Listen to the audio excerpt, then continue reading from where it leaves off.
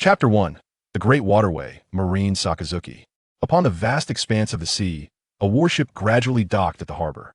Adorned with a marine cap and clad in a dark crimson uniform, Vice Admiral Sakazuki descended from the vessel, his hands tucked into his pockets as he strode forward. Trailing behind him was a small boy with red hair, his oversized marine cap precariously perched atop his head. Sakazuki cast a glance back at him before continuing on his way. Noticing Sakazuki's gaze, Lucas hurried to keep pace.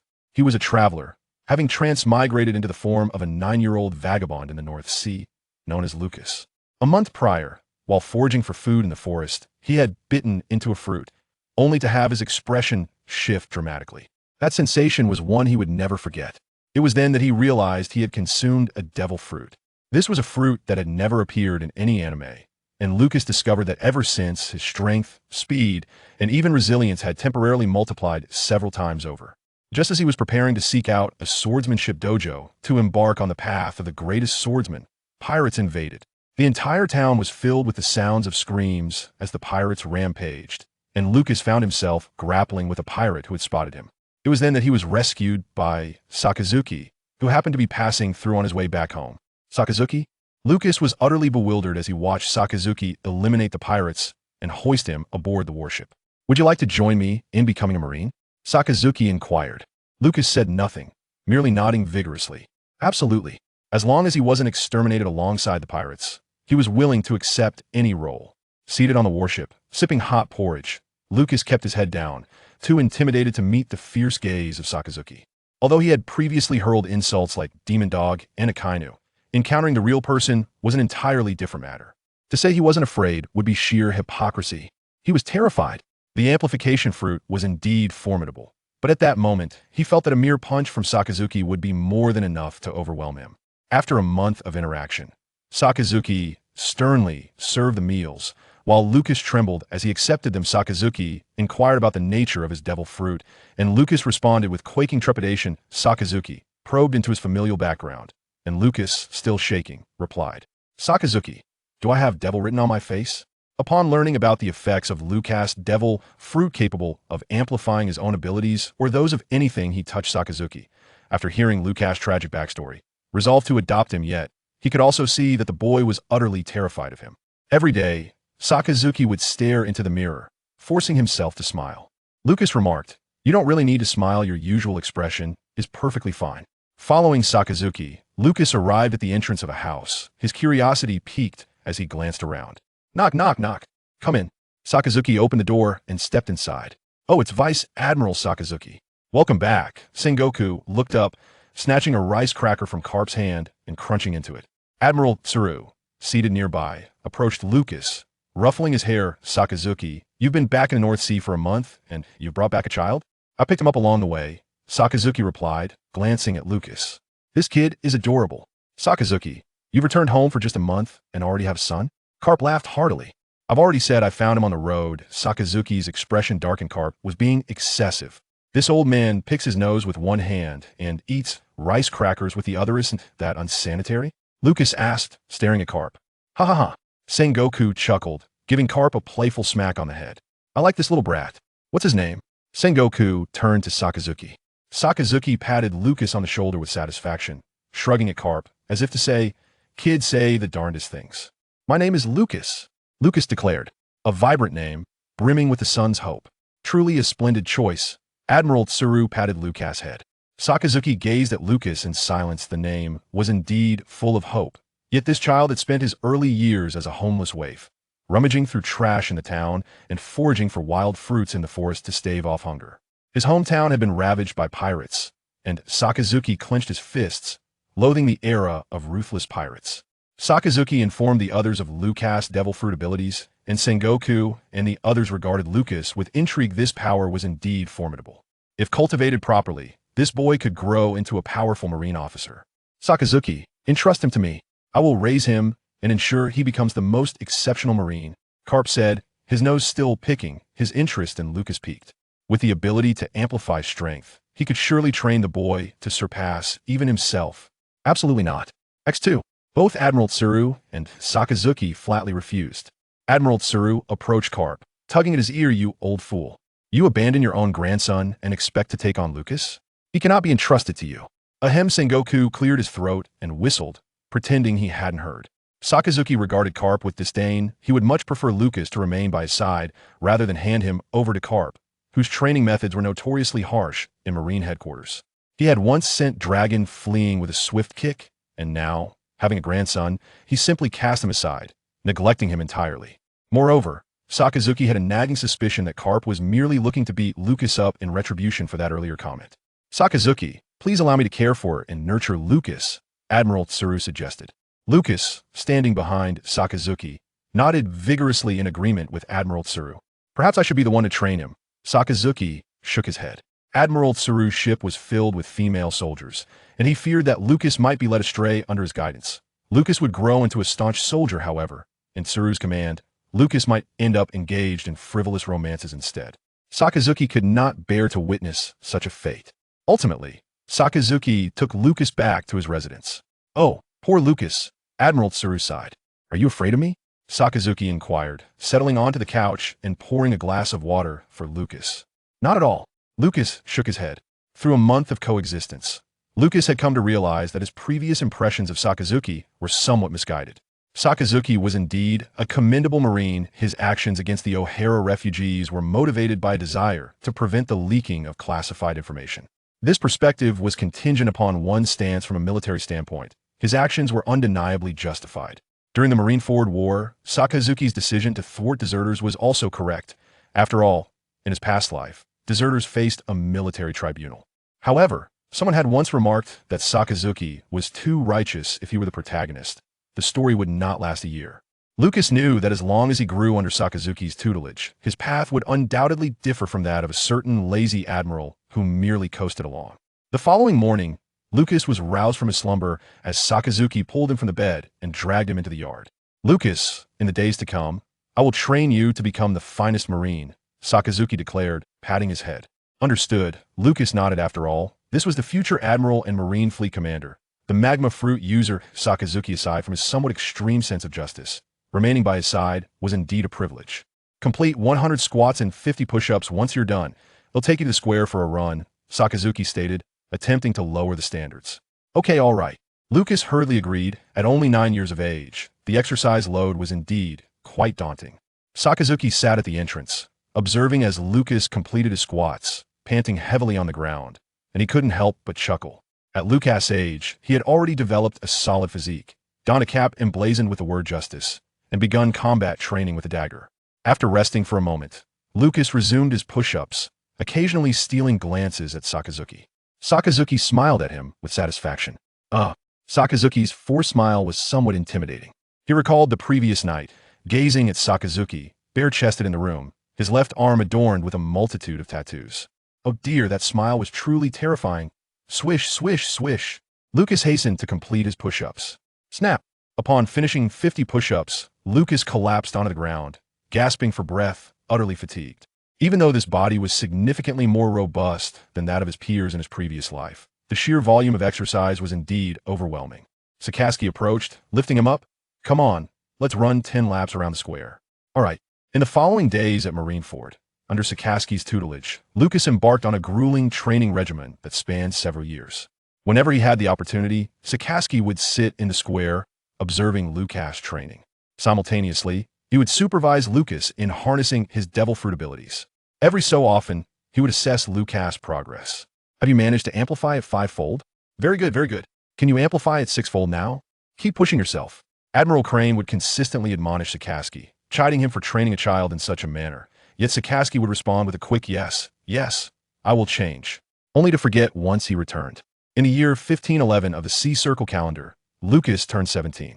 At Marine headquarters in Marineford, in Sakazuki's residence, Lucas donned a white Marine cap, placing it atop his head. From this day forth, he would officially be a Marine. The day prior, he had secretly conferred with Uncle Borsellino, agreeing that once he became a Marine, he would join Borsellino's ship. Clap, clap. Sakazuki entered the courtyard, applauding him. Well done, you little rascal. You are now a bona fide Marine. Hee hee. Lucas chuckled as he made his way toward the dorm off. Over the years, he had endured a hellish childhood under Sakazuki's instruction. However, the training had proven beneficial, as he had successfully mastered a 20-fold amplification. Where are you off to? Sikorsky inquired, perplexed, for the lad was supposed to be on his ship. Uncle Borsellino has reassigned me to his ship, Lucas replied with a grin. Ah, that old spy would surely expose you one day. Just kidding. As he boarded the vessel, Lucas trailed behind Sikorsky. Where are we headed for our mission? Lucas asked. To give you a taste of real pirates, to let you experience combat, Sikorsky replied, gazing out at the sea. At the mention of combat, Lucas' interest peaked, causing him to momentarily forget about Uncle Borsellino's betrayal of their friendship. The warship sailed across the ocean, and before long, they arrived at the Sabeti archipelago. The Sabeti archipelago consists of 79 of the largest mangrove trees in the world. Areas 1 to 29 are primarily home to human trafficking establishments, slave auctions, and lawless territories, Sikorsky explained, placing a map in front of Lucas. Shortly, I will drop you off in the lawless area number 16, where not only will you encounter pirates, but also waves of bounty hunters seeking to capture you. Those fellows essentially engage in the same trade as human traffickers, so feel free to act against them without mercy, Sikorsky said, lifting Lucas. Grabbing Lucas' sword from the side, Sikorsky set aside his navy cloak and marine cap, donned a mask, and stepped onto the Sabeti archipelago. They made their way to the 16th tree, where Sikorsky tossed Lucas down, leaping onto the trunk to witness his first real battle. Previously, during his time at the Navy headquarters, Lucas had engaged in sparring sessions with fellow recruits, but those were mere drills. Only combat that poses a genuine threat to life can be deemed real combat. In the past, when Sikorsky set sail on missions, he would occasionally take Lucas along, yet he never permitted him to engage. Lucas understood that, at that time, Sikorsky did not view him as a Marine. Standing in the street, Lucas wielded a renowned blade, said to have been seized from a formidable pirate by Sikorsky. This sword effortlessly severed the weapon of a lieutenant under his command. Without a second thought, Sikorsky had reclaimed it and gifted it to Lucas, recalling how Lucas had clamored for a famed sword upon his arrival at Marineford. Sikorsky perused several records of renowned swords, ultimately identifying the weapon's name. The good quick blade, 50 work black cut. Surrounding pirates began to encircle him, sneering as they fixed their gaze upon him. "Little brat, do you see the Navy corpse hanging over there in the tree?" shouted a pirate, brandishing his sword. Yes, your father saw it." Lucas replied with a grin. A dozen pirates surrounded him, and upon hearing his words, they erupted in curses. "Bastard, kill that Marine," roared the leader of the pirates, raising his blade to strike. Crack! Lucas seized the opponent's hand with a firm grasp. As present, he only required a twofold acceleration to secure his hold. Pfft. Lucas swiftly struck down his opponent with a single blow, a smile gracing his face as he beheld a dozen pirates charging towards him. Power multiplied by 5. Speed amplified 5-fold. Lucas swiftly darted among the pirates, his blade slicing through their throats with precision.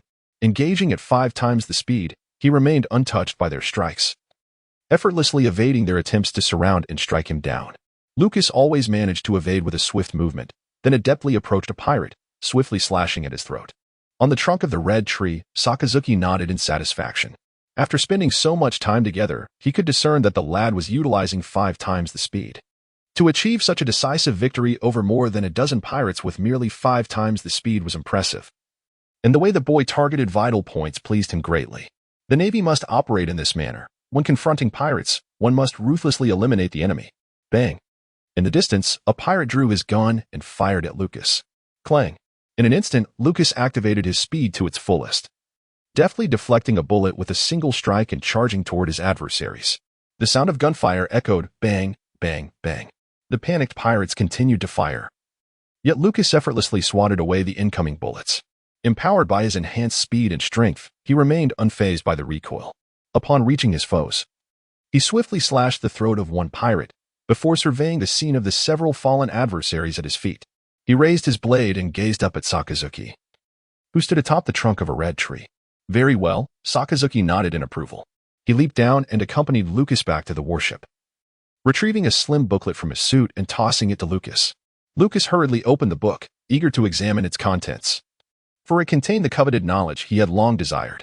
Your aptitude is perfectly suited for the 6 styles. However, remember, once learned, it must not be disclosed, Sakazuki said with a grave expression. Understood.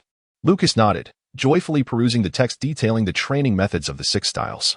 In truth, one could also learn the 6 styles within the Navy, albeit typically reserved for distinguished naval officers or those who had received commendations from higher-ups. Sakazuki, being an exceptional vice admiral, undoubtedly possessed the six styles, as he was destined to become a future admiral and, eventually, a fleet admiral, despite his rather questionable reputation. Nonetheless, he had treated Lucas quite well. Upon their return to Marineford, Lucas was taken aback to discover that Sakazuki had indeed made the journey solely for him to engage in a skirmish with a few inexperienced pirates. Beside their warship lay a vessel adorned with the figurehead of a dog clutching a bone. "Oh, it's you, Sakazuki. Wait, isn't that Lucas?" Carp leaped over, nonchalantly picking his nose, and after finishing, he prepared to pat Lucas on the head.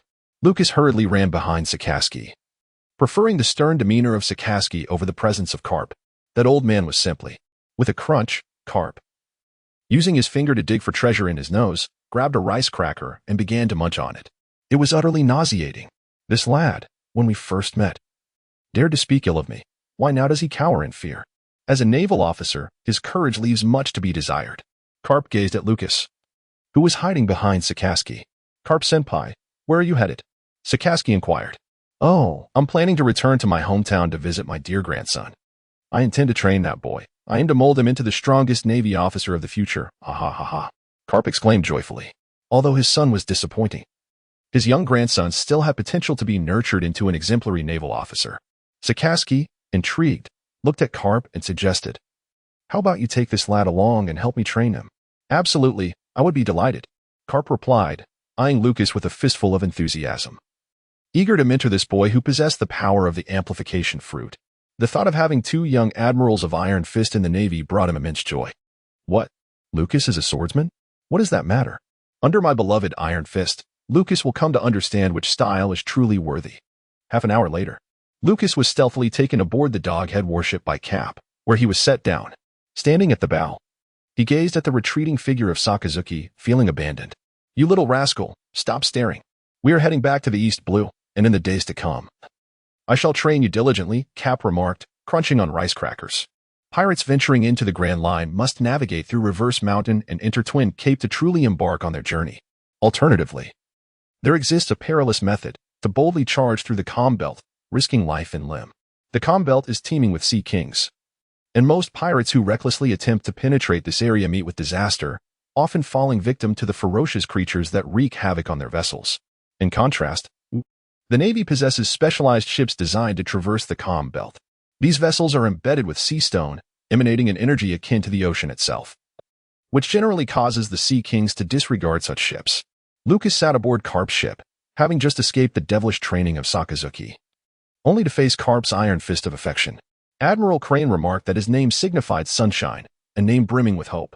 However, since his arrival in this world, he initially scavenged for food, and after much hardship, was finally taken in. Ironically, his caretaker turned out to be Sakazuki. Surviving to this age without being beaten to death during Sakazuki's training, he eventually became a Marine and boarded Carp's vessel. Each day, he endured the rigorous training of the monkey family. With a swollen head, Lucas sat in the dining hall, voraciously devouring his meal. In no time, he had finished an entire fish. Now he could finally comprehend why Dragon became a revolutionary and Luffy a pirate. A glance at the shoe prints on Dragon's face and Luffy's concussion, just a jest, made it clear. It was all due to the love-driven Iron Fist. Eat up. Eat up.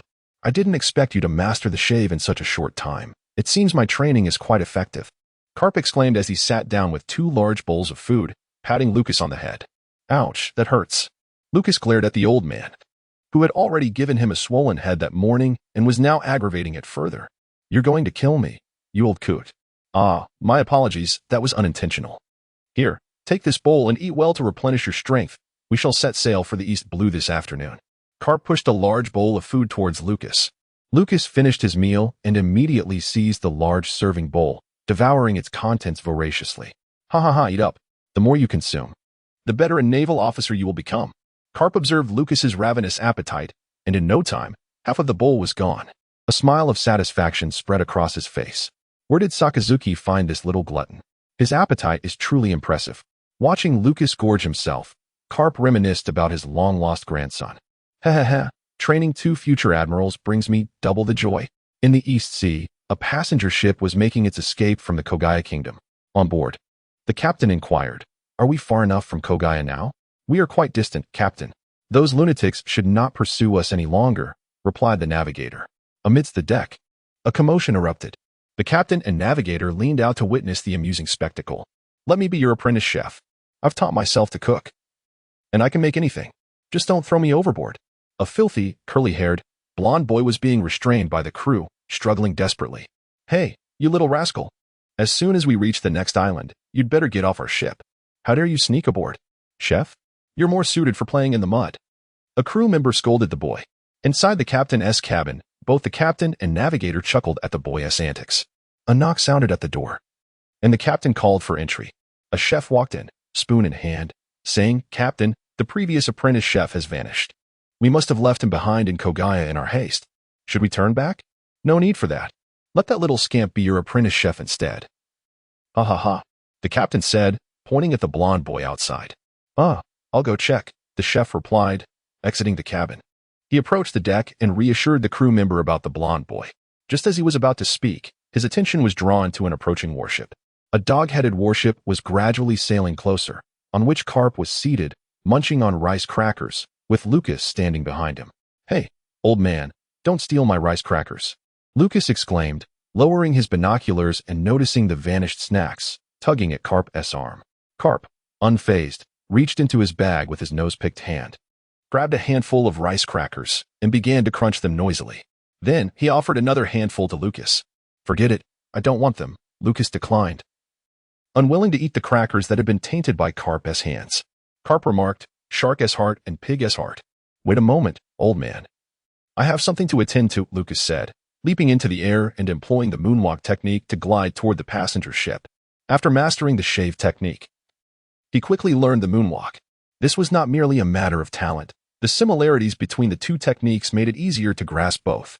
The shave involved a series of rapid footfalls on the ground, producing explosive reactive force for swift movement, while the moonwalk utilized powerful foot strength to generate significant buoyancy in midair.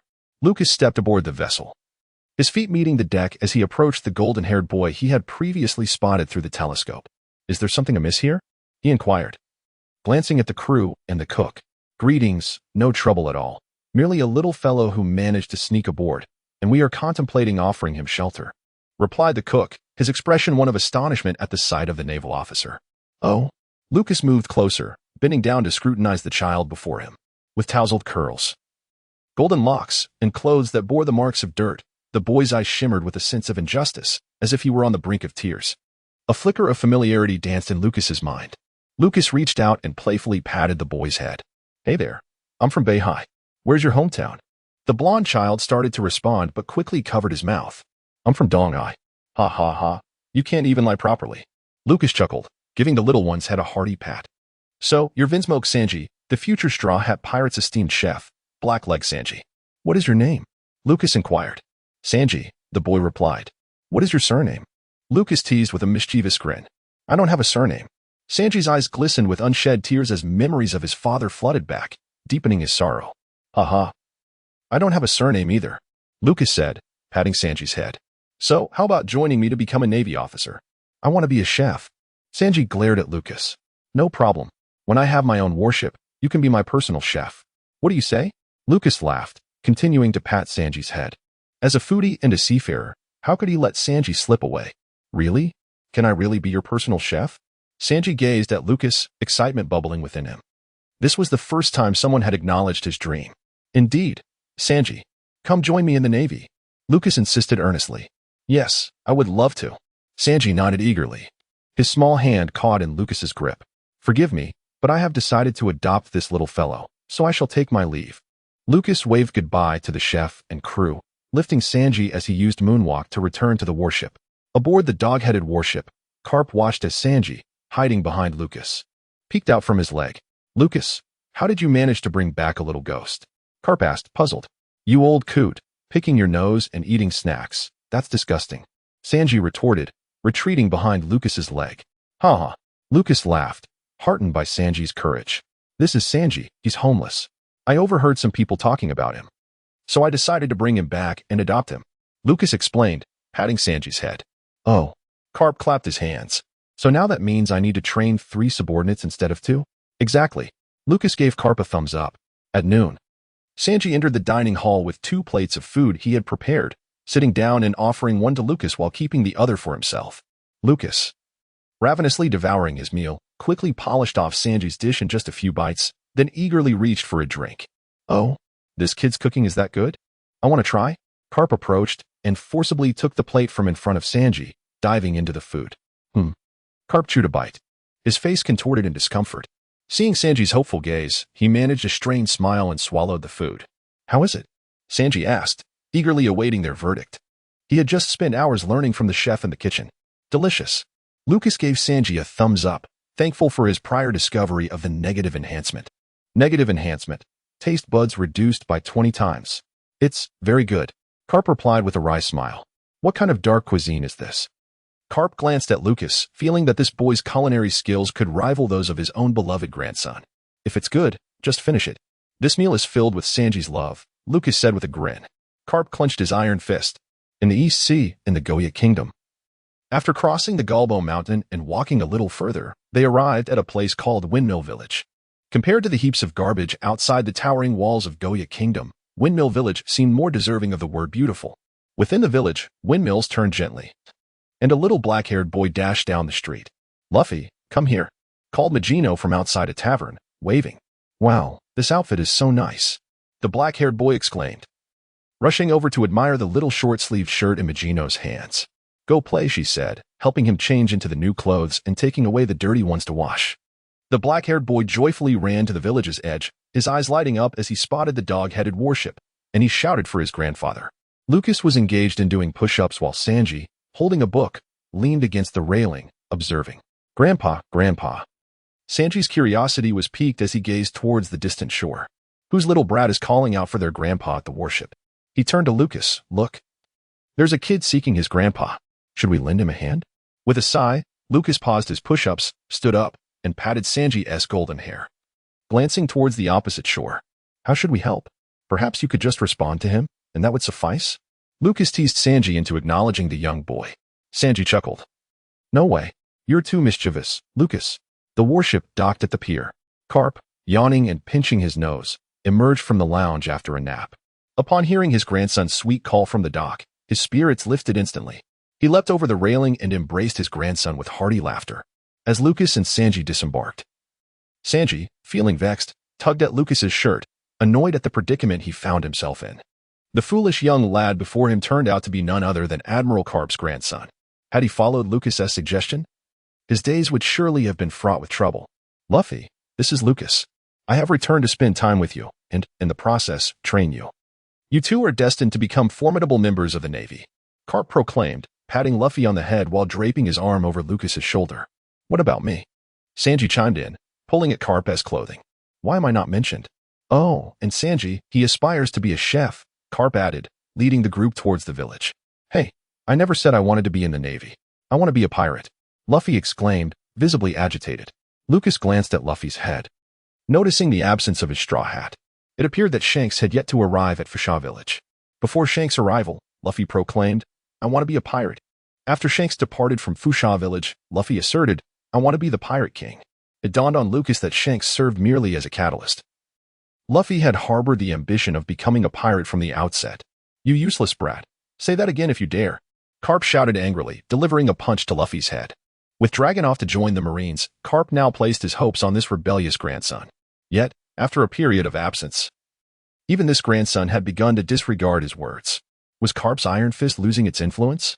He turned to glance at Lucas, but that didn't make sense either. The lad was remarkably obedient in Akainu's home. Rumor had it that the notoriously temperamental Akainu trained Lucas with utmost rigor, yet Lucas had never uttered such rebellious sentiments. Well, Grandpa will only be here for 3 days, but you better think this through, you little rascal, Carp said with resignation. They entered Makino's bar, where Luffy and Sanji indulged in the meals served by Makino, while Carp and Lucas enjoyed their drinks.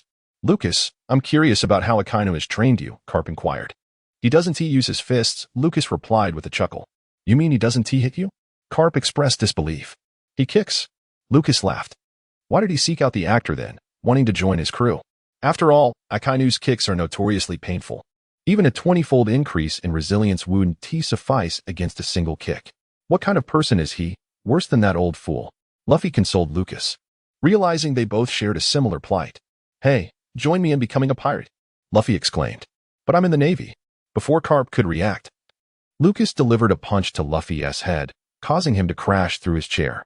"You idiot," Sanji remarked, casting a side glance at Luffy, who dared to invite a Navy officer to become a pirate. "Ow, that hurts." Luffy groaned, clutching his head. "Serves you right." Carp took a sip of his drink, exclaiming, "Ah, that feels good. Admiral Carp, I suggest you take Luffy back to Marineford. There are plenty of Navy personnel there who can teach this little brat a lesson." Lucas glared at Luffy before addressing Carp. "Good idea, but I'm not adept at handling children." "Perhaps not." Carp waved his hand dismissively. "You don't need to worry about him. I can take care of him. After all, I've already taken in Sanji, so one more won't be a problem," Lucas asserted, prompting Carp to look at him in surprise. "Then it's settled." Carp clapped his hands joyfully and stood up. Luffy stared blankly at these two troublesome figures, who had just determined his future. "Let us not linger here any longer. Let us head straight back to Marineford," Carp declared, downing a bottle of liquor in one go. "All right." Lucas stood up. At this moment, Luffy had yet to meet Shanks, had not donned his straw hat, nor had he become the legendary Pirate King Luffy. However, Lucas surmised that it wouldn't be long before Shanks made his appearance. A person's aspirations evolve with age, influenced by their environment and the company they keep. Luffy's desire to go to sea and become a pirate stemmed from being left behind by Carp in his hometown, albeit under the care of the village chief and Makino. Luffy's growth began in solitude until he encountered Shanks, which deepened his dream of forming a crew. Later, he met Ace and Sabo, his brothers, who constantly spoke of becoming pirates. The people surrounding him included a future emperor and two others who incessantly clamored about piracy. The crux of the matter was that Carp frequently abandoned him in the village, returning only briefly to deliver a few love taps before rushing off again. Given such an environment and upbringing, it was a miracle he hadn't joined the Navy.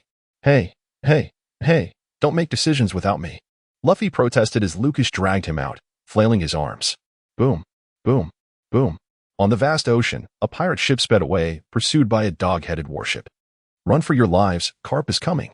Everyone, flee," Shanks shouted from the ship. "What a fool." Ben Beckman sighed in exasperation, directing the crew to manage the ship. "Wow, that's impressive," Shanks exclaimed as he observed the cannonball sent flying by Carp, which seemed to grow 20-fold after being touched by one of the crew members. Shanks leaped into action, executing a slash that struck the cannonball mid-flight, causing it to explode before reaching its target. "That was terrifying. If that cannonball had been any larger, we would have been in real trouble," Shanks laughed, patting his chest. Earlier that morning, Shanks and his red-haired pirates fortuitously crossed paths with Carp, who was preparing to leave the East Blue. Meanwhile, on the pursuing warship, Lucas touched the cannonball, which had been in Carp's grasp, causing it to suddenly expand 20-fold. Amplification. Mass. 20-fold. "Ha ha ha, your powers are truly amusing," Carp chuckled, weighing the enlarged cannonball before launching it at the red-haired pirates. "See, Luffy, pirates are only ever chased by the Navy," Lucas teased, ruffling Luffy's hair. In truth, when Carp encountered Shanks, the latter made no attempt to engage and simply fled. Lucas was uncertain about which of the two individuals would prevail over the other. Yet he grasped one thing. Shanks had no desire to engage in combat due to the ensuing complications. Nevertheless, the mere addition of the notion that pirates are devoid of prospects in Luffy's mind was sufficient. TCH. Luffy turned away, sulking, his small eyes furtively glancing at the distant pirate crew, silently cheering them on. "Hurry up. Pirates are never a match for the Navy, you fool." Sanji made a face at Luffy, standing behind Lucas. "Lucas, won't you join the fray? This is the recently renowned red-haired pirates." Carp chuckled as he received yet another cannonball, 20 times the usual weight, hurling it toward the red-haired pirates. Boom. The cannonball struck the sea near the pirate ship, causing it to sway violently. Boxes aboard the red-haired vessel tumbled incessantly as the crew clung tightly to their belongings.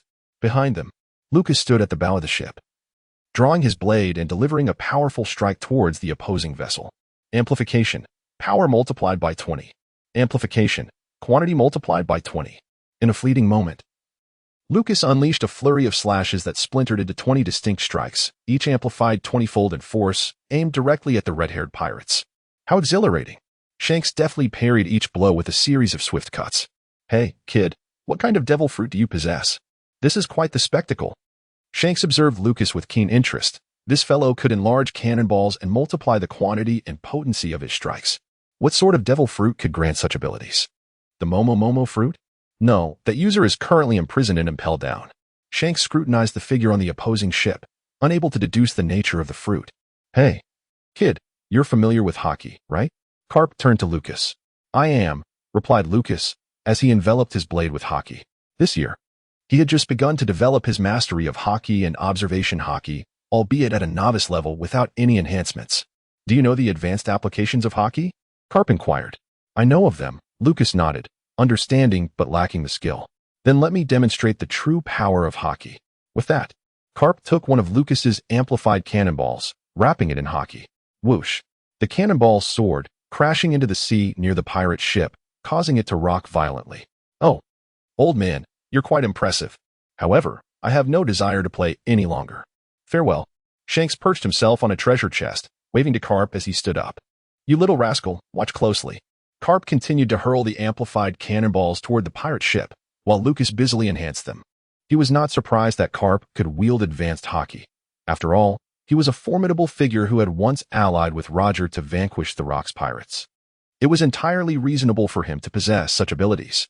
As for why he hadn't taught Luffy, Luffy was too young at that time. It would have been futile. Boom, boom, boom. The cannonballs incessantly detonated in the waters surrounding the pirate ship or were intercepted by Shanks' strikes. Yet the tremendous shockwaves caused the vessel to sway precariously, akin to a drifting leaf. Hey, Carp, don't go overboard.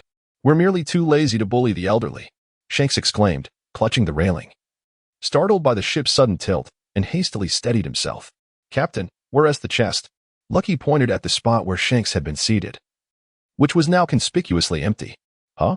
Shanks quickly turned, realizing the chest he had been sitting on was gone. Oh no, what do we do, comrades? Shanks tugged at his hair, distressed. He had lost the chest. Honestly, you're infuriating. You foolish captain. Ben Beckman slapped his forehead, exasperated by Shanks's unreliability. The crew leaned over the railing, peering into the sea. There. Ben Beckman pointed to a wooden chest bobbing on the surface of the water. Thank you all for your support. Lucas, using moonwalk, hovered above the water, reached for the chest, opened it, and discovered a devil fruit inside. You bastard, give it back. Shanks lunged toward the railing, but was restrained by Ben Beckman. Ha ha ha, splendid work, Lucas. Carp chuckled, one hand clutching a cannonball, the other ruffling Lucas's hair. Later that day, in a certain part of the East Blue, Luffy stood at the edge of the ship, gazing at the sea with a sigh. He had anticipated that the pirates would pursue them, leading to a confrontation with his grandfather for the chest. Yet, they had fled. What a disappointment. Inside the ship's dining area, Lucas clutched a bowl of food, vigorously shoveling the contents into his mouth.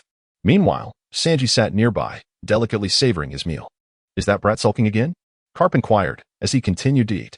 Ha ha ha, he's upset that the pirates aren't coming to engage in a fight, Lucas chuckled, playfully tapping the wooden box placed in the center of the table.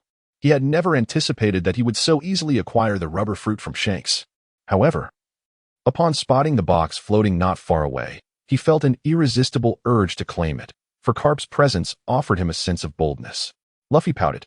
Sitting at the edge of the ship, his gaze fixated on the pirate ship emerging on the horizon, its flag adorned with a cat skull. His eyes gleamed with excitement. Pirates! Shouted the lookout soldier.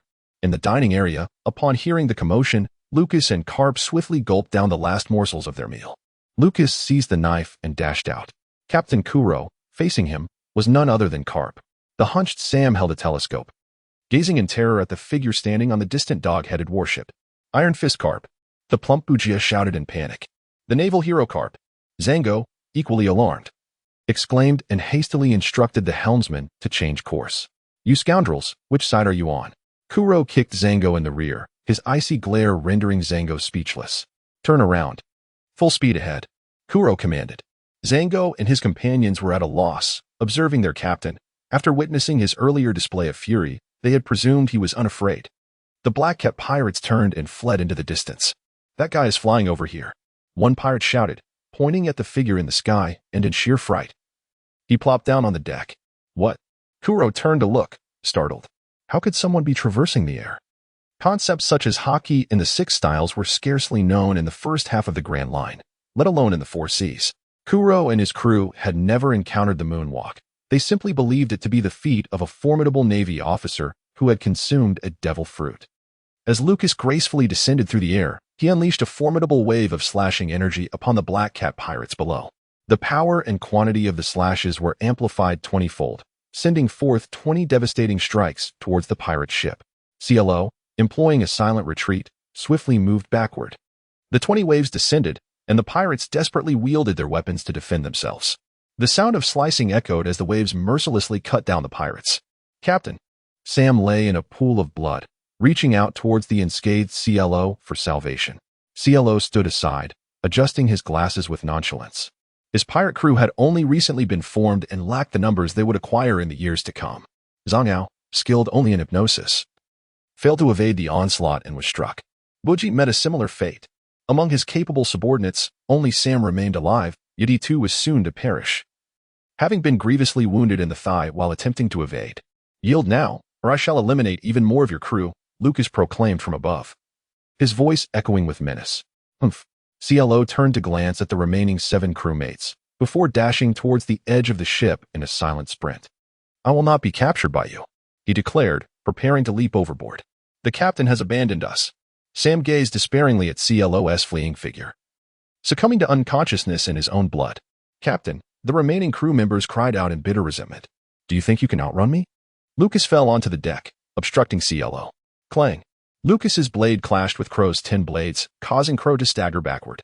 Don't push me, Crow bellowed. He had only recently established his pirate crew, having plundered but a single passenger ship. He had yet to indulge in the revelry that followed a successful raid, and he had no desire to be imprisoned in a pitch-black cell. Spoon. Crow vanished from sight, leaving behind a sudden gash on the deck. A pirate clutched his throat, blood gushing forth as he collapsed.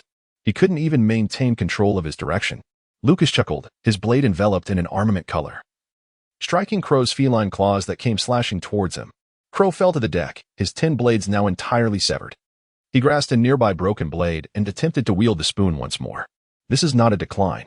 Lucas shook his head. Swing the blade. Amplify power, 20-fold. Amplify quantity, 20-fold. Amplify speed, 20-fold. 20 slashing waves surged forth with remarkable speed, and in an instant, the rapidly moving Crow was struck by multiple waves of slashes, falling lifelessly to the ground. Simultaneously, Crow's remaining subordinates were all annihilated by the onslaught of slashing waves. Lucas stood aboard the pirate ship, humming a tune, while the Marines from the Doghead warship approached. Oh, Lucas, you certainly have some skill, Carp exclaimed, patting Lucas on the shoulder. Having trained him, Carp had always encouraged Lucas to abandon the path of swordsmanship in favor of using his iron fists against pirates. Yet he had not anticipated that Lucas could wield his fruit abilities to such remarkable effect with his swordplay. It's just that the opponents are too weak, Lucas remarked, glancing at the pirates being dragged away by the Marines. Everyone, seize all the pirates' supplies and every last berry. We must leave not a single thing for the other pirates, Lucas commanded. Yes, the Marines responded in unison, acknowledging the wisdom of Lucas's words. They would leave not a thread behind for the audacious pirates. Big brother Lucas is so impressive. I want to become a great swordsman just like you, Sanji suddenly exclaimed. Lucas looked at him nervously. Goodness. Because of him, this kid is starting to idolize me and wants to be a swordsman? What about the black leg? No way. You cannot become a swordsman, Lucas exclaimed, giving Sanji a playful slap on the head.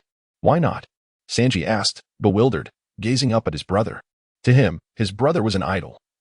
Why couldn't he aspire to be a great swordsman like him? Your primary vocation is a chef, correct? Lucas crouched down before Sanji, ruffling his golden hair. Indeed. Sanji nodded without hesitation. Extend your hand, Lucas instructed. Sanji opened his palm, puzzled about what his brother was planning. Lucas grasped Sanji's hand firmly and said, Remember, Sanji, a chef's hands are sacred to a chef, and the knife he wields is equally so. It is meant solely for the preparation of ingredients, to craft meals for the hungry, and must never be stained with the blood of others. Just as Sanji was about to inquire further, Lucas delivered a swift slap to his head. No need for explanations. You are a chef, and that is all that matters. Under the rare severity of Lucas's gaze, Sanji nodded, etching the words into his heart. So, must I remain merely a chef and not join everyone in confronting the pirates? Sanji questioned. There are myriad ways to combat the enemy. You can utilize your kicking techniques. Send all the pirates straight to prison. Lucas chuckled, ruffling Sanji's hair. The Navy boasts many exceptional talents. My swordsmanship was honed alongside the naval officers. There are also many skilled Navy personnel who can teach you the art of your kicks, Lucas added. Lucas rose to his feet, gazing at the pouting Luffy beside him, choosing to disregard the youth entirely. Lucas and Sanji went to assist the Marines in transporting supplies, while Luffy, lamentably weak, cast a disdainful glance at the pirate ship. After several minutes, everyone returned to the warship. Carp held a cannonball, 20 times the usual size, and hurled it forth, sinking the pirate vessel into the depths of the murky sea. "You little rascal, I recall that bastard Akina made you start as a private, didn't he?" Carp remarked, patting Lucas on the shoulder. "Indeed," Lucas nodded in affirmation. "This time, you single-handedly annihilated a pirate crew. I reckon you could easily rise to the rank of sergeant," Carp continued. "That scoundrel Akina has gone too far, making this lad start from the very bottom. He has mastered 2 of the 6 powers, possesses dual haki, and has developed his devil fruit abilities to such an extraordinary degree, seamlessly integrating them with swordsmanship, yet he remains merely a private? Ha ha ha." Carp could hardly contain his laughter. Hey, old man, don't take my share." Ah ha ha, the aroma of someone else's barbecue is simply irresistible. The warship docked beside a deserted island at the water's edge. Lucas was performing push-ups with Admiral Carp seated upon his back, one hand hoisting a massive stone while the other gnawed on a piece of roasted meat. Nearby, Sanji savored his own grilled delicacies, counting the repetitions of Lucas's exercise: 98, 99, 100, 101, 101, 1, 101, 2, 101, 3. Meanwhile, Luffy devoured his meat with a mischievous grin, counting along. His intentions were not malevolent. Rather, it was Lucas who had previously subjected him to such antics. Hey, don't mess around. Be careful, or I'll hit you." Sanji glared at Luffy, rolling up his sleeves, ready for a brawl. He had long grown weary of this incessantly grinning brat, especially as a grandson of the Navy, who constantly paraded the notion of pirate freedom. For Sanji, it was Lucas, a member of the Navy, who had taken him under his wing. Lucas ensured that he was well-fed and taught him culinary skills alongside the exceptional chefs aboard the warship, patiently enduring the unpalatable dishes that resulted from his novice attempts. He guided and trained him diligently. Yet, this very Luffy dared to retort against brother Lucas daily. Humph, what is so commendable about the Navy? Luffy pouted and tilted his head, ignoring him. "You rascal. Oh, look, the 2 little brats Lucas brought are brawling. TSK, they're putting up quite a good fight." The surrounding Navy personnel cheered in approval. It was merely a scuffle between 2 youngsters, nothing of great concern. After several minutes, having completed their push-ups, Lucas and Carp each enjoyed a piece of roasted meat, seated on the beach, watching the exhausted youngsters exchange punches and kicks. "Admiral Carp, your grandson's punches lack power." Lucas chuckled as he commented on Luffy's performance. "Humph, your brother Sanji's kicks are equally feeble." Carp clenched his fist, cheering for Luffy. When Lucas adopted Sanji, he asked Sanji to call him brother. After all, he didn't even have a girlfriend, and the idea of adopting a son felt rather strange. I remarked, "You little rascal, what do you intend to do with that devil fruit?" Carp looked at him with curiosity.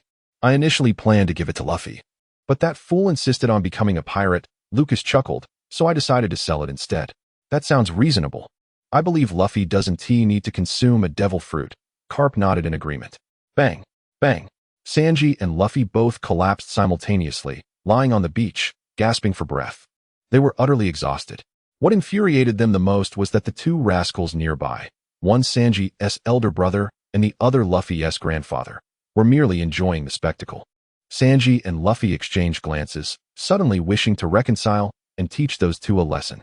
Unfortunately, neither of them stood a chance. "Look, it's a pirate ship," one Marine exclaimed, rising while gnawing on a piece of meat, pointing at the several pirate ships emerging on the horizon. Lucas ceased his visits to the 2 mischievous boys and hurried forward to seize the telescope, peering into the distance. Meanwhile, the other sailors nonchalantly savored their meat, reassured by the presence of the naval hero, Garp, behind them, even if Rear Admiral Garp chose not to intervene. Lucas possessed the prowess to single-handedly vanquish several pirate crews from the East Sea. Behind the colossal sailing ship adorned with a Black Panther figurehead trailed several pirate vessels, all making their way towards the island. Lucas gazed at the flag of the main ship, adorned with a skull flanked by 2 hourglasses. This was the vessel of the notorious pirate, Clique, known as the Deladano de Saburo.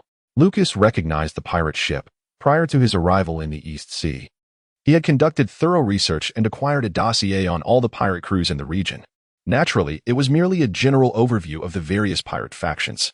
At this time, Clique had yet to evolve into the formidable leader of the East Sea's largest pirate crew, which would eventually boast a following of 5,000 men. It was reported that recently, Clique had betrayed his own captain, resulting in the latter's demise, and subsequently absorbed all the pirates under his command. Furthermore, he had audaciously disguised himself as a naval officer to launch attacks on military vessels. Lucas could still comprehend the previous matter, yet. A pirate infiltrated the naval ranks. What on earth are those scoundrels in the East Blue doing? Setting aside the telescope, Lucas grasped his sword and embarked on a moonlit stride towards the Click pirate ship. On board the Delibinode Saber, the captain exclaimed, "Is that Captain Garp?" Barrow, holding the telescope, observed the Navy seated on the distant shore. "Retreat immediately," Click commanded. They had come today to safeguard their treasure. Each pirate crew typically possessed their own hidden trove. To thwart the possibility of their ill-gotten gains being seized by adversaries, they had discovered this desolate island, where they concealed their riches after every plunder. However, as fate would have it, Rear Admiral Garp happened to pass by for a respite. "Hey, that fellow is actually chasing us through the air," Barrow exclaimed in astonishment, pointing at the figure above. "Keep running and fire at will," Click declared, preparing to shoot into the sky. "Hold on, everyone. I am merely here to inquire about a matter. I assure you, once I have my answers, I shall depart without apprehending you." Lucas grinned mischievously.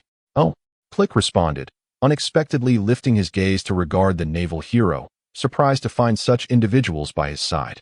"Go ahead and ask," Click nodded. "Is there a rather stern-faced fellow aboard your ship, somewhat dark of complexion, named Akin?" Lucas surveyed the pirates with an authoritative gaze, his eyes scanning the deck for any sign of the pirate. In Click's crew records, he had yet to locate anyone by the name of Akin. "No, you should leave at once." Click waved his hand dismissively, maintaining a wary watch on Lucas. "There is none," Lucas concluded after thoroughly examining the pirate ship, confirming that Akin was indeed absent. Thus, it appears Akin had yet to embark on the life of a pirate. Lucas comprehended the situation. Draw your sword. Amplify the quantity, power, and speed by a factor of 20, while simultaneously bestowing a 20-fold increase in volume upon the slashing wave. With a swift stroke, Lucas unleashed 20 formidable slashing waves that surged towards the pirate ship. Cursed fate, Click thought in dismay, hastily grasping his weapon. As all 20 waves bore down upon him from the main vessel, there was no evading this onslaught.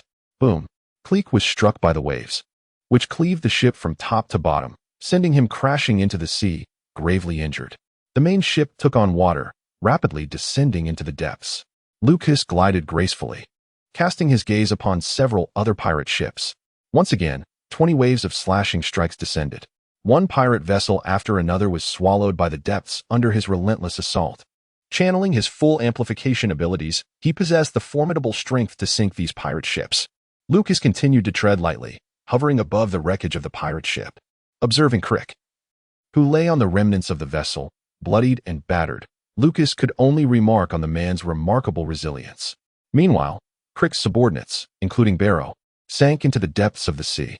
Upon descending onto the ruins of the pirate ship, Lucas approached Crick. Clearing his throat, Crick rose, the armor on his shoulder shifting to reveal his weapon. Just as Crick was about to wield his armament, the figure before him vanished. Vanished? What nonsense is this? Crick hurriedly scanned the surroundings for the Navy man. Hey, what are you searching for?" Lucas stood behind Crick, tapping him on the shoulder. "You scoundrel." Crick seized his massive gun and swung it backward. Lucas vanished once more before the eyes of Click. There was no need for amplification. He now effortlessly toyed with Click using only his razor. "Hey, you little brat, stop playing around," shouted Carp from the shore. "Oh," Lucas responded, as he plunged his blade into Click's back. "No, it cannot be. Amplification, penetrating power, 20 times. Amplification, hardness, 20 times. Even under such multiplied enhancements, clad in armor, he could still pierce through." Lucas confirmed that Click had met his demise, delivering a swift kick that sent him plummeting into the abyss of the sea. Clad in armor, Click continued to descend into the profound depths of the ocean. Lucas approached the beach with a lunar gate. "Brother Lucas, you are truly remarkable," Sanji exclaimed in admiration, his eyes fixed on Lucas through the binoculars, which provided a crystal-clear view. Lucas single-handedly confronted the Krieg pirates, skillfully outmaneuvering them until the very end.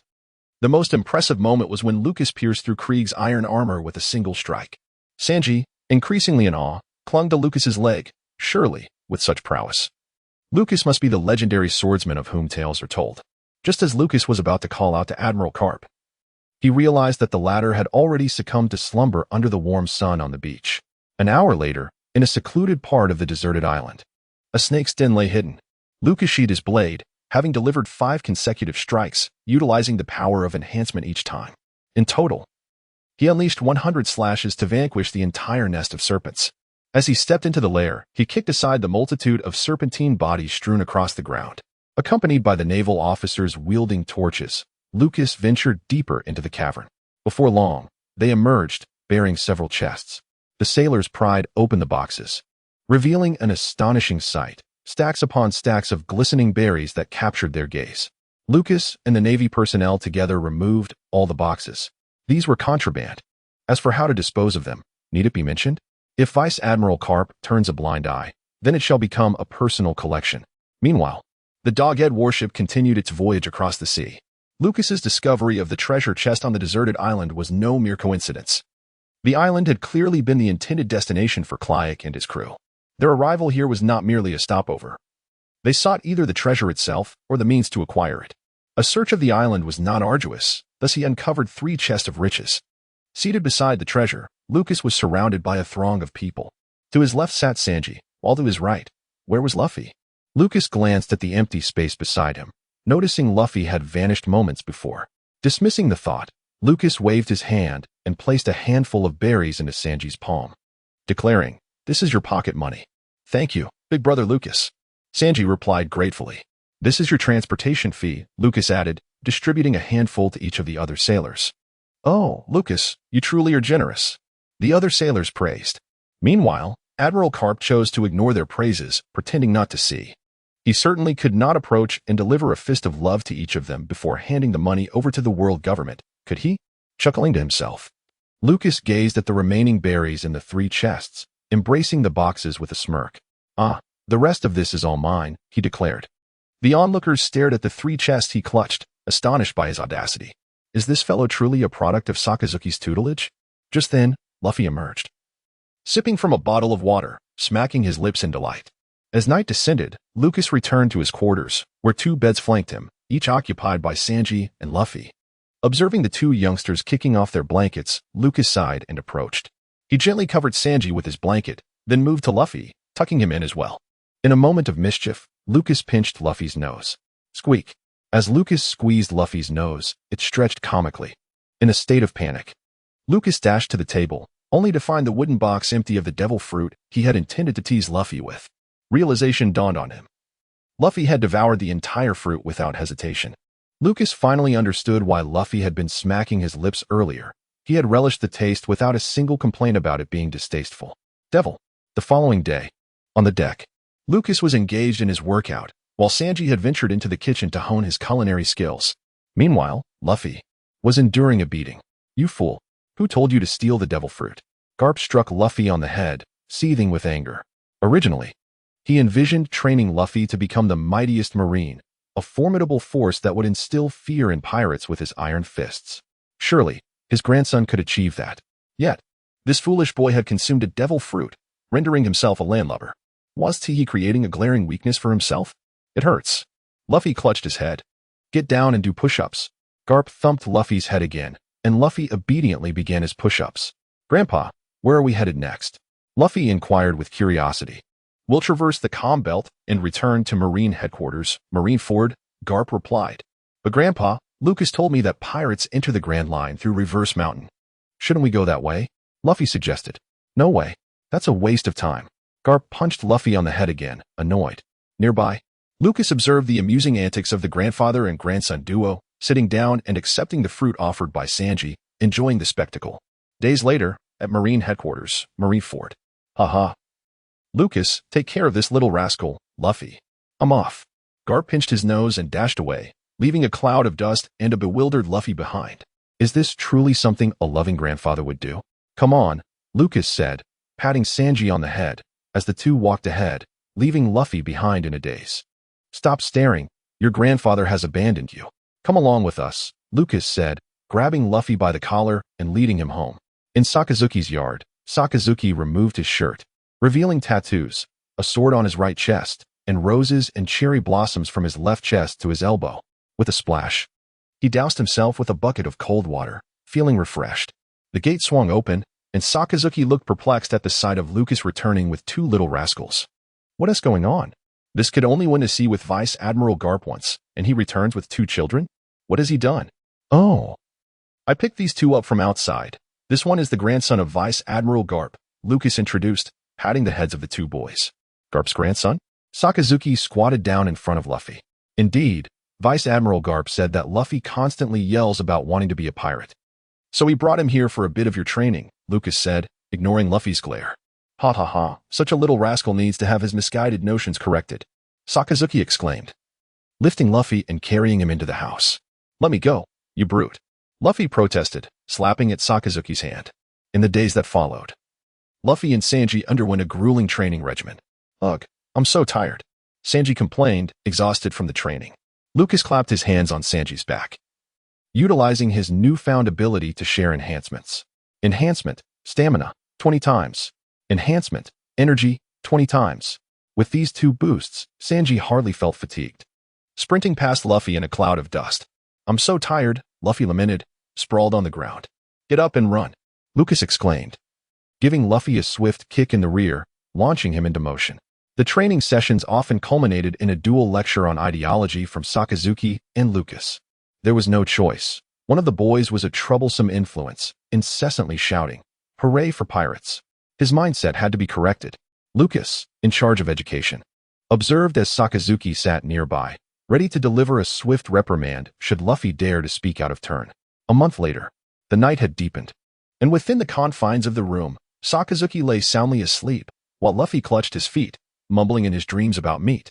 On the rooftop, Lucas gazed at the stars, knowing that he would once again board the warship the following day. Although he had recently attained the rank of warrant officer, he still sought passage on a ship. Vice Admiral Garp had been enjoying a month-long stay at Sengoku's, showing no intention of setting sail. Sakazuki had become quite fond of teaching those 2 young rascals a lesson, particularly Luffy, whom he took special care of, his feet. Enthusiastically, Luffy would take flight each day. Lucas had arranged with Admiral Crane to embark on her ship the following day. How envious I am of you, dear brother Lucas. I have heard that Admiral Crane's ship is filled with beautiful women. Sanji, sitting beside him with his legs hugged, looked at him with watery eyes, hoping that Lucas would take him along. Do you wish to set sail as well? Lucas inquired, gazing at Sanji. Yes. Sanji nodded vigorously. Not a chance, Lucas replied, making a silly face at Sanji. The next morning, a cool breeze swept through the harbor as Lucas approached Admiral Crane's vessel. Oh, how tall you've grown since that lad Sakazuki rescued, exclaimed Admiral Crane, cloaked and standing at the dock, observing Lucas. Lucas, at the tender age of 17, stands at an impressive height of 3 meters, which is rather commonplace in the realm of pirates. Upon boarding the ship under the command of Admiral Tsuru, he finds himself surrounded by an assembly of enchanting women, all eager to catch a glimpse of the young man trailing behind the esteemed admiral. The vessel, devoid of any male presence, buzzes with whispers and speculation among the female Navy officers, who regard Lucas with curious eyes. Set sail for the North Sea to pursue Don Quixote da Flamingo, Admiral Tsuru commanded, prompting the women to promptly attend to their respective duties. Approaching Lucas is a striking female officer, adorned in a navy cap, draped in a cloak, and clad in a yellow checkered outfit, armed with a rifle slung over her shoulder and a sword at her waist.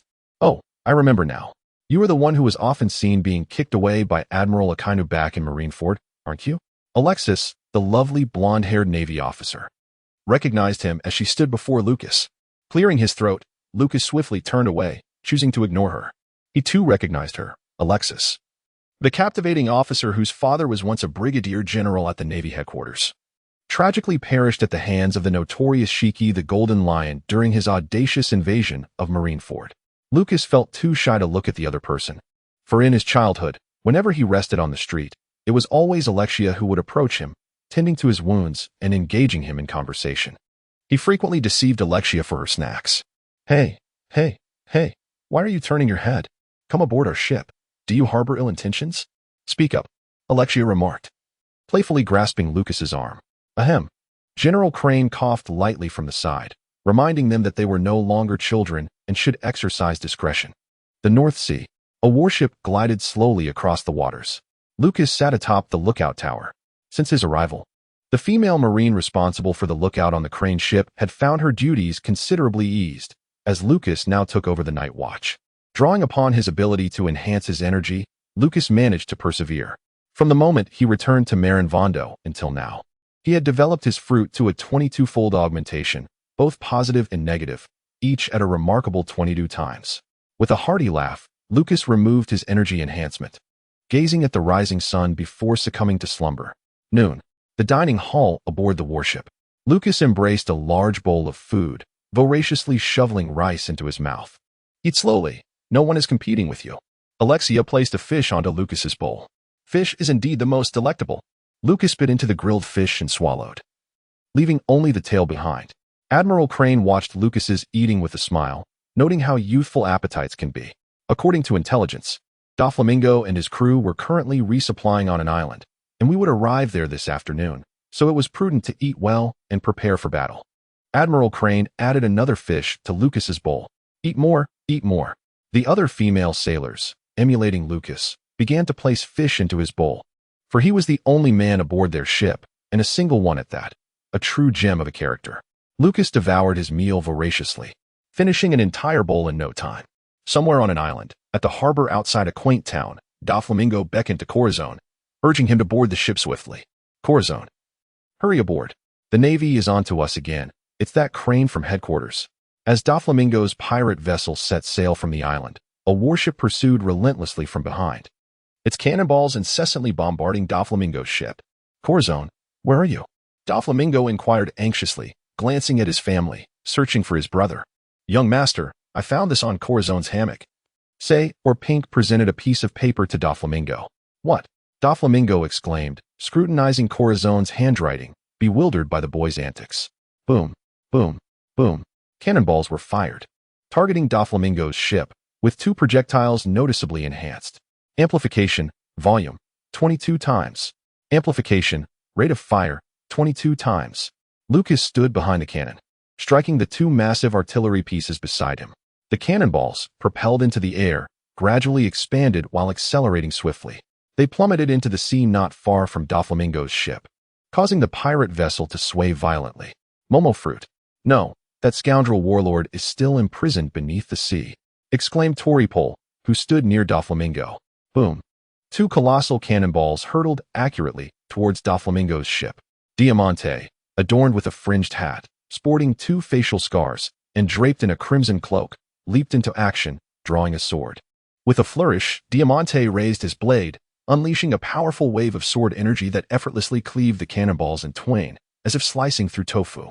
Aboard the warship, Lucas observed as Diamante executed his technique, the crescent moon funeral, rendering his enhanced cannonballs ineffective. Placing his hand upon the cannon, he fired another shot. Amplification, volume, 22 times. Amplification, hardness, 22 times. The cannonballs soared with precision towards Doflamingo's ship, while Diamante, with a cold smirk, leaped once more to unleash the crescent moon funeral. Lucas stood at the edge of the warship, observing Diamante's response. He was aware that the half-moon burial technique was akin to the concept of slashing waves. Diamante raised his longsword, unleashing a wave of sword energy that collided with a colossal cannonball. In a moment of awkwardness, the cannonball forcefully deflected the sword energy. Although the sword energy failed to penetrate the cannonball, which possessed a hardness 22 times greater, it successfully altered its trajectory. Vice Admiral Crane's vessel relentlessly pursued Don Quixote Doflamingo's ship. Meanwhile, Doflamingo, wary of Vice Admiral Crane, was solely focused on evading the warship. At the stern, Diamante and Lucas engaged in a playful game reminiscent of baseball. Lucas unleashed a hardened cannonball, while Diamante executed a sweeping blade of energy, deflecting the projectile from its intended trajectory. Suddenly, Lucas drew his knife and stood at the bow of the ship, employing his amplification ability. A formidable wave of slashing energy surged forth, transforming in midair into 22 colossal slashes, their speed and power drastically heightened, aimed directly at Doflamingo's vessel. Doflamingo swiftly positioned himself before Diamante, his foot resting upon the railing as he unleashed thousands of transparent threads, weaving a vast and intricate web that effectively intercepted the 22 immense slashes. Impressive indeed. Lucas observed Doflamingo, sheathing his knife as he advanced towards the cannon. With Admiral Tsuru by his side, he felt emboldened to further impede Doflamingo. Shake them off quickly. Doflamingo glared with a grim expression at Admiral Tsuru. The insolent brat with amplification abilities did not concern him. Rather, he was wary of Tsuru's powers. It was said that her wash-wash fruit not only rendered individuals or objects immobile but also possessed the extraordinary ability to cleanse the soul, purging it of malevolence. Lucas placed his hand upon the cannon, declaring, "This is my only move." "Oh, what move could that be?" Alexia chuckled, her curiosity piqued. "Oh, I wonder," Admiral Crane remarked, casting an inquisitive glance at Lucas. "Amplification, quantity, volume, speed, blast radius, 22 times. Simultaneously employing 4 types of enhancements, the most crucial aspect being the addition of the explosive range." Boom. The cannonball was launched, and mid-air, it suddenly split into 22 colossal projectiles, hurtling towards the pirate ship. In truth, Lucas's amplification ability bore resemblance to Wald's Momo fruit capabilities. Once the cannonball was fired, there would be a brief delay in those fleeting seconds. The projectile had already exited the barrel before the amplification commenced. Endless chaos ensued. Doflamingo shot a glare at Lucas, only to be met with a mischievous grimace in return. Utilizing the powers of the Ito Ito no Mi, Doflamingo conjured a web of strings, successfully intercepting the 22 massive cannonballs. Boom, boom, boom. What? The cannonballs detonated instantaneously, the vast explosion creating an overwhelming shockwave. The entire pirate vessel was rocked violently, teetering on the brink of capsizing. Doflamingo tirelessly connected fine threads to the dark clouds overhead, anchoring the other ends to the ship's hull. Skillfully maneuvering the countless strands to stabilize the vessel that threatened to capsize. "Curse that scoundrel," Doflamingo muttered angrily. Just as another wave of 22 enormous cannonballs came barreling towards them, the crew aboard Doflamingo's ship sprang into action, employing various techniques to thwart the incoming projectiles. Their eyes ablaze with fury, they glared at the detestable navy across from them. They dared not approach the cannonballs to destroy them, opting instead for distant countermeasures. Admiral Crane's ship pursued relentlessly, as Lucas's splitting cannonballs continued to rain down upon Doflamingo's vessel. Wave after wave, each cannonball multiplied into 22. While a cadre of female Navy officers tirelessly assisted Lucas in reloading, just as Doflamingo and his subordinates managed to repel one barrage. Yet another wave of 22 massive cannonballs surged forth. Currently, the Don Quixote family, excluding Rosanani who had been taken away, and excluding Virgo who had infiltrated the Navy, boasted a cadre of capable fighters, all of whom possessed formidable abilities. Furthermore, Lucas's splitting cannonballs were exceptionally insidious. Their overwhelming quantity, extensive blast radius, and rapid fire rate posed a dire threat. Missing even one could lead to their ship capsizing like a fragile leaf upon water. Boom. A cannonball exploded near the ship's hull, sending a tremendous shockwave that violently rocked the entire vessel. "Young master, save me." Jorah was flung through the air, plunging towards the sea. Doflamingo turned to see her plight, poised to ensnare her with his fine threads, when yet another massive cannonball, overlooked, landed in the water beside the ship. The vessel swayed dangerously, and by the time Doflamingo employed his myriad threads to bind the storm clouds above and steady the ship, Jorah had vanished beneath the waves. "This is bad. Doflamingo, Gladius is missing. He has fallen overboard," Diamante shouted, his face pale with concern. The Navy's cannonballs, augmented with such peculiar powers, possessed an expansive explosion radius. Had it not been for Doflamingo's quick actions in tethering the clouds above, they would have capsized multiple times already. As Doflamingo and his companions heard cries for help from the water, they beheld the approaching warship, alongside wave after wave of splitting cannonballs. "We must retreat." Doflamingo gritted his teeth, glaring at the Navy opposite them, commanding a withdrawal. The warship was manned by Admiral Crane, and now there was a formidable figure wielding the cannonry with terrifying precision. They had no choice but to abandon their comrades and flee. Half a day later, Lucas arrived at the naval vessel where prisoners were held, specifically housing 2 subordinates of Doflamingo. One was Jorah, a wielder of the art fruit and a member of the Don Quixote family, his hands shackled with sea stone cuffs. In another cell was Gladius, a user of the bomb fruit and also a cadre of the Don Quixote family, similarly restrained by sea stone handcuffs. "Doflamingo has forsaken you. What are your thoughts on that?" Lucas inquired as he lounged in a chair, crossing his legs while observing the two. "You speak nonsense. The young master would never abandon us," Jorah retorted, lifting her head to glare at Lucas. "One day, the young master will return, eliminate you all, and rescue us." Gladius shot a fierce glare at Lucas. "It is this very navy that nearly led to your downfall," he added. "I hail from the North Sea myself, and in my youth, I narrowly escaped being slain by pirates. Thus, I am well acquainted with the nefarious reputation of certain individuals." Lucas chuckled at the pair. "And what of it?" Gladius replied defiantly. Lucas mused, pointing at them. You both seem familiar, yet it appears one of you is conspicuously absent today? What? Gladius began to speak. But upon catching Jorah's meaningful glance, he promptly fell silent, nearly falling into a trap. Indeed, my suspicions were correct. It is truly you, Lucas exclaimed, rising to his feet and applauding Gladius. His mere words elicited a reaction from the man, and though Gladius managed to silence himself in time, Lucas noted the flustered expression on his face. Reflecting on the infamous rogues of the North Sea, Lucas pondered who had originally comprised that notorious ensemble. As Lucas spoke, he carefully scrutinized the faces of the two individuals before him. The first, a tall figure with sunglasses, possessed the ability to transform any object, even steel, into a weightless form. The second, whose voice was piercingly high and reminiscent of a woman's, elicited laughter from those around him. Lastly, there was a man whose face was perpetually adorned with remnants of food or spoon marks. These individuals were once notorious members of the infamous scoundrel ensemble from Beihai. Lucas, upon observing the reactions of the two, smiled. Long ago, a unique celestial dragon renounced his title and settled on a certain island in the North Sea. The local inhabitants, who harbored a profound disdain for celestial dragons, equally loathed this family. A kind yet irredeemably foolish father led his family through immense suffering, ultimately resulting in the mother's demise due to illness. The eldest son, consumed by resentment, took his father's life in the hope of returning to Mariewa. Yet his plea was met with rejection. Subsequently, for individuals who recognized the boy's potential for conquerors, Haki offered him a devil fruit, and together they established the Don Quixote family. Thereafter, they relentlessly recruited new members. As Lucas spoke, Jorah felt a growing apprehension towards Gladius. As a man of the North Sea, I speak the truth. Do I not? Lucas chuckled at the two. So what? What does it matter if you know our intelligence in detail? You still cannot capture our young master. Ha ha ha. Jorah laughed, remarking that the boy's words were ultimately futile. I have encountered Toripol, that big-nosed fool, and Pika, the strange voice, and Diamante, who dresses like a savage. I have seen them all.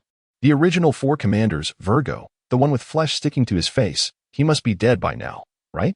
No sooner had Lucas finished speaking than Gladius erupted in anger. You are the one who is dead.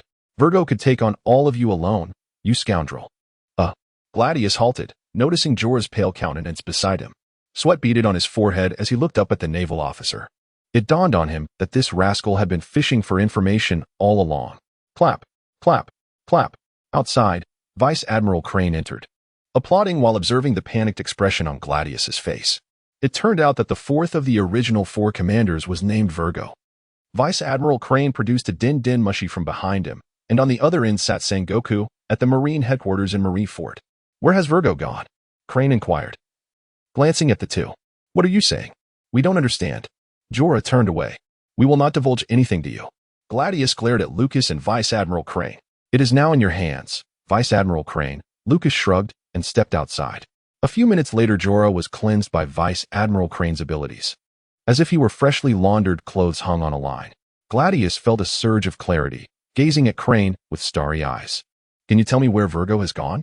Vice Admiral Crane looked at the two. We do not wish to betray our comrades, Jorah stated. But Virgo is a villain. Crane replied, cleansing their minds once more. Virgo has infiltrated the Navy, Gladius declared. Please, Vice Admiral Crane, allow him to reform, Jorah pleaded. Lucas stood outside the door, listening to the conversation between Vice Admiral Tsuru and the two individuals after she utilized the wash fruit, shaking his head in resignation. Such linguistic tricks and platitudes were rendered utterly trivial under the power of Tsuru's abilities. He crafted a precise line of questioning, but the remainder depended entirely on her. Have you heard, Sengoku? We must apprehend that Virgo at once. He is a high-ranking official of the Don Quixote family. We must dispatch our most capable personnel to capture him. Vice Admiral Tsuru emerged, holding a transponder snail. Understood, Sengoku replied, his expression grave. The Navy had been infiltrated by a senior member of the Don Quixote family. The revelation was nothing short of a slap in the face. After ending the communication, Tsuru turned her gaze toward Lucas at the doorway. You have made quite an achievement this time, my boy.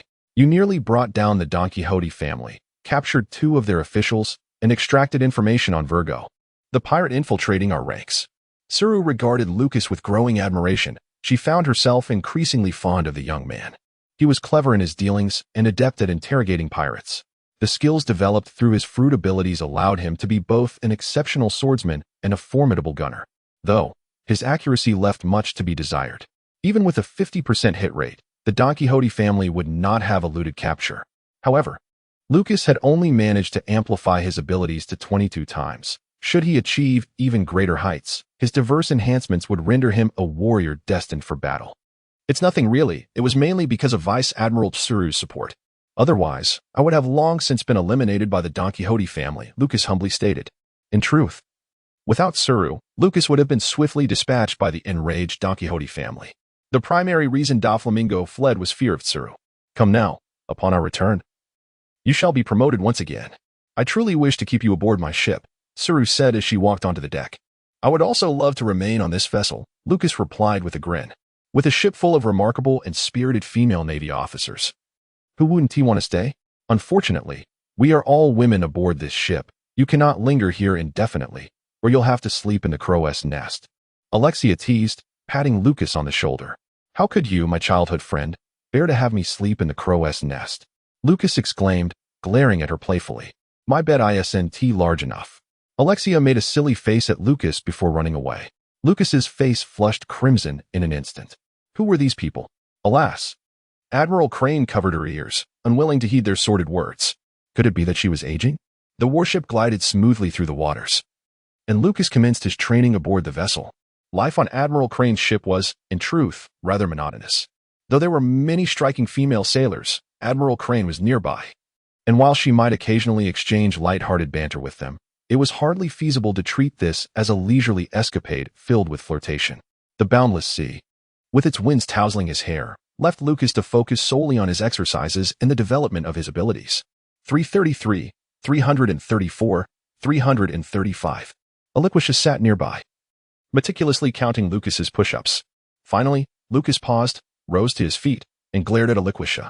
He had completed 500 repetitions, yet she was still fixated on counting the 333rd. Wow.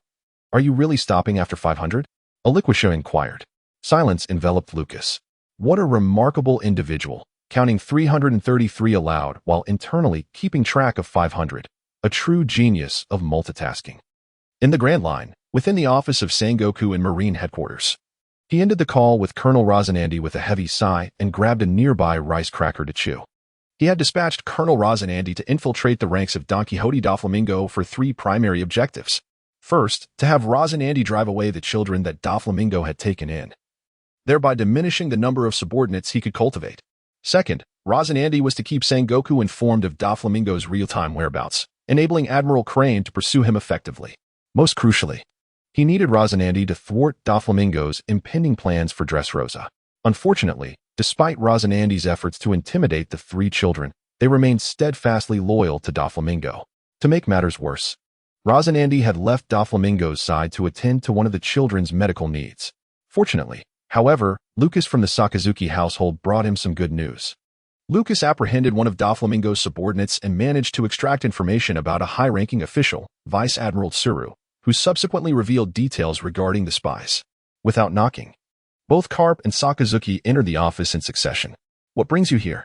Karp inquired, pitching his nose while reaching for a handful of Sengoku senbei. Sengoku pushed the plate forward, offering the senbei to Karp. Sakazuki took a seat beside Karp. A fellow named Virgo will be coming to see me shortly. He seeks a transfer. One of you can easily handle him. Oh, I forgot to mention. Lucas and Vice Admiral Tsuru have learned from Doflamingo's men that this individual was once one of the highest-ranking officials in the Don Quixote family, Sengoku stated in one breath, tearing open a bag of senbei and indulging in it. Ha ha ha, that rascal Lucas certainly has his methods. Karp chuckled, patting Sakazuki on the shoulder and offering him some senbei. No, thank you, Sakazuki quickly declined, yet the news of Lucas's significant achievement brought a smile to his otherwise stern face. Sakazuki, you ought to learn a thing or two from Lucas. Capturing pirates isn't merely about fighting or killing. There are other ways to obtain intelligence, Sengoku remarked, gesturing to his head with a grin. Sakazuki was at a loss for words, unsure whether to commend him for educating well or to chastise him for being outdone by a junior. Admiral Sengoku, the individual you mentioned wanting to transfer has arrived. 2 figures cast shadows on the door. Sengoku shot a glance at the unruly Karp, who quickly quieted down. Let him in. Sengoku set down the bag of senbei. The three men turned to face the naval officer who entered. Ah, it's you. I've heard about your commendable performance since joining the Navy a year ago, and you wish to transfer to G5, correct? Sengoku remarked, eyeing the fried egg stuck to Virgo's face. This fellow is quite audacious, with either meat or an egg stuck to him. However, I must inform you that Vice Admiral Karp has taken an interest in you. As for whether you will be assigned to G5 or serve under Vice Admiral Karp, you can discuss that with him. Rest assured, we respect your decision, Sengoku concluded, leaving Karp bewildered. Wasn't he at Sakazuki who was meant to handle Virgo? What had he done to deserve this? Karp hastily put the senbei back on the plate and approached Virgo. Greetings, Vice Admiral Karp. Virgo quickly saluted. Hello, Karp said, taking a napkin to wipe the fried egg off Virgo's face. Virgo did not dare to move, allowing Karp to remove the egg. You shouldn't waste food, Karp remarked with a smile. Yes, Virgo nodded, biting into the fried egg. Suddenly, Karp's right fist, enveloped in haki, struck Virgo on the head. Virgo quickly covered himself in haki, but under the might of the naval hero's iron fist, he was sent flying. Virgo crashed through the wall of Sengoku's office and continued on, colliding with a large tree. Karp dashed outside, confronting Virgo once more with another punch. Boom. Virgo, along with the ground beneath him, was driven into a crater. The earth cracked, and Karp, unsatisfied, delivered yet another blow. Virgo's haki was formidable enough to solidify his body. Yet it was futile against Karp. He was rendered immobile by the relentless barrage. You pirate! How dare you infiltrate the Navy, scum! Karp glared at Virgo, his fists cracking ominously. He harbored a deep-seated disdain for two things: the near wayward path of his beloved grandson and the audacity of pirates mingling within the ranks of the Navy.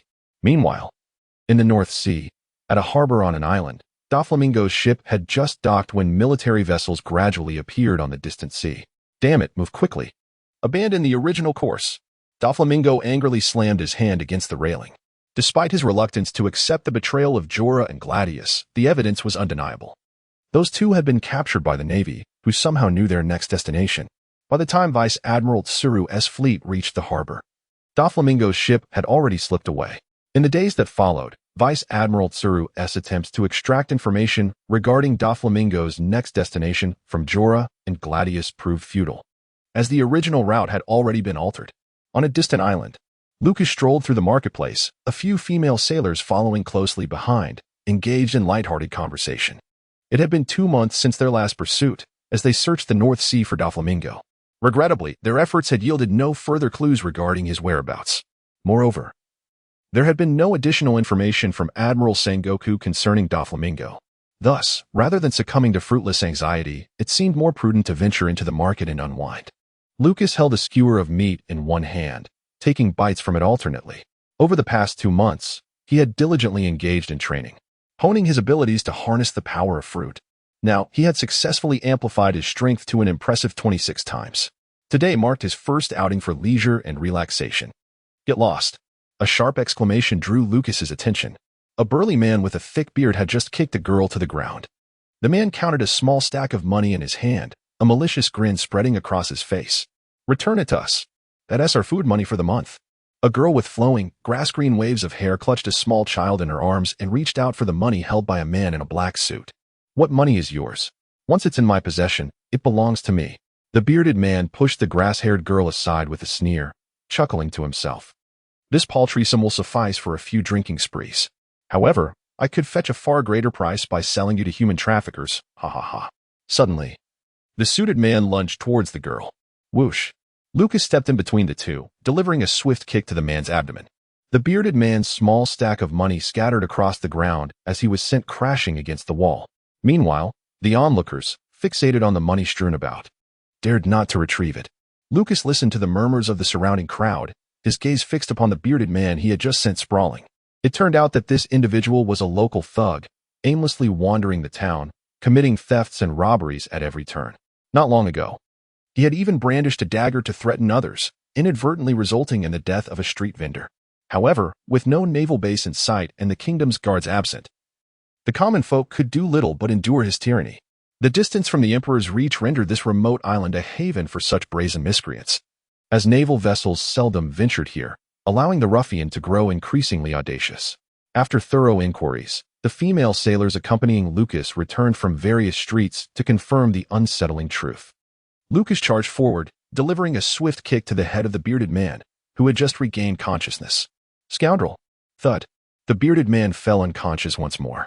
After entrusting the wretch to the female marine, he resolved to journey to the nearest island with a naval base, intending to cast this miscreant into prison. Are you both all right? Lucas approached the two girls, retrieving the money and handing it over to them.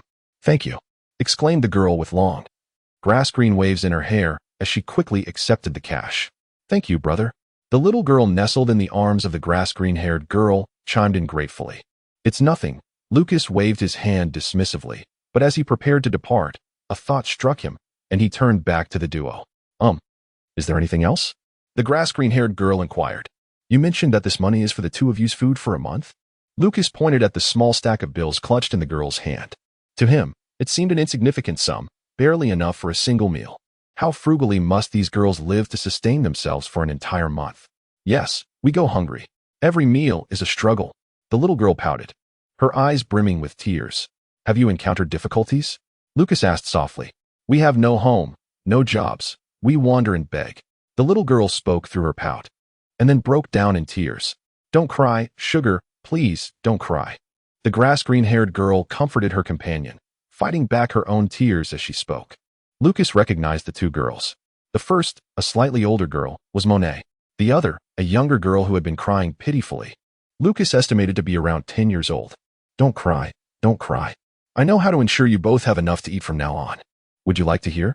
Lucas said, glancing at Shatang, eager to comfort her. Enough to eat? Shatang looked at Lucas, her tears ceasing as surprise filled her eyes. Monet also regarded him with astonishment. Join me in the Navy, and you'll be well fed at every meal, plus you'll receive a salary. Lucas chuckled, playfully ruffling Shatang's adorable hair. Hey, I finally got to ruffle it. Really? Shatang exclaimed, grasping Lucas's hand with joy. Big brother never deceives adorable little ones, Lucas said, playfully touching Shatang's small nose with his finger. All right, we won't have to go hungry anymore. Shatang joyfully leaped from Monet's arms, glanced back at her, and excitedly grabbed Lucas's hand. 4 months later, Lucas has been pursuing Don Quixote Doflamingo alongside Admiral Sengoku for 6 months. During this time, he has enhanced his fruit amplification ability to 34 times. Monet has become a Marine, willingly staying by his side. Due to Sugar's young age, Lucas has asked a female Marine aboard the ship to occasionally train her. One day, Sugar pouted at him, saying, Brother, you're lying. You provide food and shelter. But where is my salary? Lucas then placed a small basket of grapes into Sugar's hands. Ecstatic, she hugged him and departed with her wages, amusing the female Marines for several days. Admiral Sengoku received a contact from Fleet Admiral Sakazuki. 3 weeks from now, Doflamingo will rendezvous with someone at Swan Island. We shall proceed to Swan Island to await their arrival, the Admiral declared. Additionally, Doflamingo's targets are located on Minion Island, where we have naval vessels monitoring from offshore. Furthermore, there will be another warship stationed at Swan Island, ready for action. The Admiral gathered several subordinates and Lucas, pointing to various islands on the map. Is there anything you wish to inquire about? He addressed the group. I have a matter to raise. Rather than a question, it serves as a reminder. Lucas raised his hand. Speak. The Admiral gestured for him to continue. This poor child has endured much, despite the small shelter constructed on the lookout. Lucas has spent 6 months in that cramped space, which has been quite taxing. The intelligence previously provided by Admiral Sengoku was precise, even detailing Doflamingo's actions. Lucas's expression turned grave. Yet, why have we not received any information regarding Doflamingo in the past 6 months? Why is it only now that intelligence has surfaced? Lucas scanned the faces of those present, noticing their bewildered expressions. Lucas shrugged and then remarked, the sudden news about Doflamingo after half a year can only signify one thing. The informant has been eliminated. This is misinformation disseminated by Doflamingo. Alexia interjected eagerly, gazing at Lucas with delight. Praise me. Fool. Lucas playfully tapped her on the head. The warlord must have had a special line of communication with the informant. Even if the informant snail was captured, the warlord's number would remain elusive.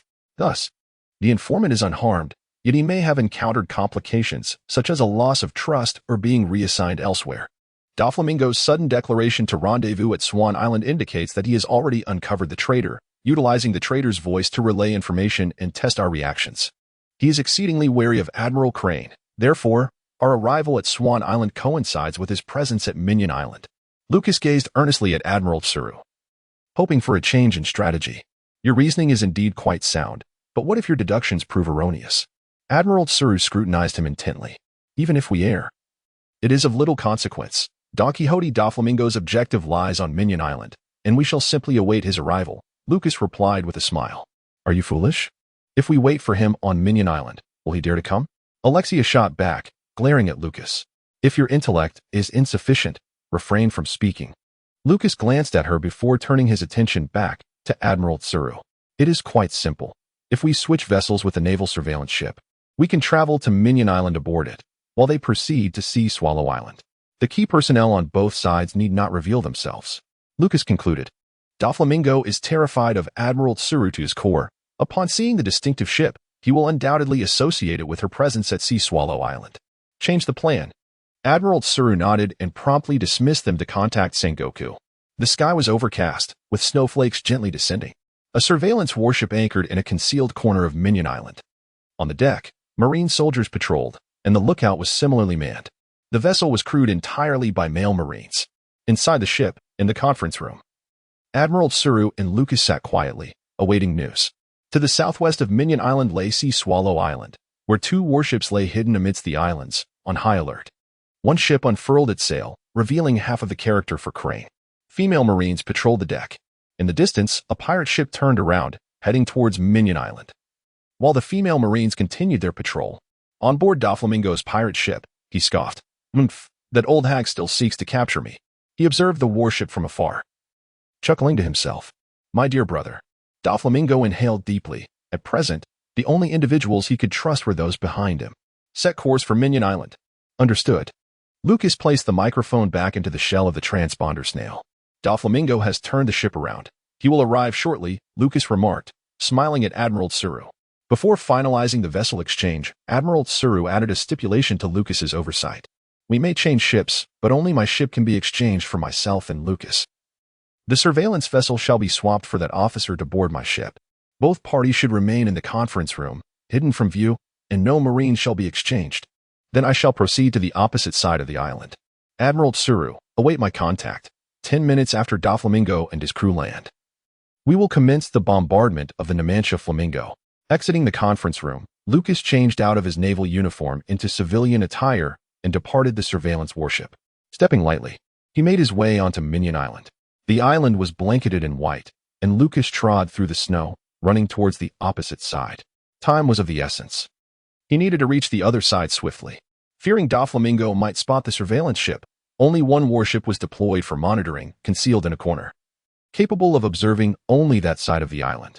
Doflamingo was likely to land on the opposite side, necessitating Lucas's journey to provide Admiral Tsuru with vital information. Lucas endeavored to refine the plan to encircle Doflamingo on Minion Island, striving to ensure that Doflamingo would not escape. On the opposite side of the island, within a cave situated some distance from the shore, as Lucas activated his Observation Haki, he discerned the gradual emergence of vessels upon the sea.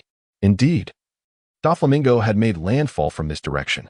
Doflamingo's ship docked at the shore, and upon observing the pirates charging towards them, he smirked coldly and waved his hand. Thin threads latched onto several pirates, ensnaring them as they engaged in combat. Lucas peered through the cave, gazing at the multitude of corpses strewn along the shore. He picked up the telephone bug and dialed General Crane's number, uttering a single word before hanging up. This had been prearranged. His contact with General Crane signified that Don Quixote Doflamingo was aligned with him, while the general's attempt to reach him indicated that Doflamingo was in communication with the other side. Meanwhile, Doflamingo held the microphone and attempted to connect with Corazon, Rosinante, through the telephone bug. Baby 5 walked ahead of Doflamingo, carrying the device. Toribolt, Pica Diamante, and others flanked him, assisting in the elimination of pirates. After a brief period of trying, Doflamingo was unable to establish a connection. My foolish brother, I shall find you. Lucas continuously sprinted across the snowy expanse, awaiting the arrival of the Crane general. Yet finding himself alone and subsequently beset by a throng upon reaching the Don Quixote family, it would have been far more prudent to engage in endeavors of significance. As he traversed past the temporary abode of Diaz Barrels, he reached the base of the mountain, activating his Observation Haki and proceeding in a specific direction. After a considerable distance, he finally glimpsed Rosinante and Trafalgar Law beyond a dilapidated wall. Rosinante handed something to Law, who, upon noticing Lucas approaching, appeared bewildered. Lucas?" Rosinante exclaimed, astonished to see Lucas by their side. "You?" Law inquired, perplexed, as he turned to Lucas. Rosinante had vanished from the side of Doflamingo when he was merely 8 years old, later being taken in by Sengoku. It was only 14 years later that he returned to Doflamingo's side. Coincidentally, the year Lucas was discovered in Marineford was exactly a decade after Rosinante had departed from Doflamingo's company, while he was still under Sengoku's care. Before his departure, Rosinante had encountered Lucas several times. As for how he recognized the grown Lucas, it was due to his striking blue hair and the frequent instances of Lucas being sent flying by a Kaino. The daily occurrences left an indelible impression. "Well, we are here to capture Doflamingo. We merely happened upon you," Lucas remarked as he noticed the injuries on Rosinante's body, placing his hand upon him. "Amplification. Life. Fivefold," he declared. "All right, I have utilized my ability to preserve your life, but this is merely a temporary effect lasting 5 hours." With that, Lucas hoisted Rosinante onto his back, urging him, "Come with me to the warship. There are doctors who can save you." All of his augmentations were time-limited. For instance, the temporary life augmentation of 5 times would last for 5 hours, but increasing it by even 1-fold would reduce the duration by 5 minutes. Of course, this was also contingent upon his current stamina and level of mastery. The greater his stamina and the deeper his development, the longer the effects would last. Carrying Rosinante upon his back, Lucas led the way as Law followed behind. Despite Law's disdain for the Navy, he felt that when it came to Rosinante's safety, he would do anything necessary. "Lucas, please set me down," Rosinante urged urgently. Lucas carried Rosinante on his back without pausing, and Rossi did not heed him, even urging him to quicken his pace. "Your life is at stake," Lucas urged, hastening his steps. "You cannot take me to the warship, Ro." Rosinante began to speak, only to be interrupted by Lucas. "Silence," Lucas shouted fiercely, with Ro closely trailing behind, supporting Rosinante. As they navigated the path, 2 pirates emerged, rushing towards them, and upon spotting Rosinante on Lucas's back, they immediately opened fire. Lucas seized Ro, evading danger with both individuals in tow. With Rosinante on his back and Ro clutched in his left hand, he approached a large boulder and carefully set Rosinante down. Lucas patted Ro's head and said, "Take good care of him." Ro nodded, embracing Rosinante. In an instant, Lucas vanished, reappearing directly behind the 2 pirates. With swift precision, he delivered 2 lethal strikes, effortlessly dispatching his adversaries with the utmost efficiency. "There is someone here." Suddenly, a swarm of pirates emerged from the woods, brandishing their firearms and charging towards Lucas. 34-fold increase in the number of slashes, power, and speed. Lucas unleashed 34 slashing waves, slicing through the forest and mercilessly dispatching the pirates. Just as he prepared to sheath his blade, he raised his gaze to the heavens. Doflamingo's birdcage enveloped the island. Doflamingo returned the microphone to the shell of the snail phone, proceeding alongside his family towards the temporary residence of Diaz Barrels. One by one, the pirates fell to their onslaught. Diamante's longsword transformed into a whirling force, piercing through the bodies of pirates to clear the path for the young master. On a nearby hill, flames engulfed the houses as a pirate aimed his gun at Doflamingo. With a casual wave, Doflamingo severed the pirate's spear into several pieces, blood splattering across the scene. Bang! Doflamingo gestured dismissively, shattering the wooden door into countless fragments. Diaz Barrels staggered under Doflamingo's assault, collapsing to the ground. "Doflamingo, you stole the Ope Nomi, didn't you?" Diaz Barrels glared at him. Pathetic, Doflamingo retorted, turning away, his disinterest in the fool evident now that the devil fruit was no longer in his possession. Diamante rushed to Diaz Barrels' side, driving his sword through him. Doflamingo exited the dwelling, casting his gaze upon the snail phone held by Biba 5. "My dear brother, could it be you?" Taking a deep breath, Doflamingo's body trembled. Was even his brother now set against him? Though he had suspected Corazon's true allegiance from the outset, Doflamingo had yet to bring himself to acknowledge it. As Lucas pursued them, upon capturing Jorah and Gladiolus, Doflamingo realized that the true infiltrators were not his brother, but rather those 2 individuals. Diamante emerged, following closely behind the young master.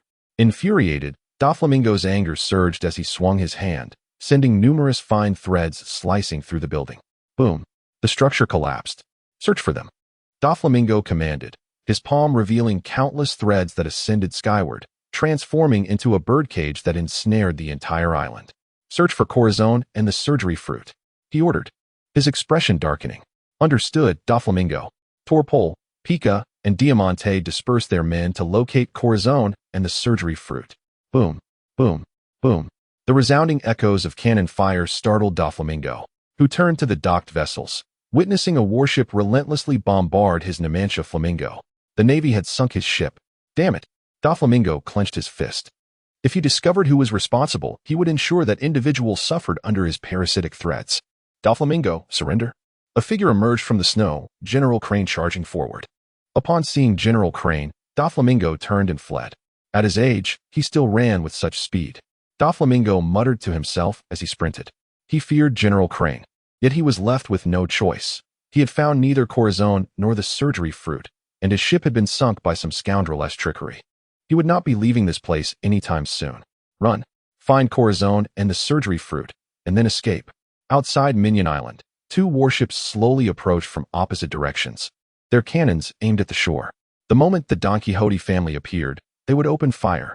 After dealing with the pirates, Lucas approached Rocinante, watching the distance, hesitant to make a move. What is happening? Rocinante asked painfully. Someone is coming, Lucas replied, gripping his sword and positioning himself in front of the two. One individual surged forward like a fluttering banner, while another glided along the ground, as if swimming through water.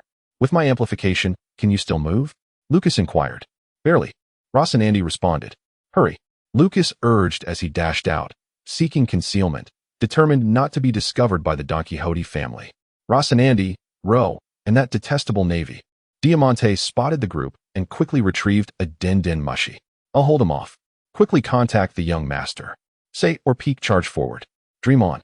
Lucas slammed his palm onto the ground. Amplification, density, 34 times. What? Say or peak was astonished as he felt the ground beneath him. The fruit he consumed allowed him to swim through objects or the ground as if it were water. But Lucas could equally increase the density of the ground he swam through. Say or peak found himself immobilized, trapped within the earth. Diamante cast aside his coat, revealing a bullfighting cape beneath. The cape instantly shifted from a billowing state to a hardened form. With a cold smirk, Diamante used the cape to shield Lucas while simultaneously preparing to contact Doflamingo via the din mushy. Lucas thrust his blade through Diamante's bullfighting cape, piercing deep into his flesh. The knife, amplified to a staggering 34 times its original penetrating power and hardness, was capable of slicing through any steel. What? Diamante exclaimed, his voice ringing out alongside Say or Peak's astonished gasp. Have you forgotten why that shell could not be destroyed? As Lucas withdrew his blade, he retreated swiftly. Whoosh! Diamante, wielding his longsword, swung fiercely, transforming the sword into a sweeping extension aimed directly at Lucas. Amplification, dermal defense, 34 times. In an instant, Lucas's physique hardened to an impenetrable state, deflecting Diamante's longsword. In the next moment, Diamante collapsed, his sword returning to its ordinary form. All of this transpired within mere seconds. Damn it, what kind of fruit have you consumed? Say or Pink inquired, voicing the question that had been on the minds of Doflamingo and the others.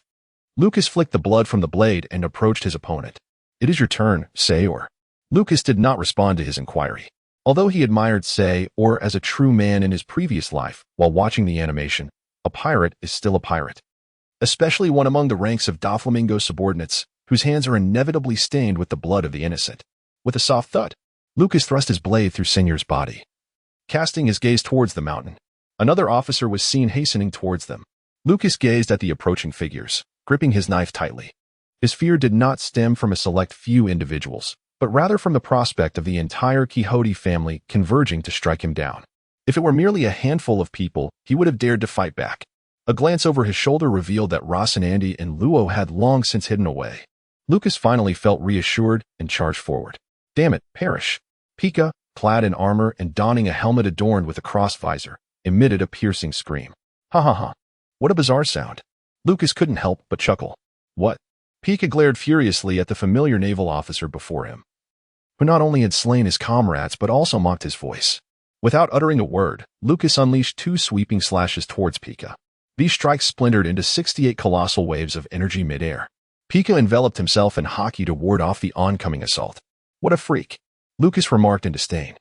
Pika then dispelled his Haki, merging his form into the very rocks, skillfully manipulating the surrounding stones to conjure a towering rock giant that loomed before Lucas. The rock giant, embodying Pika, gazed down upon Lucas and delivered a thunderous punch. Are you prepared to deliver your last words? Pika's cold stare bore into Lucas. How terrifying, Lucas shrugged nonchalantly, vanishing from his position in an instant, causing Pika's fist to strike the ground with such force that it created a massive crater. How swift! Pika exclaimed in astonishment. In an instant, Lucas appeared behind Pika and struck down with his blade. Here, Pika exclaimed, turning to deliver a powerful slap towards Lucas. Whoosh! The slash effortlessly pierced through the stone giant's foot, leaving a gaping wound. Before Pika could make contact with Lucas, his body tilted and fell.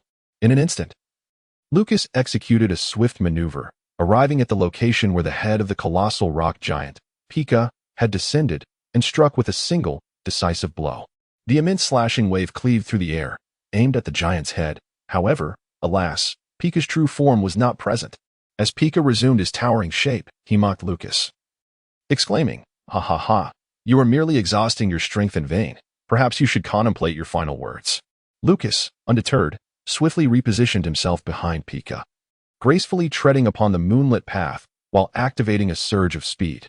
In a flash, Lucas appeared behind Pika like a shadow, who swiftly turned to strike him.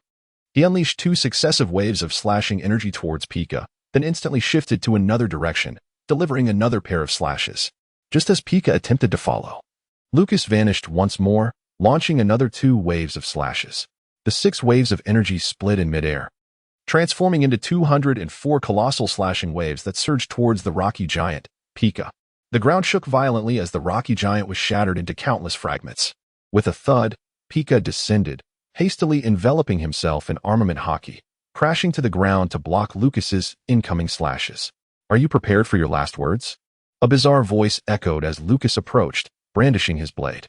Die! Pika plunged into the ground beneath him, summoning numerous massive, sharp stone pillars that surged towards Lucas. What a nuisance! Doflamingo poked his head out from a nearby building, sighing with relief upon noticing that Admiral Fujitora had vanished from the street. Gazing at the distant rocky giant, he recognized it was Pika engaged in combat. Have you found Corazon? Doflamingo rushed towards Pika, but suddenly, the rocky giant was obliterated by hundreds of colossal slashing waves. Pika! Doflamingo hastened his pace towards the scene, pondering the nature of this formidable foe capable of forcing Pika to resort to such tactics, and more alarmingly, able to shatter Pika's rocky giant. Doflamingo, surrender? Admiral Fujitora positioned himself in front of him. Without a moment's hesitation, Doflamingo turned and fled, intent on evading this old adversary. Lucas utilized a high-speed augmentation, deftly evading with remarkable swiftness. Boom! The stone pillars relentlessly crashed towards him, yet Lucas's figure darted away at an unparalleled pace, far beyond the reach of the stone columns wielded by Pika. Shall we continue this game? Perhaps your young master has already been captured by Admiral Tsuru, purging his tainted soul. As Lucas dodged, he sought to provoke Pika further. Your voice is quite unpleasant, reminiscent of a cowardly wretch. With a swift strike, Lucas cleaved towards the ground, forcing Pika, hidden within the depths of the rocks, to evade rapidly. Boom! The earth split under Lucas's blade. I orchestrated the sinking of your ship, and I surmise Lucas narrowly avoided the onslaught of numerous stone pillars. He continued, now, only the highest-ranking officer, Torpol, remains with you. Along with Baby, 5, Buffalo, Lauji, Mahabais, and the pursued Don Quixote Doflamingo. I shall dispatch Buffalo, the one who flies. Let us see how you respond. With that proclamation, Lucas soared into the sky, where he spotted a figure suspended in the air. Young master, we have yet to locate Corazon and Law Baby, 5, perched upon Buffalo's back. Held a transponder snail to communicate with Doflamingo. Understood, locate them immediately. Buffalo, you are responsible for escorting Baby, 5, Corazon, and Law. The others I shall handle. With that, Doflamingo severed the connection and continued his flight. Alas, the Navy is in pursuit. Buffalo's expression darkened as he fixated on Lucas, who was soaring towards them. Run quickly. Baby, 5 transformed her arm into a firearm, aiming at Lucas. Bang! The bullet shot forth, but Lucas evaded in an instant. Do not think of fleeing. Pika charged forward, transforming once more into a colossal rock giant, reaching out to strike Lucas. "I've been waiting for this." Lucas grinned. The rocky giant swiped at the air, but Lucas had already appeared above him, delivering 2 swift slashes. Pika swung upward, but Lucas vanished once more. The clumsy rock giant could not possibly match Lucas's speed. Whoosh, whoosh, whoosh. Lucas once again executed multiple movements, unleashing a total of 8 devastating slashes. These 8 slashes manifested in the air, bifurcating into 272 colossal waves of slashing force directed towards Pika. The rock giant was once more obliterated into fragments. Pika plummeted downward. Lucas suddenly appeared before him, delivering a swift strike. "I possess Armament Haki." Pika, enveloped in an aura of Armament Haki, gazed mockingly at Lucas. "Amplification, Armament Haki, 34 times. I too possess it. I am now stronger than you." The blade of Lucas was enveloped in Armament Haki, slicing through with a single strike, leaving Pika momentarily stunned. No, it cannot be. A spray of blood erupted from Pika as he fell to the ground, casting one final glance at the distant buffalo, soaring through the sky before closing his eyes. Lucas, panting heavily, bent over, raised his sword, and once more ascended with the grace of a moonlit step. As Lucas pursued, his mind raced with thoughts. According to the intelligence, Buffalo was already 19 years of age, having matured into a seasoned pirate, rendering him expendable. In contrast, the information on Baby 5 indicated she was merely 13, still salvageable. With sufficient effort, perhaps her indoctrinated beliefs could be rectified. Yes, eliminate Buffalo, capture Baby 5. How the Navy would handle the situation was of no concern to him. "Buffalo, speed up." Baby 5 exclaimed, glancing nervously at the approaching Lucas while firing her weapon. "I'm already going as fast as I can. It's him who's too swift." Buffalo lamented. To illustrate, while others might possess the agility of a vintage World War II aircraft, Lucas, under his enhancements, resembled a modern military jet fighter. Buffalo wished to shake him off, but this adversary was simply too formidable. "Buffalo, help me." "Baby," 5 cried out. "Huh?" Buffalo turned in haste, only to realize that Lucas had already swept past him, seizing Baby 5. "You scoundrel, return Baby 5 to me," Buffalo shouted as he charged towards Lucas. Lucas held Baby 5 tightly, first donning his leather gloves before retrieving the sea stone handcuffs from his bag to secure her. As he observed Buffalo charging towards him, he unleashed 10 slashing waves. "Help, help me," Buffalo exclaimed in terror as the 10 slashes dispersed, rapidly multiplying into 340 enormous cutting waves, effectively sealing off his escape route. "Buffalo." Doflamingo rushed in, intent on rescuing him. "I'm injured, suffering from a headache and nausea. I apologize for not being able to provide a second update today. I shall continue tomorrow. My apologies." Doflamingo activated his string fruit powers, binding the clouds above with fine threads and soaring upwards. Thousands of delicate threads were released, forming a web-like barrier that intercepted all slashes. "Doflamingo, do you not consider them family? Will you choose Baby 5, or will you prioritize your own life and that of your subordinates?" Lucas, cradling Baby 5, extended his arm to sever Doflamingo's parasitic threads, sending them flying downwards. Doflamingo glared at Lucas with a grim expression, manipulating countless unseen threads to strike at him while attempting to reclaim Baby 5 from his grasp. Lucas adeptly blocked Doflamingo's parasitic strings aimed at Baby 5 with a knife in one hand, while simultaneously employing a 34-fold defense. The onslaught of Doflamingo's threads collided with his exterior and was effortlessly thwarted. "You scoundrel, return Baby 5 at once, or we shall inevitably take your life and that of your family," bellowed Buffalo in a fit of rage. "I'm sorry, but I have been a wanderer since childhood, and I have no knowledge of my family's whereabouts," Lucas retorted with a chuckle, nonchalantly giving Buffalo the finger. Buffalo was left speechless. The threat proved utterly ineffective. "Buffalo, go find the others in Corazon. We must flee at once," commanded Doflamingo, retracting the birdcage from the sky and charging toward Lucas. Rainbow threads. Doflamingo unleashed at Lucas. Ultimate move. Baby 5. Lucas placed Baby 5 directly in the center, obstructing Don Quixote Doflamingo. "Damn it." Doflamingo quickly retracted the strings, glancing back to see Lao Ji perched on Buffalo's back, while Mahabai's floated towards him. After casting a final glare at Lucas and committing the scoundrel's image to memory, he turned and extended his slender strings to pull treble up. The group swiftly made their escape. Lucas gazed at the retreating Doflamingo, collapsing onto the ground in exhaustion. He was utterly drained. Continuing to fight would leave him devoid of any strength. It was not merely the combat. Enduring against Doflamingo and so many others had severely depleted his stamina. "I'm starving," Lucas exclaimed, patting his stomach. "Are you all right?" Admiral Crane hurried over, casting a glance at Lucas. "That means I'm fine," he replied. As Crane looked up at the figures fading into the sky, the next encounter with Doflamingo and his crew was uncertain. Admiral Crane arranged for someone to escort Baby 5 away while Lucas laboriously rose to his feet and made his way into the distance. Arriving at a patch of grass, Lucas kicked aside the foliage, discovering that the two individuals who had been hidden there had long vanished, leaving behind only a note. "Lucas, thank you for saving us. However, you are unaware of many things. Law cannot be brought to the Navy as it would not bode well for him. Rosanandi." Lucas clutched a note in his hand and plopped down onto the haystack, reclining with a sense of resignation.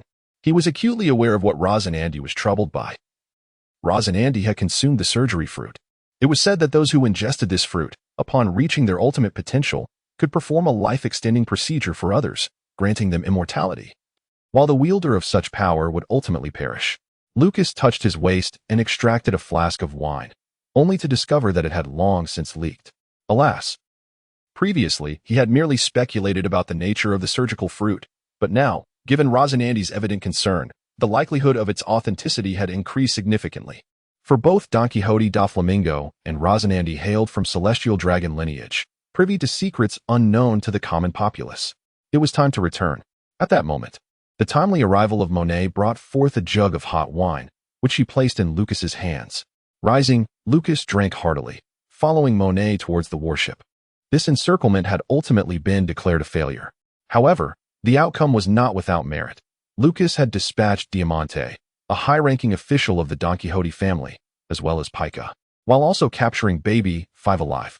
The cunning ploy had resulted in the sinking of Doflamingo's pirate vessel, delivering a significant blow to the Don Quixote family, which had been years in the making. Upon returning to the ship, Lucas indulged in his meal, wine in hand, while Sonda and Monet rested their chins on their hands, watching him devour the food. Lucas drank deeply, then turned his gaze towards Vice Admiral Crane. "What shall our next course of action be?" he inquired. He surmised that the Don Quixote family would likely pursue one of two strategies. Firstly, they might opt to vacate the North Sea, as Doflamingo's sky path ability enabled him to traverse the skies at high speed in overcast conditions. Furthermore, Buffalo, being a spin fruit user, could transform any part of his body into a propeller, effectively functioning as an aircraft. Meanwhile, Mahabais, possessing the ton fruit ability, could manipulate his weight to achieve levitation. Together, these individuals showcased remarkable aerial capabilities, allowing them to transport others wherever they chose. Lucas estimated that the likelihood of them advancing to the other 3 seas was quite high. Furthermore, these individuals were very likely to fly directly to the Grand Line, absorbing the formidable pirates there into their ranks. However, they had recently suffered significant losses, and entering the Grand Line would inevitably subject them to a more ferocious pursuit by the Navy headquarters. "Let us observe the situation then and see what Sengoku has to say next," sighed Admiral Tsuru. In fact, prior to the operation, Lucas had requested the support of Admiral Borsalino, but headquarters deemed that Admiral Tsuru alone was sufficient to deal with Don Quixote Doflamingo and did not send additional help. Admiral Tsuru sat down, gently stroking Sugar's head while watching Lucas eat. Unlike others who used bowls, this fellow was directly devouring from the basin. Report. A female Marine holding a din mushy stood at the door, and Admiral Tsuru invited her in. It was a communication from headquarters. The female Marine placed the snail down and handed the microphone to them. "Is Ensign Lucas present?" inquired the voice on the other end of the line. "Here." Lucas wiped his mouth and replied. "This pursuit of the Don Quixote family has lasted 6 months, and your proposal for this encirclement is exceedingly valuable. Within this half-year, you have apprehended Jorah and Gladius, extracting intelligence on our undercover operative, the highest-ranking member of the Don Quixote family, Virgo. This operation has successfully eliminated high-ranking officials Diamante and Pica, while capturing Baby 5 alive.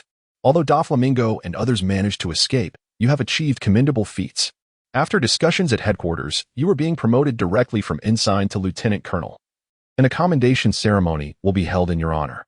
Congratulations, Lieutenant Colonel Lucas." "Thank you for the information," Lucas nodded in acknowledgement. You are welcome. This operation against Doflamingo has reached a conclusion. We will contact you regarding the next steps once further intelligence arrives. Please return to headquarters promptly. Understood, Lucas replied, ending the communication and returning to his meal. An ensign promoted directly to lieutenant colonel? Monet gazed at Lucas in disbelief. She was still a low-ranking Marine. Big brother Lucas is so impressive.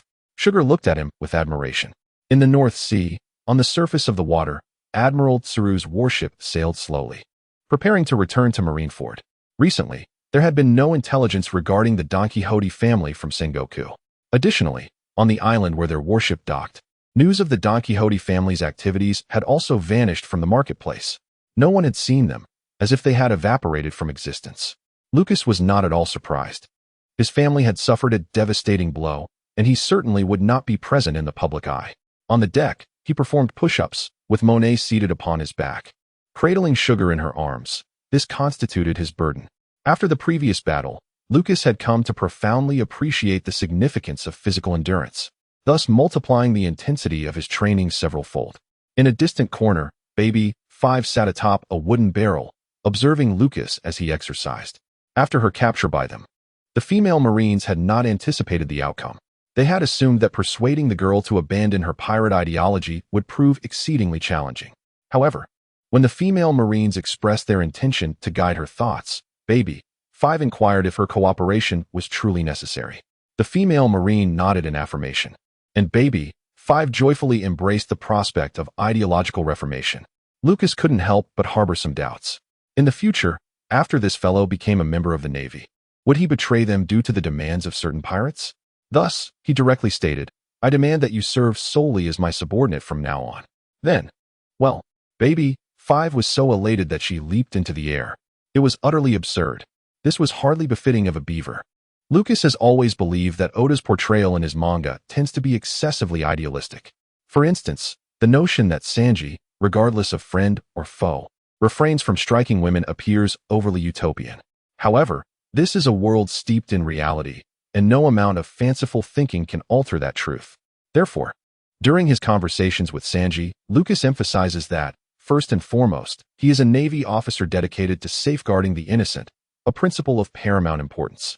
Only after establishing this foundation does he counsel Sanji against harming women, with the caveat that villains are an exception. This time is no different. Lucas has resolved to keep Baby 5 by his side, both to lure Don Quixote Doflamingo and to preempt any potential mischief from her in the future. As for the rationale behind not incarcerating her, Lucas has several considerations. First, the devil fruit of Baby 5 excels in combat, allowing her to transform into any weapon. He believes that with a well-crafted blueprint and proper understanding of weaponry, Baby 5 could potentially even create cannons. Second, the individual in question is still young and has the chance to redirect her thoughts positively. As a being with great potential, becoming a member of the Navy would be advantageous for her. In the animation, Navy Tina accepted the former pirate Zhang Ao as her subordinate. So why couldn't he take in a young pirate raised under his wing? At this moment, Baby 5 is not being pursued, making it a trivial matter. Of course, this course of action carries the risk of demotion. Referring to the manga cover page, when Horty barged into the courtroom to protest Zhang Ao's conviction, Zhang Ao was ultimately declared innocent. While Horty faced a reduction in rank, Admiral Tsuru, from a distance, spotted a pirate ship. A Navy officer on the lookout shouted, "Full speed ahead. Open fire as soon as we're within range." Admiral Tsuru commanded. Monet and Sugar dismounted from Lucas's back, and Lucas stood up, relishing the comfort of Monet's back rub. As they watched the pirate ship come within firing range, the female sailors expertly maneuvered the cannons, targeting the pirate vessel. Lucas sat on a chair at the side, feeling parched. "I crave a drink," he remarked. Sugar quickly dashed into the cabin, with Baby 5 closely following. Soon, Lucas beheld the two girls, each holding a bottle of liquor, raised before him. The two little ones glared at each other, as if to declare, "I was the one who grabbed it first." Pom and I chuckled at their antics. "These two little darlings are simply adorable. It's not enough for me to drink," Lucas thought as he took one of the bottles and gulped it down. Boom, boom, boom. Cannons fired at the pirate ship, and Lucas turned to observe.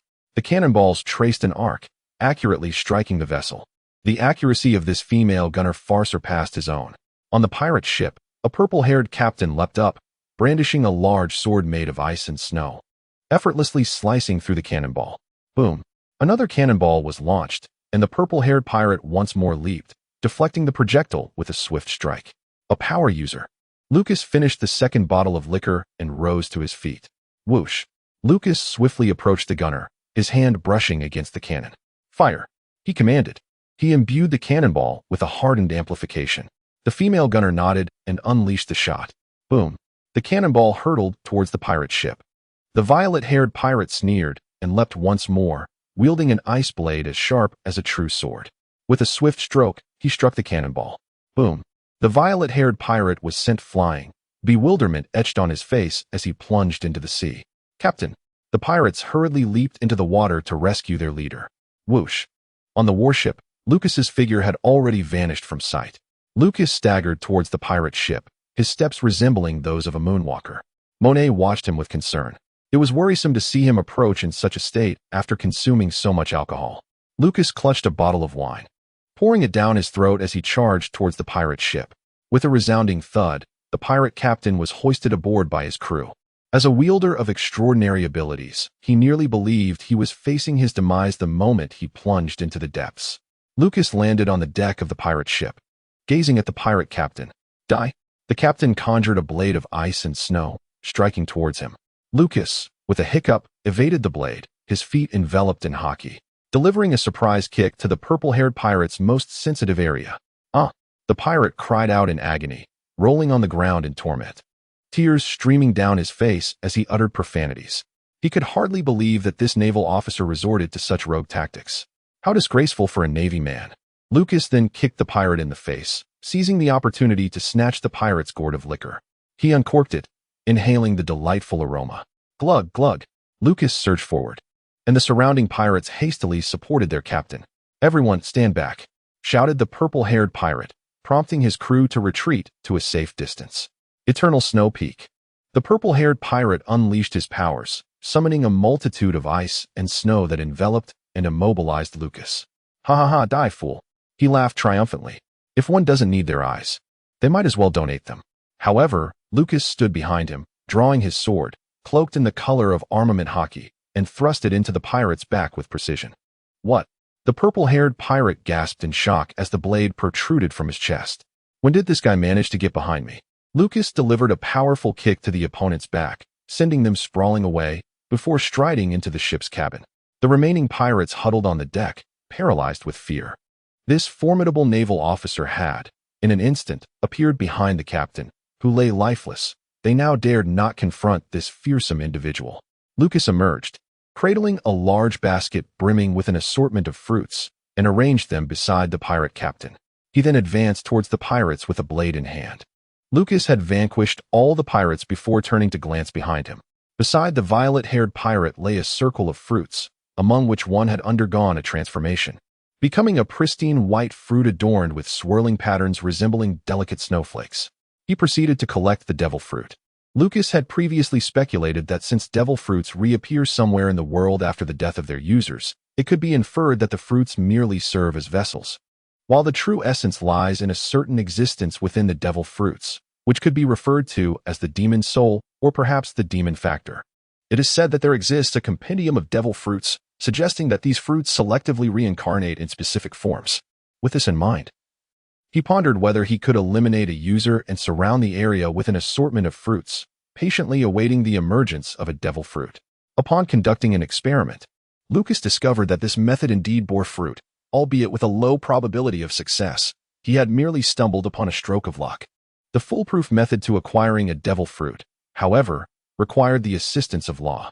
This approach was inspired by a pirate fanfiction he had read before his rebirth, featuring a protagonist named Modette. After discarding the other fruits back into the basket, Lucas placed the devil fruit beside himself and took a bite from one of the fruits in the basket. A naval vessel gradually approached, and female sailors boarded the ship. Monet rushed to Lucas's side, anxiously checking for any injuries before finally relaxing. Is there any alcohol? Lucas chuckled. Yes, Monet replied, handing him a bottle, but drink sparingly. On the warship, Admiral True glanced at Monet and then at Alexia, reflecting on the age-old adage that youth cannot compete with the whims of fate. Lucas and Monet shared laughter and conversation, waiting for the female Marines to finish gathering the pirate supplies before they prepared to return. Lucas held a wine bottle in one hand while grasping the stem of the snowfruit with the other.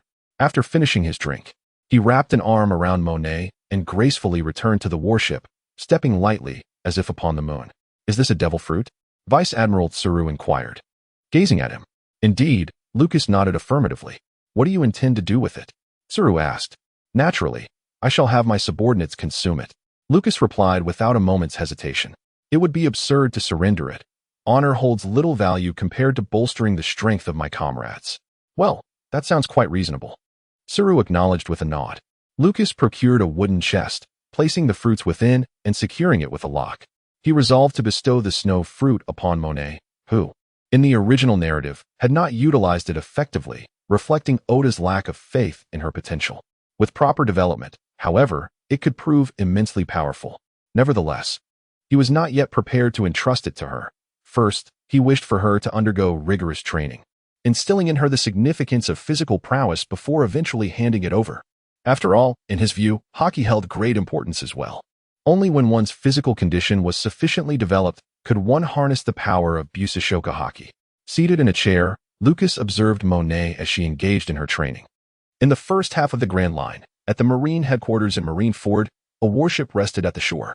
Behind Lucas walked Monet, clad in a Navy uniform, accompanied by two young ones. After bidding farewell to Vice Admiral Tsuru, Lucas and his companions made their way home. Of course, Monet and the others would not reside with Lucas. They simply had no place to stay at the moment. In the courtyard of Sakazuki, he delivered a swift kick to Luffy, casting a sharp glare at Sanji, causing the youngsters to promptly commence their training in fright. At some point, Sakazuki, the iron-willed soldier, had gradually morphed into a caretaker.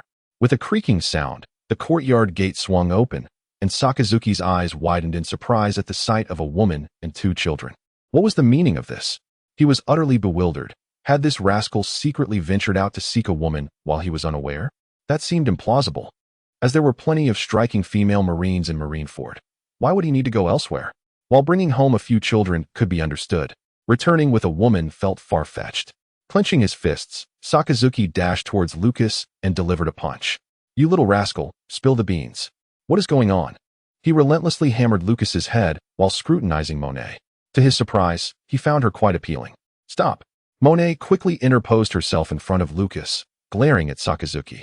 "Who gave you permission to hit him? What if you knock him senseless?" After saying this, she tended to the swelling on Lucas's head. Sakazuki inwardly mused. "I am quite satisfied with this daughter-in-law. Brother is truly impressive. He has brought back a wife." Sanji gazed at Lucas with admiration, stars in his eyes. "Uft. Just more mouths to feed," Luffy pouted. Minutes passed. Lucas and his companions sat around the table, sipping water.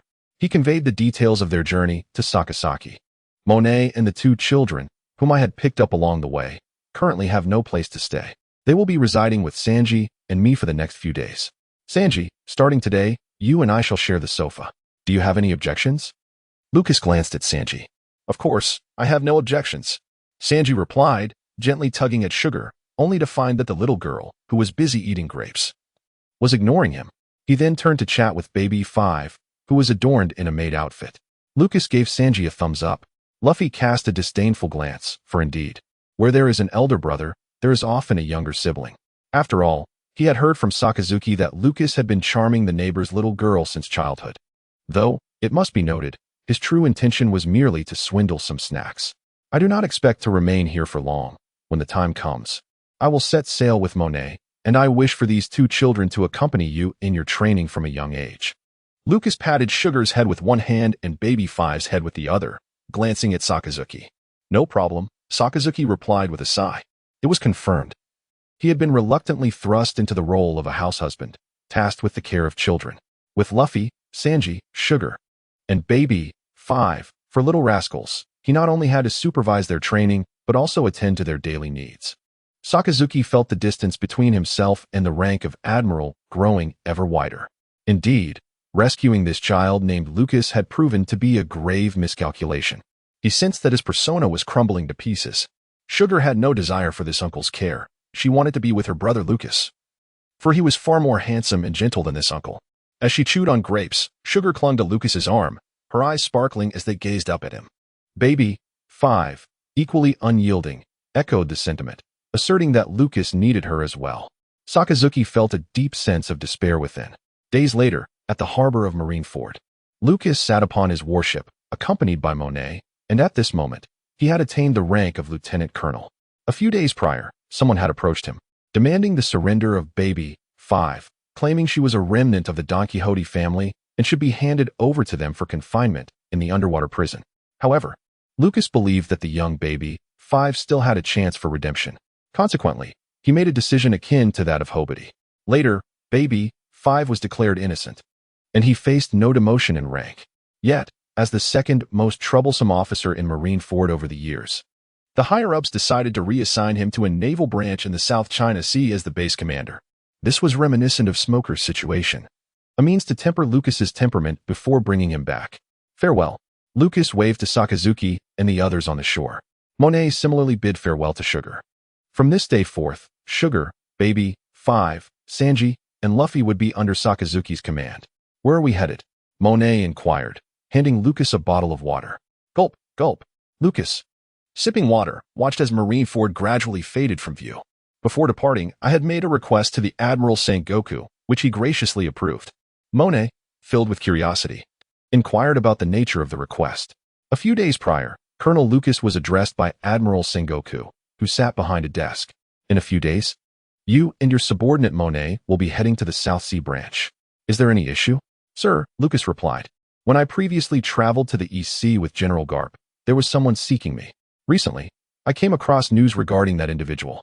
I wish to make a brief detour to the East Sea to locate him before promptly proceeding to the South Sea. May I have your consent, Admiral Sengoku? Granted, but be swift. Sengoku acquiesced, understanding the young man's potential. After all, they had watched him grow up. They were well aware of the mischief he could conjure. In Lucas's early years, two individuals often took him under their wing, his older brother and sister, leading him around Marineford, engaging in skirmishes and bullying other children. His brother, always with several cigars clenched between his lips, was named Smoker. Lucas learned a great deal from Smoker.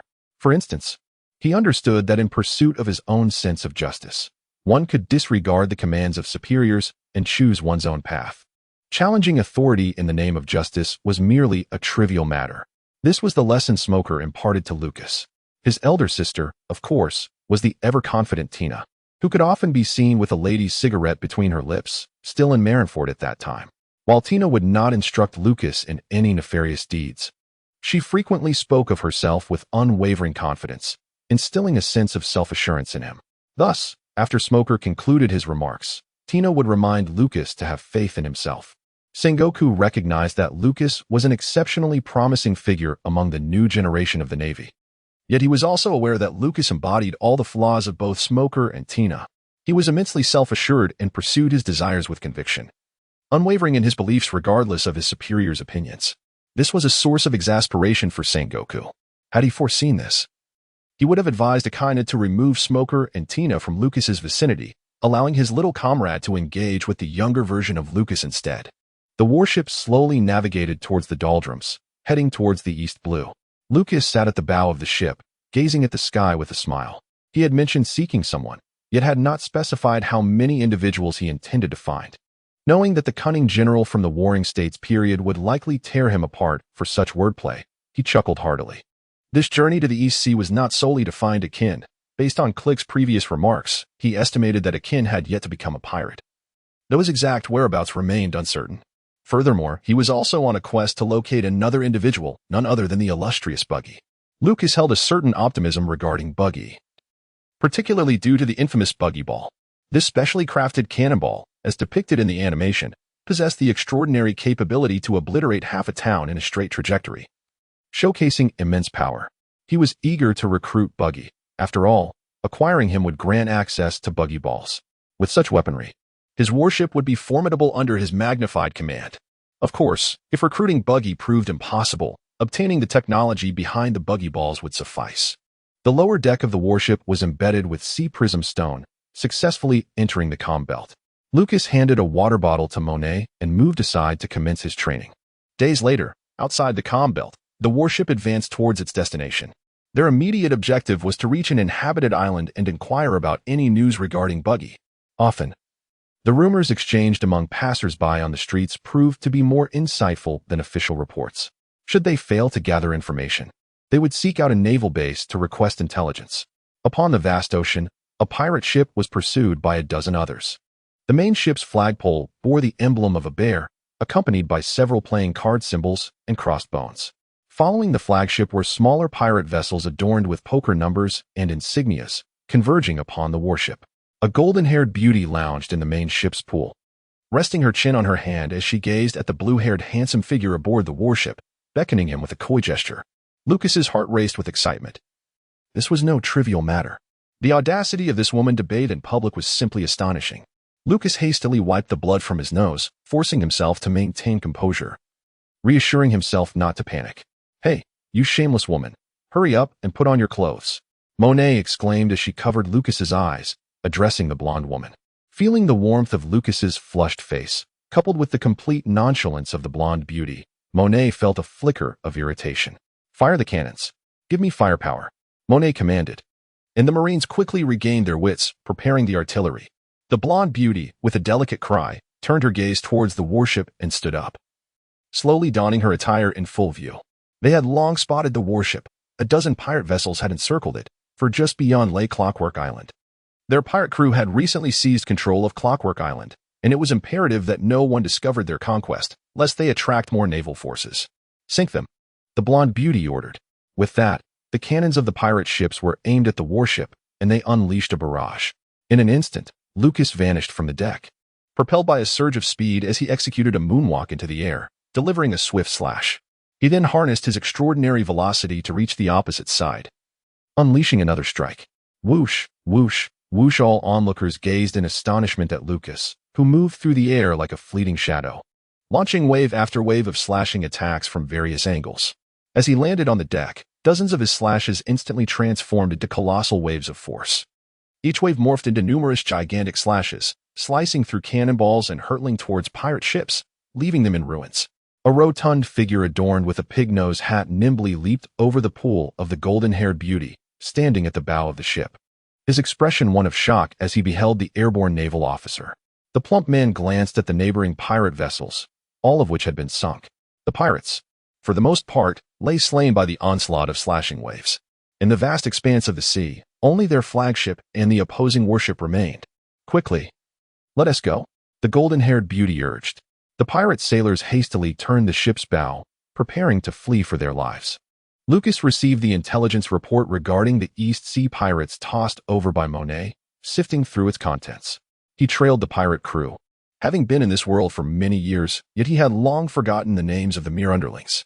The poker pirate crew, Captain Bartholomew Bear, a user of the iron fruit, a steel man with a bounty of 11.6 million berries. Crew member, Sweetheart Queen, a user of the sticky fruit, a sticky person with a bounty of 7.8 million berries. As he perused the information in his hands, Lucas pondered and commanded the warship to maintain a distance behind the pirate vessel. He had just spotted two members of the poker pirate crew, Sweetheart Queen and Pujak, while the captain, Bartholomew Bear, had yet to be seen. Thus, Lucas decided against hastily eliminating them. He intended to follow this band and locate their captain. The warship lingered at a distance while the pirate ship fled at full speed. After sailing for a while, the lookout, peering through the telescope, spotted a peculiar island. This island was modest in size, yet a spiral pillar soared skyward, piercing the clouds. Lucas had perused several books concerning the islands of the East China Sea and was aware of the existence of this particular isle. The name Clockwork Island floated into his mind. Lucas gazed through the telescope as the pirates approached Clockwork Island. He lowered the telescope and swiftly propelled himself forward with moonwalk steps, his speed augmented. "That guy is coming," one of the pirates exclaimed in alarm. "Fire!" the blonde woman shouted urgently, simultaneously retrieving a din-din mushy to contact the pirates above. This Clockwork Island featured two pathways. One was a spiraling ascent that required a slow climb. However, the residents were aware that the first apparent route was a deceptive trap, laden with numerous mechanisms capable of slaying many intruders. The only truly safe method to ascend was via the central elevator. Yet, this elevator was operated by individuals stationed in the heights of Clockwork Island, and without permission, outsiders could not ascend. The blonde woman anxiously watched the din-din mushy, as the call had yet to connect. Meanwhile, in the air, Lucas deftly dodged the pirate's bullets, which whizzed past him. Just as he was about to reach the ship, Pujak leaped into action, curling his body, his cloak billowing to reveal sharp black spikes aimed at Lucas. Looking for death, Lucas declared as he coated his blade with haki and cleaved through Pujak's form. With a resounding slash, Pujak was split in two, his remains falling into the sea and staining the waters crimson. Pujak, the blonde woman cried out in horror. Lucas descended onto the ship, plunging into the throngs of people. With each stride, a pirate fell, struck by his blade. This is the elevator control room. May I inquire if it is the Sweetheart Queen? The phone bug, transformed into the guise of a pirate, gazed at the blonde woman and spoke. Lucas pressed the blade against his opponent's abdomen, signaling with a glance. It's me, we're back. Activate the elevator, he commanded. The blonde woman, understanding his intent immediately, replied hastily. Nearby, a crevice in the rock wall revealed a vast interior space beyond. Lucas gazed at the approaching warship, embracing the waist of the golden-haired woman as he leapt aboard, waving his hand to signal the vessel to enter the central elevator. The poker pirates relied on this method for embarking and disembarking. Monet trailed behind Lucas, observing the elevator with keen interest. The Marines secured the golden-haired pirate with sea stone handcuffs while vigilantly surveying their surroundings. Monet pondered the mechanism that powered their ascent. Have you all entered? Inquired the voice from the transponder snail. We have. Activated, replied the golden-haired pirate, feeling the blade at her throat and hastily responding. The outer wall of the central elevator sealed shut, and simultaneously, a void in the adjacent wall rapidly filled with water, causing the warship to rise. Monet realized the truth. She had anticipated a sophisticated, sci-fi elevator that would effortlessly transport them, but instead, it was this method of water filling. Lucas wore an expression of utter disbelief. As he had anticipated that the central elevator of Clockwork Island would utilize the clockwork technology of these individuals to elevate them, his expectations were in vain. The warship gradually ascended, and after a span of several minutes, sunlight broke through above. They had arrived at the aerial expanse of Clockwork Island. The pirate overseeing the central elevator gazed in terror at the warship that had materialized before him, along with the Navy personnel who had seized the Sweetheart Queen. He was about to reach out to control the mechanism and lower the vessel. Whoosh! Lucas stealthily approached from behind, placing the blade across the pirate's throat, rendering him paralyzed with fear. Lucas gazed into the distance and noticed a vast artificial lake not far from the central elevator, presumably designed for mooring vessels. Otherwise, where would these pirates dock their ships each day? He commanded the pirates to lower the gate between the artificial lake and the central elevator, and then swiftly dispatched his opponent. Meanwhile, the pirates who had discovered the unfolding situation rushed over, engaging in combat with the Navy. Monet charged into the fray, brandishing a longsword, and felled a pirate with a single stroke. Lucas, a skilled swordsman, found himself amidst the chaos of pirates, relentlessly striking them down. In truth, he possessed the ability to unleash a multitude of slashing waves in an instant, capable of vanquishing these marauders effortlessly. However, this marked his inaugural venture commanding his own warship, leading his naval subordinates into battle against the pirates. Monet required the rigors of real combat, as did his crew, for he was unaware of their true capabilities and needed to gauge their strength through experience. This would enable him to devise more effective strategies in future engagements. To Lucas's satisfaction, Monet had demonstrated considerable improvement over the past few days, and his recent performance had been commendable. The other sailors also exhibited commendable resilience, managing to avoid elimination. As Lucas pierced through the body of a pirate with his blade, he noticed an approaching figure in the distance. A person, clad in a backpack and propelled forward by jets of gas, was hastening towards the invading naval forces. Without delay, he turned and rushed towards the captain to relay this critical information. Lucas advanced with a moonwalk, charging directly towards his opponent. The pirate, noticing the approaching Lucas, hurriedly unleashed a jet of gas in his direction. Lucas pinched his nose with one hand while wielding a knife in the other, swiftly striking down his opponent. With a swift motion, the blade sliced through the pirate's body, and Lucas fell to the ground as the gas-propelled pirate tumbled downwards. This island, perched in the clouds, was home to the bustling clockwork town. At a lofty elevation, there stood a grand castle, crowned by the renowned diamond clock. The captain of the poker pirate crew, King Bear, stood before the castle, admiring its magnificence. Surrounding the castle were dozens of ordinary townsfolk, under the watchful eye of the pirates, engaged in renovating the structure. Having recently acquired this island, King Bear resolved to reside within the castle, commanding the inhabitants to adorn it in the style of playing cards. Despite the island's formidable defenses, fate had other plans. King Bear's subordinate, Sweetheart Queen, feigned a tragic shipwreck and was rescued by returning islanders. Sweetheart Queen, a wielder of the sticky fruit, seized the opportunity when the guards were distracted, transforming into a sticky figure to swiftly reach the central elevator. There, she eliminated the elevator attendant, granting access for the poker pirate crew to ascend. King Bear made his way up into the castle. Lucas approached Monet, relieved to see that he was unharmed, and offered his praise. He then led the sailors towards the castle perched atop the island. After traversing a distance, they arrived at the entrance of a building where a pirate wielding a whip ruthlessly struck a resident. "Get to work immediately, or I shall kill you," the pirate bellowed. "My son is ill. Please allow me to return home to care for him. I beg you," the man pleaded, kneeling before the pirate, his forehead repeatedly touching the ground, tears streaming down his face. "I care not whether your son lives or dies. All we require are the weapons from your island.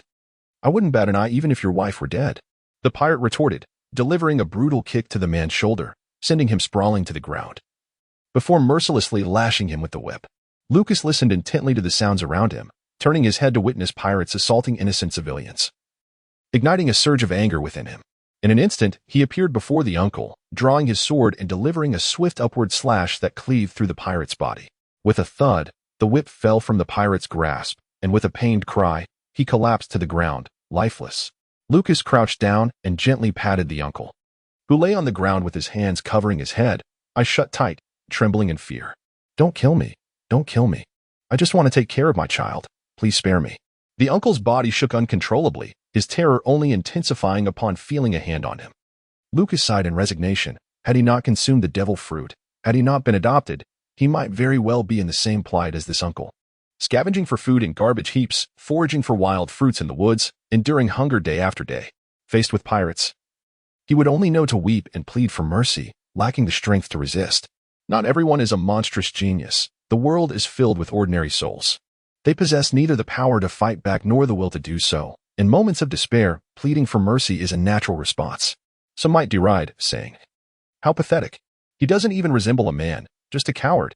If you think you can do better, then step up. Uncle, do not be afraid. Lift your head. The Navy has come to rescue you," Lucas reassured, gently patting the uncle's shoulder. "The Navy?" The uncle released his grip, opened his eyes, and gazed up at the figure before him. The midday sun illuminated the small town, casting its rays upon Lucas, who stood with his back to the light.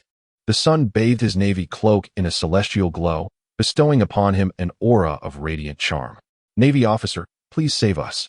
We beg you, save us," the uncle sobbed, crawling to Lucas and clutching his leg. "The poker pirates have taken over our clockwork island, enslaving us to craft weapons for them, forcing us to toil day and night.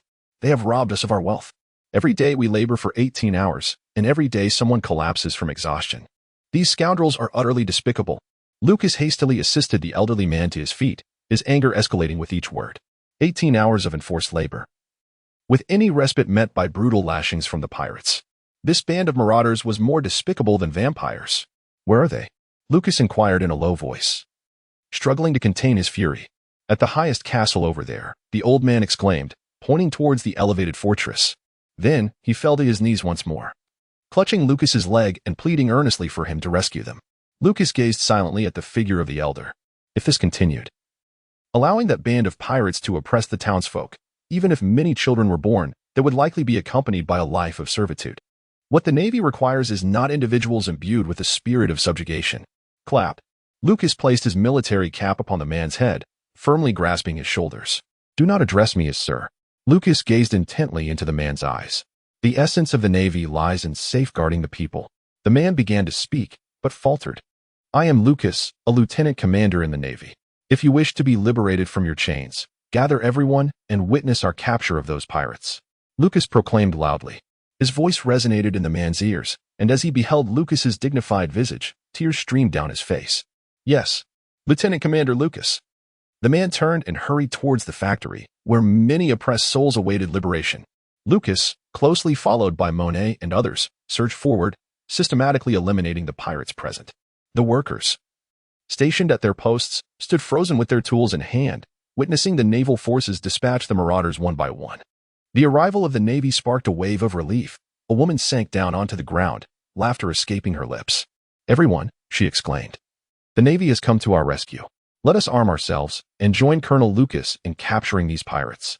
Beside her, a middle-aged man raised a meticulously crafted revolver, firing a shot into the air. King Bear's men aren't even afraid of bullets. Won't we be slaughtered if we resist? A worker cried out in fear. An elderly gentleman, trembling, clutched the hand of a middle-aged man, voicing his concerns. What if the Navy falls to King Bear? I do not wish to face his wrath. Do you intend to endure a life of servitude forever? Your daughter was slain by those very pirates. Do you not yearn for vengeance? The middle-aged man urged, gripping the old man's shoulder with fervor.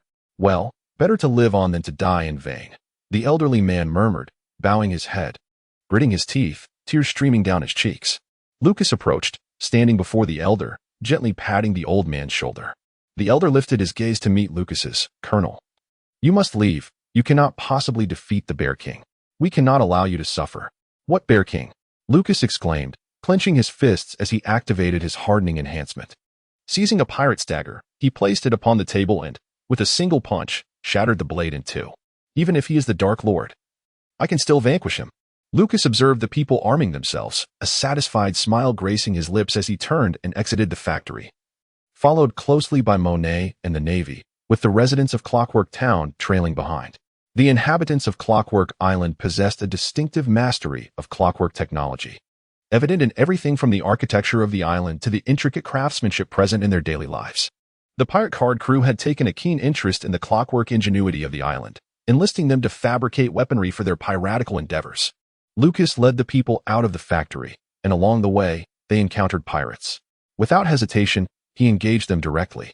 He kicked open the iron gate of the castle, and the pirates, upon realizing it was the Navy, rushed forward, brandishing their swords in a frenzied attack. Capture the pirates! Shouted the elder, raising his weapon. Seize the pirates! The residents echoed, raising their arms in fervor. Lucas nodded in satisfaction. To be bullied by pirates requires the courage to resist. That is the essence of a person of flesh and blood.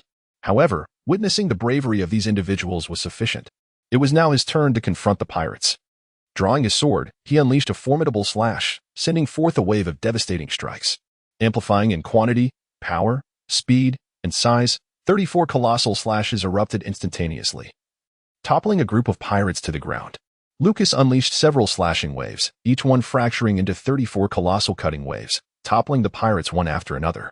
The residents gazed in astonishment at Lucas, utterly astounded by his formidable prowess.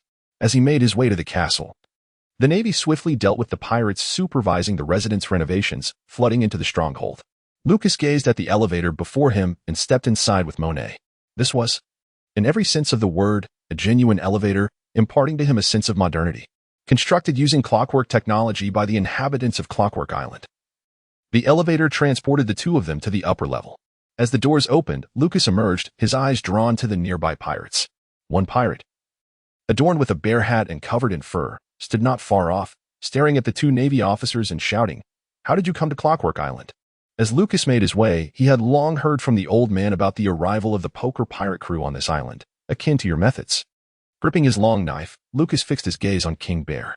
Humph, what have you done to my subordinates? I demand you release them at once, or I shall detonate the clockwork beneath my feet, and none on this island shall survive.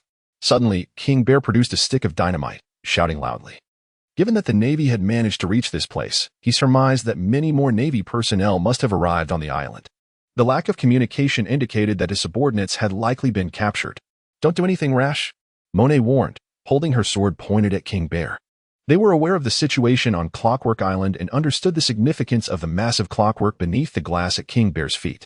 The entire island, along with the lengthy column stretching from the sea to the sky, was a machine operating through clockwork craftsmanship.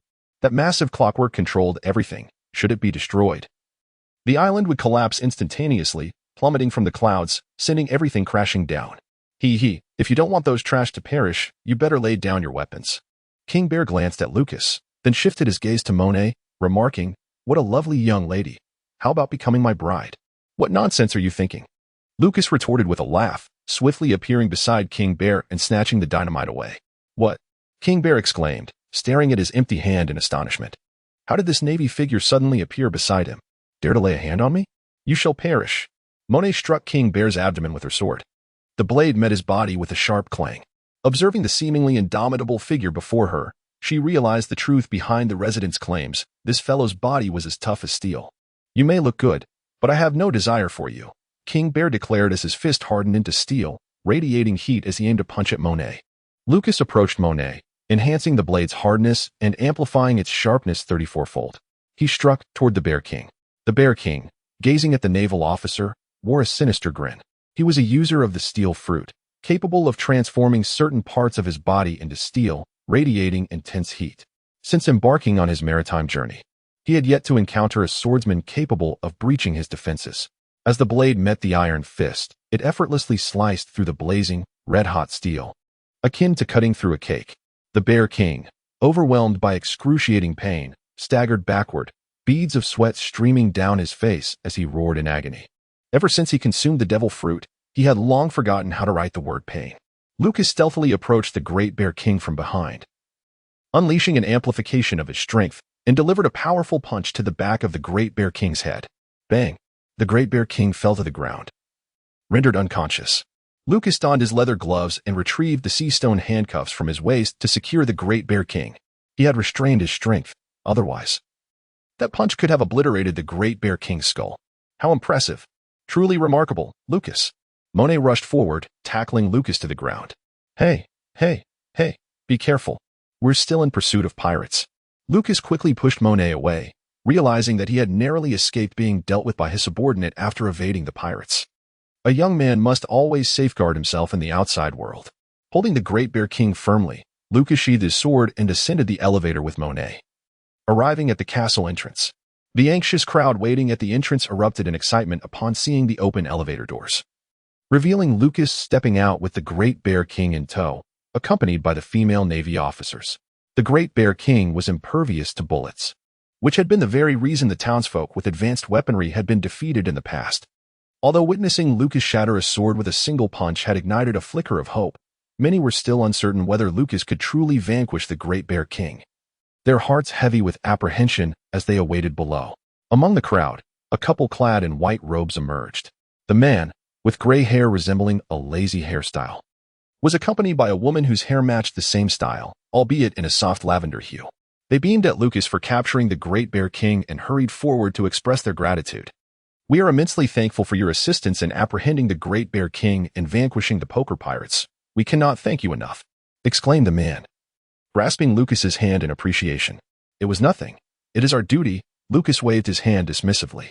We are so grateful. How about this, dear Navy friends?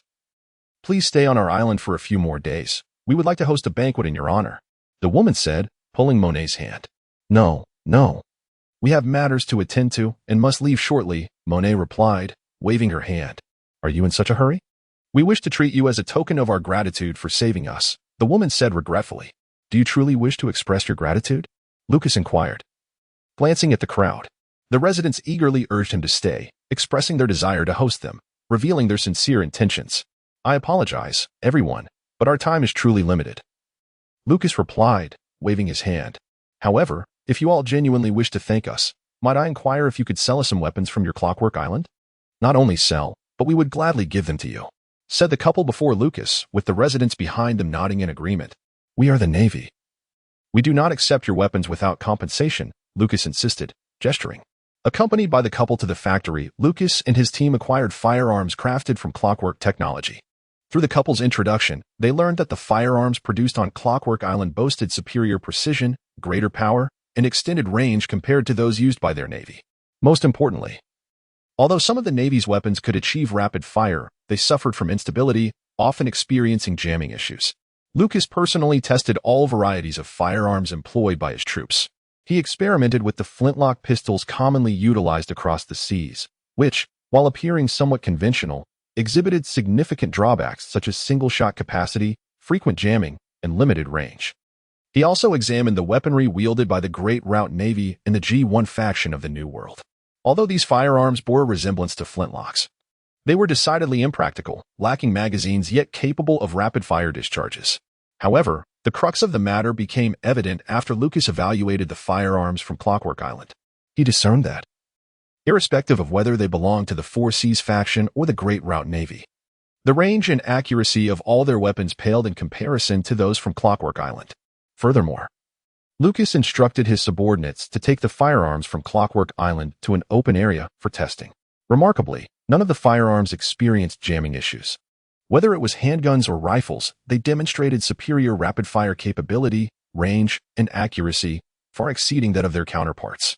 On Lucas's warship, there existed a portion of military funds, which were initially utilized to procure firearms from Clockwork Island.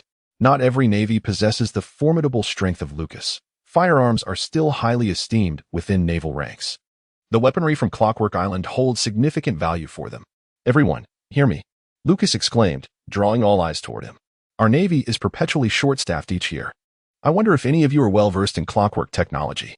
We would be immensely grateful to welcome such talents into our naval ranks, with compensation that will surely match that of the finest craftsmen. Join us, and together we can enhance our arsenal, enabling us to combat the rampant piracy and restore stability to our lives. I have recognized the exceptional quality of your unique skills. The technology from Clockwork Island extends beyond mere daily applications. It can be utilized to create exquisite equipment that will furnish our navy with superior weaponry." Allowing ordinary citizens to join the fight against pirates, Lucas continued passionately. The young individuals standing at the back gazed at Lucas with fervent enthusiasm. Following his speech, they excitedly shouted their names, eager to enlist in the navy. However, some older craftsmen appeared hesitant, though grateful for the navy's past assistance. They were reluctant to leave their homeland. "I will join the navy and create machines from Clockwork Island," cried a bespectacled young man, pushing through the crowd. With a dozen young men behind him, "Our machines, once wound, will operate for an extended duration, conserving an immense amount of labor." A youthful boy behind him enthusiastically grasped Lucas's hand. "Oh, that is splendid," Lucas replied, one hand held by the young man while he joyously patted his shoulder. "We shall join your ranks, Lieutenant Colonel. We can produce firearms unique to Clockwork Island, even cannons of our own design." An elder stepped forward, followed by several middle-aged individuals. "Welcome, everyone." Lucas promptly instructed Monet to fetch paper and pen to record the names of these new recruits, who would temporarily serve under his command. He advised them to bid farewell to their families and gather their belongings before returning to the warship to await their arrival.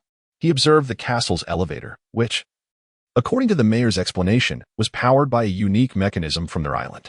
With a simple turn of a key, the elevator could ascend and descend. However, the central elevator, which facilitated the movement of large vessels, had not been utilized for the clockwork elevator, since their clockwork elevator could be activated by a distinctive mechanism. Lucas pondered whether a clockwork machine could be installed on his warship as a supplementary power source. This would allow them to retract the sails and employ the clockwork mechanism to pursue pirates during unfavorable winds. Not all naval vessels are equipped with external wheels. Such technology would undoubtedly provide considerable convenience to the Navy as a whole.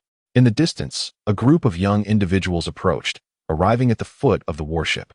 Lucas gazed quizzically at the newcomers, realizing they were not the artisans who had previously registered. "Are you here to enlist in the Navy as well?"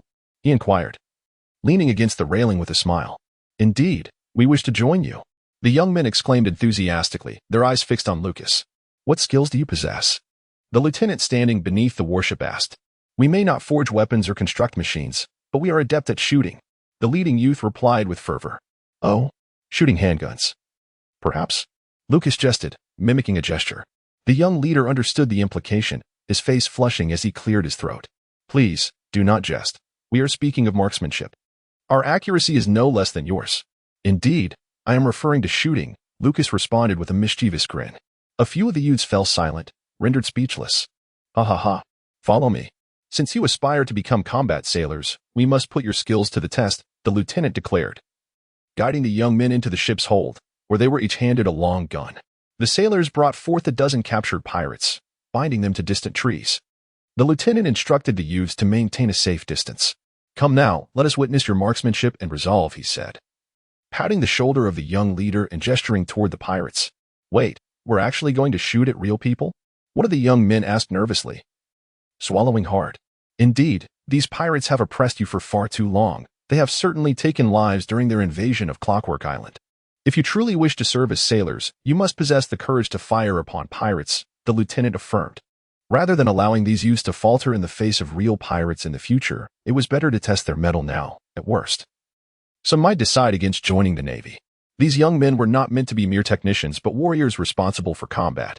They needed to be far from the cowardly souls who would flee at the first sign of danger. Fire! The lieutenant bellowed, causing the hands of the youths gripping their guns to tremble. Although they faced pirates, the weight of life and death rested in their hands, leaving them only with trepidation. Lucas gazed at the individuals before him and let out a sigh. He leaped from the vessel and approached a young man, taking the gun from his hands. There is no need for fear. Clear your mind and recall the atrocities committed by these pirates as they invaded Spring Island, pillaging and burning. They are nothing but scum, unworthy of existence. Bang! Lucas fired his shot, but it went astray. The pirate, bound to the tree, gazed in terror at the bullet hole beside his head. Struggling desperately, he had narrowly escaped being executed. Lucas cast an awkward glance at the young man beside him, acknowledging his lackluster marksmanship. Ahem. I was merely attempting to intimidate him, he remarked, before raising his firearm to take aim at the pirate across from him. Bang! The shot veered off course. The pirate, upon noticing the bullet hole nearby, began to scream incessantly, a sight far more terrifying than death itself. As Vice Admiral Crane had rightly pointed out, his accuracy was indeed woefully inadequate. Lucas quietly set down his firearm, drawing his blade instead, and unleashed a swift slash. Whoosh! The strike hurtled towards the pirate, cleaving both him and a great tree in two. Lucas exhaled a sigh of relief. He was still more accustomed to wielding a sword. The young man beside him gazed in astonishment at this individual, who had failed to hit anything with a gun yet struck with such precision using a blade. This was nothing short of mystical. On the warship, Monet leaned against the railing, resting her chin upon her hand, watching Lucas with a smile. After spending so much time together, she had grown accustomed to the peculiarities of this man, while others had honed their marksmanship, whether with cannons or firearms. Achieving a mere 50% accuracy, the moment he grasped a sword, his prowess surged dramatically, enabling him to strike down adversaries even 100 meters away with pinpoint accuracy. Lucas handed the gun to the young man beside him, gesturing for him to proceed. The young man took the weapon. His mind flooded with memories of the pirate invasion, the grotesque faces of the marauders, the sound of the door being violently kicked open, the ruthless theft of their possessions, and the brutal assaults on their families. The glint of the blade caught his eye. Gritting his teeth, he raised his gaze toward the distant pirates, lifted the gun, aimed, and pulled the trigger. Bang! The bullet soared through the air, striking the pirate squarely in the forehead. The other young men erupted with shouts, each firing their weapons. Bang! Bang! Bang! Had it been in the past, they would have lacked the courage to fire at the pirates, yet having just suffered oppression, they were fueled by rage, each pulling the trigger in defiance. Stop! Stop! Stop! Lucas quickly called out. Goodness! The marksmanship of these young men was remarkable, under his observation. They all struck true. He couldn't help but wonder, was this a town of sharpshooters? However, several of them were unable to restrain themselves, continuing to fire at the pirates in a frenzy. He halted them and patted a few on the shoulder. You all, go home and pack your things. Bid farewell to your families. Really? Is this true? The leader of the young men looked at Lucas with wide eyes filled with excitement. Can we really become part of the Navy? Another young man exclaimed, throwing his arms around Lucas in enthusiasm. Indeed, go home and prepare, Lucas replied with a smile, patting his shoulder. Frankly, their marksmanship was quite dismal. To have found so many promising recruits with such skill was a boon that compensated for the deficiencies of his ship. There was no turning back for these young men. He had set his sights on them. One by one, they hugged Lucas in excitement before swiftly running home to gather their belongings. Lucas shrugged and smiled as he watched their exuberant figures retreat. Monet. He approached the ship and patted Monet on the shoulder. Come with me, I have something to show you. With a grin, he led her into the cabin. What could it be that's so mysterious? Monet hurriedly followed, grasping Lucas's shoulder and inquiring eagerly. No questions, just come inside and see, Lucas replied enigmatically. Upon entering his quarters, Lucas retrieved a wooden box, unlocking it with a key. Monet sat beside him, her eyes gleaming with anticipation. As the box opened, it revealed a pristine white devil fruit within. Upon seeing it, Monet gasped and looked up at Lucas in astonishment. Was he truly willing to give this to her? I've witnessed your recent progress and hope you continue to strive without slackening in your physical training, Lucas said, presenting the snow-white fruit to her. This is for me? Monet stared at Lucas in disbelief. She was merely a stray girl whom Lucas had kindly rescued, now just a junior sailor under his command. Lacking the charm of sugar or any remarkable strength, she felt unworthy. Colonel Lucas unexpectedly. Oh, Monet burst into tears, overwhelmed by emotion. Lucas had been so kind to her. Unable to contain herself, Monet embraced him. Lucas is the finest man she has ever encountered in her lifetime. Do not overthink it. Lucas quietly pushed Monet aside. In the animation, Monet later consumed the snow fruit. By a twist of fate, he obtained this devil fruit into him. Handing it over to Monet seemed inconsequential. Moreover, he had indeed noticed Monet's recent diligent efforts. Under his encouragement, she was striving even harder than some of his subordinates. He felt that giving the fruit to Monet was no great matter. However, as he felt Monet's large, soulful eyes gazing at him with deep affection, Lucas, well-versed in the ways of the world from his previous life and familiar with the essence of Dihua, realized that Monet must have conjured many notions in her mind. It's just that you are the only one who trains so diligently on the ship. Yes, that's how it is. Observing Monet's growing excitement, Lucas quickly stood up and walked outside, in order to avoid yet another enthusiastic embrace. As a young man venturing into the world, especially one with such promising potential as himself, he must take care to protect himself. Do you think the girl is simply infatuated with you? Well, indeed. Lucas approached the door and turned to glance at Monet, who was bowing her head in preparation to bite into the devil fruit. It is said that if a power wielder consumes the entire devil fruit, they can attain all of its power. Lucas's words echoed in Monet's ears like an enchanting melody. Monet had just taken a small bite of the devil fruit, savoring its unforgettable flavor. The sound of Lucas's voice lingered in his mind. Devil, demon. With tears welling in his eyes, Monet sobbed quietly as he consumed the entire devil fruit. Lucas stepped out of the cabin and onto the deck. After a moment, Monet emerged. How is it? Lucas turned to look at the approaching Monet. Monet's expression was grim as he sat beside Lucas, giving him a couple of light punches. It's difficult, unpalatable. Lucas took a piece of candy from his pocket and handed it to Monet. Thank you. Monet accepted the candy, having prepared some in advance. It was truly heartwarming. Savor the flavor and later, I would like to see your abilities, Lucas said, completely ignoring Monet's eager gaze. Monet clutched her chest in pain. This guy was utterly exasperating. Is there more? Monet extended her hand towards Lucas. Eat less, or you'll ruin your teeth. Lucas retorted as he pulled out a handful of candy from his pocket. Monet gazed at Lucas in astonishment. You have an entire stash despite your warnings about bad teeth? You enjoy sweets yet dictate to others. Monet seized a handful of candy, turned her head, and bit into a piece, pouting as she murmured, Ahem. Lucas cleared his throat awkwardly, patting Monet on the shoulder. Now, please show me your abilities. All right. With that, Monet placed her hand inside Lucas's shirt, transforming it into snow. Ah. Lucas let out a loud shout and quickly retreated to a distance. He intended to witness Monet showcase her skills, but he had not anticipated enduring the chill. The woman's heart was as cold as ice. Rubbing his chest, Lucas felt a bit frosty. Monet, seated nearby, stifled a laugh. Her hands returning to normal as her gaze fixated on Lucas's chest. Would you like me to warm you up a bit, you little rascal? Clenching his clothes, Lucas walked away, feeling aggrieved, and perched on the railing while indulging in some candy. The other sailors nearby gazed enviously at Lucas. For Monet was the sole female sailor aboard this warship. Moreover, she was strikingly beautiful, and many of the sailors harbored aspirations to win her affection. Yet, Monet seemed indifferent to all of them. From their observations, it appeared that Monet had a fondness for Colonel Lucas. The other sailors watched the playful banter between Monet and Lucas, one chasing after the other, eager to offer warmth, while the other distanced herself, murmuring about the little rascal. This spectacle left the group envious. Had Lucas been merely a private, they would have rushed in to give him a sound thrashing long ago. Lucas, with a graceful leap, ascended to the lookout tower, where he sat beside the lookout, sharing a piece of candy. Hey, come down. Monet called from below. If you're so capable, come up here. Lucas retorted, making a face at her. This playful banter left the dozens of new recruits who had arrived utterly astonished. Is it truly permissible for naval personnel to engage in such flirtation? Colonel, didn't you notice that Private Monet has feelings for you? The lookout remarked. Candy perched in his mouth. I didn't notice. She wants to hit me, Lucas replied, thinking to himself that he was too foolish enough to be deceived. Especially after tricking Monet into consuming a whole devil fruit.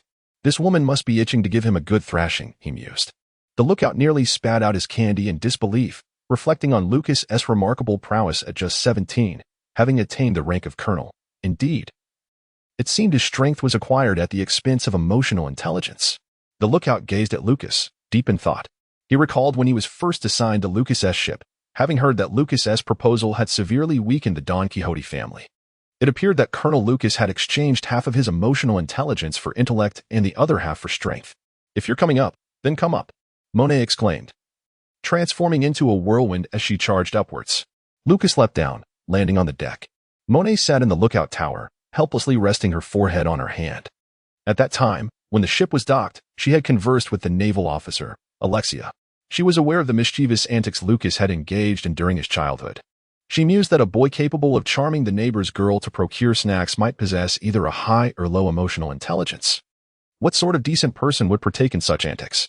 Have you all said your farewells to your families? Lucas turned to the several dozen new recruits before him. Colonel, rest assured, we have all taken our leave and are prepared to accompany you. We shall not bring disgrace to the Navy, declared a middle-aged man at the forefront with a nod. That is excellent. Everyone, prepare to depart.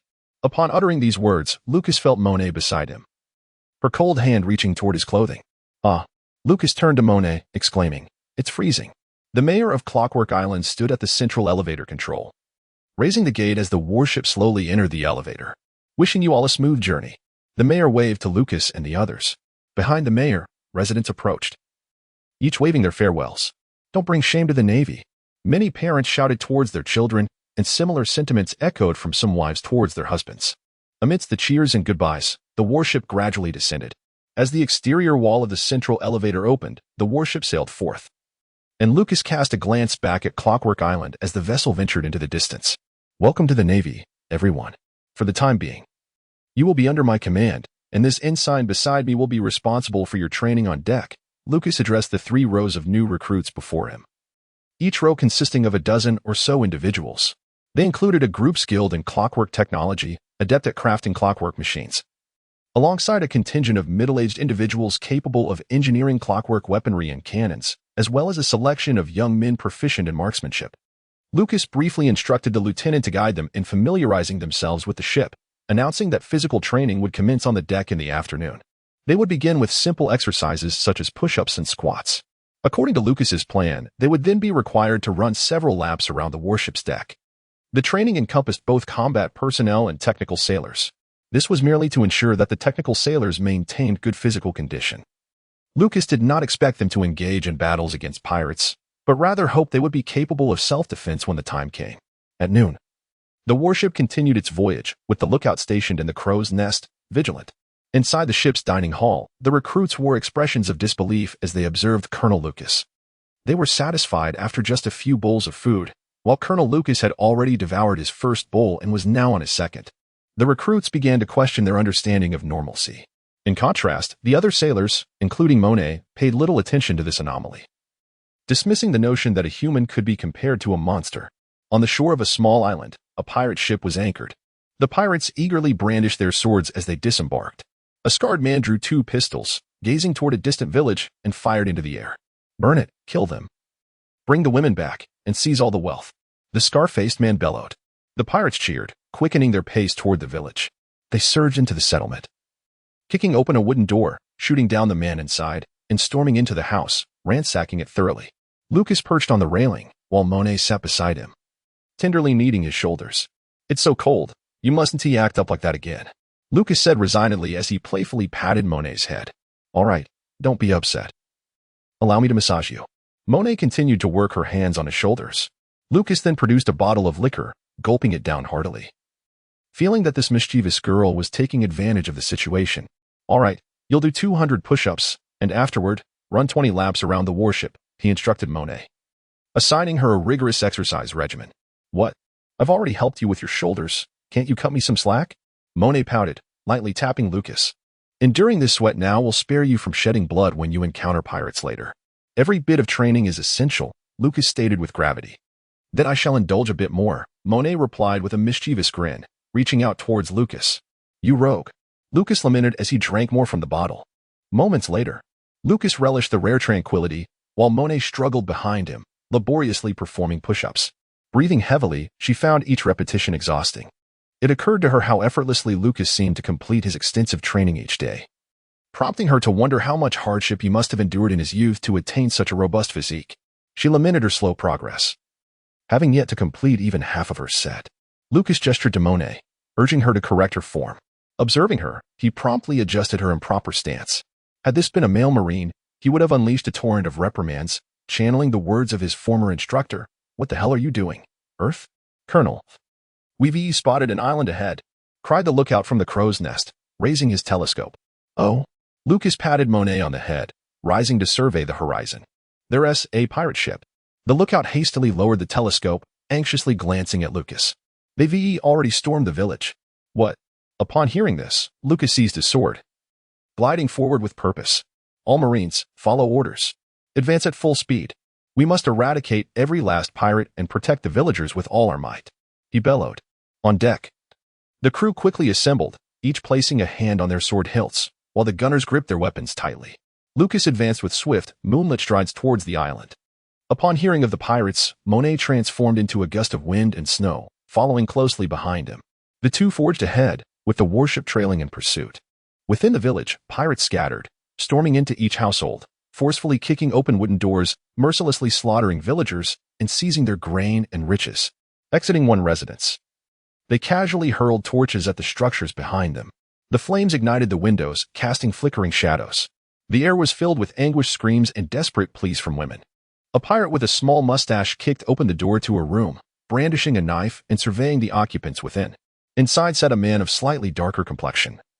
Draped in a gray coat, a cigarette dangling from his lips, seated on the bed, one hand clutching a bottle of liquor as he regarded the intruding pirate. Get out. Do not disturb my drinking. Akin glared at the pirate and took a swig from the bottle. You're asking for death. The mustache pirate, incensed by Akin's defiance, lunged forward with his knife raised. Akin swiftly hurled the liquor bottle at the pirate, shattering it against his face. Without hesitation, Akin charged, landing a powerful punch to the pirate's abdomen. Seizing the pirate's knife with his other hand, he struck decisively, dispatching the mustached pirate to the ground, lifeless. A pirate passing by the door witnessed this grim scene and, upon seeing his comrade slain, drew his gun and fired. Bang! Akin rolled behind the door, clutching a knife. The pirate, gun in hand, cautiously approached the doorway, peering inside to find Akin's previous position stained with no blood. He had missed his target. With the gun firmly in hand, the pirate stepped into the room, spotting Akin and pulling the trigger. Akin, attuned to the sounds of approaching footsteps, realized the pirate was upon him. He executed a swift slide, evading the bullet, and drove his knife into the pirate's abdomen, splitting him open as he continued his momentum. Breathless, Akin gazed at the pirate collapsed in a pool of blood, narrowly escaping death. Through the doorway, he glimpsed 7 or 8 pirates advancing with guns drawn. In a split-second maneuver, he snatched the weapon from the fallen pirate's hands and ducked behind the wall beside the door. Just as he secured his position, bullets rained in. Bang, bang, bang. The pirates fired as they rushed forward. Akin listened intently, the gunfire subsiding momentarily, presumably for a reload. Grasping his pistol, he aimed at the doorway and fired, taking down a pirate. He quickly sought cover as the others resumed their assault. Back and forth it went. Akin felled numerous pirates. Yet his own ammunition dwindled. The scar-faced pirate captain approached, flanked by his loyal crew. Impressive, lad. You've slain many of my subordinates. Step out. If you can best my first mate, I shall allow you to join us. The scar-faced captain bellowed. Akin, concealed within the house, hesitated. At the island shore, Lucas faced the pirate ship and unleashed a powerful slash, severing the mast with a single stroke. This action effectively thwarted the pirate's escape. Upon landing on the shore, he swiftly dispatched 2 guarding pirates with 2 decisive strikes. Standing on the beach, Lucas gazed towards the distant village, and with a swift motion, he dashed forth. Monet, transformed into a swirling tempest of wind and snow, followed closely behind. Lucas charged into the village, unleashing a flurry of slicing waves that felled pirate after pirate. Without pausing for breath, he surged toward the area where he sensed the greatest concentration of pirates. Suddenly, a pirate emerged from a nearby house, clutching a box in his hands. A gust of snowstorm swept through, manifesting into a pristine white hand that struck the pirate upon his head. Countless snowflakes enveloped the pirate, encasing him in a crystalline prison. Monet immobilized the pirate and then swiftly continued her pursuit of Lucas. Lucas swiftly dashed towards the area teeming with pirates, while Monet followed closely behind, tasked with eliminating any that slipped through the cracks. Monet maintained her ethereal presence amid the swirling snow and wind, encasing any pirate she encountered in a frigid embrace or deftly severing their throats with her icy blades. Lucas arrived at the center of the village and beheld an open space where a man with a slightly dark complexion had just slain a towering pirate. The pirate, standing over 4 meters tall and robustly built, had nonetheless succumbed to the prowess of the man with the slightly dark complexion. You fool! I instructed you to spar with him, not to kill him, roared the scar-faced pirate captain, raising his gun in fury, ready to shoot the man before him. Lucas stealthily approached the scar-faced man from behind, plunging a dagger through his body, the blade emerging from his chest. "Captain!" The pirates exclaimed in shock as they witnessed their leader being slain by the sudden intruder, hastily drawing their guns to aim at Lucas. Bang! Bang! Bang! Filled with rage, the pirates unleashed a barrage of gunfire towards Lucas. Lucas vanished without a trace, reappearing behind a pirate and swiftly striking him down with a single blow. The other pirates, witnessing Lucas materialize among them, raised their blades in unison, ready to attack. Among them, Lucas stood firm. The pirates, should they fire again, would only injure their own. Just as I desired. With both hands gripping his blade, Lucas spun swiftly in place. Accelerated by the surge of speed, he twirled at an astonishing rate. In an instant, a circular wave of slashing energy erupted forth, expanding in size, cleaving through all the pirates with precision. In the distance, Akin hurriedly crouched down to evade the onslaught, only to look up in shock at the sight of all the pirates bisected before him, rendered speechless. What manner of power is this? It is simply terrifying. Lucas came to a halt, lightly tapping his head, feeling somewhat disoriented, yet gazing at the fallen pirates strewn across the ground. He acknowledged the efficacy of his technique in eliminating the lesser foes.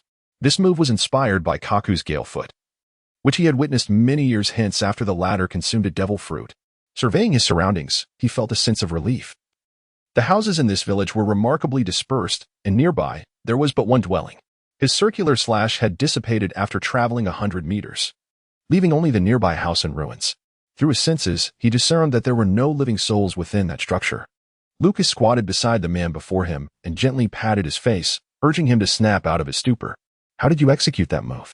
Akin, regaining his senses, turned his gaze towards the Navy officer.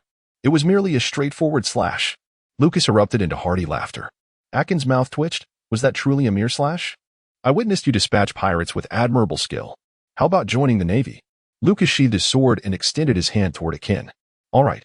Akin nodded in agreement. Monet, who had hurriedly caught up, witnessed Lucas unleash his circular slashing wave and felt an overwhelming admiration for him. Regardless of whether in a duel or amidst a brawl with dozens of foes, he always seemed to devise the most effective solutions. What an impressive officer. The Navy personnel trailing from a distance stared in astonishment at Lucas. With a single move, he had vanquished dozens of pirates. Given their numbers, it would have taken them considerable time to eliminate all those pirates. Yet, Lucas had effortlessly dispatched them with a single strike. They had agreed to exert their utmost effort in defeating the pirates and rescuing the villagers. Yet, Lucas, having just spoken, seemed to forget his own words. Obliterating dozens of pirates in one swift motion, the villagers emerged from their homes, their faces brimming with tears of gratitude as they surrounded Lucas to express their thanks. After exchanging a few words with the villagers, Lucas led the Navy in extinguishing the fires and managing the corpses of the pirates. With a ship's doctor aboard their vessel, Lucas summoned the medic to attend to the injured villagers. Lucas recognized the young Akin, who, although not yet bearing the weathered visage of years to come, still possessed a somewhat tan complexion.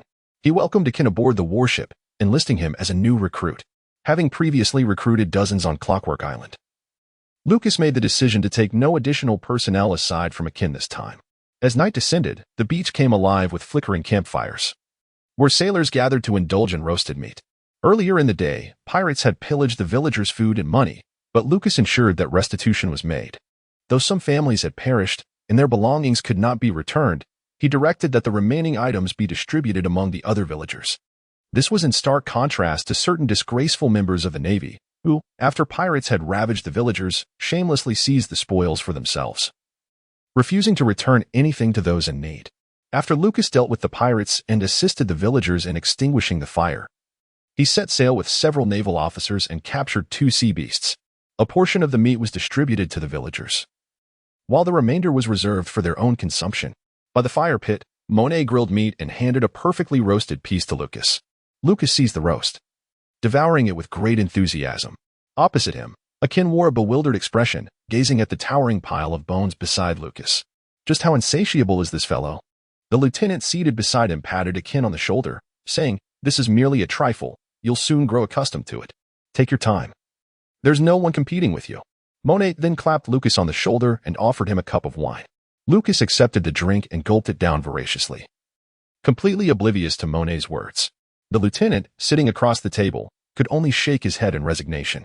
When he first boarded Colonel Lucas's ship, He had wondered why this military vessel stocked double the provisions of other ships. It wasn't until a few days at sea, when the ship's cook discovered that half the food had vanished, that he realized their commanding officer was an extraordinary gourmand. The following morning, Akin was sound asleep when he turned over and was abruptly awakened by shouting, "Get up, get up." A sailor raced down the corridor of the ship, calling out loudly, causing the crew to hastily don their uniforms and stow their hammocks. One sailor roused Akin from his slumber, and still groggy, he managed to put on his freshly pressed naval uniform and followed them outside. All the sailors emerged onto the deck and lined up. Akin stood at the very end, having been assigned to the new recruit squad the day before. Glancing up at the sky, he noted it was still early and wondered why everyone was up at such an hour. Beside their formation, a stunning woman with curly green hair jogged around the ship, her back laden with a backpack filled with stones. Akin then looked towards the deck, where Lucas was performing push-ups with a massive boulder resting on his back. "Time's up. Everyone, let us get motivated. From now on, the veterans will follow Colonel Lucas in weighted push-ups, while the recruits will run with weighted packs, circling the ship 40 times. The lieutenant, bearing a backpack stuffed with stones, stood behind them, flanked by more backpacks brimming with rocks.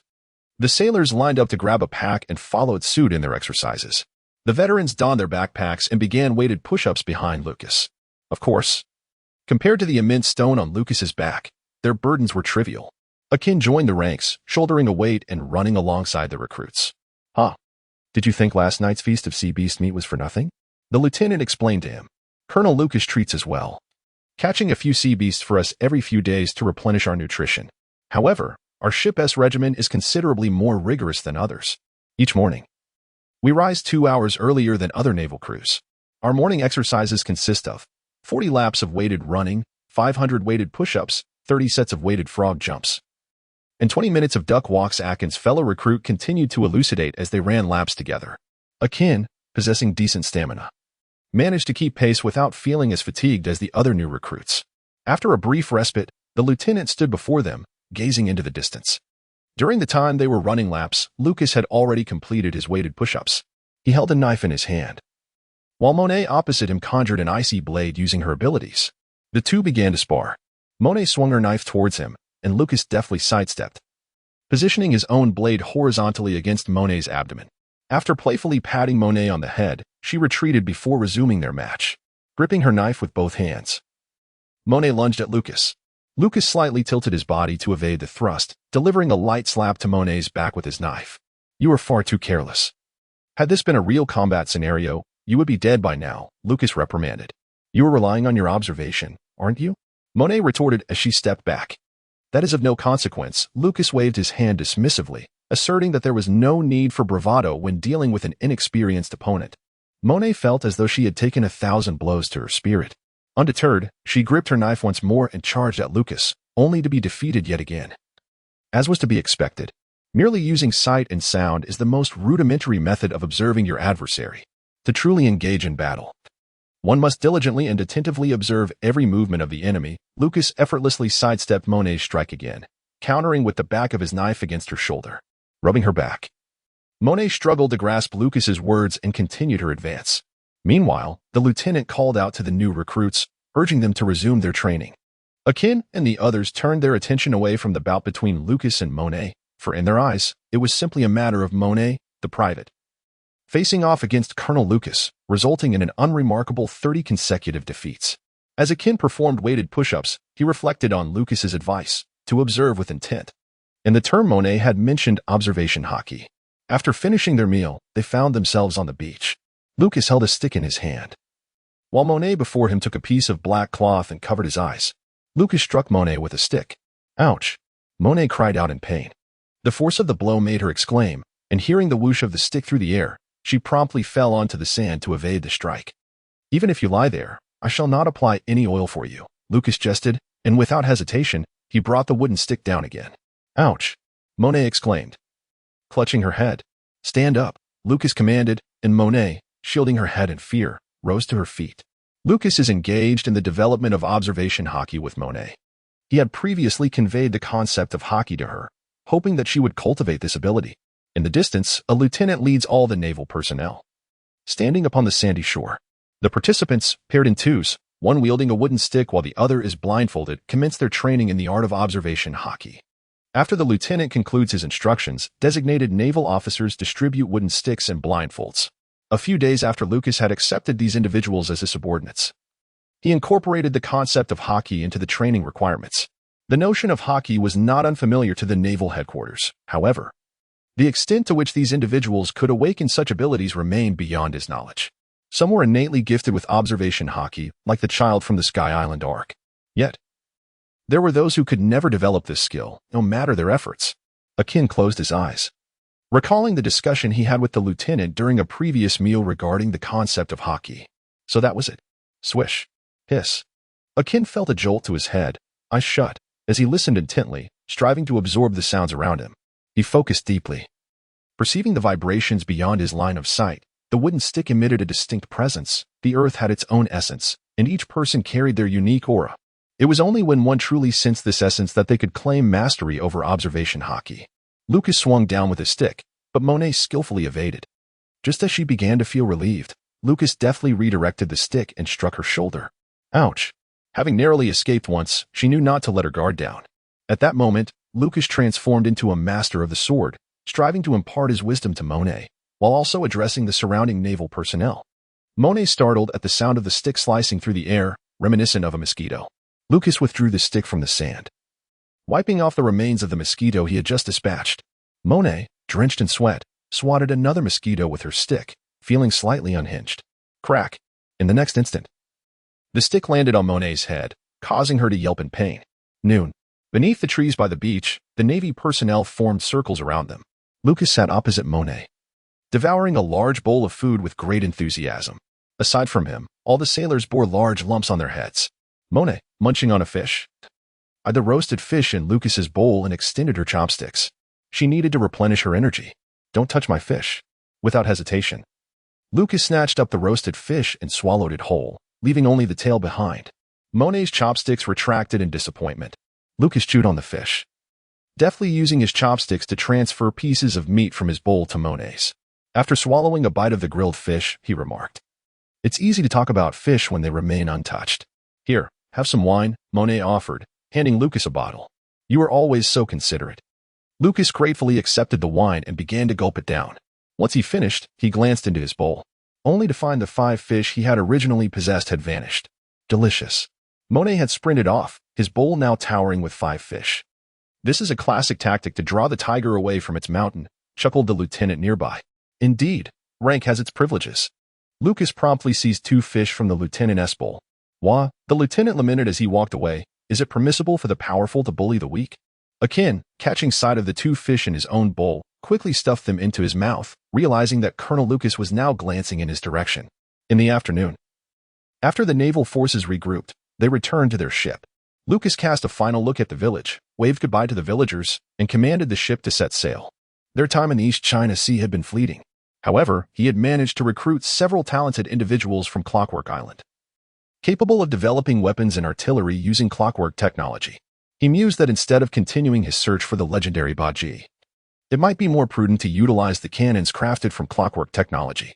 Moreover, he unexpectedly discovered a kin who had yet to set sail. Encountering 2 purple rewards in the East China Sea surely compensated for a single orange legend, he thought. As they departed the East China Sea, the villagers on the shore watched the ship leave with heavy hearts, their eyes brimming with tears as they waved their farewells. This naval colonel not only saved them but also captured sea beasts, distributing the meat among them. He was the finest naval officer these villagers had ever encountered. "Monet, you are to complete 400 push-ups and run 40 laps around the ship." Lucas turned to Monet and declared. "What?" Monet gazed at Lucas in horror. She had merely taken a few fish, yet this man bore a grudge. Lucas sat at the bow of the ship, holding a bowl filled solely with rice and grilled fish. Relishing the taste of the fish, he observed Monet laboriously performing push-ups. He cherished 4 essentials: a fine blade, fish, rice, and wine, each indispensable. Yet, how audacious of Monet to attempt to seize his grilled fish. A lesson was imperative. The allure of a beautiful woman offering a shoulder rub held no interest for him. His words were resolute. As the warship glided smoothly across the waters, Lucas savored every morsel of grilled fish and rice, delighting in a sip of wine. Meanwhile, the sailors in the distance were not idly passing their time. On other vessels, there might be sailors at leisure, but such a scenario was inconceivable aboard a ship. Lucas firmly believed in one principle: ordinary individuals can achieve greatness through diligence. Lacking innate talent? Then strive with double the effort. There is no room for lamentation over one's perceived inadequacies. Just look at Akai next door, who nearly kicked his way to a dramatic conclusion. As long as one endures, relentless training shall prevail. Lucas has faith in his subordinates, believing that with continuous training, they will inevitably produce a number of skilled warriors. Thus, every few days, he captures several sea beasts to supplement their nutrition. Akin, trailing behind the recruits. There's the weight of 2 bags filled with stones, waddling as he circles the warship. Lucas beckoned, and the lieutenant approached. "How is that Akin faring?" Lucas inquired. "This lad possesses a far superior constitution than the others. I just burdened him with a full backpack," the lieutenant replied, subsequently relaying his observations of Akin to Lucas. "2 packs are insufficient. We should commence with 3, Lucas waved dismissively. In his recollection, Akin was a commendable individual. In the original narrative, Akin made a remarkable entrance. Had it not been for his association with a nefarious captain and the subsequent gas poisoning, Lucas believed Akin would have had a more illustrious role ahead. Moreover, Akin's unwavering loyalty greatly impressed Lucas.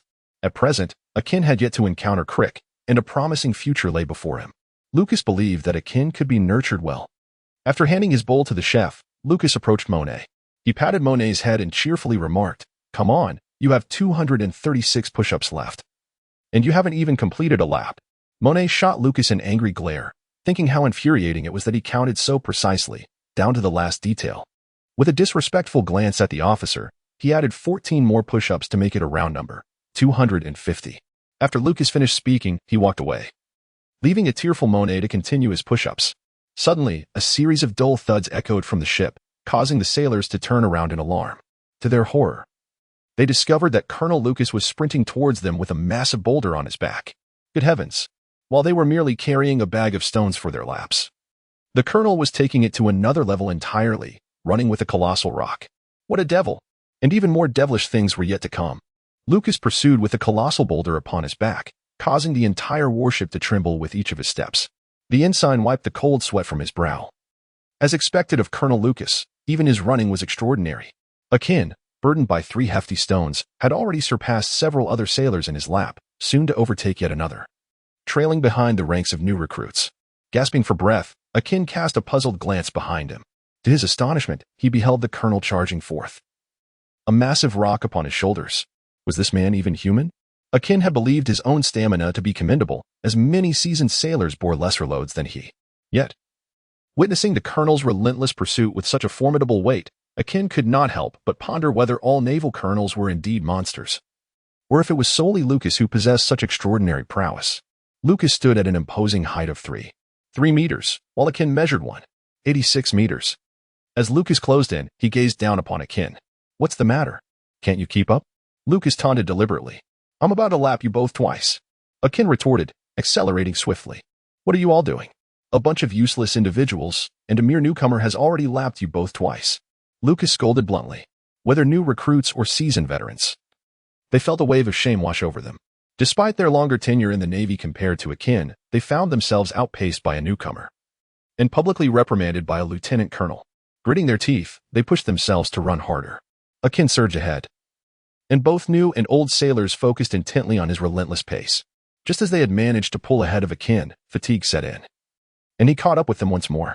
With the lieutenant colonel's scolding ringing in their ears, they exerted every ounce of strength to distance themselves from Akin again. Though they couldn't surpass him, they were determined not to be lapped again. Maintaining their current standing seemed a matter of pride. A bunch of worthless individuals, unable to even outpace a newcomer. "I will crush whoever finishes last with a boulder," Lucas declared, carrying a massive stone as he charged forward. In an instant, Akin accelerated, darting past all the sailors in a flash. The last sailor in line glanced around nervously, hearing the thunderous footsteps approaching from behind, causing his heart to race. With a primal roar, he pushed himself to run with all his might, sweat blown away by the sea breeze as he overtook one sailor after another. Whoosh! With a powerful leap, Lucas soared into the air, bearing the weight of a colossal stone above the Marines. "A demon, perhaps," the sailors exclaimed in terror, acutely aware of the ominous shadow cast by the descending figure of the colonel. In an instant, everyone accelerated, tapping into their latent potential. The Marines surged forward with remarkable speed, deftly evading Lucas's formidable strike. As Lucas descended onto the ship, the entire warship swayed, startling the lieutenant trailing behind Akin. He harbored doubts about whether Colonel Lucas would inadvertently wreak havoc on the vessel. He recalled the colonel mentioning that he had spent some time aboard Admiral Karp's ship. The lieutenant, feeling helpless, recognized that this rather exasperating training method had its origins. Akin glanced back at the naval personnel being pursued by Lucas, panting as he quickened his pace. Meanwhile, the sailors behind him had already lost sight of Akin. After a while, Akin finally caught a glimpse of Colonel Lucas's figure, reassuring himself that he was now safe. "Run faster, everyone," Lucas bellowed, one hand gripping a boulder while the other was enveloped in an armament of color. As he forcibly pried off a shard of stone from the boulder and hurled it towards the naval crew ahead, he infused the shard with an acceleration of speed. Each piece he dislodged flew through the air like a bullet, striking the sailors. The sound of impact echoed crack, crack, crack. The shard struck the deck, causing the sailors to hasten their pace in panic. Akin, however, breathed a sigh of relief. He was well aware of Colonel Lucas's abysmal accuracy, and thus felt entirely confident that they were safe. Amidst the sound of thudding, Monet, engaged in push-ups, curiously turned her head at the commotion. A throng of alarmed sailors, burdened with weights, dashed past her, stirring up a cloud of dust. "Do not slow down," Lucas shouted as he charged forward, creating a gust of wind.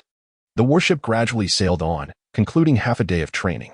Inside the ship's dining hall, the sailors served themselves and feasted on sea beast meat. Lucas clutched a bowl of rice, fervently stuffing it with meat. Akin finished one bowl and promptly served himself another. During these few days aboard the warship, he truly comprehended the meaning of grueling training. Today, he had been burdened with 6 weighted packs, enduring an exhausting regimen each day. Lucas voraciously devoured a bowl of rice, swiftly followed by another. On the watchtower, the lookout held a bowl of rice, savoring the meat prepared from the sea creatures captured by Colonel Lucas. It must be noted that Colonel Lucas was indeed quite stringent, leaving no one, not even the lookout, unscathed.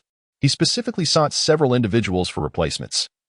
Once one had completed their training and rested sufficiently, they would take over for the lookout on the tower, allowing the relieved individual a moment to recuperate before commencing their own training. As the lookout shoveled rice into his mouth, he kept a vigilant eye on the sea. In the distance, an island materialized above the horizon. The lookout promptly alerted the naval personnel below. The warship anchored at the shore. Lucas descended, accompanied by Monet, the lieutenant, and Akin. On the island stood a quaint little town, and they ventured into its embrace. Life upon the sea was monotonous, thus whenever they encountered an island, they would draw near, wandering the streets to alleviate their spirits. Do you know how fiercely Pirate King Roger and Whitebeard clashed? In a modest eatery. A figure clad in clown attire, with blue hair cascading from his hat and red lipstick adorning his mouth, was none other than Buggy, who stood upon a stool, regaling those before him. "Captain Buggy, you say?" The pirates encircling him shook their heads in eager anticipation, their eyes fixed upon Buggy as they yearned to hear his tale. Buggy accepted a bottle of liquor from a subordinate, took a couple of swigs, savored a few bites of food, and then began his narrative with satisfaction. At that time, a foolish swordsman brandished dual blades and charged forward with an imposing demeanor, clearly not one to be trifled with. Buggy animatedly gestured, and the surrounding pirates followed his movements with rapt attention. Just as Roger's crew was about to confront the swordsman, they heard the Pirate King exclaim, "Wait, Jabba, Rayleigh. We mustn't let you get hurt." Roger surged forth, meeting the swordsman head-on and sending him flying with a single strike. Buggy continued to recount the confrontation between Roger and Whitebeard. "Incredible, truly remarkable," the pirates exclaimed in awe. "Captain Buggy, were you once a member of Roger's crew?" "How do you know so much?" One pirate gazed at him with admiration. "How could that be?" "You mustn't speak such nonsense. I merely happened to witness it," Buggy hastily retorted, nearly exposing himself in the midst of his storytelling. "I was just a child back then, passing by." He took another sip of his drink, and the other pirates nodded in acceptance of his explanation. Buggy, drenched in cold sweat, thought to himself, "These fellows, did they truly believe this excuse?" As the scene unfolded, the modest eatery bustled at its entrance. Lucas entered with Monet and the others, just in time to hear the great deity Baki recounting a tale. Snap! Lucas playfully slapped Buggy on the head, and the sight of that comically expressive face brought him immense joy. It was a serendipitous encounter. Originally planning to depart from the East Sea, he unexpectedly crossed paths with the illustrious Buggy while seeking solace on a small island. Could it be that Buggy's fortunate conqueror Haki was at play, leading him to such a benefactor? "Ah, splendid. You witnessed the clash between Roger and Whitebeard. Would you be so kind as to recount it for me once more?" Lucas teased as he rubbed Buggy's head affectionately. Akin swiftly removed the pirate seated next to Buggy, allowing Lucas to take a seat. "Boss, let us start with 10 servings of fried rice and 5 portions of grilled fish," Monet promptly ordered on Lucas's behalf. The lieutenant kicked another pirate off his seat. "Making room for Monet. Which scoundrel dares to touch my head?" Buggy shouted in indignation, turning to confront the intruder. Lucas enveloped his left hand in Haki, grasping Buggy's face while holding him close. Monet, seated to Buggy's left, affixed C-prism stone handcuffs directly to Buggy's arm. Buggy stared blankly at the scene. On his right, the Navy threatened him with Haki, and on his left, the Navy suddenly shackled him with C-prism stone. It was all rather abrupt. "What is the military doing?" "I am but an ordinary man," Buggy implored with a pleading gaze towards Lucas. "You consider yourself an ordinary man?" Lucas inquired, lifting Buggy's pirate hat. It's a misunderstanding. I'm actually a clown. We are all part of an acrobatic troupe. The hat is merely a part of the clown's attire," Buggy hastily explained, casting a sidelong glance at Kabeji. Kabeji, speechless, regarded Captain Buggy with a sigh, before mounting his unicycle and picking up a cup from the table to perform a juggling act. "Oh, quite the versatile one, aren't you? But how does a mere clown come to know of the duel between Roger and Whitebeard?" Lucas observed Buggy with keen interest. Just passing by, Buggy replied with a wry smile. As the meal was served, Lucas ate while watching Buggy. "You expect me to believe that simple statement of passing by?" Lucas pinched Buggy's nose, and to his surprise, it felt quite pleasant. "You," Buggy nearly retorted, his red nose being pinched by this fellow. Yet, when under someone else's roof, one must lower their head. Buggy forced a congenial smile and continued his explanation. "Back then, I was still young, wandering with an acrobatic troupe. I happened to pass by and witness their fight. Rest assured, I am indeed an ordinary man." Lucas tugged at Buggy's nose. Lo and behold, it was indeed a real nose. He had thought it was a mere fayade. However, given the myriad of peculiar appearances in the world of pirates, it was hardly surprising that a bright red nose was genuine. Buggy, enduring a surge of frustration, forced a smile while having his nose pinched. This was the essence of a forced grin, indeed. Lucas couldn't help but admire the resilience of Buggy the Clown. In the naval archives, he found no bounty information regarding Buggy, speculating that he and Shanks were mere apprentice sailors in their early days. Furthermore, Buggy had disembarked due to a fever, which may have prevented a bounty from being placed on him. Now that Buggy had finally formed his own pirate crew, Lucas pondered an idea. How about Buggy the second-class soldier? Since you claim not to be a pirate, how about joining the Navy instead? Lucas observed the group across from him, who were engaged in various forms of juggling and entertainment, including unicycling and animal tricks. "Perhaps not. We are doing quite well as a circus troupe," Buggy replied, visibly troubled. Akin had confiscated firearms from several pirates and slammed them onto the table. "Ahem, in this perilous era of great pirates, it is only reasonable for us to carry a few guns for protection, right?" Buggy said with a wry smile. "Then you must accompany me for a while," Lucas declared, having devoured all the food and patting his belly while gazing at Buggy with a grin. His intention in recruiting Buggy into the Navy was, in fact, to obtain Buggy bombs.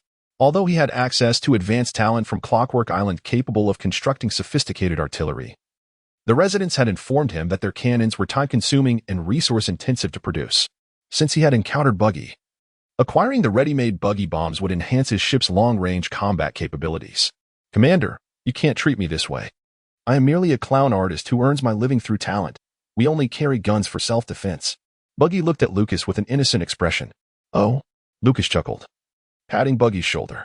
"Rest assured, if you truly are an ordinary person, I shall let you go.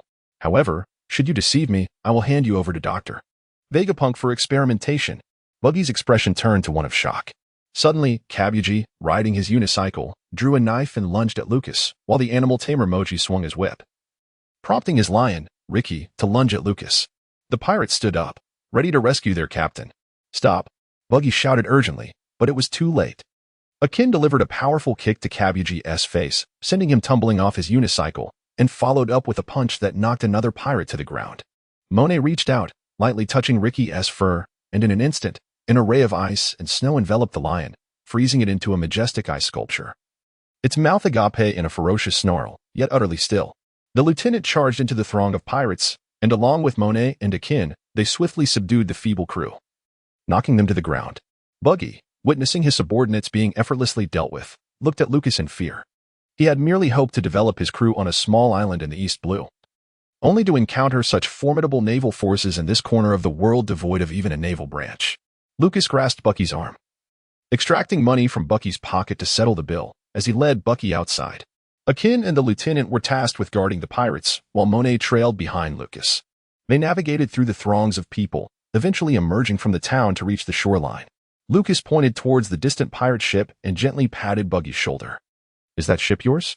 he inquired. Buggy gazed up, spotting a vessel adorned with the pirate flag upon the sea. Just as he was about to nod in affirmation, he recalled the current circumstances and quickly shook his head. "No, I am merely a jester. I do not possess a pirate ship." "Then I shall rest easy." Lucas produced a din-din mushy, contacting the Navy aboard the ship. In no time, a contingent of Navy officers arrived at the scene. "You will board the ship. Should you encounter any pirates, apprehend them and seize all their money, weapons, and supplies," Lucas commanded. "Understood." The lead Navy officer saluted and, along with his comrades, ascended the pirate vessel to commence their search. Buggy was not particularly concerned about his companion's safety, for there were no crew members left aboard. However, witnessing the Navy rummaging through his ship and carting away his belongings filled Buggy with a profound sense of sorrow. With each item the Navy took, one officer meticulously recorded the details. Lucas grasped Bucky and approached the recorder, observing the items documented. There were beverages, weapons, provisions, and various other articles. Yet conspicuously absent was the one thing he desired most, the Bucky bullet. Lucas regarded Buggy, recognizing the potency of the explosive. How could Buggy possibly leave it unguarded aboard the vessel? "Since the ordeal had come to a close, I am merely an ordinary individual.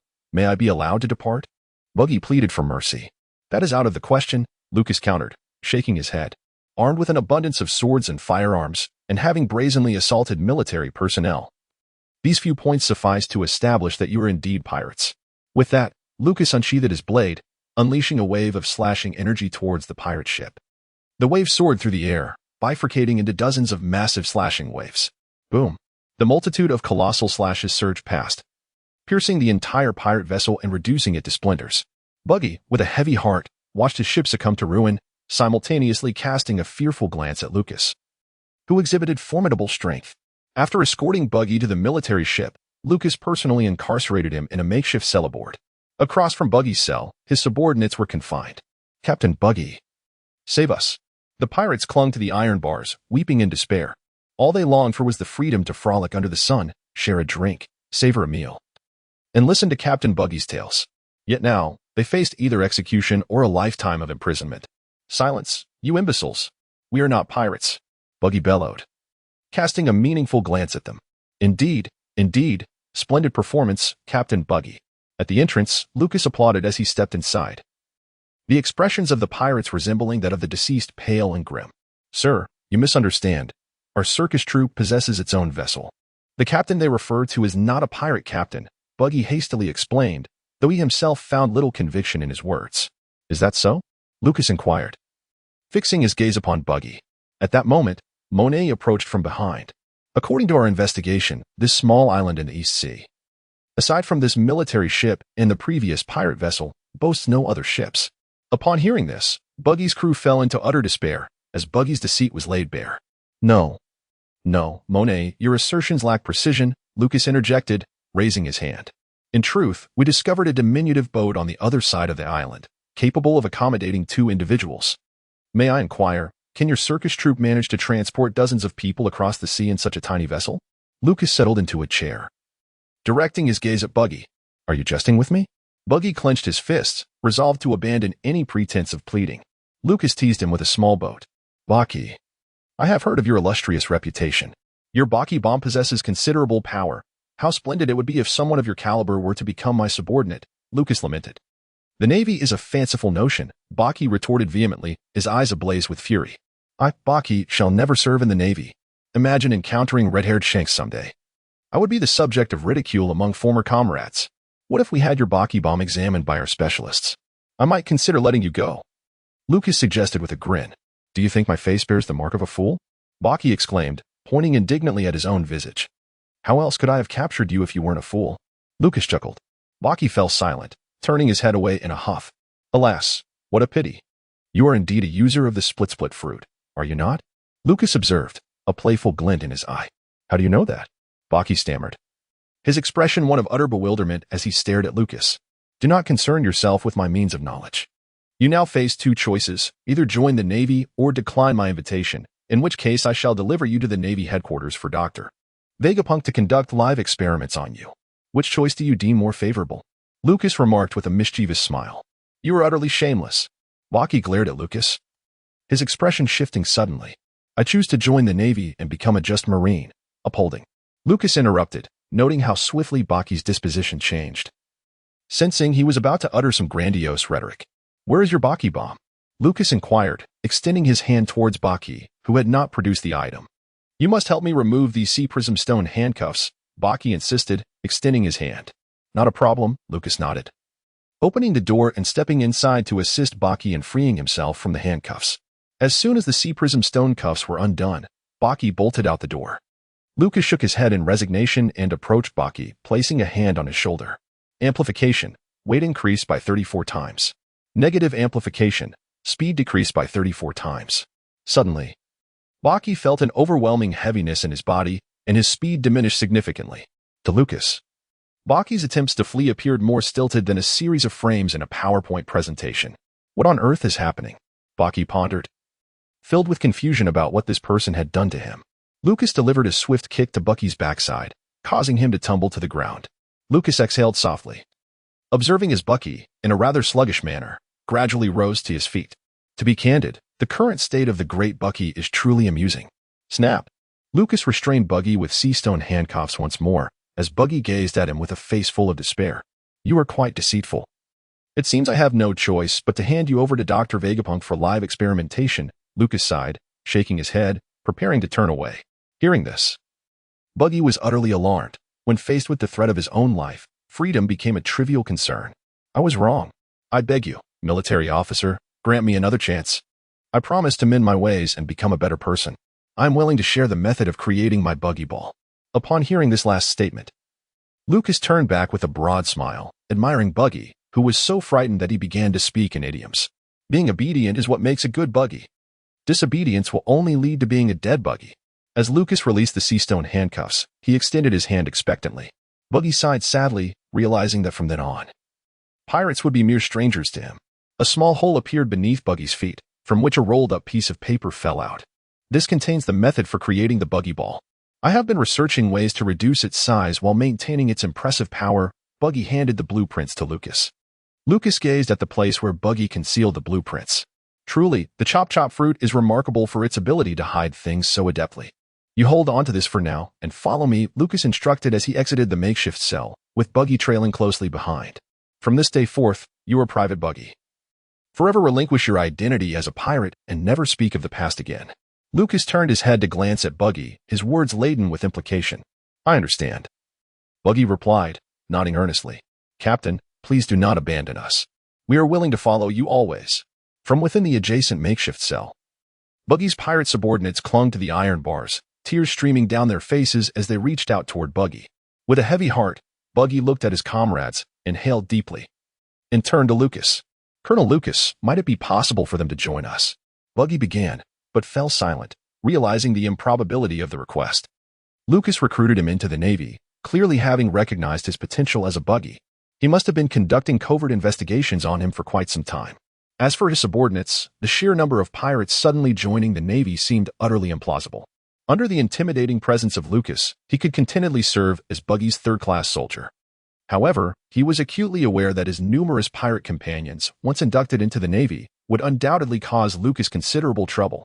Buggy cast a glance at Lucas and shook his head in resignation. Perhaps it was best to let it go. He sighed, shaking his head once more, and muttered an apology as if to say, forget I mentioned it. Lucas smiled at Buggy, saying, you may select a few individuals to join you in the Navy, but the maximum number is this. Lucas tested his palm against Buggy's. No more than 5 individuals. Buggy gazed at Lucas with gratitude and quickly uttered the names of Machi and Kabaji. Lucas released the 2 individuals. Captain Buggy, oh dear. Machi and Kabaji wept as they embraced Buggy, deeply moved that he had pleaded with Lucas for their salvation. Slap, slap. Buggy, in a fit of anger, struck each of them across the face, and Machi and Kabaji gazed at him with innocent expressions. From this day forth, do not call me Captain. I am Private Buggy, he declared, delivering another sharp blow to each. You two are now part of the Navy. Forget everything from your past and never speak of it again. Just as Machi began to inquire, he received 2 more slaps, one on each side of his face. Buggy then grasped their ears firmly, stating, "There is no reason." "Private Machi and Private Kabaji, do you understand?" "Understood," they replied, Machi covering his swollen face, hastily nodding in agreement with Kabaji. "Ahem, you have misunderstood, Buggy. You are now a private, while they can only be classified as auxiliary personnel," Lucas interjected, waving his hand dismissively. "That makes me feel much more balanced," Buggy nodded. Then delivered another strike to both Machi and Kabaji. "Do you comprehend?"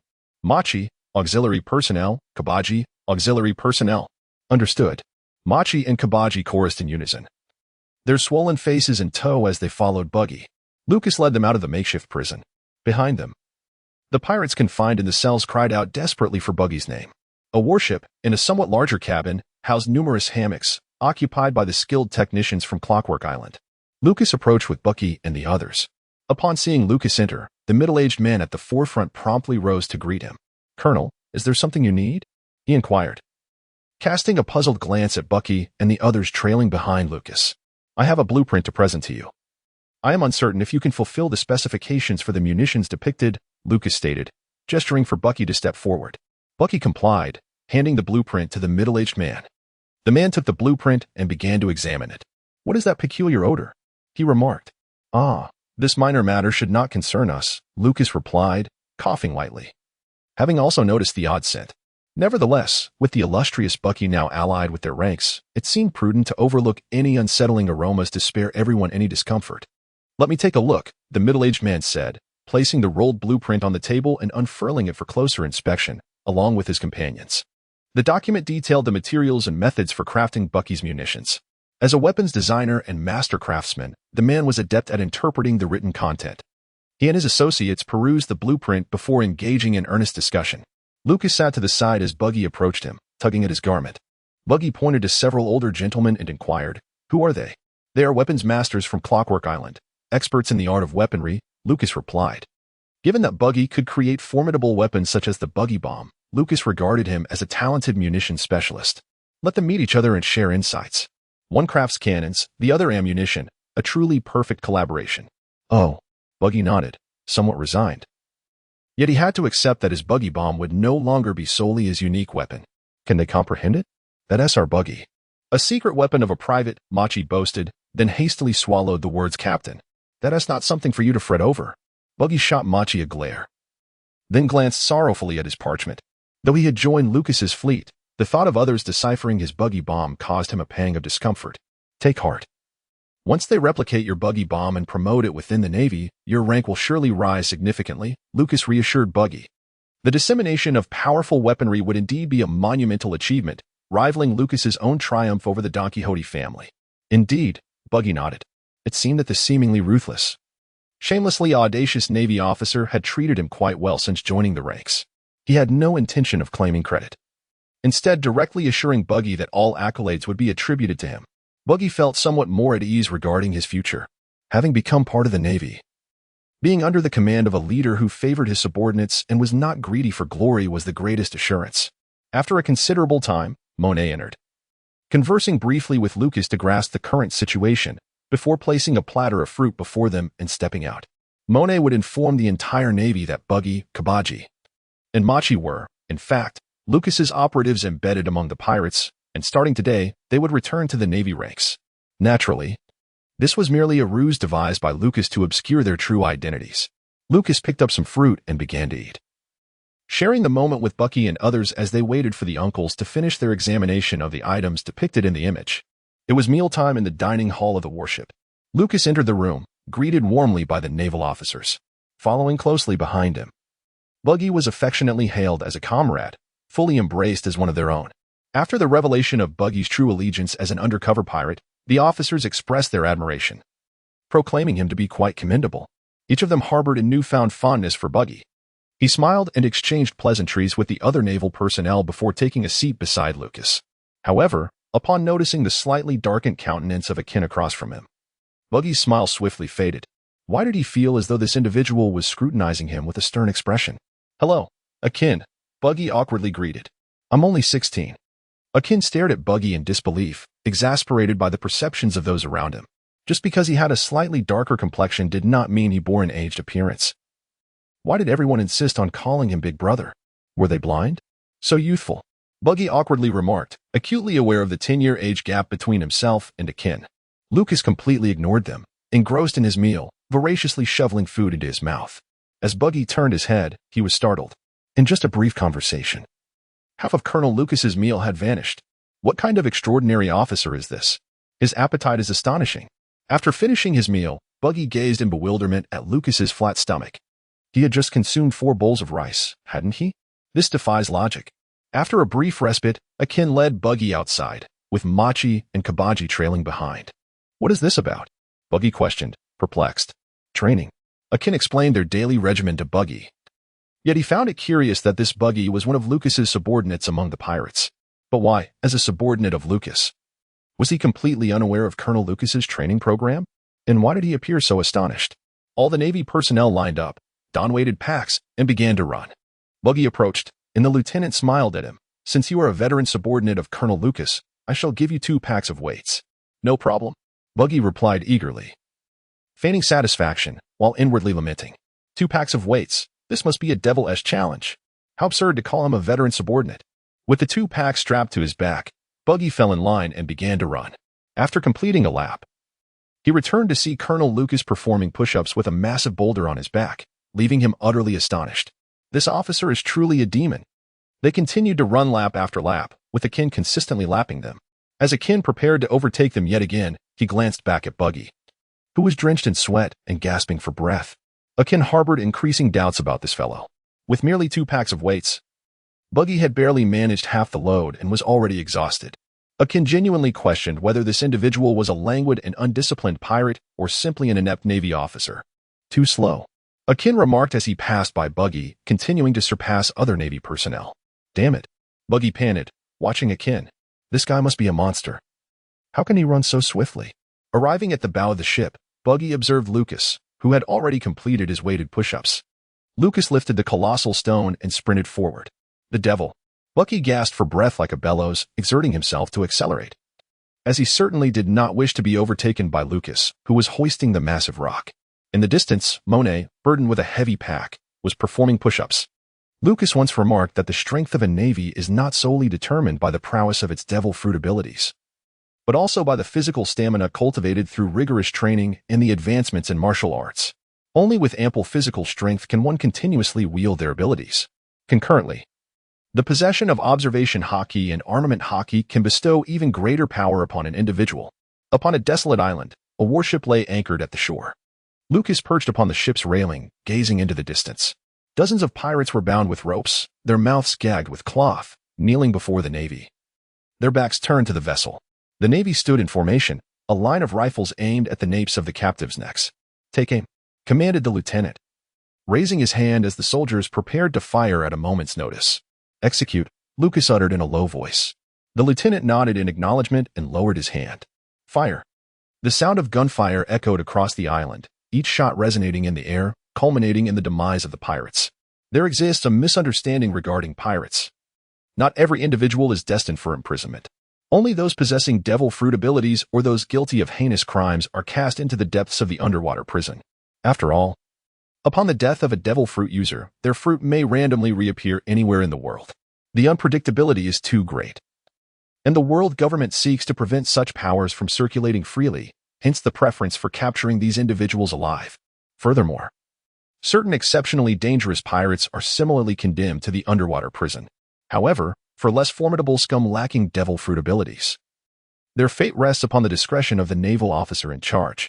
Ultimately, all the captured pirates were gathered together and set ablaze. Lucas will next head to the South China Sea, and he has no time to escort these scoundrels to other naval branches. These individuals are accustomed to a life of pillage and destruction, indulging in leisure and revelry. With their numbers being too great, it is utterly impossible for Lucas to lead them all onto the righteous path. Under the intimidation of his own strength, he can at most only recruit a few. Like Baki, Lucas pinched his nose and hurried back into the captain's cabin. He had no desire to endure that repugnant odor, otherwise he would be deterred from consuming meat for not just a month, but perhaps 2. Once the sailors completed their final tasks and confirmed the fire was extinguished, they returned to the warship, swiftly hoisting the anchor and raising the sails. The vessel departed at full speed from the deserted island, making its way toward the doldrums. Akin, distinguished as the most exceptional among the new recruits, also partook in the execution. As the warship entered the doldrums, it coincidentally reached midday. The chefs prepared the meal and brought it forth, serving the approaching sailors. "No meat, please," Akin promptly gestured. Having just participated in the aftermath of the operation where they subdued the pirates, started the fire, and stood guard to prevent it from escalating, the smell was overwhelming. And truth be told, he had little inclination to touch meat lately. He craved vegetables instead, balancing a plate of white rice and vegetables. Akin found a table to sit at. The sailors who had engaged in the aftermath all declined additional meat. Baki, holding a bowl of rice topped generously with meat, sat across from Akin and, noticing Akin's meal, added a piece of meat to his bowl. "You're still growing. You should eat more meat," Baki insisted, placing the meat into Akin's bowl. "I'm not eating meat lately," Akin exclaimed in alarm, swiftly transferring the meat back into Baki's bowl.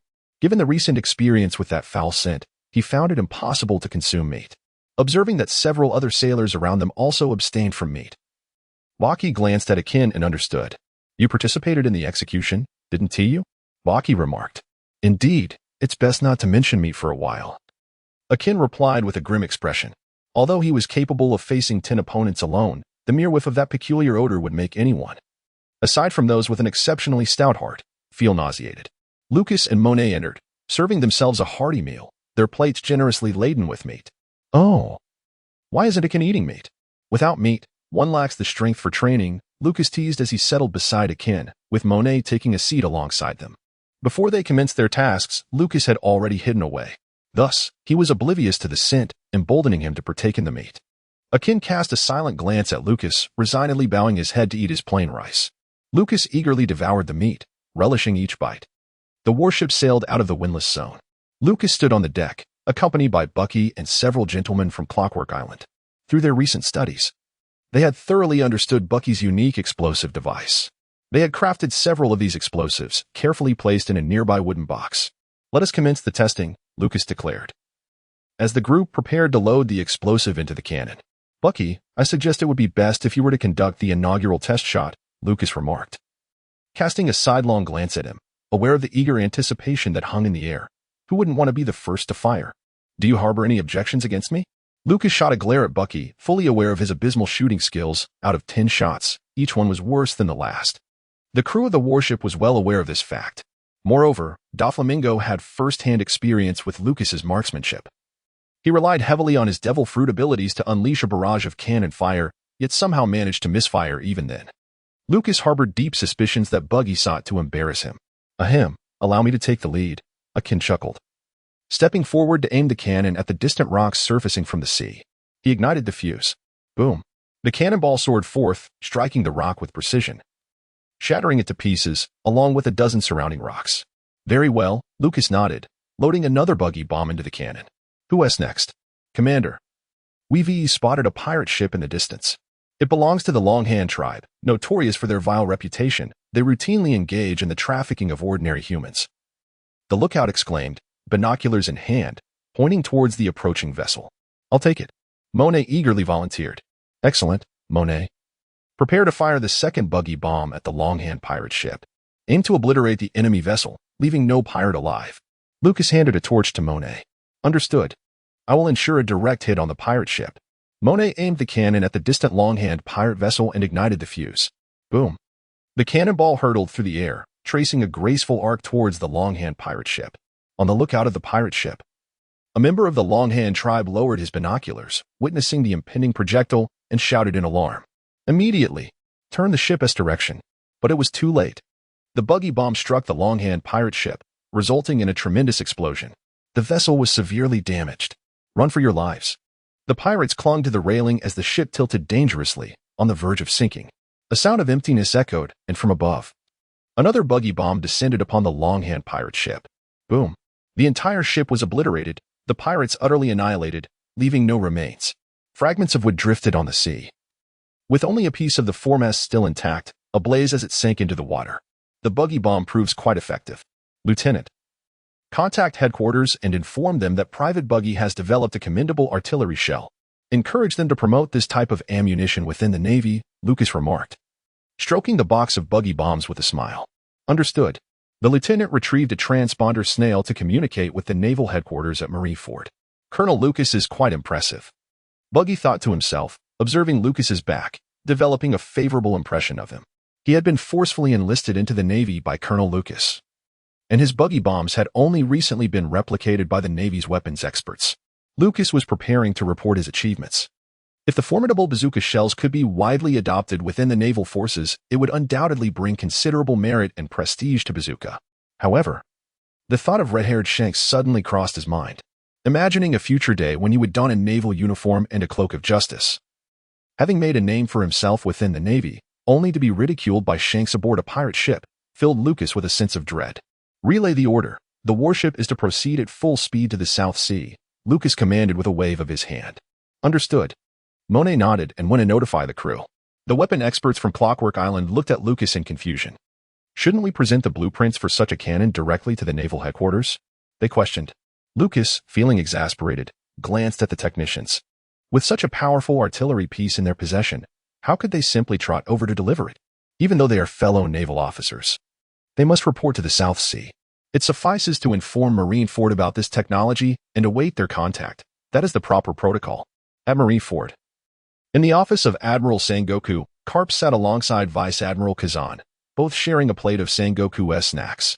Sengoku, perusing documents, rubbed his temples in frustration. They had yet to receive any intelligence regarding the Don Quixote family. To compound his worries, Trafalgar Law had still not returned to Marineford. As he observed Karp reaching for his snacks yet again, Sengoku, resigned, retrieved a new bag from his drawer and began to eat. His foremost concern remained Law's whereabouts. Suddenly, the transponder snail began to ring. Sengoku promptly answered, "This is Sengoku." "Who is this?" He noticed a stranger on the screen, a rather unremarkable ensign. "Admiral Sengoku. This is the warship of Colonel Lucas. We have encountered a weapons master named Bazooka and several weapon experts. They have joined the Navy. And Bazooka has invented a powerful shell capable of destroying an enemy vessel." "What?" Sengoku exclaimed in astonishment. It was well known that naval battles currently relied on conventional shells exchanged in fire, with painfully low hit rates. Even the most skilled gunners struggle to inflict fatal damage with a single shot. Yet, if bazooka shells possess the power claimed, it would significantly enhance the combat effectiveness of their naval fleet. Just a couple of successful hits could potentially obliterate a standard-sized pirate ship. "Where are you now?" Sengoku inquired urgently. If they were still meandering in the East Sea, he contemplated recalling Lucas to headquarters immediately. As for Bazooka, he must be given ample opportunity. For not all Navy personnel possess the extraordinary talents akin to Lucas, nor the formidable abilities of such a devil fruit. In the realm of the Navy, Lucas stands as an exceptionally distinguished figure at his tender age. Ahem. The appearance of the telephone bug has transformed from that of a young ensign to that of Lucas himself. The aesthetic of the telephone bug has suddenly soared, matching the handsomeness of his literary companions.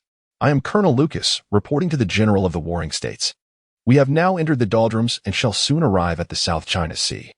I kindly request that the headquarters dispatch a dedicated individual to discuss matters concerning the Bucky project." That concludes the entirety of this report. Lucas spoke this falsehood, for in truth, they were still far from the doldrums, lingering in the earlier stages of the Grand Line. The warship captained by Lucas races at full speed towards the doldrums, heading for their reported branch in the South Sea, just as he had been demoted. Now they wish to recall him for something favorable? Judging by their expressions, it seems they also desire to transfer the weapon expert summoned by him from Clockwork Island. Along with the illustrious Buggy? There is no chance of that. Lucas, hailing from the ranks of the Marine Vondo, is unperturbed by such regulations, especially considering he was raised by the two notorious troublemakers of the Marine Vondo who often bully the smaller navy. His most defining traits are not merely his astute intellect, striking good looks, monstrous talent, or formidable combat prowess, but rather a fusion of the rebellious attributes of Smoker and Tina. Very well. I shall dispatch Vice Admiral Paulusolino to the South Sea to discuss the matter of Buggy's cannon, the Admiral Sengoku declared before terminating the connection. He then dialed the snail phone for Vice Admiral Paulusolino. Moshi Moshi, the snail phone transformed into a figure clad in sunglasses with a somewhat comical appearance. "This is Sengoku. Vice Admiral Paulusolino, do you have time now?" Sengoku inquired.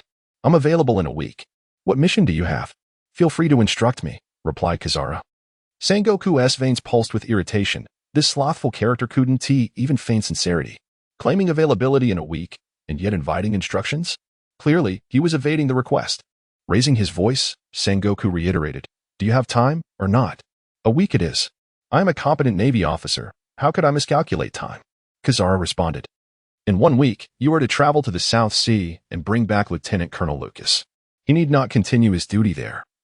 He possesses a remarkable method for crafting powerful shells," Sengoku commanded. Dealing with Kizaru, known for his leisurely demeanor, was indeed a headache. "Rest assured, I will complete the task." Kizaru replied just as Sengoku abruptly ended the call. With Lucas and Kizaru both being sources of vexation, Sengoku sighed. Aboard a warship in the Grand Line, the yellow-clad Kizaru, draped in a cloak of justice and wearing sunglasses, silently observed as the snail phone connection was severed. He then lifted his gaze towards the fleeing pirate ships scattered in the distance. It was rumored that this was a pirate crew formed by this year's supernovas. Indeed, their ability to flee was exceptional. Pointing towards a distant pirate vessel, Kizaru unleashed a laser beam that struck the ship, resulting in an immediate explosion. "Oh dear. They're fleeing too swiftly. I can hardly keep up," Kizaru remarked, aiming all 5 fingers at 5 separate pirate ships, unleashing 5 laser beams in swift succession. In the South Sea, on an island named Leighton, Lucas's warship docked at the shore, and he gazed at the island before him, furrowing his brow.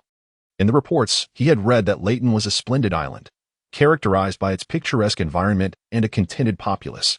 However, upon his arrival, the stark contrast between the descriptions and reality became painfully evident. The island was littered with an array of refuse, scrap metal, decaying wooden planks, household waste, and the remains of animals. These repugnant materials accumulated in mountains, and such heaps of garbage were ubiquitous across the landscape, with pathways strewn with detritus. This scene evoked memories of a certain place, the waste disposal site outside the high town of the Kingdom of Goya. Yet here, on this island, even the port was inundated with refuse, and debris floated along the shoreline. Lucas felt that the situation on this island was even more dire than that of the Kingdom of Goa. Amidst the clamor, a child with a small red hedgehog-like head tumbled down from a mountain of refuse. Rubbing his head, the child curiously observed the Navy personnel disembarking on the shore. It was peculiar. The island had not seen naval presence for many years. What purpose could these individuals serve? Kid gazed in confusion at the blue-haired officer leading the group. Lucas gazed at the distant figure of the small boy. With fiery red hair resembling a hedgehog, he sported goggles atop his head, donned a tattered short-sleeved shirt adorned with patches, and wore pants missing one leg, also patched. In his left hand, he clutched a makeshift toy, while his right grasped a wrench. "Little one, may I inquire why this island has fallen into such disarray?" Lucas approached and crouched down to pose the question. "Pay up," the boy demanded, extending his hand for money. "Without payment, I have no time for you," he added dismissively. Lucas gazed at the other person, a helpless smile gracing his lips. In truth, during his childhood of wandering, he was much like this individual. Back then, when passers-by inquired for directions, he would simply extend his hand for money. This was not a matter of moral character, it was merely that at that time, he, like this young scamp now, was living a life of scarcity, consumed by an overwhelming sense of hunger.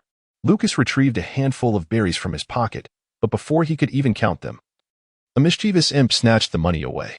Many years prior, several merchants collaborated with the royal family of the Kingdom of Leighton on this island to excavate its mineral resources. Once the island's treasures had been fully extracted, an unforeseen calamity struck. The flora perished overnight, and the fauna fled in terror. The island became barren, devoid of any resources, rendering agriculture futile. Subsequently, the royal family and the merchants departed by ship, leaving the island abandoned.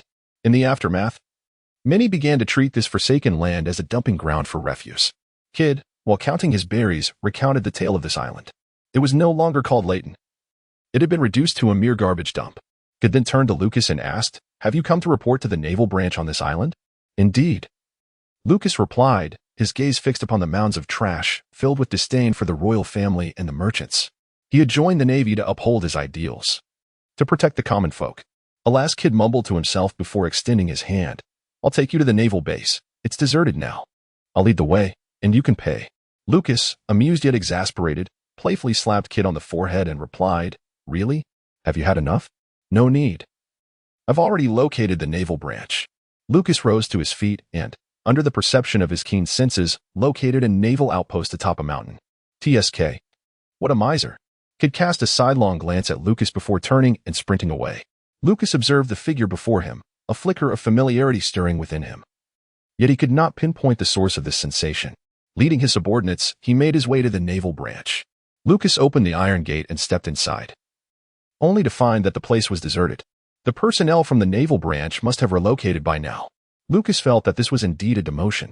Smoker had been assigned to Rogue Town, a place that marked both the beginning and the end of the East Blue, where numerous achievements could be garnered. Yet, Lucas found himself on this desolate island, encountering only a handful of vagrants along the way, with not a single pirate in sight. Where was he supposed to earn his merits? This was the true essence of a demotion. However, Lucas remained undaunted. If the headquarters were to send someone after him and refuse to reinstate him, then he would simply ensure that Buggy's cannon became a special edition exclusively for his ship. Interested in using it? Apologies, but supplies are insufficient. As he tidied up the branch, night had already fallen. Lucas, accompanied by his subordinates, transported an ample supply of meat and vegetables from the warship to the branch base. They gathered in the courtyard, igniting a bonfire, and commenced a grand feast. Who says that festivities are merely a hallmark of pirates? Lucas is now the highest authority of this branch, asserting that a banquet shall indeed be held. After all, on this island, he has yet to encounter a single pirate. A gathering poses no significant harm. Cheers. Lucas raised his glass and clinked it with Buggy's. Gulp, gulp. The two of them promptly downed their drinks. Lucas gnawed on the meat, devouring it voraciously. In the abandoned outpost, there was no one to discipline or protect him. Not even a pirate in sight. He could eat and drink to his heart's content, reveling in the freedom. Lieutenant Colonel, what on earth did you do to be relegated to such a desolate place, devoid of any oversight? Those scoundrels are utterly outrageous, thought Buggy, feeling a sense of injustice for Lucas. He had heard tales from the sailors aboard the warship regarding Lucas's remarkable exploits. He single-handedly vanquished several pirate crews. He extracted vital information from Virgo, one of the highest-ranking officials of the Don Quixote family, which led to the capture of this infiltrator. And he dealt a significant blow to the Don Quixote family itself. Such accomplishments, in Buggy's opinion, warranted at least a promotion to colonel. Furthermore, Buggy was aware of Lucas's formidable powers. The amplification fruit, when fully developed, could amplify by 100-fold, and it also allowed for shared amplifications, reverse amplifications, and a myriad of other enhancement types. Lucas still exhibited a commanding presence, embodying the duality of strength and grace. Back he pondered how such a formidable individual could hold merely this rank. What were those imbeciles at headquarters truly thinking? Dismissing such disheartening thoughts, Akin shot a glare at Baki, prompting him to hastily fall silent. Oh, what does it matter? Just think about it, Baki. Here, we are unencumbered by higher-ups. Nor do we need to expend energy dealing with pirates. Isn't this freedom rather delightful? Lucas declared with a smile as he finished his drink. Monet observed Lucas, her words reassuring him that it was inconsequential, yet she could perceive that Lucas was not truly content. He simply wished to guide a young soul back onto the right path, believing that the individual's mindset still held potential for redirection. Yet, certain scoundrels relentlessly pursued pirates, regardless of age. Monet gently patted Lucas on the shoulder in a gesture of consolation. It appeared that Lucas harbored disappointment towards some members of the Navy. The following day, outside Leighton Island, Lucas, leading a contingent of the Navy, set sail from Leiden aboard a warship, venturing into the open sea. Suddenly, with a resounding splash, a colossal sea creature emerged from the depths, its blue skin glistening, resembling a hybrid of a canine head and a fish body. Lucas has always sensed that the myriad creatures inhabiting the world of One Piece, including the fishmen, long arms, long legs, as well as the sea beasts and sea kings, possess an aura of genetic modification. Take, for instance, the sea beast before him, with the head of a dog and the body of a fish. It seems to be a product of some extraordinary genetic engineering. The sea beast opened its gaping maw, revealing a multitude of elongated teeth resembling sharp spikes within. Lucas gazed upon the monstrous sea beast, resembling more a grotesque amalgamation than a creature of the deep. Drawing forth his long blade, he unleashed a colossal wave of slashing energy directed at the beast. The strike ascended skyward, cleaving the creature in two as it loomed over the warship. With a resounding crash, the severed halves of the beast fell upon the ocean's surface, sending forth splashes of frothy water. Lucas beckoned, and the sailors promptly produced ropes to ensnare the marine beast, which they intended to transport back as their future sustenance. The warship sailed for some time longer until Lucas spotted yet another sea creature. Beneath the surface, a colossal marine beast surged forth, and as it broke the water's surface, it was struck by a wave of slashing force. The sailors swiftly ensnared the creature with their ropes, and the warship began its return journey. Leighton Island. The vessel docked at the pier. Lucas descended, and at that moment by the dock, a contingent of sailors was leading some vagabonds, along with the red-haired imp from yesterday, in a cleanup of the refuse. Today, Lucas vanquished 2 sea beasts. He instructed Monet to lead the sailors in locating all the castaways on the island, proposing that they engage in labor to clear the debris in exchange for sustenance. Consequently, Lucas managed to capture an additional sea beast today. The island had languished in desolation for far too long, prompting Lucas to have the sailors assess the conditions. There were a total of 40 castaways on the island, along with a small red-haired boy. These individuals often endured a life of hunger. Lucas felt compelled to aid them, as he too had wandered in his youth and faced hardships. However, he wished to transform their circumstances. Relying on alms and idly sleeping was not a sustainable existence. Such behavior is often deemed wasteful. A person who lacks the fundamental desire to work for survival is, in essence, rendered ineffective. Lucas sought to instill in them the belief that only through diligent labor could one earn their sustenance. Observing the group gather the refuse, Lucas smiled with satisfaction. Major, what shall we do with this waste? Should we assign each individual the refuse they disposed of? Baki inquired, glancing at Lucas, noting that much of the trash had been dumped here from neighboring islands. Where will they process this waste? Surely, we cannot cast it back into its original locations. We are the Navy. While the idea may seem innocuous, acting upon it would surely invite criticism. Do you know who is responsible for this litter? Lucas questioned, gesturing towards the sprawling mounds of garbage. I have no idea, Baki replied, shaking his head. With such a vast amount of refuse, how could he discern who had disposed of it? There are far too many nefarious individuals. We cannot possibly confront each one individually, Lucas sighed. Presently, nations around the South China Sea are dumping garbage, and in a previous life, there were those who lived rather comfortably, yet their actions were appalling. They recklessly discharged nuclear waste into the ocean, with their leaders brazenly claiming it to be harmless. Truly, the products of misguided education yield nothing but folly. Ahem. I seem to have digressed. Lucas arrived at the dock to join his companions in the task of clearing away the refuse, meticulously placing the waste into a large wooden crate. They would be stationed here for a while, necessitating the prompt disposal of the refuse, lest the environment become intolerable. At noon, Lucas wiped the sweat from his brow. The sweltering heat combined with the overwhelming stench of the garbage mountains was indeed arduous. Fortunately, there was a minimal amount of refuse near the naval base. Alongside the Navy and the homeless, they made their way towards the naval base. Behind Lucas stood Kid, characterized by his distinctive red spiky hair. Kid tugged at Lucas's clothing, his eyes filled with eager anticipation, inquiring, "When will we eat?" "Soon," Lucas replied, gently patting Kid's head. It was at this moment that he finally recalled who this individual was. Upon hearing his name during the morning's registration, Lucas had immediately recognized him. Kid, one of the notorious figures from the future's most malevolent generation, possessed the powers of a devil fruit, which Lucas had discerned from watching the anime. This power enabled him to manipulate magnetism, allowing him to utilize metal through magnetic forces. Lucas has always dismissed the absurd notion that individuals are inherently good or bad upon birth. He firmly believes that a person is born as a blank slate, and it is the influence of their surroundings and the people in their lives that determines whether this slate is marred by dreadful strokes or adorned with exquisite artistry. Kid has grown up in such a wretched environment, where his countrymen have forsaken them, and the people of the South Sea have turned their homeland into a refuse dump. Consumed by hatred from a young age, Kid harbors animosity towards the royals, merchants, and other nations that have cast aside their waste. Given the circumstances of his upbringing, his extreme disposition comes as no surprise. Upon arriving at the naval base, he finds that the cooks accompanying the warships have prepared lunch, consisting entirely of delectable roasted sea creatures. Lucas took 2 pieces of roasted meat and handed one to Kid. "How does it taste?" Lucas took a bite, grinning at Kid. Kid tore off a piece of meat, chewed a few times, and swallowed. "Delicious. It's been ages since I've had something this tasty." Ha ha ha. Lucas patted Kid's head, reminiscent of how he devoured food when Sakasuki first brought him here. Kid exhaled. "It's a pity you'll eventually leave." "Isn't it? Every meal feels like a farewell. What nonsense is that? You could just come with us," Lucas said, patting Kid on the shoulder. "Me? Join you?" Kid pointed at himself, disbelief etched on his face. The South Sea had many nations dumping their refuse here, and what's worse, those countries despised them. Moreover, aside from Lucas, hardly any navy would serve in this place. "What's the matter? I see potential in you, a promising talent. Perhaps you could become an admiral one day," Lucas teased Kid, Me? An admiral? Kid couldn't help but burst into laughter. Why not?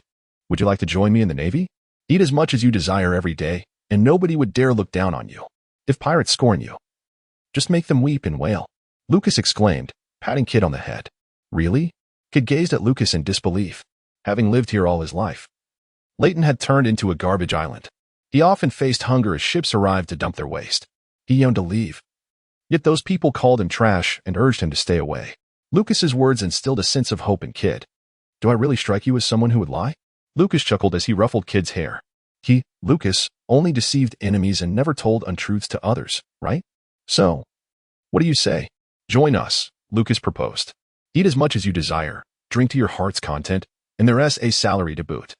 Kid eagerly raised his hand. The prospect of no longer enduring hardship was already enticing enough, not to mention the allure of a paycheck. Moreover, Kid had previously overheard the sailors discussing how Lucas had captured those pirates and shared their treasures with his crew. Lucas nodded, welcoming a commendable officer to the naval ranks.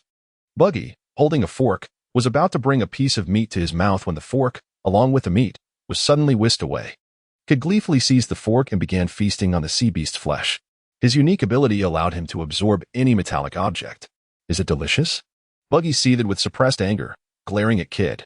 Indeed, it is exquisite, Kid exclaimed, drawing Buggy's other fork towards him and taking a bite. Buggy had initially intended to give this mischievous boy a good thrashing, but upon noticing Lucas's gaze, he hastily restrained his fists. He could certainly overpower the still youthful Kid, yet he was no match for Lucas. As long as Lucas shares his weight gain, his fruit abilities are rendered ineffective. Eat more, little one. Children need to consume plenty of meat as they are growing. Baki quickly grabbed several pieces of meat and stuffed them into Kid's mouth, all the while thinking, may you be stuffed to the brim, you little glutton.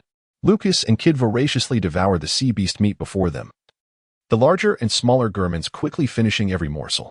Akin brought forth a sizable portion of the sea beast meat, dividing it into several pieces to commence grilling. The ship chef served hot porridge, which Lucas and Kid eagerly consumed, only to resume their meat feast thereafter. Upon the vast ocean, a small pirate ship glided slowly, captained by Don Quixote da Flamingo, who donned a coat of pink feathers and tapered trousers, complemented by pointed shoes. Clenching his fists, Da Flamingo felt a surge of anger at the mere thought of the man named Lucas. It was this scoundrel who had led to their financial ruin, resulting in significant losses among their family members. The Don Quixote family had been reduced to a mere shadow of its former self. Presently, only Tory Bull remained among the highest-ranking members. Alongside the remaining officers, Buffalo, Lao Ji, and Mahabais, Da Flamingo and his companions had invested all their savings in their former ship, the Flamingo, which Lucas had cunningly orchestrated to be sunk by the Navy. In their hasty retreat, they found themselves destitute. Even the pirate vessel beneath them was seized from a group of pirates they encountered upon their arduous journey to the South Sea. Da Flamingo harbored a fierce desire to personally eliminate that scoundrel. Young master, where do we go next? Lao Ji inquired as he approached.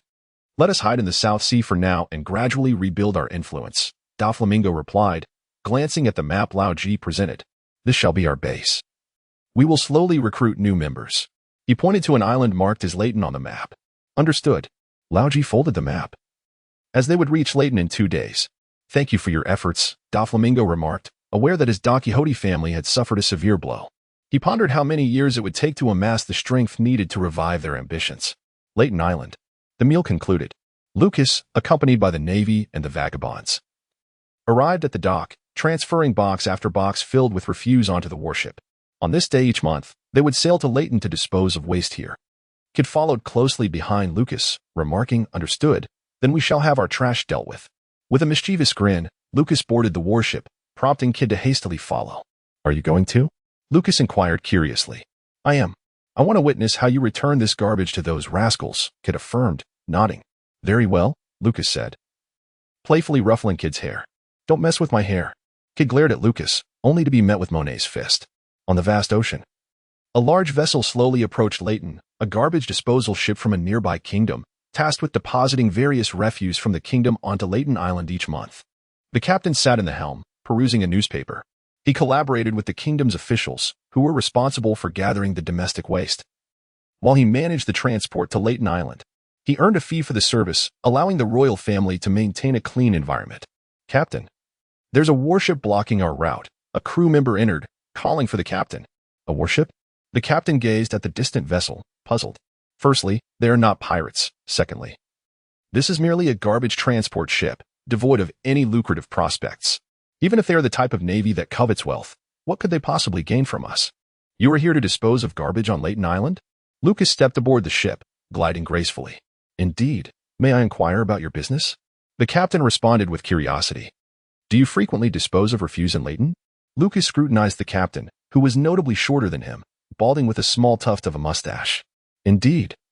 Now that Leighton Island exists, it is vastly improved. Previously, we could only dump our waste into the sea. The captain shrugged. Then it is settled. Lucas nodded as the warship drew closer. A plank was set between the two vessels, and the Navy began lifting box after box filled with refuse onto the ship. It's garbage. The captain observed the contents and quickly interjected. The Navy raised their weapons, surrounding the crew. These are your discarded items, correct? Return them. And I shall consider this incident forgotten. Lucas waved his hand, and the Navy lowered their weapons. What do you think of this arrangement? The captain hastily retrieved some berries from his pocket, approaching Lucas to offer them. The mustachioed captain mused that this fellow was likely a greedy Navy officer, even seeking to extort them. Do you think I need your meager coins? Lucas shot him a glare, gesturing for the Navy to return to the warship and head back to Leighton Island. Whoever disposed of refuse at Leighton Island would find their collected waste deposited back onto their vessel. This was a method both convenient and gratifying for dealing with refuse. Any dissent? Just send them a few more boxes of garbage. After all, the cannons were aimed at them, and under the threat of cannon fire, even pirates would comply. The garbage-laden ship reluctantly returned to the kingdom. At Leighton Island, by the dock. As Lucas's warship returned, the dock had been nearly cleared of debris, creating a more pleasant sight as it rested along the shore. Any kingdom daring enough to dispose of refuse here would find their own litter cast back upon them. Should they send soldiers to dispute this, he would not hesitate to load the cannons with Bacadin, ready to engage in righteous discourse, embodying the just navy. This perspective certainly rendered the scene far more agreeable. Lucas turned to observe. On the deck, Kid was performing squats, counting aloud. After all, since Kid had agreed to join the Navy, Lucas could not allow him to languish. He had begun the training regimen during their journey home. In his youth, Lucas had endured rigorous training in Marineford. Not to mention, far away in the East Blue's Frost Moon Village, Zoro had also faced considerable training as a child. While in the animated series Luffy was playfully trailing behind Ace, Zoro was at the seashore of Frost Moon Village, laboriously squatting with stones on his back. Lucas is now contemplating the formulation of an enhanced training regimen for Kid. Once Kid acclimatizes to the current training load, he intends to increase it further. And after Kid adjusts to the augmented demands, he shall elevate it yet again. How exhausting. Kid gazed at Lucas, gritting his teeth as he spoke. Is this truly exhausting? It is evident that you are not being honest. After completing squats, you will run 10 laps around the battleship. Lucas delivered a light smack on Kid's head. Monet. You will supervise him until he completes his run. Very well. Monet nodded and approached, taking a seat to watch Kid.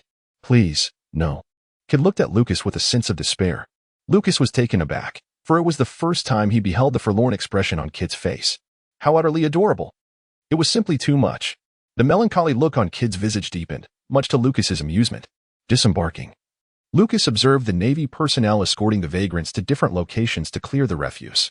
Beyond the dock, the island was littered with an abundance of waste. They diligently organized the debris, placing it into wooden crates for later disposal. At noon, at the naval base, everyone gathered in circles around various campfires. Over the flames, pieces of sea beast meat sizzled, the fat dripping into the fire, releasing an aromatic fragrance that swiftly permeated the air. Lucas and Kid gazed hungrily at the beast meat displayed on the shelf, rubbing their hands together, eager to seize the meat and devour it at once. Monet looked at the two of them helplessly. One was a voracious eater, while the other was a petite glutton, and both had quite an impressive appetite. Lucas's appetite aboard the ship is unparalleled, and as for Kid, despite his youthful age, his hunger is equally formidable. This little fellow can devour 3 substantial pieces of sea beast meat in a single sitting. Monet observes that the appetites of Akin and Buggy appear quite ordinary in comparison to those two.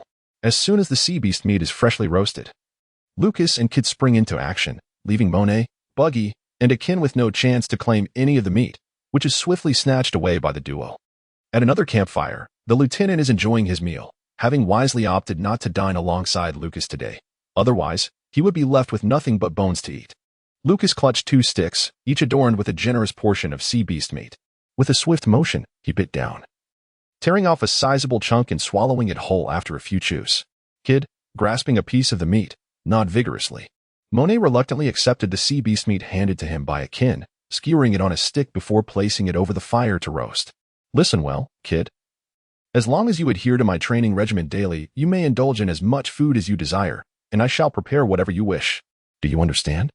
After finishing a piece of meat, Lucas discarded the bones aside and turned his gaze towards Kid. With his mouth full, Kid responded with muffled enthusiasm, MMM, MMM, MMM. He relished the current state of his life, reflecting on how his present circumstances far surpassed his former ones. Now, he enjoyed 3 hearty meals each day, with the freedom to eat as much as he pleased, even adding snacks when hunger struck. It was utterly delightful. After agreeing to join the Navy, he had been granted permission to sleep at the Navy base instead of in a refuse heap. What a blessing. After their lunch, Lucas and Kid comfortably patted their full bellies. Lucas reached out, ruffling Kid's spiky hair, enjoying the texture. Monet observed the two with exasperation. Despite consuming copious amounts of food, their once round bellies had inexplicably flattened. It defied logic. This highlights the disparity between monsters and us, sighed Buggy, who was strolling nearby with Akin. Initially, Buggy had thought Akin was quite the anomaly, excelling in training and proving formidable in sparring. He even outconsumed Buggy during meals. Yet, when compared to Lucas, those feats seemed trivial. Buggy mused that if he were to compare Akin in his childhood to Kid, Akin would appear almost ordinary. In the afternoon, 2 ships from neighboring kingdoms were expected to arrive at Leighton Island, carrying refuse. Kid contentedly rubbed his belly and looked up at Lucas, playfully pushing his hand away. Lucas withdrew his hand, lamenting the loss, for the soft texture of the little one's hair was quite delightful. It was time to commence their duties. Rising to his feet, Lucas gathered the sailors and the vagabonds, and together they began the task of transporting the wooden crates filled with refuse to the warship. As a local, Kid possessed an intimate knowledge of the schedules of those from the kingdom when they came to dispose of their waste and the routes they traversed. After transferring the crates onto the vessel, Lucas boarded the ship as it set sail. Not long into their journey, they encountered another vessel approaching to dispose of its garbage. Bucky swiftly loaded the cannon, aiming its muzzle at the approaching ship. The warship's cannons lined up, instilling fear in the opposing crew, prompting them to halt their vessel immediately. Lucas waved his hand as the warship approached, and everyone began to dispose of their refuse toward one another. As a naval officer, how could you engage in such disgraceful actions? A young man from the garbage ship suddenly emerged, pointing an accusatory finger at Lucas. First and foremost, I am the highest-ranking officer at the naval base on Leighton Island, and I am quite displeased that you have chosen to dump your waste in my territory. Furthermore, you have previously disposed of garbage in the sea, and now you are polluting other islands. Are you even human? Lucas shot him a glare, causing the young man to stagger back in fear. Lucas had heard Kid's words. In truth, after the departure of the Leighton royal family and the merchants from the island, many of the inhabitants had not relinquished their ties to their homeland. They could sustain their livelihoods by fishing at sea. However, with the royal family leading all the soldiers away, the naval forces stationed at the base ultimately perished in a fierce battle against a notorious pirate crew. Leighton Island lost its military might, and other kingdoms began to regard it as a dumping ground, discarding their refuse here. The citizens, overwhelmed by the incessant disturbances, eventually chose to abandon their home. As the refuse accumulated, it became increasingly uninviting, leading to a lack of interest from any naval forces to remain stationed there. Lucas led the warships back to Leighton Island. Throughout the afternoon, they apprehended 2 refuse vessels from neighboring kingdoms, notorious for frequently disposing of waste on Leighton Island. They relentlessly offloaded their refuse onto these ships, ensuring that for every single instance of waste dumped on Leighton Island, they returned thrice the amount to the culprits. Merely from these 2 refuse vessels, they managed to eradicate a significant amount of garbage. Upon returning to the island, Lucas was greatly satisfied as he beheld the much cleaner landscape and inhaled the noticeably improved air quality. His temper was well known, after all, residing in such a place. He had no desire to endure the foul air daily. Anyone who dared to discard waste in his vicinity would find themselves burdened with threefold the refuse and retaliation. He had no patience for such insolence. The following day, according to Kid, 4 additional refuse vessels from other kingdoms were expected to arrive. Lucas, accompanied by the Navy, set forth without hesitation. In the span of a single day, he managed to deliver a total of 12 loads of refuse back to these miscreants, resulting in a remarkable enhancement to Leighton Island's environment. The air was considerably fresher than before. The harbor was devoid of trash, and waste in other areas of the island had been significantly reduced. That evening, Lucas sat on the open grounds outside the naval base, savoring barbecued sea beast meat while listening to Kid recount tales of the despised kingdoms. The day after tomorrow, those kingdoms situated farther away would arrive at Leighton, bringing with them 8 refuse vessels to deposit their waste on the island, Kid remarked, gnawing on the sea beast meat. Lucas nodded. His impression of the nations surrounding the South China Sea had significantly deteriorated. Each one treated Leighton as a mere dumping ground, queuing up to unload their refuse on the island. It was utterly outrageous.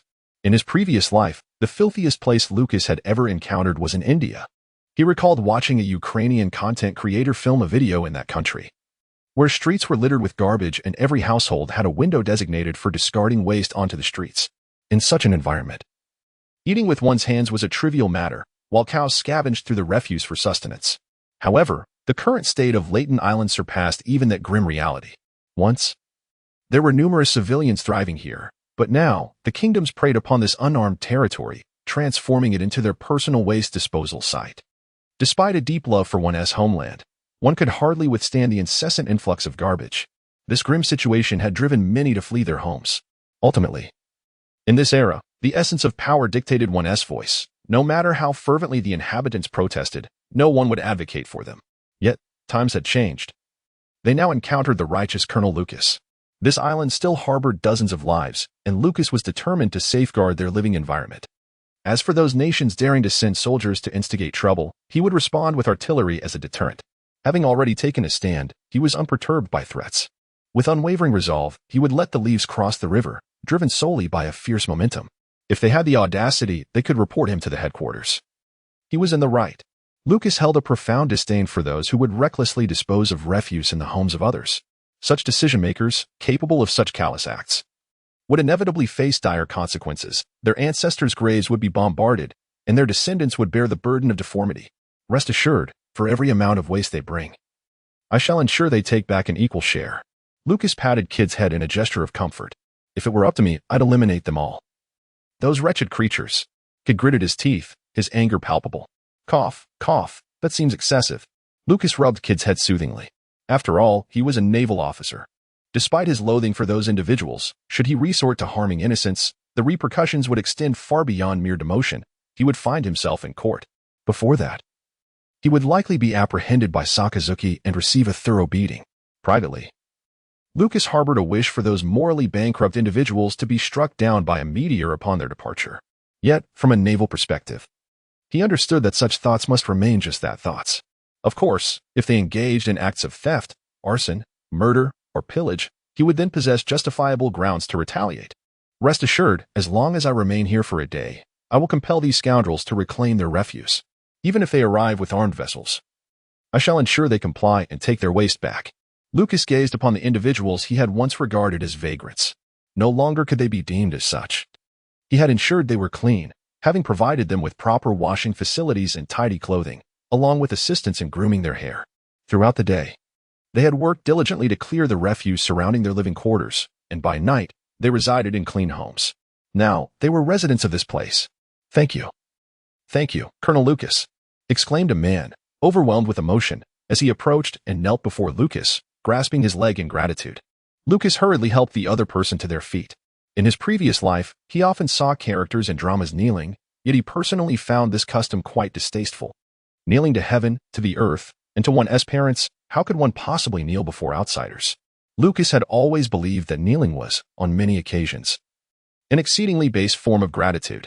Only slaves kneel before others. No kneeling. Lucas bellowed at those around him. From this moment forth, no matter who it is you encounter, you shall never kneel. Each of you possesses your own dignity. You are all living beings.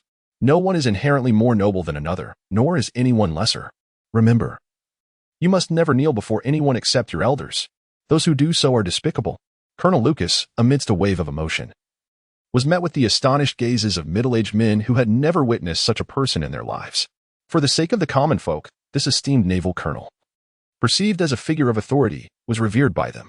They expressed their gratitude, only to discover that this colonel treated them with such profound respect, regarding them as equals. One by one, the older men broke into tears, exclaiming, "Colonel Lucas is truly extraordinary to us."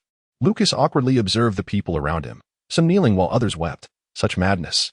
In his view, mutual respect among individuals and the inherent equality of all people were merely commonplace notions. Yet, for those living in the era of pirates, particularly the downtrodden souls of the seas, such sentiments were a rarity that had not been encountered for many years. Although Lucas had endured hardships during his youth after his rebirth, the duration was too brief. It wasn't long before he was taken in by Sakazuki. His disdain for pirates indeed stemmed from his childhood experiences, but he had not truly grasped the full extent of the suffering endured by the lower classes. Had Lucas not been rescued at the age of 9, had pirates not attempted his life, and had he continued his life of wandering, perhaps he would have developed a deeper understanding of these people's emotions. Equality among individuals. Buggy silently regarded Lucas, seeing in Captain Roger and his crew the spirit of freedom that every human should possess. Today, however, he perceived something entirely different in Lucas that earned him newfound respect. The following day, at the port of Leighton Island, Lucas boarded the warship, leading the naval crew as they prepared to set sail. Their provisions were nearly depleted, necessitating a voyage to capture some sea beasts to replenish their supplies. Sitting on the deck, Lucas observed Buggy directing the sailors as they transported several crates of buggy balls. "Shall we attempt to capture the sea beast with my buggy balls?" Buggy inquired, producing a cannonball for Lucas. "Cough, cough, that won't be necessary." Lucas quickly waved his hand. He preferred to slay the sea beast with his blade, while they might sometimes be cleaved in two. At least the beast would still provide ample meat. However, using buggy balls to hunt would likely result in the complete obliteration of the sea beast's bodies. As the warship glided through the waters, Buggy sat beside the cannon, caressing the buggy balls while gazing at the ocean, feeling an urge to test the cannonball. After a while, a pirate ship emerged on the horizon. The lookout in the crow's nest promptly lowered his telescope and shouted down to Lucas, "Commander, a pirate ship has been sighted ahead, with Don Quixote Doflamingo standing at the bow." "Doflamingo!" Lucas exclaimed, rising to his feet and approaching the cannon to load the buggy ball. "Gunner, hurry and prepare to fire," he commanded. After many days, encountering the infamous Don Quixote family in the South Sea was unexpected. Although the Don Quixote family had suffered significant losses previously, Lucas had only dared to confront them with the support of Admiral Crane. Now, Doflamingo remained alongside his formidable allies Toribol, Buffalo, Lauji, and Mahabais. Lucas felt confident in engaging them, but Doflamingo, as a wielder of the string fruit, was exceptionally powerful. Lucas surmised that even with his current crew, facing Doflamingo would prove to be a formidable challenge. Doflamingo likely harbored deep resentment towards two individuals, his treacherous brother who had stolen the op fruit and this navy, which had relentlessly pursued him and dealt a severe blow to the Don Quixote family. Lucas estimated that Doflamingo, upon seeing him, felt his heart being torn apart. "Fire! Open fire immediately!" This was not fear, it was the correct method of assault. With the artillery in position, Lucas infused the cannonball with multiple amplifications, and it was instantly launched. No sooner had the projectile exited the barrel than it expanded in size, its speed increasing dramatically, soaring through the air like a shadow. The cannonball hurtled through the vast expanse, striking with devastating force. Boom! The amplified Baki shell was akin to a missile, although it did not strike Doflamingo's ship directly. The shockwave alone sent towering waves crashing against the pirate vessel. In the distance, Doflamingo's ship was violently tossed by the surging waters, swaying precariously, as if it might capsize at any moment. Gripping the railing tightly, Doflamingo's body trembled, while his crew clung desperately to anything within reach, fearing they might be thrown overboard. Doflamingo raised his gaze and, through the perceptive powers granted by his Observation Haki, identified the figure he despised most, the blue-haired Marine. Why did this method of attack seem so familiar? In Doflamingo's heightened awareness, he noticed a colossal cannonball hurtling towards him. Reacting swiftly, he conjured a long spear from countless threads, detonating the cannonball midair. Having suffered from Lucas's abilities before, Doflamingo was determined not to allow another projectile to approach his ship. They had only recently arrived in the South Blue, having just seized a vessel and acquired some treasure. He was not willing to risk losing everything again. "Lucas, you relentless specter, why must you appear just as I arrive in the South Blue? Must it truly be a fight to the death?" Doflamingo shouted as he manipulated the threads connecting him to the clouds, ascending into the sky while stealthily drawing closer to Lucas. "Fire!" Lucas ignored Doflamingo entirely, aiming the cannon skyward and ordering the gunners to shoot. Boom! The amplified Baki shell erupted from the cannon, its size swelling and speed intensifying. Doflamingo promptly hurled a multitude of spears formed from his threads to intercept the Baki shell. Boom! The amplified Baki shell detonated in midair, sending a colossal shockwave radiating outward, uncontrollably propelling Doflamingo away from the force. The ocean's surface erupted into concentric circles of foam as pirate ships and warships alike were rocked backward by the impact. Abandoning his plans to confront Lucas, Doflamingo retreated to his ship, urgently calling to his crew to turn the vessel around and flee. Lucas possessed the Baki bomb, and under a multitude of amplifications, its destructive power was immense. In the current naval artillery duel, Don Quixote had no courage to confront Lucas. Had Lucas been without gunners or the Baki bomb, he would have long since vanquished his opponent. Pursue.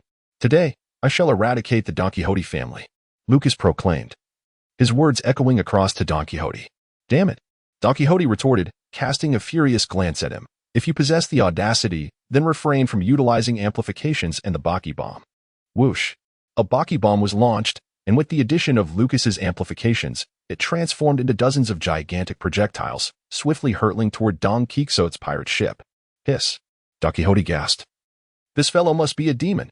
He hastily conjured a multitude of long spears, formed from countless threads, and hurled them to intercept the incoming bombs from a distance. Boom, boom, boom. One by one, the projectiles detonated mid-air, unleashing powerful shockwaves that stirred up colossal waves, while deafening explosions reverberated across the skies and seas. Don Quixote's ears buzzed as he witnessed the towering waves crashing toward their vessel.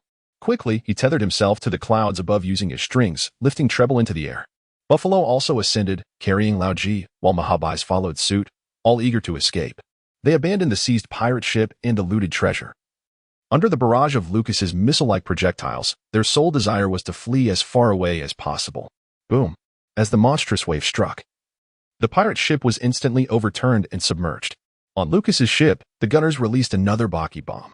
The enlarged Baki bomb slammed into the towering wave, its terrifying force obliterating the approaching giant wave. Lucas gazed at the remaining Baki bombs within the box and waved his hand, commanding full speed ahead. With his observation haki, he could discern the opponent's direction, albeit with the caveat that an extended duration would necessitate amplifying his haki to several dozen times its usual strength to locate them. Above the vast ocean, several figures soared through the air, fleeing with haste, evading the relentless barrage of cannonballs raining down upon them. In the distance, a warship loomed, its cannons firing projectiles skyward. Damn it. In the air, Doflamingo cast a glare back at Lucas, frustrated that he had initially managed to shake off this troublesome individual. Yet, inexplicably, upon landing on an island to rest, they were swiftly located by Lucas's warship. They fled again, only to be pursued to another isle, where, after a brief respite, they were once more discovered by Lucas's vessel. Doflamingo harbored serious doubts. This man undoubtedly possessed a unique ability to ascertain their whereabouts. In the ensuing skirmish, with the adversary relying on his powers and Baki bombs, Doflamingo yearned to distance himself from this nuisance. However, it was not long before Lucas was able to track them down once more. Doflamingo's disdain for Lucas deepened considerably. Boom, boom, boom. Cannonballs whistled through the air, compelling Doflamingo and his companions to dodge hastily. On the warship, Lucas augmented the Baki bombs with one hand while clutching a din-din mushi with the other. Hello. This is Sengoku. The snail transformed into Sengoku's visage. I am Lieutenant Colonel Lucas, reporting to Admiral Sengoku. We have discovered the long-missing Don Quixote family in the waters off Ladon Island in the South Sea. Lucas looked up at Doflamingo and his cohorts in the sky. What? The Grand Line, Marine Headquarters, Marineford. Admiral Sengoku's aide, Vice Admiral Tsuru, abruptly stood and approached, snatching the din-din mushi from Sengoku. Lieutenant Colonel Lucas, can you handle Doflamingo? Do you require Vice Admiral Borsalino's assistance at once? Vice Admiral Tsuru inquired anxiously. She was acutely aware of Lucas's capabilities and fully understood the threat posed by Doflamingo, worried that he might seize the opportunity to retaliate and eliminate Lucas, or that he might escape and vanish once more. Lucy's growth has not gone unnoticed. She holds great hope for this child and wishes to see him safe. Simultaneously, the reappearance of Doflamingo would pose significant challenges for them. Admiral Tsuru, Fleet Admiral Sengoku, do you recall my mention of the Baki bomb? Lucas inquired. Indeed. But could it be? Admiral Tsuru abruptly recalled something. Precisely, I have augmented the Baki bomb's potency. With this enhancement, a single shot would be sufficient to obliterate a small island, and I am currently pursuing Doflamingo. Upon hearing this, both Admiral Tsuru and Fleet Admiral Sengoku exhaled in relief.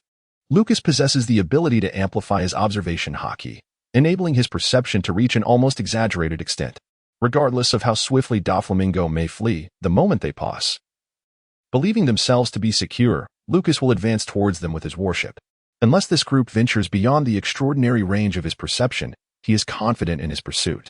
Initially, this tactic may prove effective, but with repeated attempts, Lucas surmises that Doflamingo and his crew will inevitably escape far beyond his sensory reach. Nonetheless, he urgently requests Admiral Paulusolino to arrive promptly, for the exertion of amplifying his Observation Haki, along with his other enhancements, is significantly draining his stamina. He estimates that if they do not act swiftly, Doflamingo and his associates will manage to evade capture entirely. I understand, the fleet admiral replies, nodding in acknowledgement. Lucas conveys their current location, and the fleet admiral promptly terminates the communication to reach out to Paulusolino. This is Sengoku. Lieutenant Colonel Lucas has located the long-lost Don Quixote family in the South China Sea. Please set aside your current tasks and proceed immediately to support Lieutenant Colonel Lucas, he instructs. Understood. I will execute this mission at once. Admiral Paulusolino responds without delay, ending the call and transforming into a streak of light that vanishes. In the South China Sea, Lucas continues the pursuit of Doflamingo's group. Cannonballs are fired from the ship, splitting midair into dozens of oversized projectiles that soar upwards. The resounding explosions echo as Doflamingo and his companions hastily evade, nearly being toppled by the shockwaves. On board the warship, Lucas shakes his head in exasperation. His own marksmanship is subpar, and although the ship's dedicated gunners possess commendable shooting skills, they struggle to hit airborne foes, resulting in a rather dismal accuracy. Lucas felt the pressing need to recruit a sharpshooter for his warship. Whether employing a firearm or artillery, accuracy was paramount. When combined with Lucas's abilities and Bucky's projectiles, it would create an exceptionally formidable pairing. Suddenly, the telephone bug buzzed, prompting Lucas to lift the receiver. This is Vice Admiral Paulusolino. Colonel Lucas. Where are you in the South China Sea? I shall arrive shortly. The telephone bug transformed into the figure of Paulusolino, speaking with authority. I am at. Lucas promptly relayed his location to Paulusolino, who acknowledged with a brief response before severing the connection. In the Grand Line, a streak of light swiftly traversed the vast expanse of the sky, cutting through the doldrums and racing towards the South China Sea. High above, the luminous figure halted. Morphing into Vice Admiral Paulusolino, who removed his sunglasses to survey the kingdom of the South China Sea below. After a moment of discernment, he transformed back into a beam of light, vanishing from sight. In the next instant, Paulusolino hovered over a kingdom, assessing his surroundings. Nodding in acknowledgement, he gauged the distance remaining between himself and Colonel Lucas and continued on his journey. Not long after Lucas had just hung up, he noticed a streak of light across the distant sky. High above, Doflamingo and his comrades were struggling to evade the barrage of multiplying cannonballs. Suddenly, a man clad in yellow appeared beside him. Doflamingo unleashed countless threads towards his adversary while simultaneously retreating in another direction. Such a terrifying ability, Paulusolino remarked as he watched Doflamingo, his body transforming into a beam of light, evading the onslaught of threads. Well, what do you think of my technique? Or rather, have you ever been kicked by light? Before Doflamingo could utter the words damn it, Paulusolino's foot struck his face with blinding brilliance. The force of the kick sent Doflamingo hurtling backward, prompting him to swiftly manipulate his threads to grasp onto nearby clouds for a rapid escape. Impressive. Even after being kicked by light, you can still run. Should I commend your remarkable prowess? Paulusolino reappeared before Doflamingo, his foot shimmering as it stamped onto Doflamingo's visage. Doflamingo was sent reeling, while his family members launched attacks at Paulusolino. Yet, against the light, their assault proved futile. Paulusolino waved his hand with a chuckle and vanished once more, reappearing behind Buffalo, delivering a kick to his forehead, transforming into a beam of light. Paulusolino unleashed a flurry of kicks upon the members of the Don Quixote family. Toreb Ryu, Buffalo, Lao Ji, and Mahabais were all sent flying, while Paulusolino hovered in the air. Shrugging nonchalantly, it seemed the Don Quixote family was no match for his luminous strikes. Doflamingo, clutching his face, hurriedly used his fine threads to drag his family members away. Aware that Admiral Paulusolino of the Navy, a user of the glint fruit, stood before him. Behind him loomed the despised Lucas, whose formidable amplification in the dreaded buggy bomb had left a profound impression on Doflamingo. Equally striking was Lucas's terrifying perception in Doflamingo's eyes. The ability to sense an entire island was already an extraordinary strength. Lucas is even more terrifying, for he possesses an even greater range of perception. This Kenbunchaku. Doflamingo suddenly senses that this individual can amplify the extent of his own Kenbunchaku. According to Torpole and the others, the pirate once known as Bandy Wald was a user of the Momo fruit. However, Turpole and his companions had never heard of Wald exhibiting the ability to enhance his Kenbunchaku. Perhaps it was something the opponent had not anticipated? Regardless, Doflamingo is now solely focused on fleeing the South Blue, escaping without a moment's pause.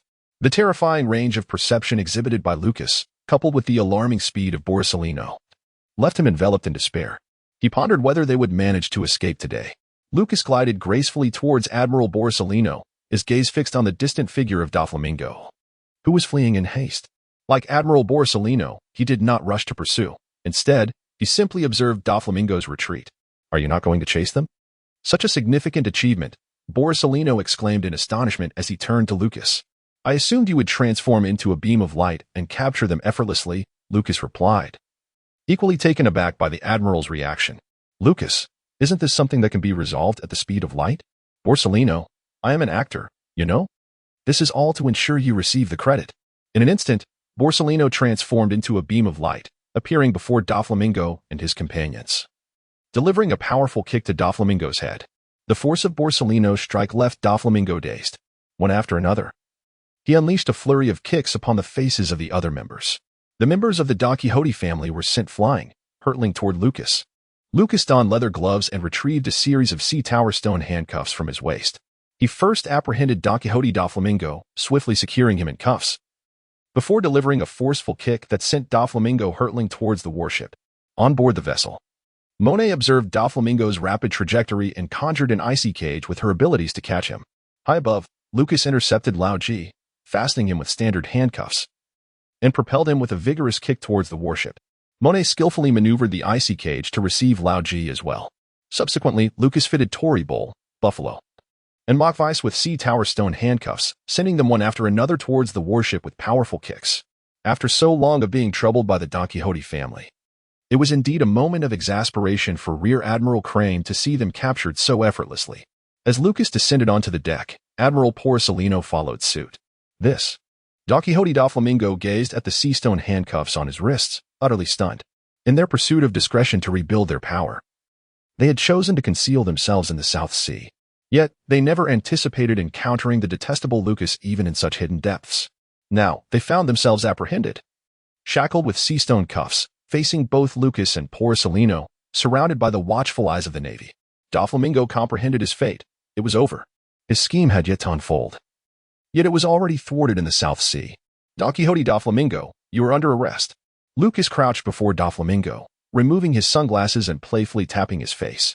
"You scoundrel!" Doflamingo bellowed in fury. His brother had betrayed him, and eventually, he realized that during the year of his brother's disappearance, he had likely been taken in by the Navy.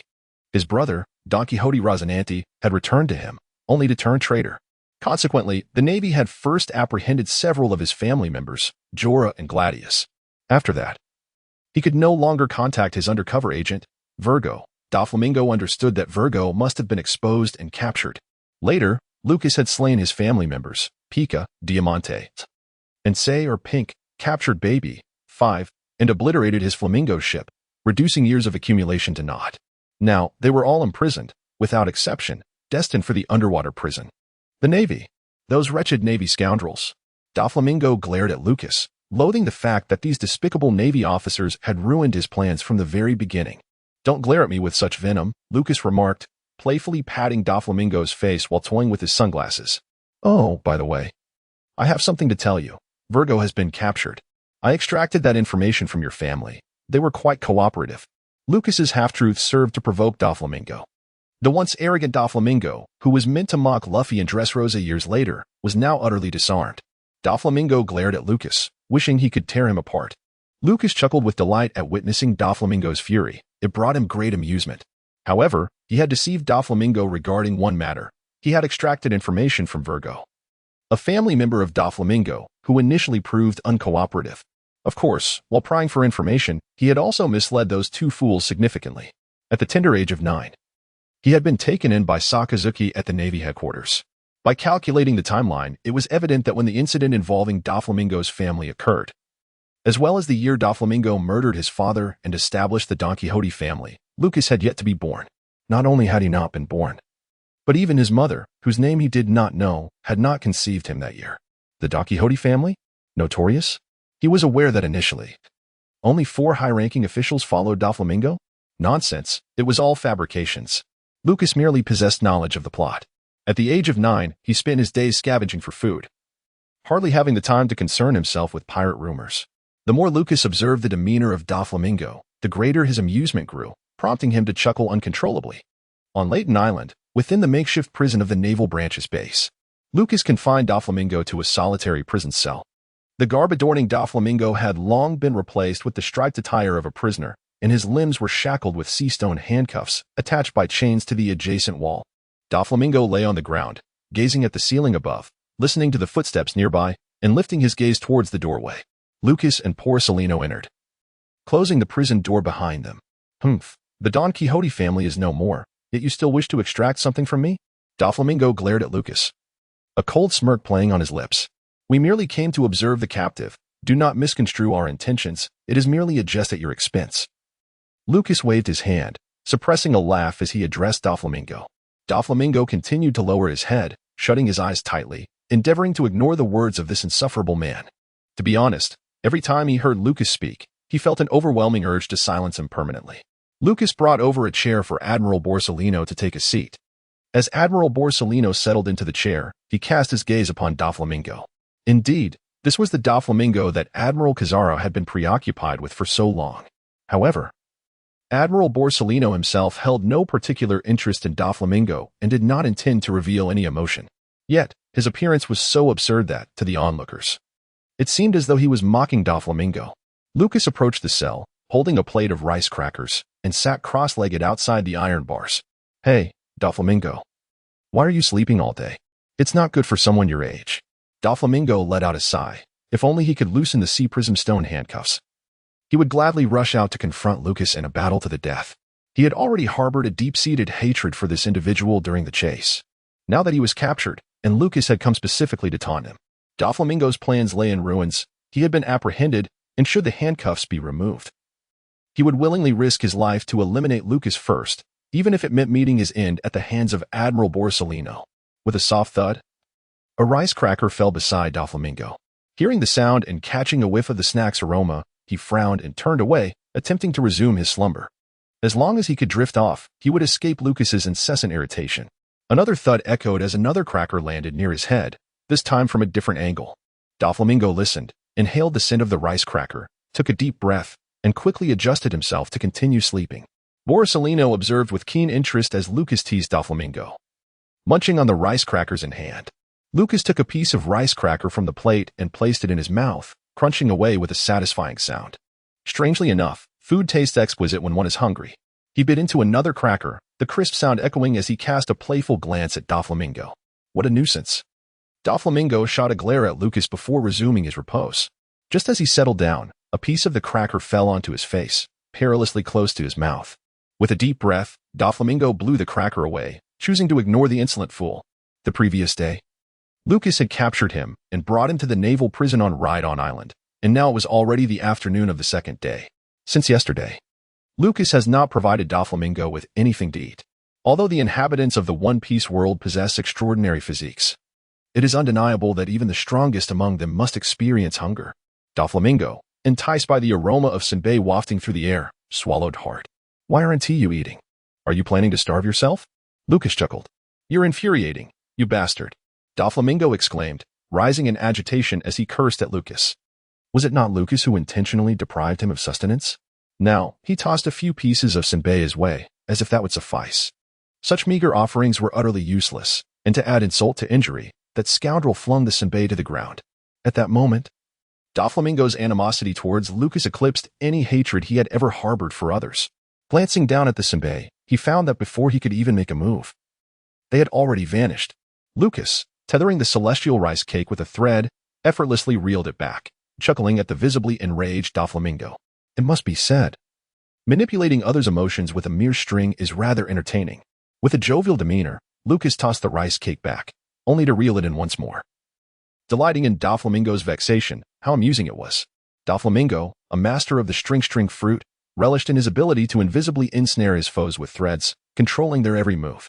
Meanwhile, Lucas dangled the rice cake, tossing it back and forth, reveling in Doflamingo's furious reactions. It was sheer delight.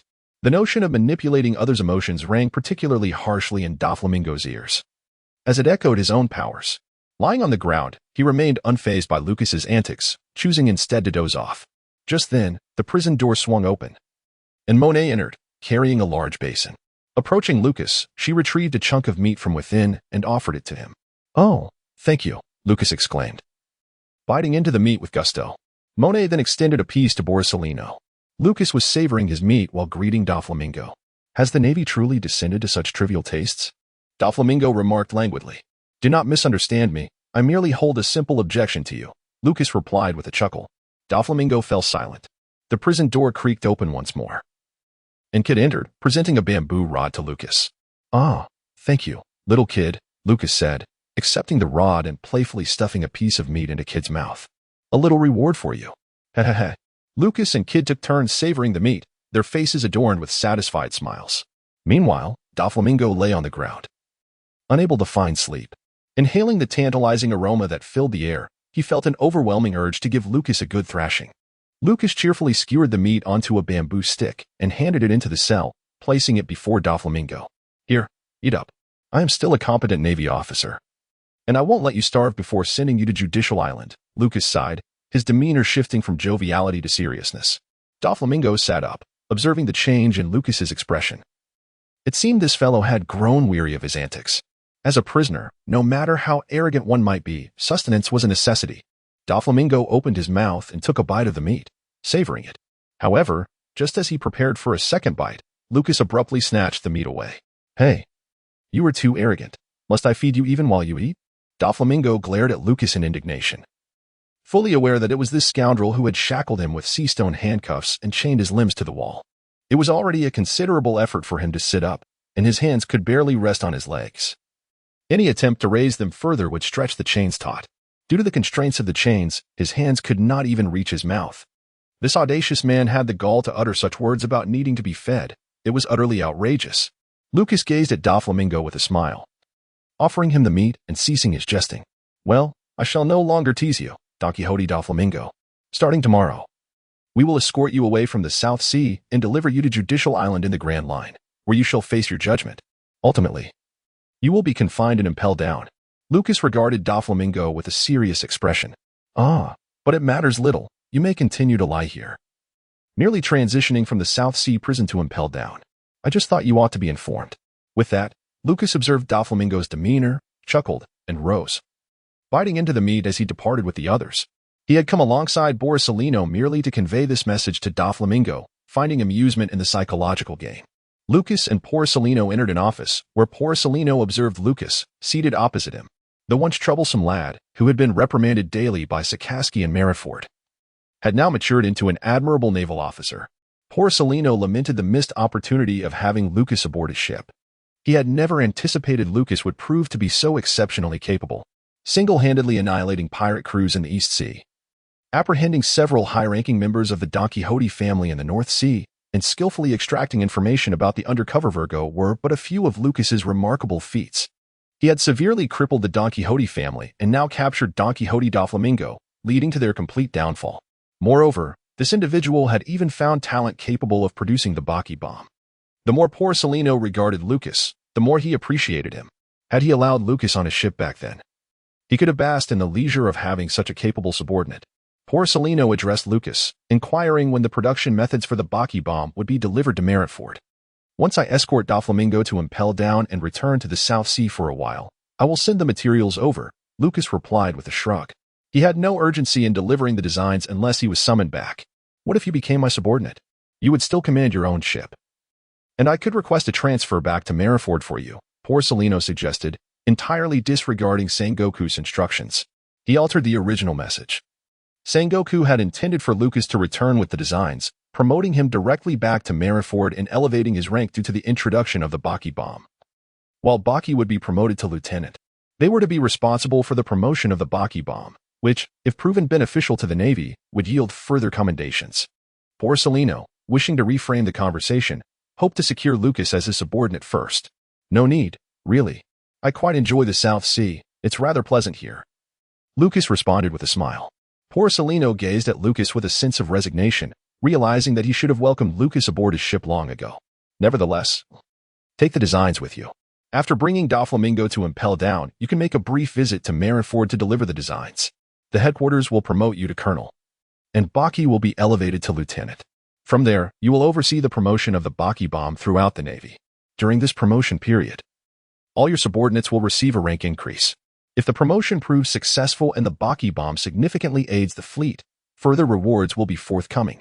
Borsalino relayed Sengoku's original words to Lucas, shrugging his shoulders, regretting that this young man had not fallen for his proposition and become his subordinate.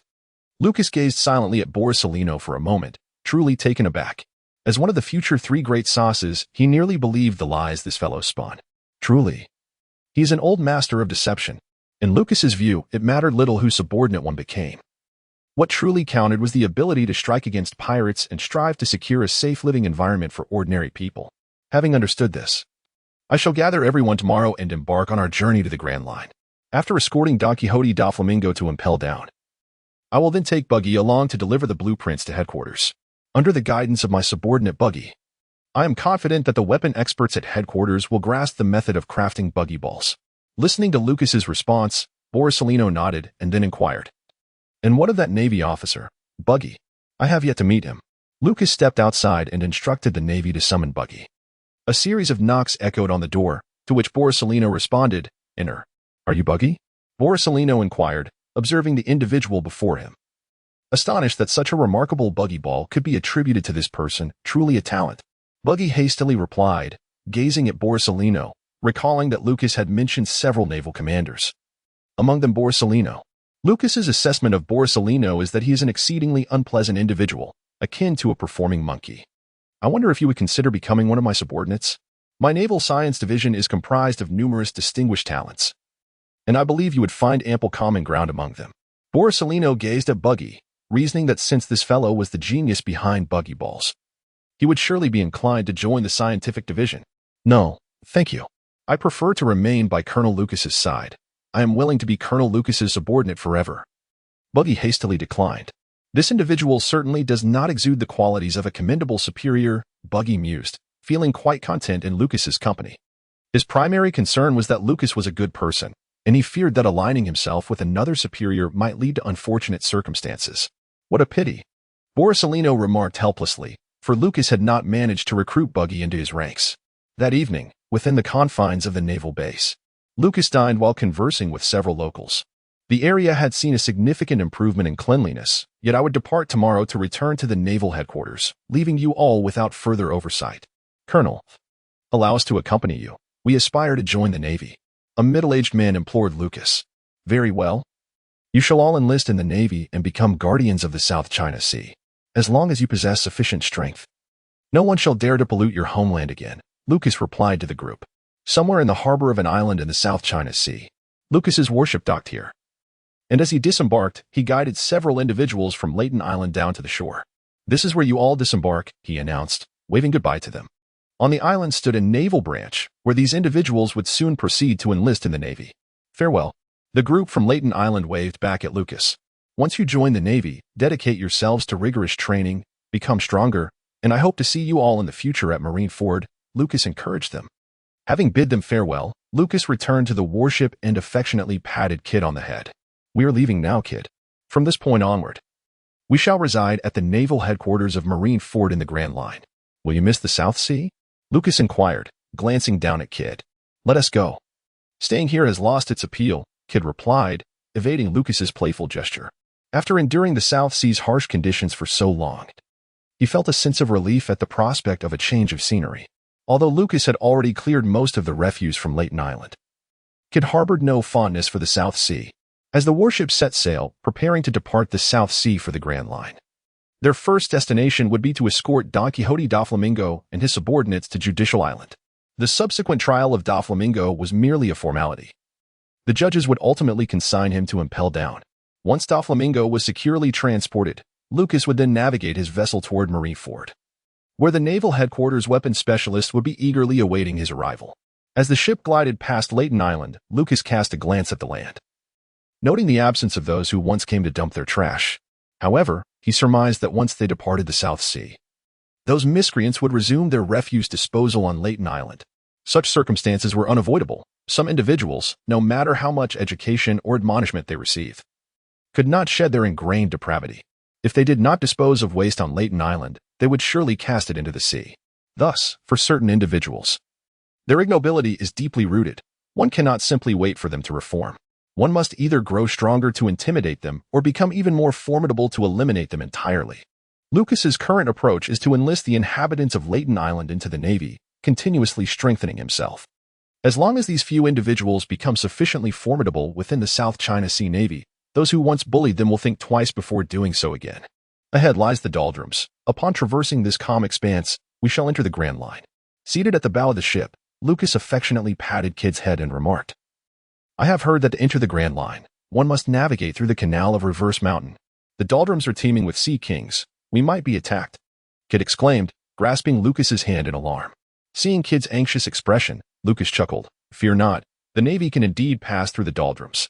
He continued to pat Kid's head, explaining that the Navy's vessels are embedded with sea stone, which emits an energy akin to that of the ocean, thereby deterring sea kings from assaulting us.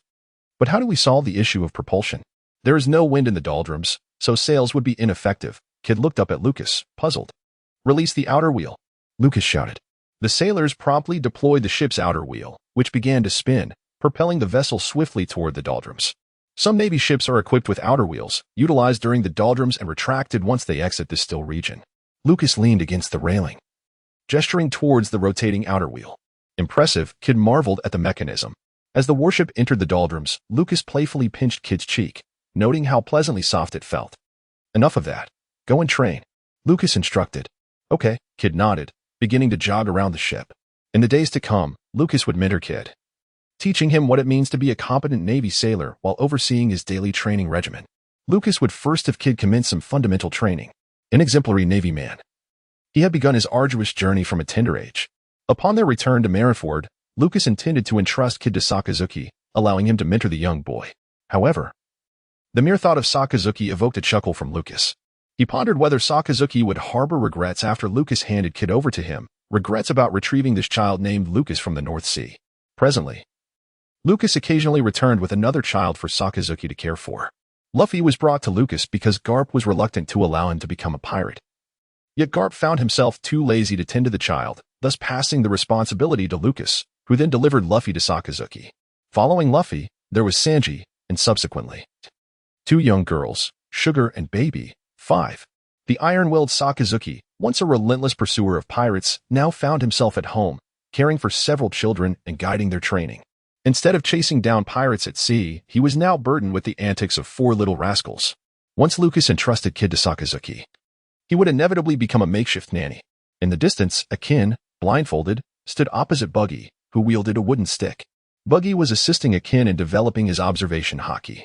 With each strike, Akin would occasionally receive a hit, emitting muffled grunts. The training of Observation Haki was no simple endeavor. Meanwhile, Monet approached, holding a wooden stick and another blindfold.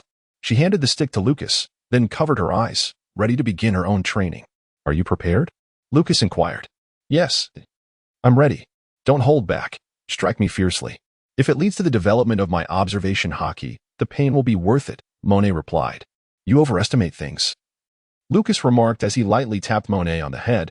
"I never intended to show mercy." "Ouch." Monet clutched her head, tears nearly spilling from her eyes. Swish. Lucas swung the stick with great force, causing Monet to instinctively activate her fruit ability, transforming into a swirl of ice and snow to evade the strike. "Do not employ your powers. Otherwise, I shall be compelled to use Haki," Lucas admonished sternly. All right," Monet replied, resigned. With a release of her ability, she reverted to her human form, only to receive a strike on the head from the stick. That hurt even more than before. Monet exclaimed in dissatisfaction. "You brought this upon yourself by cheating with your ability earlier. Consider this a punishment," Lucas replied, continuing to swing the wooden stick. Lucas never excessively relied on the abilities bestowed by the devil fruit. His powers could only flourish if accompanied by his own physical prowess, necessitating a robust reinforcement of his body to enhance his capabilities. Thus, he diligently trained himself, honing his martial arts while simultaneously developing his fruit's potential. He held the same expectations for Monet. After all, only when Monet's abilities in Haki became formidable could she truly grow stronger. In the calm belt, a pirate ship, towed by two immense sea serpent-like sea kings, glided slowly toward the South Sea. This vessel belonged to the pirate nation of Amazon Lily, known as the Kuja Pirates. At the bow of the ship stood a tall and enchanting woman with long, raven hair styled in a princess cut.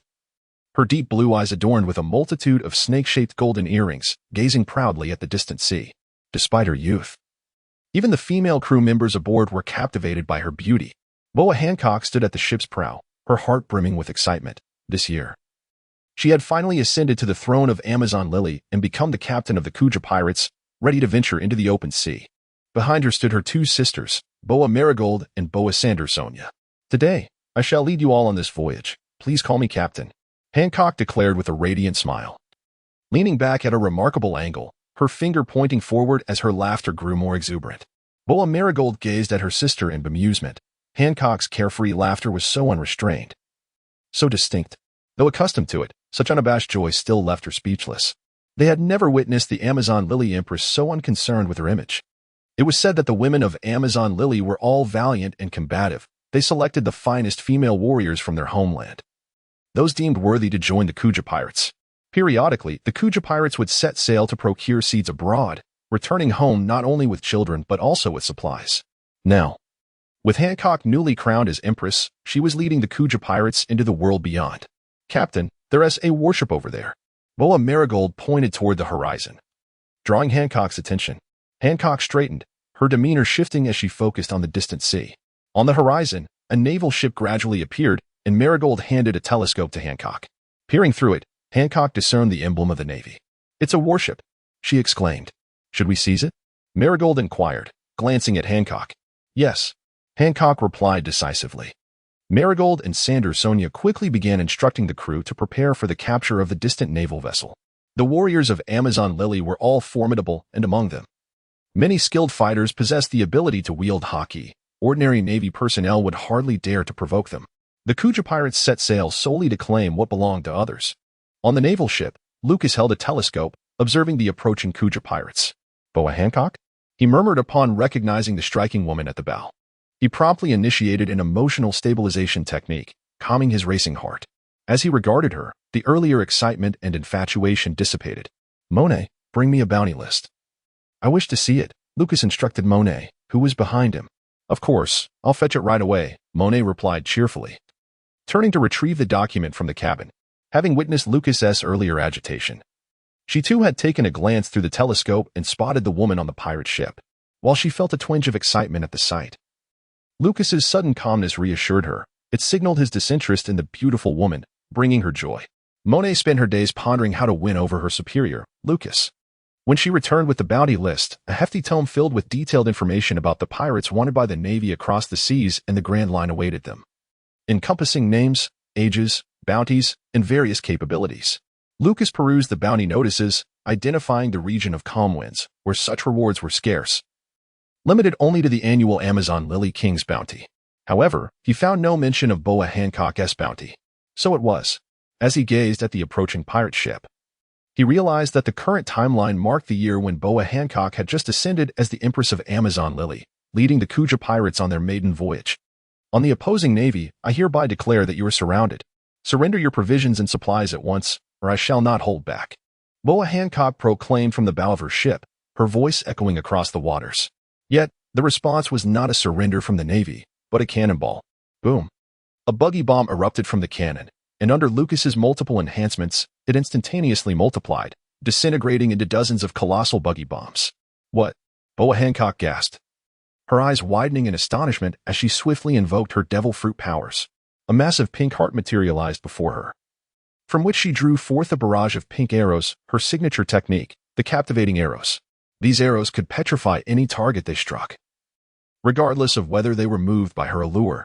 Even inanimate objects were not spared. Countless pink arrows soared into the sky, a dense swarm that struck the giant cannonballs, turning them to stone as they plummeted into the sea. Boom. Another cannonball was fired, fracturing into multiple gigantic projectiles aimed at the Kuja Pirates. Captivating arrows. Hancock unleashed another volley of pink arrows, petrifying the incoming bombardments, which cascaded into the waters below. The waves surged, causing both ships to rock violently. On the opposing side, why do you not lay down your weapons and surrender your supplies? Hancock demanded, her gaze fixed assertively upon the warship. How beautiful! The Navy men gazed at Boa Hancock, their eyes filled with hearts, enamored by her presence. Lucas, exasperated, turned to the inept group, letting out a sigh. He struck their faces repeatedly, channeling his emotional fluctuations back to them. Instantly, the entire crew of the ship found themselves under his influence, their expressions turning blank as they stared impassively at the pirate vessel. In truth, women are dispensable, Buggy remarked, his face devoid of emotion. Indeed. I feel that no matter how beautiful she may be, it is of little consequence, Akin nodded in agreement. What? Boa Hancock stared incredulously at the other's side. What had transpired with these men? Initially, her curiosity was piqued by the blue-haired man, who remained utterly indifferent to her charms, while every woman in her homeland was captivated by her allure.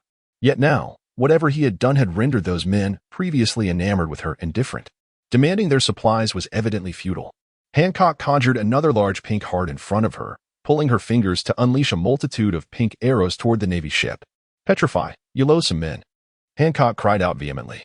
Lucas glided through the air with a moonwalk, positioning himself between countless pink arrows and the warships. He unleashed a series of 10 slashing waves towards his adversary. In an instant, those 10 slashing waves multiplied into hundreds of colossal waves, effectively intercepting Hancock's pink arrows one by one. Infuriated, Hancock glared at the blue-haired man, her annoyance palpable. How insufferable! This man possessed the uncanny ability to render many immune to her allure, and now he could also thwart her captivation arrows. With a swift motion, Hancock leapt forward, delivering a kick towards Lucas, her fragrant leg. Upon impact, this strike had the potential to petrify and shatter parts of her opponent's body instantly. The attack functioned similarly to her captivation arrows, capable of petrifying both living beings and inanimate objects alike, regardless of whether her target harbored any feelings for her. A successful kick was all it took to turn them to stone. Upon witnessing this, Lucas smiled and unleashed a barrage of dozens of slashing waves towards Hancock. In an instant, these dozens of slashing waves multiplied into hundreds of colossal cutting waves. What? Hancock stared in astonishment at her opponent, perplexed by how he had managed to both amplify and proliferate the slashing waves simultaneously. Swiftly, she coated her legs in haki and began to kick away the encroaching slashing waves, one after another. Lucas unleashed a flurry of slashing waves, which swiftly multiplied into hundreds of colossal strikes, overwhelming the 9 snake pirates. Hancock found herself unable to withstand such a multitude of assaults and hurriedly enveloped her body in haki to block a massive wave. The sheer force of the strike propelled her backward, while the female warriors of the 9 snake pirates drew their bows, their arrows entwined with haki, and released them towards the sky, targeting the myriad of slashing waves. Hancock's 2 sisters transformed into their colossal serpent forms, their enormous tails also coated in haki, deflecting wave after wave of the onslaught. With a resounding crash, Hancock fell onto the deck. Being struck by so many colossal slashing waves was, under the circumstances, quite understandable. Several minutes passed. Lucas gazed helplessly at the vast expanse of the sea, where the traces of the 9 snake pirates had long since vanished. Aren't you going to pursue them? Lucas turned to his companion, Borsalino. Our mission is to escort Don Quixote da Flamingo, thus I shall remain aboard this vessel. Borsalino replied with a shrug. Lucas glanced at the other person, somewhat speechless. You old acting monkey, why did you come out if you weren't going to pursue? Upon seeing Borsalino emerge, the other party immediately turned and fled. Yet, Borsalino informed him he would not be leaving the ship. What a farce. You scared the man away and still did not act. Had it not been for his inferior rank, Lucas would have already voiced his grievances. The warship continued its voyage, and days later it departed from the doldrums. Judicial Island, a place designated for the trial of criminals, awaited. Following the judge's verdict, those pirates would be escorted to Impel Down. Between the naval base on Judicial Island, Marineford, and Impel Down, there exists a tremendous whirlpool current. The Navy has harnessed the powerful currents produced by this vortex to create a specialized marine route. Once the judge concludes the trial of Don Quixote da Flamingo, Lucas and his companions will embark on this Navy-exclusive current, heading towards Impel Down to incarcerate da Flamingo, thus completing the mission. Lucas disembarked from the ship, with Akin grasping da Flamingo behind him. Hurry! Akin exclaimed, delivering a sharp slap to da Flamingo's head. This fellow dared to glare at him even in captivity. Lucas did not pay much attention to da Flamingo behind him. The judicial proceedings were merely a formality, a day of due process. In truth, the majority of criminals brought here for trial each year are pirates. Aside from a few dreamers, most are merely petty marauders. The animated narratives often portray pirates as deeply valuing camaraderie, driven solely by dreams, eschewing violence, and even offering assistance to others. Such characters are but a rare exception. After all, animation is still entertainment. It cannot constantly depict the tragedies of human existence, or else it would fail to attract viewers. The reality is that, apart from those idealistic dreamers, most pirates are scoundrels. Thus, the moment they are apprehended, their fate is already sealed. The options are simply execution or imprisonment and impelled down. Whether they live or die depends on the perceived necessity of their confinement. If their strength is lacking and they have yet to consume a devil fruit, they would have long since met their end. Lucas and Porcelino walked ahead, followed by the Navy escorting Doflamingo and members of the Don Quixote family. Lucas and Porcelino parted ways with the others and entered an office to take a respite. Meanwhile, Akin and his team would personally escort Doflamingo to the judge for his trial. The Navy's stance on pirates was unequivocal, aside from execution. The only fate awaiting captured pirates was life imprisonment. Unlike in a previous existence, where some heinous criminals could reduce their sentences through various means. Ahem, I digress. Upon entering the room, Lucas poured a cup of coffee for Porcelino, then served himself before settling onto the sofa. Delightful. Lucas took a sip of his coffee, inhaling deeply. The trial of Doflamingo was nearing its conclusion, and once they secured him and impelled down, they would be utterly relieved. Lucas, may we discuss the possibility of borrowing your subordinate buggy for a few months for use by the scientific unit? Porcelino inquired with a cheerful smile while sipping his coffee. Not a chance. Don't even think about it, Lucas firmly rejected, regardless of Porcelino's rank as a vice admiral. After all, Buggy was his discovery, his asset. And he would never consider lending him to anyone. Moreover, Buggy was only proficient in buggy ball. Lending him would serve little purpose. Once they arrived at Marineford, they would be responsible for promoting buggy ball across the entire fleet. What would the scientific unit even want with Buggy? Lucas would never lend to him. It was evident that this individual harbored ulterior motives, intending to borrow without the intention of repayment. Furthermore, Bucky would subsequently develop a miniature version of the Bucky bomb. Lucas cherished this subordinate as a prized possession, and he would not part with him lightly. Porcelino glanced awkwardly at Lucas and took a sip of his coffee. After a brief respite, a knock echoed at the door. Lucas turned his head to look, and Porcelino called out, "Please enter." At that moment, Akin walked in and saluted the two men, stating, "Report to Vice Admiral Porcelino and Colonel Lucas. The trial of Doflamingo has concluded, and he can be escorted to impel down at any time." "Very well, let us depart now," Porcelino replied as he rose and stepped outside. Lucas followed closely behind. Lucas and Porcelino's mission was to escort Don Quixote Doflamingo. Once Doflamingo was delivered to impel down, Porcelino would conclude his task and depart from their warship. "Where is Doflamingo?" Lucas inquired, casting a glance at Akin. "Monet is watching him at the door," Akin replied. "Well, that's reassuring," Lucas nodded, and the three of them stepped out, proceeding onward. With Doflamingo in tow, they approached the gates of justice, boarded the warship, and set sail on the Navy's designated current, their next destination being impelled down. Lucas sat aboard the warship, casting a glance at Doflamingo and his companions being escorted to the ship's makeshift prison, before settling down to rest.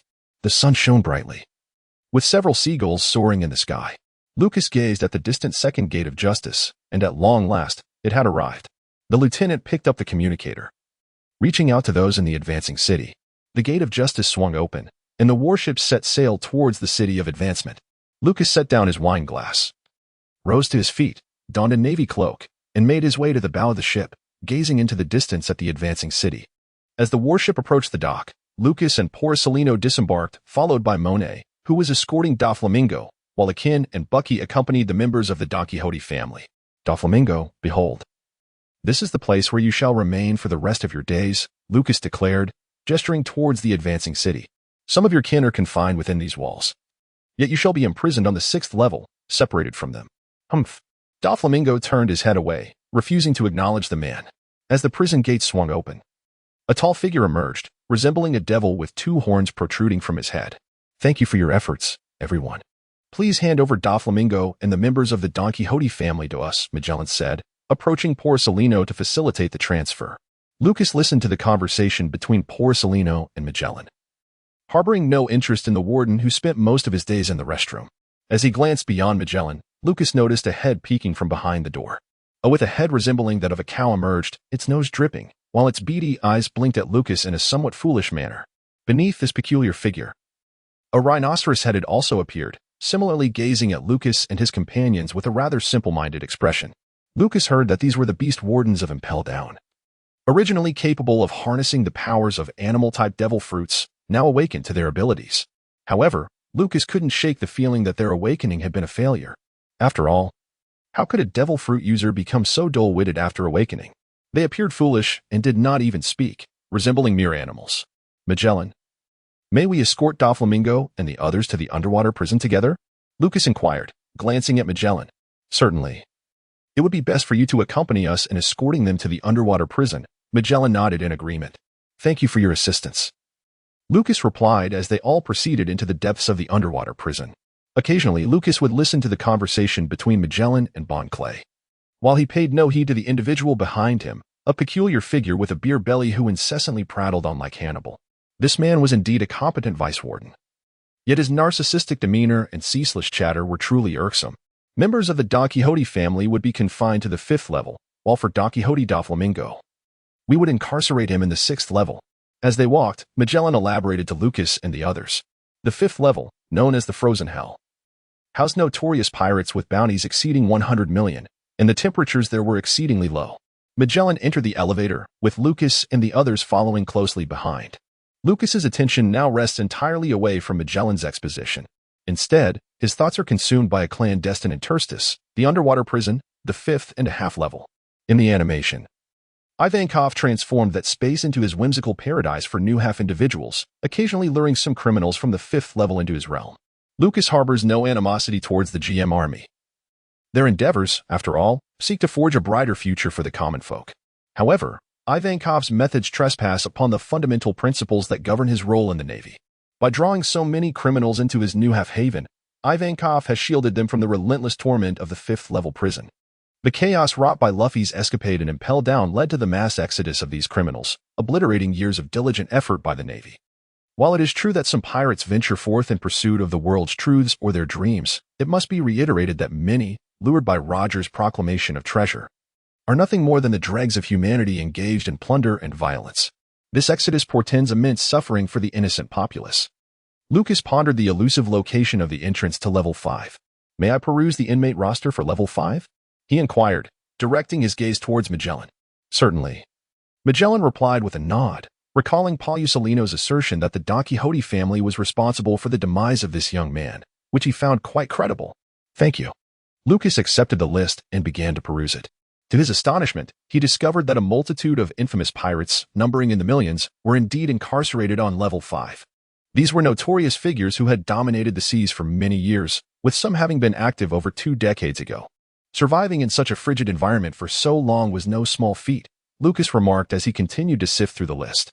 Upon exhausting his review of the level 5 inmate roster, Lucas was unable to locate an individual by the name of Emporio Ivankov. Lucas understood that in this timeline, Ivankov was still by Drag's side and had not been captured. It remained uncertain whether anyone had discovered the entrance to the 5 level at this moment. Ivankov's absence was inconsequential to Lucas, who believed that sealing off the 5 level in advance would be quite beneficial. The elevator came to a halt, and several individuals stepped into the 5th floor, which was blanketed in ice and snow, exuding an intense chill. Clad in the cotton coats provided by the prison authorities aboard the ship, Lucas and his companions escorted Don Quixote Doflamingo inside. The 5th floor was exceptionally frigid, with the ground perpetually covered in ice and snow, and even the prison walls nearby were encased in frost. Lucas rubbed his hands together and glanced around, pondering the whereabouts of the entrance to level 5, as sought by Ivankov. In the animated narrative, the injured Luffy is beset by a pack of wolves in a dense forest, only to be rescued and brought to level 5 by Ivankov's comrade, Imazona. However, the precise location of that forest and the entrance within it remained shrouded in mystery. Lucas activated his Observation Haki, seeking the entrance to the 5 level that connected to the 5th. As he traversed the path escorting the members of the Don Quixote family, he amplified his perception, enhancing his awareness manifold. It was not long before he discovered several patches of forest, continuing his search for the entrance within those woods. Enter, Hannibal commanded, forcefully kicking the members of the Don Quixote family into their cells. Each individual, shackled, was thrust into solitary confinement, the doors securely locked behind them. Now, please accompany us to the 6th level, Where Don Quixote Doflamingo is detained, Magellan instructed Palusolino, casting a glance at Lucas. The group proceeded towards the elevator, passing through a stretch of forest where a pack of wolves hurriedly glanced at them before moving on. These wolves were specifically placed here by Impel Down, as the extreme cold of this level rendered the installation of surveillance snail ineffective. Thus they had deployed numerous wolves to deal with any prisoners who might attempt to escape. Lucas gazed intently at the distant tree, lingering in place. "What is the matter? Are you still uneasy?" Palusolino turned around, casting a puzzled glance at Lucas. The members of the Don Quixote family were shackled with sea stone handcuffs and imprisoned in the 5th level. What could possibly cause him concern? "No. It is not about the members of the Don Quixote family," Lucas replied, shifting his gaze towards them. "What?" Magellan and Hannibal, among others, looked at Lucas in bewilderment. They had entered Impel Down, renowned as the most secure prison in the world, equipped with formidable armed forces and an exceptionally low escape rate. Aside from the legendary escape of the Golden Lion many years ago, no inmate in history had ever managed to flee from this place. How deeply does this young man harbor distrust? Perhaps you have been overly confident in the security of Impel Down, believing it to be the best prison in the world for too long, Lucas remarked, his eyes fixed on Magellan and the others. Suddenly, a figure emerged near the distant tree, delivering a powerful kick that sent the tree crashing to the ground with a resounding thud, revealing a concealed opening. It turned out that the lower part of the tree was hollow, and the hollow section had an opening obscured by accumulated snow, leading to a slanted tunnel below. "You haven't patrolled the 5th level in quite some time. Is it not customary to conduct a thorough security check during such rare visits?" Lucas pointed at the dark opening, turning to face Magellan and the others. "Is it not rather complacent of you to neglect even the slightest perception of your surroundings?" His tone grew increasingly accusatory. A mere hidden tunnel, concealed beneath the snow, could render countless years of the Navy's efforts futile. "This." Magellan rushed over, his eyes widening in shock at the sight of the tunnel entrance. For as long as he could remember, including himself, the inhabitants of Impel Down had held unwavering confidence in the prison. The extreme cold of the 5th level, where even those clad in winter attire felt a chill, coupled with the harsh environment, meant few ever ventured to patrol this area. This time, with Palusolino and Lucas escorting the Don Quixote family.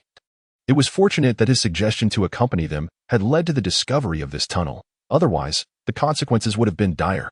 "I believe it is imperative to report this up the chain," Palusolino said, his previously relaxed demeanor replaced by a grave expression as he scrutinized the tunnel entrance. He pondered whether any pirates had discovered this location during this time. Even if none had, the mere fact that Lucas had found this tunnel was a serious matter. This indicated a significant oversight on the part of Impel Down, one that could warrant accountability and potentially severe repercussions for those in higher command. Lucas took the lighting equipment handed to him by the staff of Impel Down, holding it with one hand as he descended into the depths, heading towards the 5th layer. "Let us investigate. If there truly are pirates that have escaped, summon the troops immediately. We must secure the entire Impel Down and apprehend all escaped criminals," Magellan commanded Hannibal. The personnel from Impel Down promptly acknowledged the orders. What was initially a straightforward task of escorting the Don Quixote family had now escalated in gravity due to the discovery of this entrance. Lucas descended the tunnel at a slant, and after a while, he spotted a glimmer of light emanating from a distance. Following closely behind him was Borsellino, trailed by Lucas's subordinates and personnel from the advancing city. Hannibal and his men stood above, overseeing Doflamingo. The atmosphere grew tense as Lucas fixated on the light at the tunnel's entrance. It dawned on him that someone had already discovered this place. Uncertain of how many prisoners occupied the 5 level, Lucas was poised for action, ready to apprehend a multitude of offenders.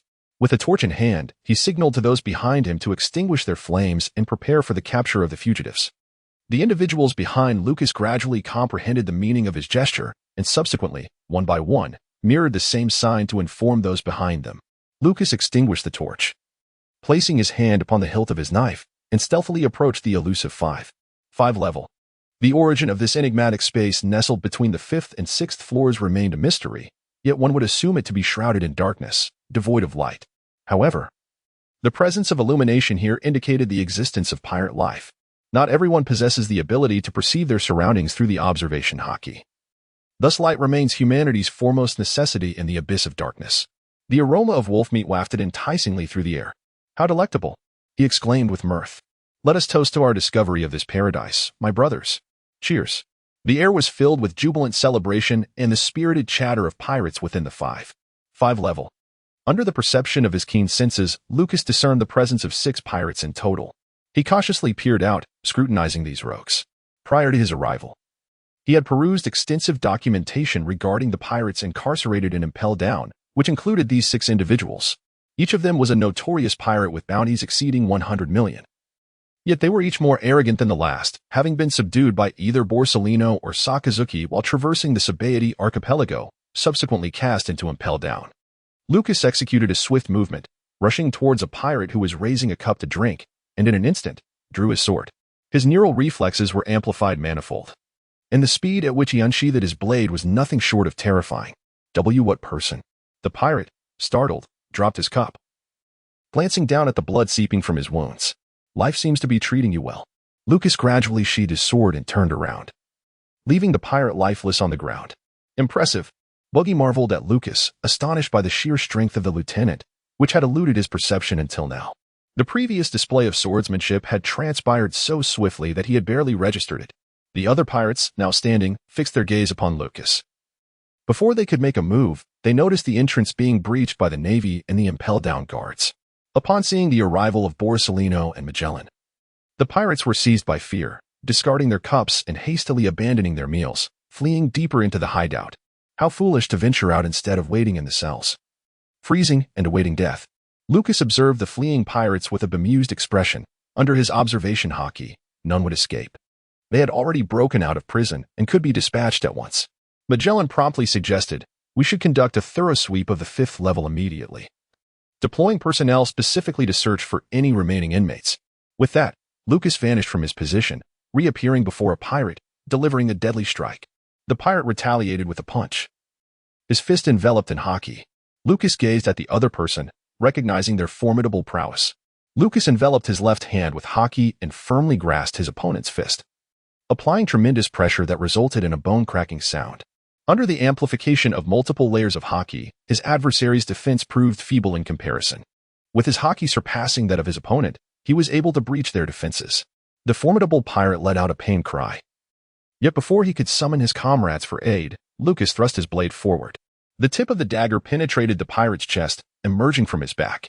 The pirate's eyes widened in shock as he stared at Lucas, his mouth agape, rendered incapable of even a scream.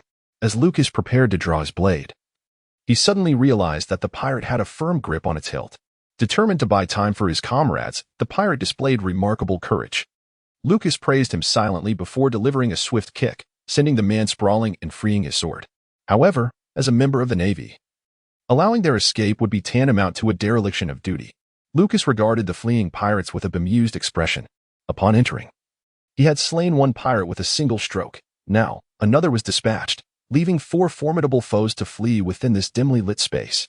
One pirate lagged behind, having recently discovered this location.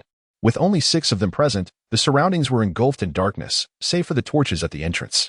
Having become separated from his comrades, he felt his way along the wall, traversing the labyrinthine passages in silence, mindful of the need to remain undetected by the Navy.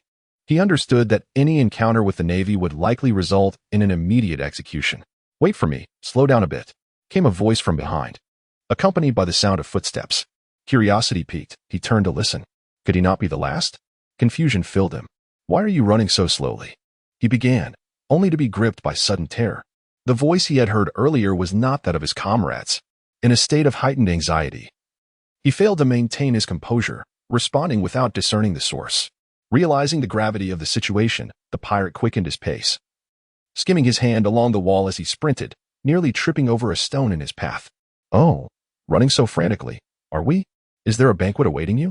Lucas appeared before him with a smirk. Who are you? Are you a ghost?" The pirate stammered, stepping back in fear, trembling uncontrollably.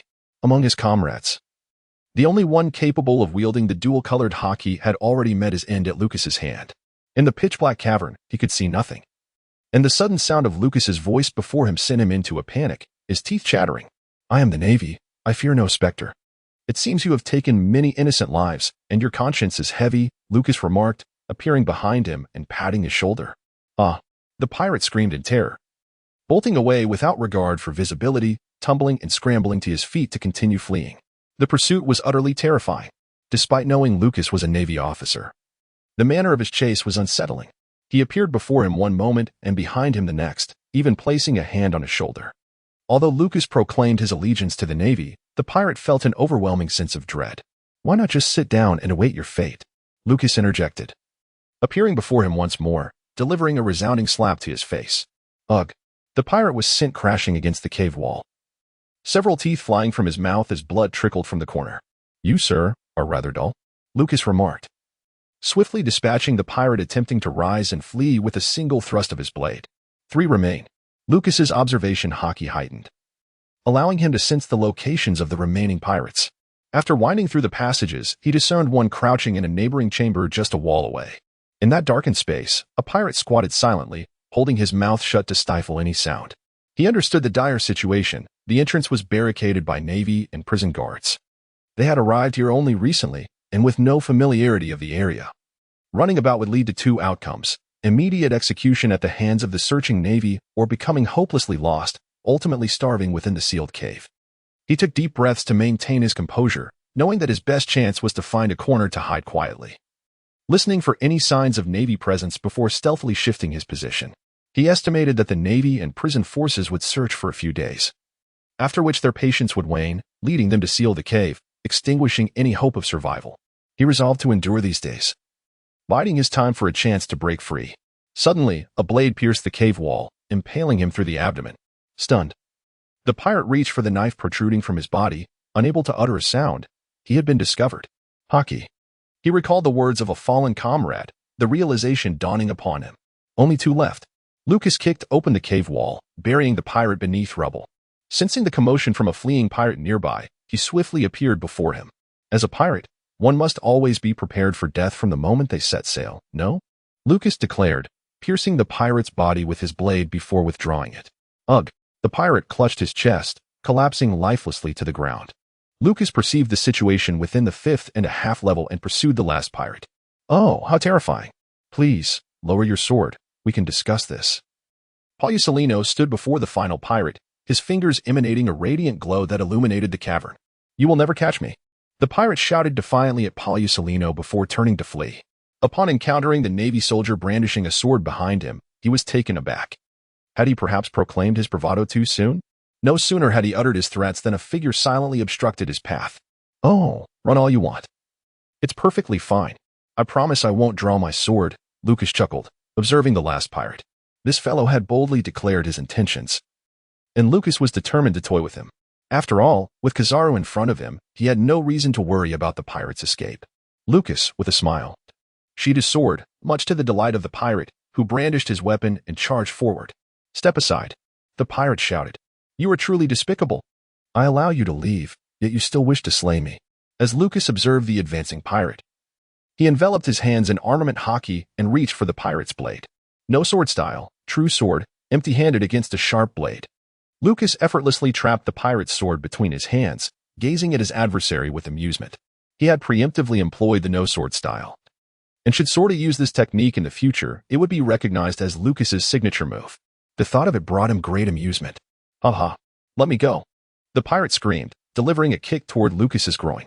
Lucas raised his foot and retaliated, sending the pirate's leg snapping back with a resounding crack. No sword style, empty-handed blade seizure.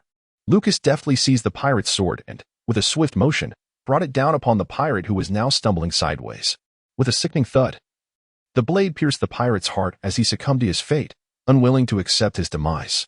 "Lucas, use your abilities to sense this area and check for any remaining pirates," Paulicelino suggested, exhaling a breath of indifference. "Very well," Lucas nodded, employing Observation Haki to amplify his sensory range exponentially, meticulously scanning the vicinity before shaking his head. "There are no pirates left. Let us proceed to search the 5th floor. Then let us depart," Paulicelino agreed, as they made their way out of the cavern together. Lucas was highly cooperative with the opposing party. Yet internally he couldn't help but think of that old, cunning ape, who had exerted no effort whatsoever from beginning to end. As the two emerged from the cave, Lucas handed over the bodies of several pirates to the personnel from Impel down, marking the conclusion of the search in Level 5. The subsequent task involved securing the entrance to Level 5. They dispatched individuals to scout the area, inquiring whether there were any passages leading elsewhere, to promptly seal any potential exits. If feasible, they would allocate considerable manpower and resources to fill the entirety of Level 5. We have already notified other naval vessels that are to take over the prisoners, instructing them to encircle Impel Down from the periphery.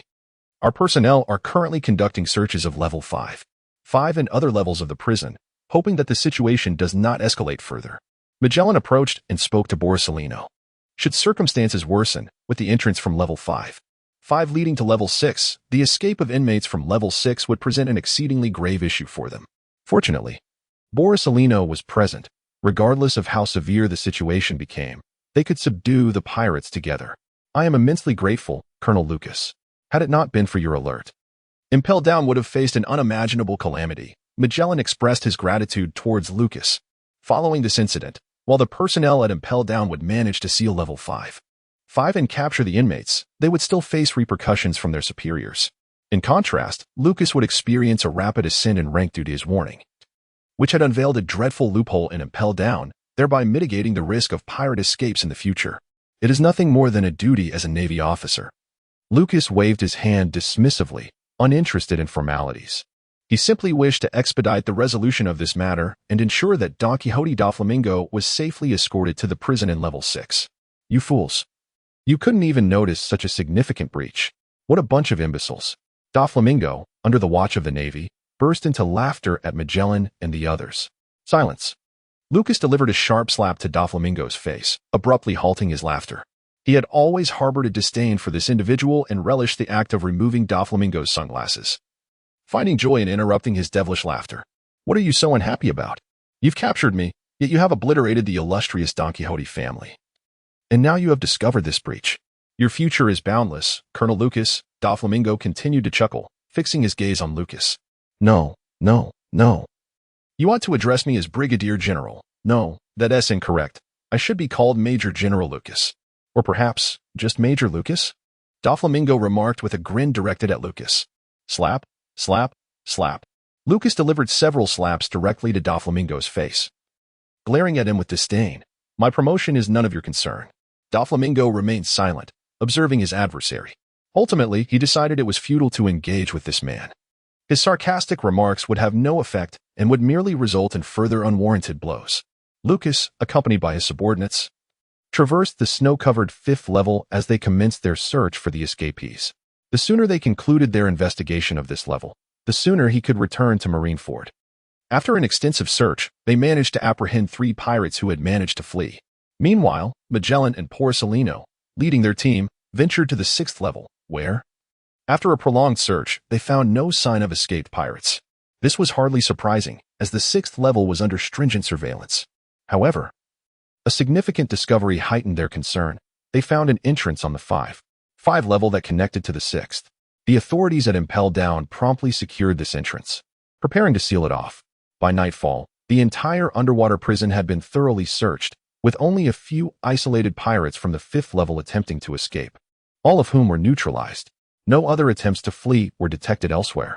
Lucas delivered a forceful kick, sending Doflamingo tumbling into a prison cell on the 6th floor. The guards of Impel Down stifled their laughter as they entered, binding Doflamingo's limbs with iron chains. A short while later, at the docks of Impel Down, after Lucas and his companions completed their handover with Magellan, they returned to the warship, which set sail towards the Gate of Justice. Upon passing through this gate, they would navigate the naval currents back to Marineford, the headquarters of the Navy, at the Marineford port. At that moment, 4 young boys sat on the shore, gazing at the distant sea and engaging in idle chatter. Sanji, have we arrived too early? There's no way Lucas could have reached here this soon, Luffy remarked, swinging his legs playfully from the side. Stop talking nonsense. When we return, I'll prepare a delicious supper for you all, so just wait patiently. Sanji shot a glare at Luffy. Supper. Brother Lucas, please return quickly. Luffy, upon hearing the mention of supper, instantly perked up, his fatigue forgotten as he stared eagerly at the sea. Sanji, we actually don't need supper. We just miss Brother Lucas very much, Sugar said to Sanji, happily accepting a bag of grapes he offered, munching on them with delight. Baby, 5 watched in exasperation at Sugar and Luffy, these 2 gluttons.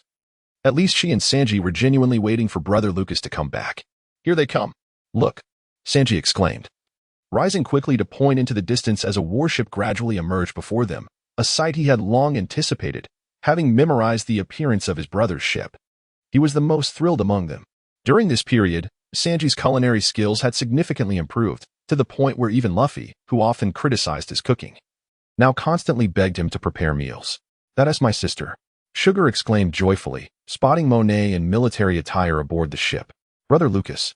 "Baby," Five called out excitedly, her eyes fixed on the man aboard the warship. On Lucas's warship, Porcelino sat observing a group of young boys at the distant dock. "Look, Lucas, your little brothers have come to greet us." Haha. Lucas, glancing at the boys on the dock, waved back with joy.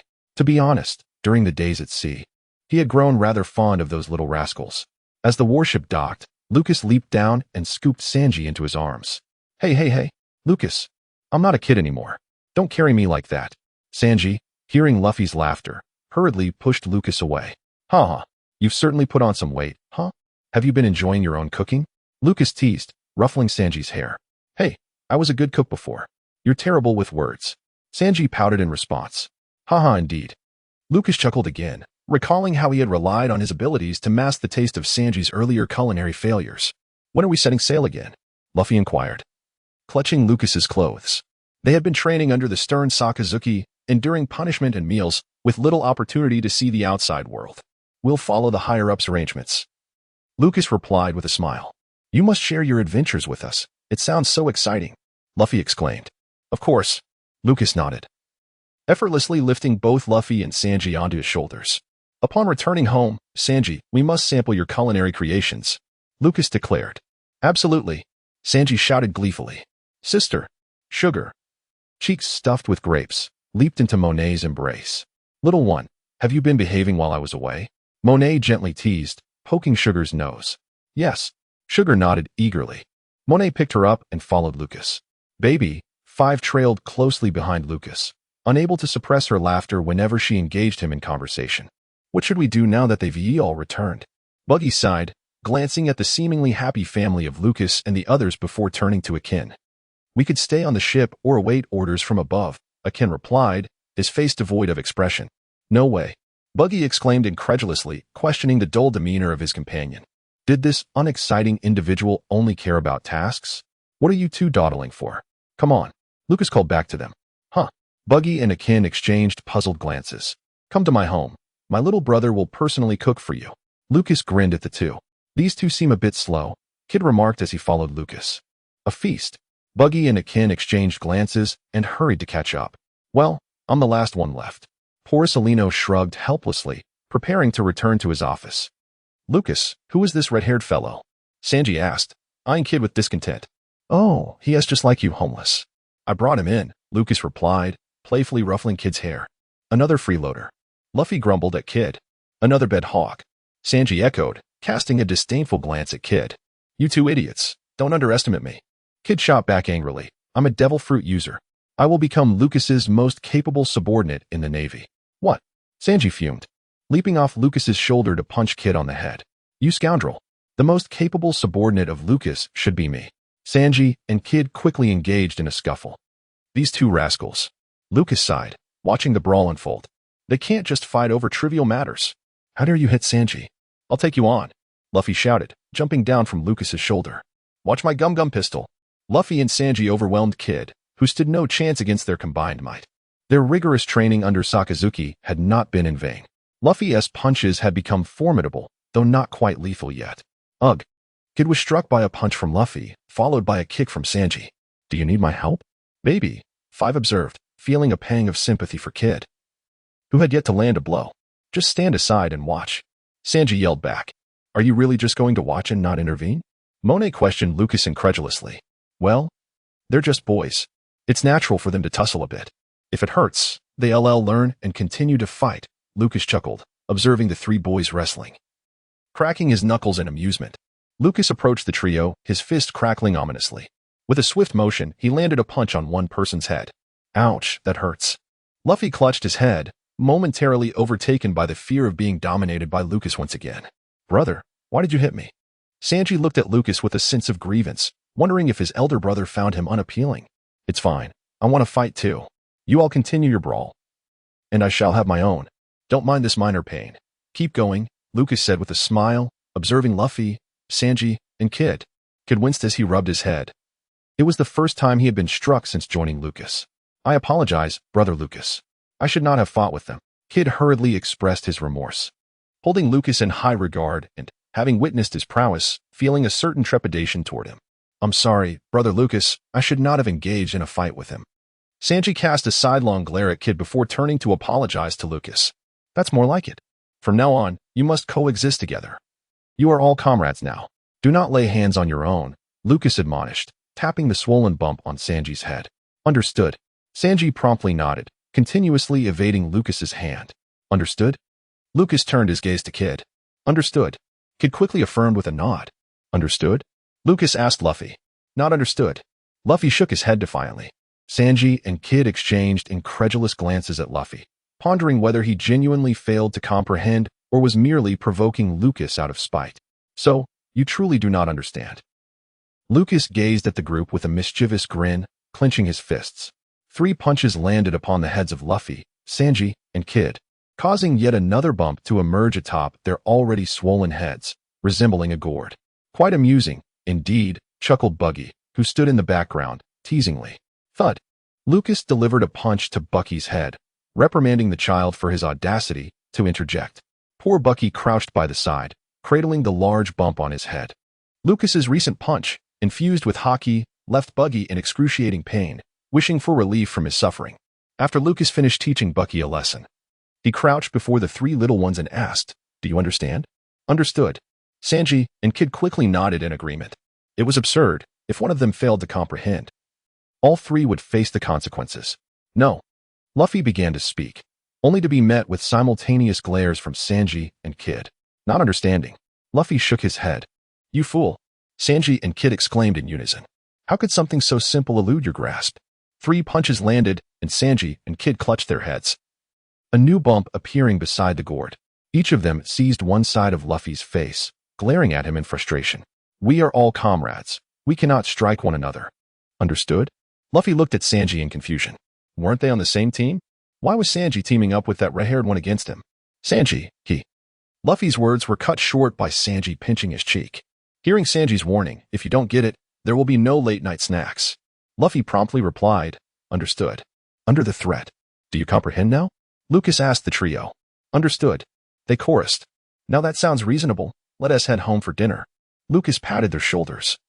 Rising to walk toward home, Sanji took Lucas's left hand, Kid grasped his right, and Luffy followed behind, glaring at Lucas. Monet, carrying sugar, walked behind, smiling at Luffy, recognizing him as someone who was bound to get beaten. Is this their family's method of education? Quite effective. In the distance, Borsalino chuckled, reminiscing about Sakazuki and shaking his head in resignation. Indeed, the nature of adults shapes the youth they raise. Although Lucas was not as ruthless as Sakazuki, his approach to educating children bore a striking resemblance. You don't understand? Very well, I shall beat it into you. Upon returning to Sakazuki's courtyard, Lucas greeted him. Ah. You're back, Kid, Sakazuki exclaimed, pleasantly surprised to see Lucas enter. They had been in contact, which is why Sakazuki had sent Sanji and the others to welcome him. After such a long time apart, Sakazuki found himself missing him. So, how has your ability development been? Sakazuki asked, standing and patting Lucas on the shoulder. The iron-willed soldier could not express sentiments like I missed you directly, and instead inquired indirectly about Lucas's recent experiences. I can amplify it up to 40 times now. Lucas replied. Excellent, Sakazuki said, pleased, as he led Lucas into the house. That evening, Lucas and the others gathered around a large table in the courtyard. To Lucas's left sat Sanji, and to his right, Monet, with sugar beside her. Sakazuki was playfully engaging with Baby, 5, ever since he adopted Lucas. He had endeavored to soften his demeanor. Recently, he had finally succeeded, as Baby, 5 often laughed at his antics. Sakazuki recalled how, during Lucas's childhood, his terrifying smile would send Lucas scurrying away. Meanwhile, Luffy and Kid exchanged fierce glares. Kid had just discovered that Luffy was glaring at his older brother, which he could not tolerate, and retaliated with his own glare. Brother Lucas, try this, Sanji exclaimed, presenting a plate of grilled fish before Lucas. Brother Lucas has an immense fondness for fish, hence today the table is laden with a myriad of dishes, predominantly featuring various delectable seafood delicacies. Indeed, Sanji's culinary skills have remarkably improved lately, rivaling those of the chef aboard my ship. Lucas remarked as he savored a bite of fish. Truly, this young lad Sanji is a culinary prodigy. Is that so? Sanji exclaimed, his eyes sparkling with surprise as he clutched Lucas's attire. Absolutely. Your cooking is exceptional.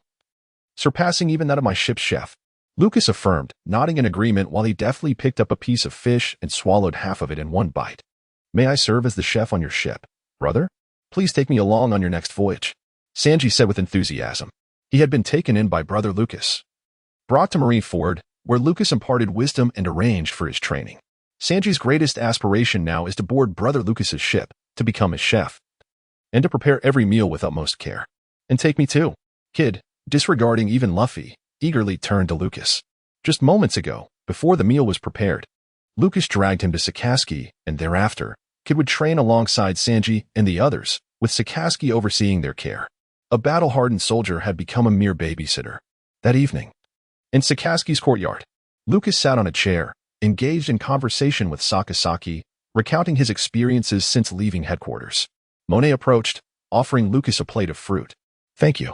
Lucas exclaimed as he accepted the offering, taking a bite while glancing at a group of youngsters doing push-ups nearby. Kid, focus on your form. It's far from standard. Where's your QJ star? After reprimanding Kid, Sakazuki swiftly removed his slippers and tossed one at Kid's head. Do it properly. Lucas looked on in astonishment at Sakazuki. When had he learned such a tactic? He recalled his own childhood when Sakazuki would send him flying for any mistake. Haha. I learned this from Senior Carp a few days ago, Sakazuki chuckled. Lucas felt a sense of relief, thankful that Sakazuki had acquired this skill later in life. Otherwise, he would have been destined to share a bond of misfortune with Dorag during his youth. The following day, early in the morning, after finishing breakfast, Lucas stepped out of the courtyard, followed closely by a group of small children. Why are you all trailing behind me? Lucas asked, puzzled, as he looked at Luffy, Sanji, and Kid. We want to go out and play with you. The three chimed in unison. Lucas understood that these three little rascals were attempting to escape Sakazuki's training. They could forget about it. To become an exceptional Navy officer, one must possess formidable strength. Return at once, Lucas commanded, sending them back with a swift kick. Let us proceed. Lucas, accompanied by Buggy, departed from Sakazuki's residence. Akin remained behind to assist Sakazuki in training the youngsters. Meanwhile, Lucas had to take Buggy to meet Admiral Sengoku. As they journeyed, they encountered several familiar Navy personnel, greeting each in turn until they arrived at Sengoku's office. Reporting to Admiral Sengoku, Colonel Lucas and Marine Buggy have arrived, announced a sailor outside the door. Inside the office, Admiral Sengoku sipped tea and munched on rice crackers while perusing Lucas's dossier. Nearby stood a waiting weapons expert from the Navy Science Unit. Come in, Sengoku nodded. As the door swung open, Lucas entered, followed closely by Buggy. The two saluted the Admiral. Sengoku glanced at Lucas before shifting his gaze to Buggy. So, this is the genius behind the Buggy ball. However, what is the matter with your nose? Sengoku inquired, puzzled. Having received prior warning from Lucas, Buggy remained unfazed. Typically, inquiries about his nose would infuriate him, but in the presence of Admiral Sengoku, he smiled and replied, reporting, Sir, it is natural. Ah, Sengoku chuckled, nodding. Then gestured towards several individuals nearby. These are the weapon experts from the Navy Science Unit. You may discuss the Buggy ball with them. After introducing Buggy to the experts, Sengoku turned his attention back to Lucas. Initially, due to your discovery of such a talent in Buggy, the headquarters intended to promote you by one rank. However, the fact that you captured Don Quixote Doflamingo and members of his family, and subsequently identified a significant security threat within Impel Down while assisting in apprehending fugitives, has only increased my satisfaction with you, Sengoku remarked.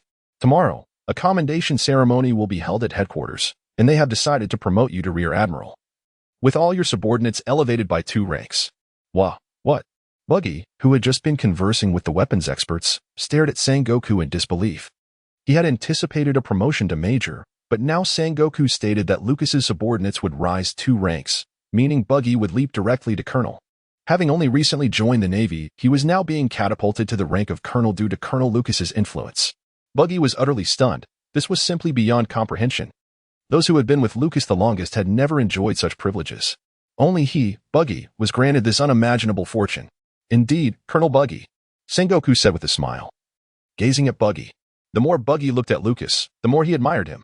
Colonel Lucas has treated him exceptionally well. Lucas has proven himself capable. And now he follows Colonel Lucas closely, having been directly promoted to the rank of Colonel. Lucas's fortune is truly remarkable. No longer should he be addressed as Colonel. He ought to be hailed as Major General Lucas. Bucky, brimming with joy, gazed at Lucas and exclaimed, "Major General Lucas, I have now attained the rank of Colonel." Lucas smiled and nodded, appreciating Bucky's enthusiasm. He had promised Bucky that upon joining the Navy, he would not neglect his contributions. After all, the rank of Colonel was commendable. Upon hearing Sengoku's call, Lucas turned his attention to him. The title of Major General was far more melodious than that of Colonel. In less than a year of serving in the Navy, he had achieved significant merit multiple times, ascending from the ranks to the illustrious position of Major General, making him a singular figure among his contemporaries in the naval forces. However, he must not succumb to arrogance. One must not become complacent due to this year's accomplishments. "Now, I entrust you with a mission," Sengoku declared. "Yes, Admiral, please proceed," Lucas replied, turning to Sengoku. "I'm granting you a month's time. You will lead your subordinate, Bucky, in promoting the Bucky bomb within the Navy's scientific division. Once the Bucky bomb is universally adopted throughout the fleet, it will greatly assist our naval operations against pirates. We shall reward you further for your efforts," Sengoku concluded, and Lucas nodded in acknowledgement of the command. Lucas departed from the office of the Warring States General, accompanied by Bucky. Today's purpose was merely to facilitate an introduction between Bucky and several weapons specialists from the scientific division.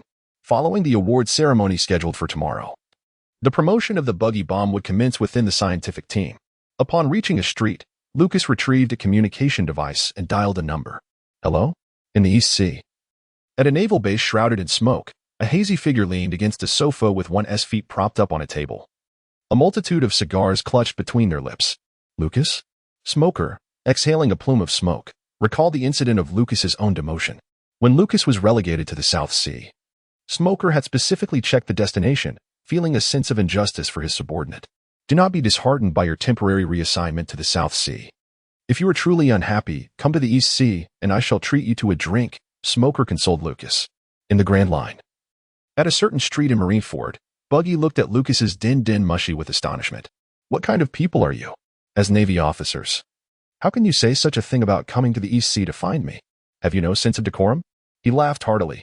Lucas chuckled in response, thinking to himself how Smoker, as always, had a way of comforting his subordinate that would surely vex the higher-ups, crossing seas to offer solace.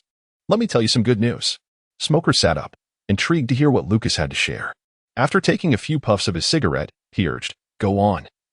What good news do you have for me?" "I am to be promoted to Rear Admiral," Lucas announced joyfully. "Oh, and then?" Smoker nodded, taking another drag from his cigarette. "I am being transferred back to headquarters," Lucas continued. "Congratulations," Smoker exclaimed. The conversation between the two straightforward men was refreshingly simple. After a few exchanges, they ended the call. In the East Sea, at the naval base office in Logue Town, smoke filled the air as Smoker puffed on his cigarette, staring at the now smoky din mushy. "What did you just say?" Smoker pondered, reflecting on the mention of a Rear Admiral. Suddenly, he sprang to his feet. The subordinate who had once trailed behind him in Marineford had attained the rank of Rear Admiral. Smoker was taken aback. Hadn't this young man only recently joined the Navy? Just a while ago, he had been demoted like Smoker, and now he had risen to such a rank so swiftly? What extraordinary accomplishments had he achieved to warrant such a rapid elevation? Smoker felt his thoughts racing to keep up. He hurriedly grabbed the din mushy, dialing Tina's number. It wouldn't connect. Confused, Smoker stared at the din mushy, wondering who might be speaking with Tina. In the first half of the Grand Line, in the Alabasta Seas, a warship sailed slowly. On board, Tina, with her long, light pink hair, adorned in purple sunglasses and a rose-red professional outfit, draped in a white justice cloak, stood at the bow, a lady's cigarette held delicately between her lips. In her hand, the din mushy transformed into the image of the handsome blue-haired Lucas. "Hey, Lucas, what brings you to contact me?" Tina inquired cheerfully. It had been so long since she had seen the little brother who had once trailed behind her and Smoker after they had officially joined the Navy. "Big sister, I have some good news to share," Lucas said, holding the din mushy, which now mirrored Tina's image, making it feel as though they were speaking face to face. "What good news?" Tina asked, her curiosity piqued. With the sea breeze tousling her light pink hair, she awaited Lucas's reply. "I am to be promoted to Rear Admiral," Lucas declared with delight. Tina stared at the din mushy in disbelief, her cigarette falling from her mouth as she remained silent for a long moment. She and Smoker had yet to even catch a glimpse of the rank of Commodore, and now their little brother, who had barely been in the Navy for a year, Was already a rear admiral? You must repeat that. I feel as though I am hearing things. Tina said helplessly. It wasn't he that she was disbelieving, but rather that the news was simply too astonishing to comprehend. Lucas chuckled as he reiterated his previous words, while Tina silently ended the call. In the waters of Alabasta, Tina's warship glided smoothly, the sea breeze tousling her long hair. Rubbing her head, she gazed at the sky. Oh, little brother, using the words you once taught us. Today you seem rather listless, Tina remarked with a wry smile. If her little brother were before her, she would truly wish to deliver a playful punch to his head. In the East Sea, at Logetown, the office door creaked open. A young girl entered, pinching her nose as she frowned at the smoke-filled room. She reached for the window, opening it wide, watching the smoke billow out before turning to seek out Smoker. After a while, as the smoke dissipated, she finally located Smoker, who was sprawled on the sofa, no longer smoking, resembling a fish out of water devoid of dreams. Smoker, are you all right? The girl rushed over, shaking him gently. Huh? Smoker looked at her with a bewildered expression. This little girl was a homeless waif he had taken in since arriving in the East Sea. Her name was Dashki, and she was 12 years old. Smoker, I told you not to smoke so much, but you never listen. Dashki pouted, glaring at him, sighing. Smoker ruffled Dashki's hair before lying back on the sofa, lost in thought. Are you really okay? Dashki's concern was palpable as she observed Smoker, who appeared utterly dispirited. I'm fine. Smoker gently patted her head, urging her to leave. Feeling disheartened, she lamented the fact that her little brother had become a rear admiral while he remained in the East Sea. The thought of returning to headquarters and addressing her little brother, Lucas, as rear admiral filled her with a sense of unfulfilled longing. How could a younger brother surpass an elder one? Meanwhile, in the Grand Line, at the Marine headquarters in Marineford, Lucas pocketed his transponder snail and, with buggy in tow, cheerfully made his way home. Before they even entered, they spotted several figures soaring out from the yard. 3 little rascals came hurtling towards them, prompting Lucas and Buggy to quickly step back to avoid the collision. Thud. Luffy, Sanji, and Kid landed face first on the ground, swiftly sitting up while clutching their faces and wailing. Ah, yes. This is the legendary faceplant. Lucas clapped his hands, watching the scene with amusement. Ow, that hurts. Sanji groaned, pitifully gazing at Lucas. Don't cry, Lucas chuckled, ruffling Sanji's hair before turning his attention to the other two, whose faces were flushed, offering them words of comfort. When I was your age, faceplants were a regular occurrence. Just look at how dashing I am now. Lucas playfully tousled the hair of the 3 little rascals, encouraging them to stand up. Lucas now possesses a charm that rivals that of the most discerning reader, rendering any imperfections on his face inconsequential to his growing allure. Luffy couldn't help but burst into laughter.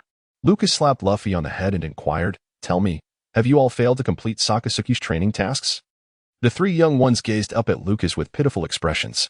No rush. Take your time, Lucas replied nonchalantly as he led them back to the courtyard. Humph.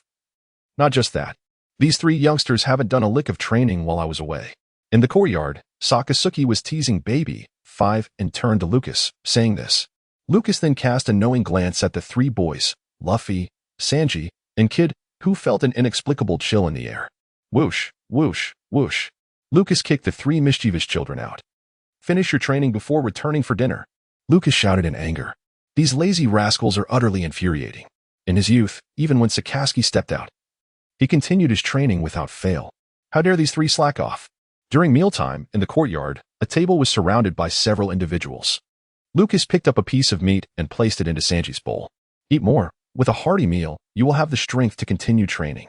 Thank you, Brother Lucas, Sanji exclaimed as he took a bite of the meat and began to chew.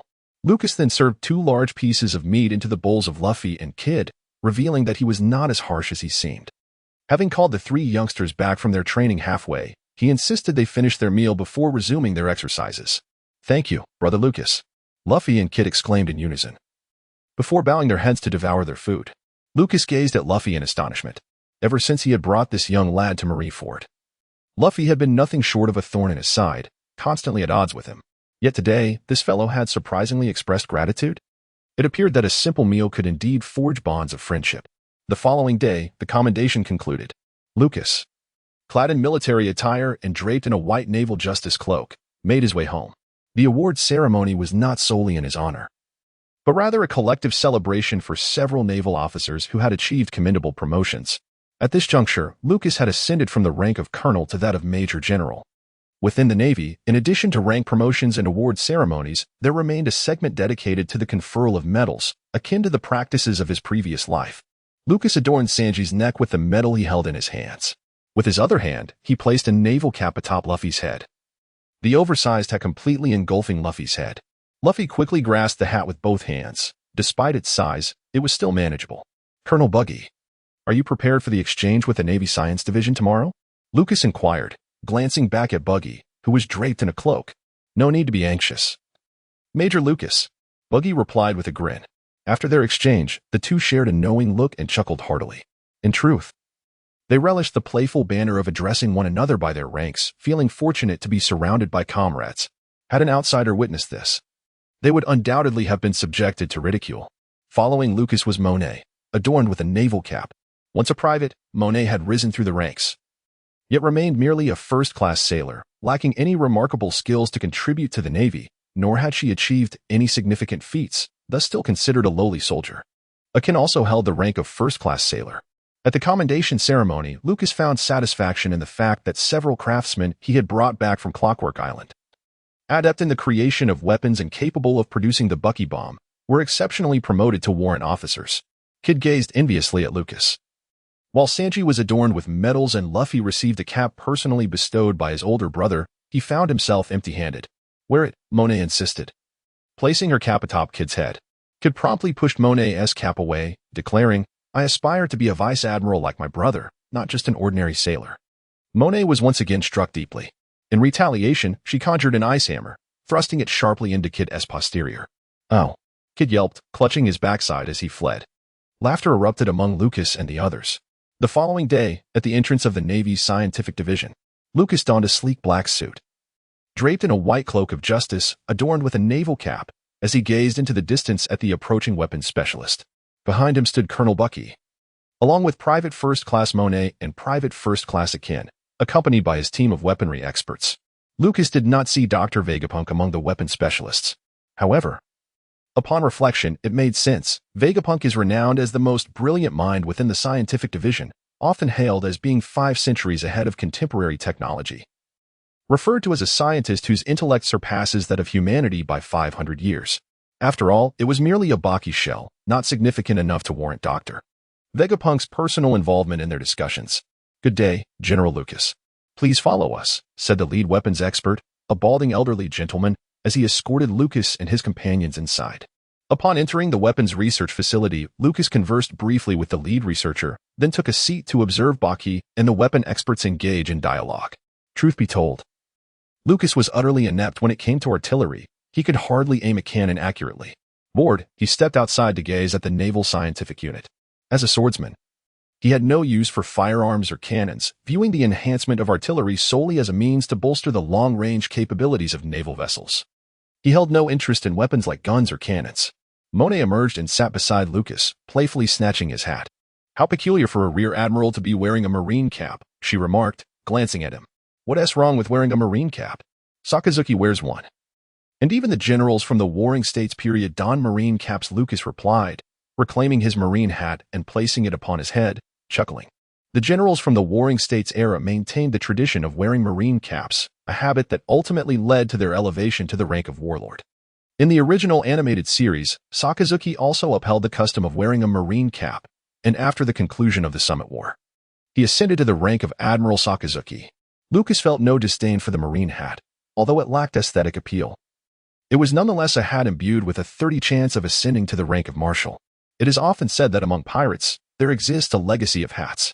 In truth, the Navy possesses such hats of legacy as well, with each individual donning a hat that symbolizes their heritage. Of course, this is merely jest. Not everyone is destined to attain the rank of marshal. Lucas glanced around, still unaware of the whereabouts of the renowned Dr. Vegapunk. It wasn't until the day Buck and the weapons experts concluded their discussions that Lucas caught even a glimpse of Vegapunk's shadow. With a tinge of regret, Lucas departed from the Naval Science Corps. His interest in Vegapunk was merely superficial. In the days that followed, the Naval Science Corps had thoroughly mastered the Buck bomb. And at the behest of higher authorities, Lucas was to accompany several weapons specialists from the Science Division, along with Buck and his team, to a naval base. They were to transport the first batch of Navy-manufactured Buck bombs there for the initial naval test launch, followed by the promotion of the Buck bombs. In truth, Lucas had no substantive involvement in the research, testing, or promotion of the buck bomb. His role was solely to provide security during the journey. Early in the morning, at Sakasaki's residence, Lucas strolled into the courtyard, stretching lazily in his customary black suit, draped in a cloak. With a creak, the door swung open as Monet entered, carrying a fresh set of attire. Upon noticing Lucas clad in his familiar ensemble, she frowned. "Put this on. You wear that same outfit every day. I'm utterly tired of it." Monet thrust the clothes into Lucas's arms, casting him a disapproving glance. Lucas replied, perplexed by Monet's insistence. "I think all in black looks rather appealing. Such a straightforward aesthetic." Monet shot him a glare, pushing him into the house. "Change quickly. I can no longer bear the sight of it." Lucas, clutching the garments, closed the door behind him to change. Meanwhile, the three little ones seated nearby exchanged helpless glances at their older brother's antics. What does straightforward even mean? How undignified for a major general. "I'm hungry again." Dressed in an elegant suit and draped in a pristine white naval cloak, Lucas stepped out of the house, while Monet crossed her arms, admiring his appearance. "Not bad at all. You look quite dashing. This suit befits your rank of major general," she remarked, approaching him to straighten his collar. "Ugh. I've had my fill of this," Sanji exclaimed, rising in irritation and retreating to train alone. "Feeding me dog food first thing in the morning is revolting." "Indeed. I'm quite stuffed," Kid agreed, moving aside to train. "What do you mean?" "I'm clearly starving," Luffy said, bewildered by their reactions. Inside the house, Sakazuki observed the two through the window, shaking his head in resignation. He recognized that Private Monet harbored feelings for Lucas. Yet it seemed the young man was too engrossed in training and honing his abilities to entertain any thoughts of romance. "Alexia, nonsense. This fellow has known how to swindle pocket money from naval daughters since childhood." Outside, Akin and Buggy, both clad in naval uniforms, awaited Lucas. "Private Monet and Major General Lucas," Akin began, but Buggy interjected with a smirk, "It's unrequited love. Monet is far too naive to win the heart of a major general." Without even looking, Buggy, having observed the situation over the past few days, had already discerned Monet's feelings for Lucas. "How did you figure that out?" Akin asked, puzzled. "Did you not notice?" Buggy replied, looking at Akin incredulously. "What?" Akin remained confused. Buggy stared at him in disbelief, wondering how such a simple matter had eluded him. "Since the day I boarded, although Major Lucas occasionally takes brief rests, he maintains a training regimen 3 times our own each day. He is fervently eager to enhance his strength. I cannot fathom why he is so fixated on becoming stronger. But I know that in his mind, there exists only the relentless pursuit of power, completely devoid of thoughts regarding romantic entanglements." Lucas and Monet stepped out of the courtyard, followed closely by Buggy and Akin. After a few strides, Lucas turned back and playfully gave Buggy a light slap on the head. Buggy looked at him helplessly, uncertain whether his thoughts had been discerned or if he was simply mistaken. The group made their way to the harbor, where several weapon experts from the naval scientific team had been waiting for some time. "Let us depart," Lucas announced as he boarded the warship, addressing the others. The vessel set sail from the harbor, gradually making its way toward its destination. This time, they were heading to the G1 naval branch located in the New World.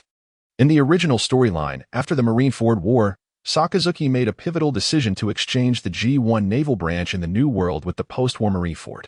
At this moment, G1 remained a naval branch. The sky was clear and bright, with the sun casting its rays upon the deck. The naval personnel aboard the ship were divided into 3 groups, one engaged in training, another on watch duty, and the third comprised those who had completed their training and were now resting. In a while, the resting group would exchange duties with those on watch, while the trainees would take their turn to rest before continuing their tasks. Under the sun's warm embrace, Lucas brandished a large rock, chasing a group of sailors across the deck. The sea breeze tousled his blue hair as he bellowed, grabbing a piece of debris and hurling it towards the sailors. If one believed a fragment of stone to be inconsequential, they were gravely mistaken. The stone soared through the air, crashing onto the deck with a sound akin to gunfire. The sailors, startled by the noise, quickened their pace, burdened as they were. "How terrifying!" exclaimed a new recruit, laden with a sack of stones, sweating profusely at the back of the line. The power of Rear Admiral Lucas's fruit ability granted him a significant enhancement in strength, allowing him to imbue the stones with velocity, rendering them nearly impossible to withstand. Akin, sprinting alongside the new recruit, quickly surpassed him. "Akin has already lapped us 5 times. An astonished veteran sailor remarked. Currently, Akin had increased his load to 7 times their weight, yet he had never once displayed a hint of complaint. His physical prowess far exceeded theirs, and what stood out even more was his remarkable composure. Akin is likely to be the first among us to awaken Observation Haki, mused another seasoned sailor. Is that even a question? Chimed in yet another veteran. Incredible! Exclaimed the new recruit, watching Akin in awe. Though his gaze shifted curiously to Colonel Buggy, who was somehow being lapped by Akin, Lucas caught up, gently patting the recruit's head. The recruit looked over in confusion, only to discover Major General Lucas standing beside him, the shadow of a colossal rock enveloping him. Startled, the recruit quickened his pace, swiftly overtaking a significant number of sailors. In the distance, Major General Lucas spotted an island. Might we rest there for a while? He inquired. From the lookout, a sentry glanced down and shouted to Lucas. Let me check. Lucas set down the massive stone and turned to the running sailors, commanding, all personnel, halt your training and take a break. Upon hearing the order, the sailors, feeling a great sense of relief, set down their backpacks and began to rest. Lucas then stepped lightly, making his way towards the distant island adorned with numerous peculiar rock formations. This island bore no houses, nor any signs of life, only dense forests and towering rock columns, each crowned with a spherical stone. Lucas steadily approached the island, finding it eerily devoid of life. As he descended upon the sandy shore, his gaze was drawn to a distant corner where he spotted some ashes. Approaching the site, he reached out to touch the remnants, confirming they were the remnants of a recently extinguished campfire. Although it had been tended to by someone, their lack of expertise was evident, revealing numerous traces of human habitation that lay exposed to Lucas's keen observation. There were indeed inhabitants on this island. Upon this realization, Lucas activated his Observation Haki, allowing him to perceive the entirety of the island. Behind several rocky pillars, situated a kilometer away, he sensed the presence of individuals hiding. Lucas approached the area and had scarcely taken a few steps when a head emerged from behind a rocky pillar. Upon recognizing the Navy, these individuals hastily retreated. Lucas observed them in confusion. There were no pirate ships in the vicinity, and these people appeared to be mere victims. Why then? Did they flee at the sight of the Navy? However, recalling certain disreputable elements within the Navy, Lucas felt a sense of resignation. It was indeed unfortunate that the misdeeds of a few had caused a portion of the common populace to harbor disdain for the Navy. Without a moment's hesitation, Lucas cast his knife to the ground and approached the group. Ladies and gentlemen, please do not flee. If you are indeed in distress, I can offer my assistance. Do not be afraid. I assure you, I mean you no harm. As he advanced towards them, those retreating looked on in astonishment. Could this man truly be approaching them? Having laid down his weapon? Was he not one of the Navy come to apprehend them? Lucas approached, leading 3 elderly gentlemen, with the one in the center cradling a little girl in his arms. Please, feel free to express any concerns. I am here to assist you in any way I can, Lucas said, gazing at the group. Lucas laid down his weapon and expressed his willingness to assist them. The elderly individuals, feeling a sense of relief, began to engage in conversation with Lucas. It became clear to Lucas that these individuals were once slaves of the celestial dragons, liberated from Mary Geos by the heroic Fisher Tiger. Initially, they had feared Lucas, believing him to be a naval officer sent to apprehend them. However, upon witnessing Lucas disarm himself, they realized that a swordsman without weapons posed no threat. After all, behind the elderly were several young men who felt confident they could restrain Lucas should he attempt to capture them. Nevertheless, even if 2 crews of supernovas were to confront him, they would still be no match for the current Lucas. Rest assured, I have no intention of apprehending you. Should you have any request within my capabilities, I shall do my utmost to assist you, Lucas assured them. Oh, you are truly kind, Lord Navy, an elderly man exclaimed, gazing at Lucas with gratitude. He then gently set down the little girl he had been holding and nudged her towards Lucas. Might you help us return this young girl to her hometown? She, too, was among those rescued by the hero Tiger, the elder implored. Of course, Lucas replied with a nod. He crouched down to meet the girl's gaze. Her tousled orange hair was caked with dirt, and her face was smeared with grime. Dressed in a short-sleeved top and suspenders, the girl beamed at Lucas, her forced smile evoking an inexplicable pang of sorrow within him. What is her name? Lucas inquired, looking at the child. Her name is Kella, just like as the elder said, prompting the girl to turn around to reveal the mark of the dragon's foot. Lucas grasped the old man's hand firmly, shaking his head in disapproval. No need to look, he said, as he pulled the little girl closer. A fragile soul, having endured an abundance of torment, had been shaped into her current state. For others to witness the mark on her back, symbolizing the enslavement of the celestial dragons, must surely inflict great anguish upon her. I shall escort her back to her homeland. With that, Lucas held Kurla's small hand and rose to face the onlookers. Through his keen observation, he sensed that his subordinates had already landed on the island. Lucas extended his hand to adjust the elder's garments, concealing the emblem of the dragon's claw that was exposed. Everyone, quickly conceal your marks. My assurance not to apprehend you does not guarantee that others in the Navy will remain so lenient should word get out, Lucas declared.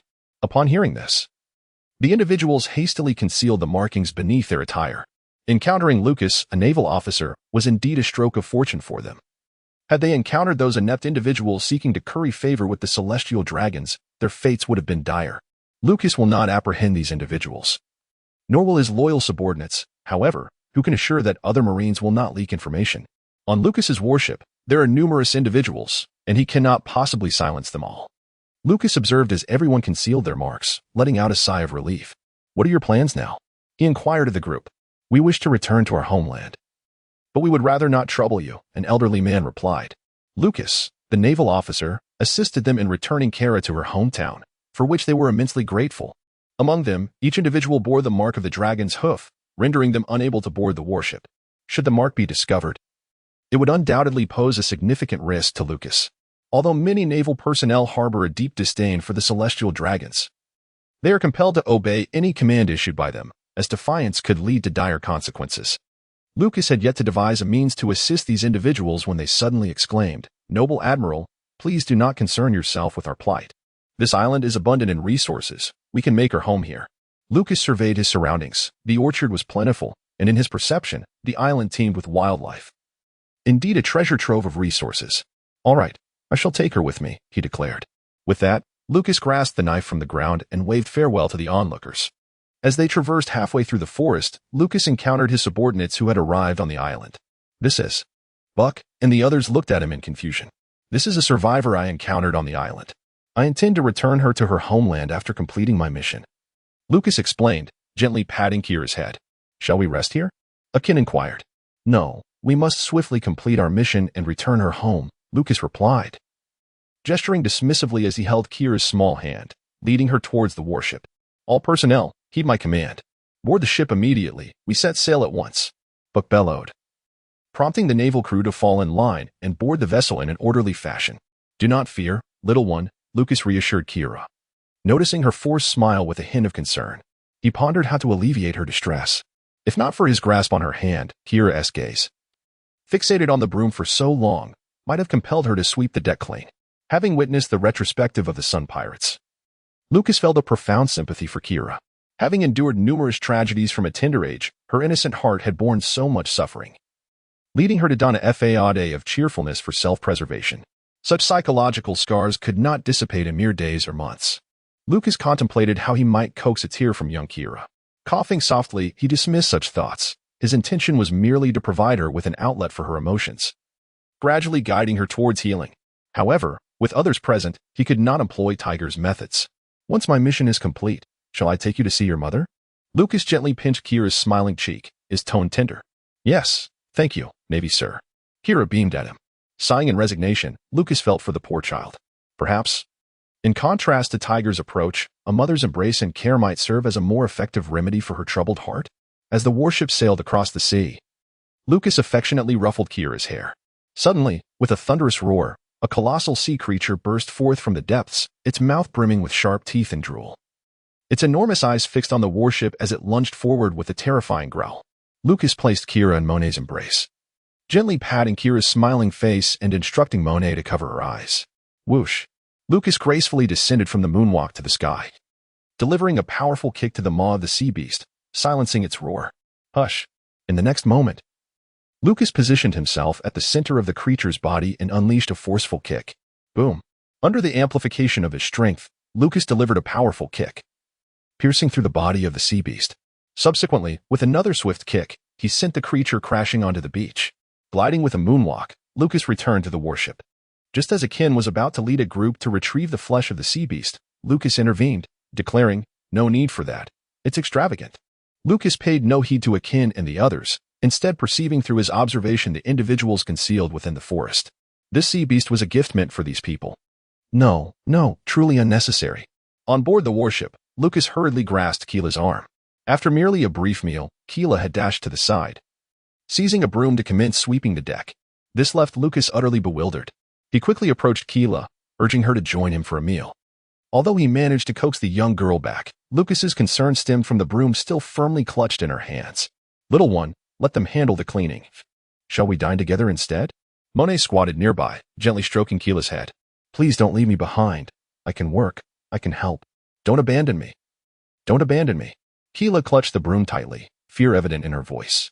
"How about we finish our meal first, and then we can clean?" Lucas patted Keela's small head, attempting to persuade her gently. Keela lifted her gaze to meet Lucas's eyes. Lucas observed Kira, who had relaxed her grip on the broom. And he too felt a sense of relief. "Rest assured, the older brothers will not usurp your position. They will neither harm you nor abandon you," Lucas assured her. After his words, Kira set the broom aside. Lucas, both amused and exasperated, led Kira back to the dining table, placing a bowl of rice before her. He then served the little girl some vegetables. Kira eagerly dug into her meal, occasionally glancing at the broom she had set aside. Only then did Lucas feel at ease to eat his meal. However, he pondered how to assist Keela in overcoming her psychological trauma. Lucas also found himself at a loss.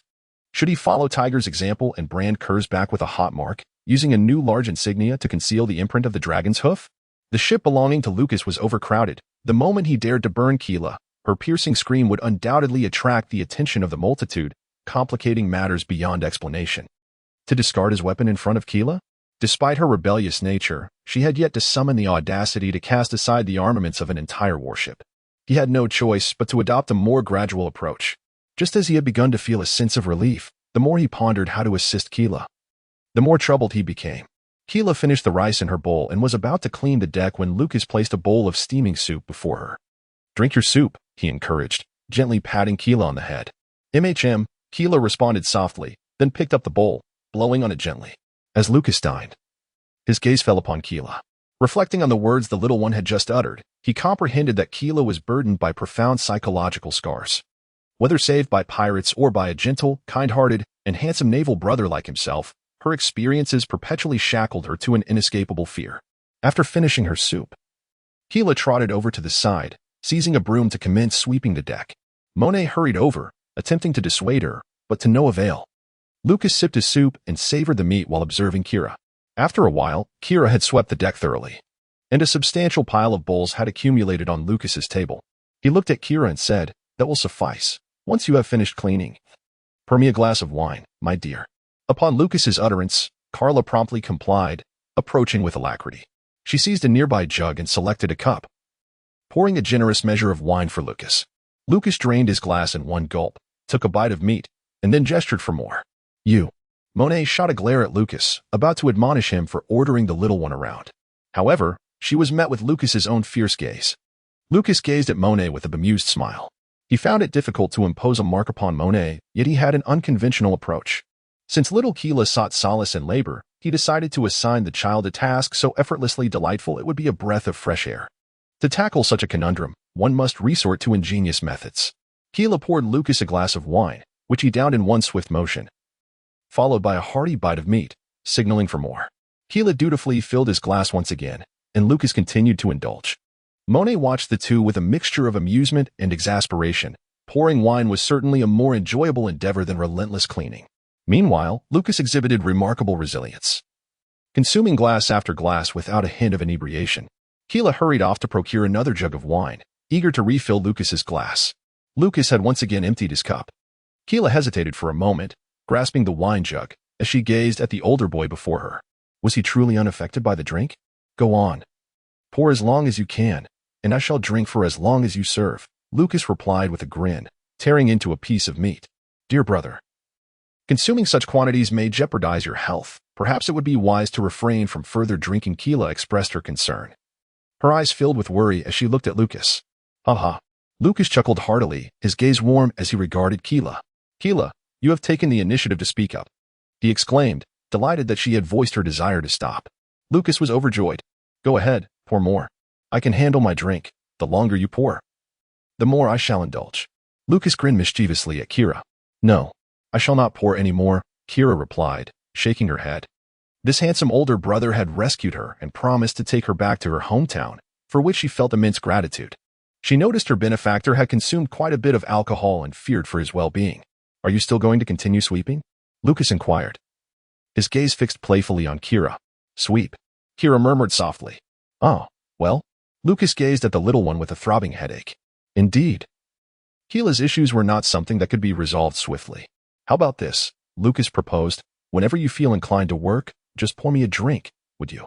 Keela replied softly, her head bowed. Lucas gently patted Keela's little head and said, let's take a break for a while. I shall rest as well. Lucas stepped outside, embracing the sea breeze. That modest amount of alcohol affected him not in the slightest. Were he to succumb to inebriation from a mere sip, he would hardly dare to indulge aboard the warship. His tolerance for spirits was considerable. At home, he had shared drinks with Sakaski, and while Sakaski became quite intoxicated, he remained unscathed. Quite absurd. Perhaps he possessed a divine affinity for alcohol? Days later, in the New World, upon the vast ocean, the warship of Lucas glided through the waters, its destination in sight, the G1 naval branch of the New World. Upon docking at the harbor, personnel from the G1 naval branch approached to greet them. Welcome to our midst, they announced, warmly receiving Lucas and his contingent. It was known that Major General Lucas's subordinates at headquarters had developed the formidable Haki missiles, and the inaugural batch of these munitions had been completed, with G1 Naval Branch designated as the site for their test launch. Following the trial, they would be supplied with a stock of Haki missiles. The naval forces at G1 now held Major General Lucas in the highest regard. Lucas walked ahead, while Bucky followed closely behind, and then came Monet, who was holding little Keela's hand. The head of the G1 Naval Branch curiously observed the little girl being led by the female sailor. We rescued her from the misfortunes encountered at sea, Lucas explained. The young Major General Lucas, so exceptionally accomplished at such a tender age, continuously upholding the principles of justice, truly embodies the leading figure of the younger generation in the Navy. The head of the G1 branch began to praise Lucas, unable to contain his admiration. Lucas gazed at the other party in silent disbelief, pondering when the G1 commander had been replaced by a mere weasel. This fellow was insufferable. It would be far better if a weasel were in charge instead. At the G1 Navy branch, within the confines of the office, several branch officers gathered around a table. Among them sat Bucky, observing the three individuals engaged in discussion nearby. One was the head of the Navy's scientific corps, while the other was the commander of the G1 Navy branch. The third individual was Major General Lucas himself. Major General Lucas. Regarding the initial test firing of Bucky's new artillery, should we opt to test it on pirates or utilize a target instead? Inquired the G1 branch commander, holding a list of pirates from the New World. At this juncture, the New World had yet to solidify into the Four Emperors structure, and red-haired Shanks had not yet made his presence felt there. Apart from Whitebeard, Big Mom, and Kaido, numerous other formidable pirates roamed the New World. This was a time of chaos and conflict among various factions. Behind the G1 branch commander stood one of his subordinates, clutching a document containing navigational charts of the nearby waters. Should they choose to conduct a test firing on a target, they would select a desolate island for the endeavor. Is there any doubt?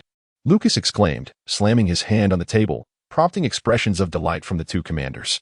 As the righteous Navy, the advent of this new artillery is intended to empower us in our fight against piracy.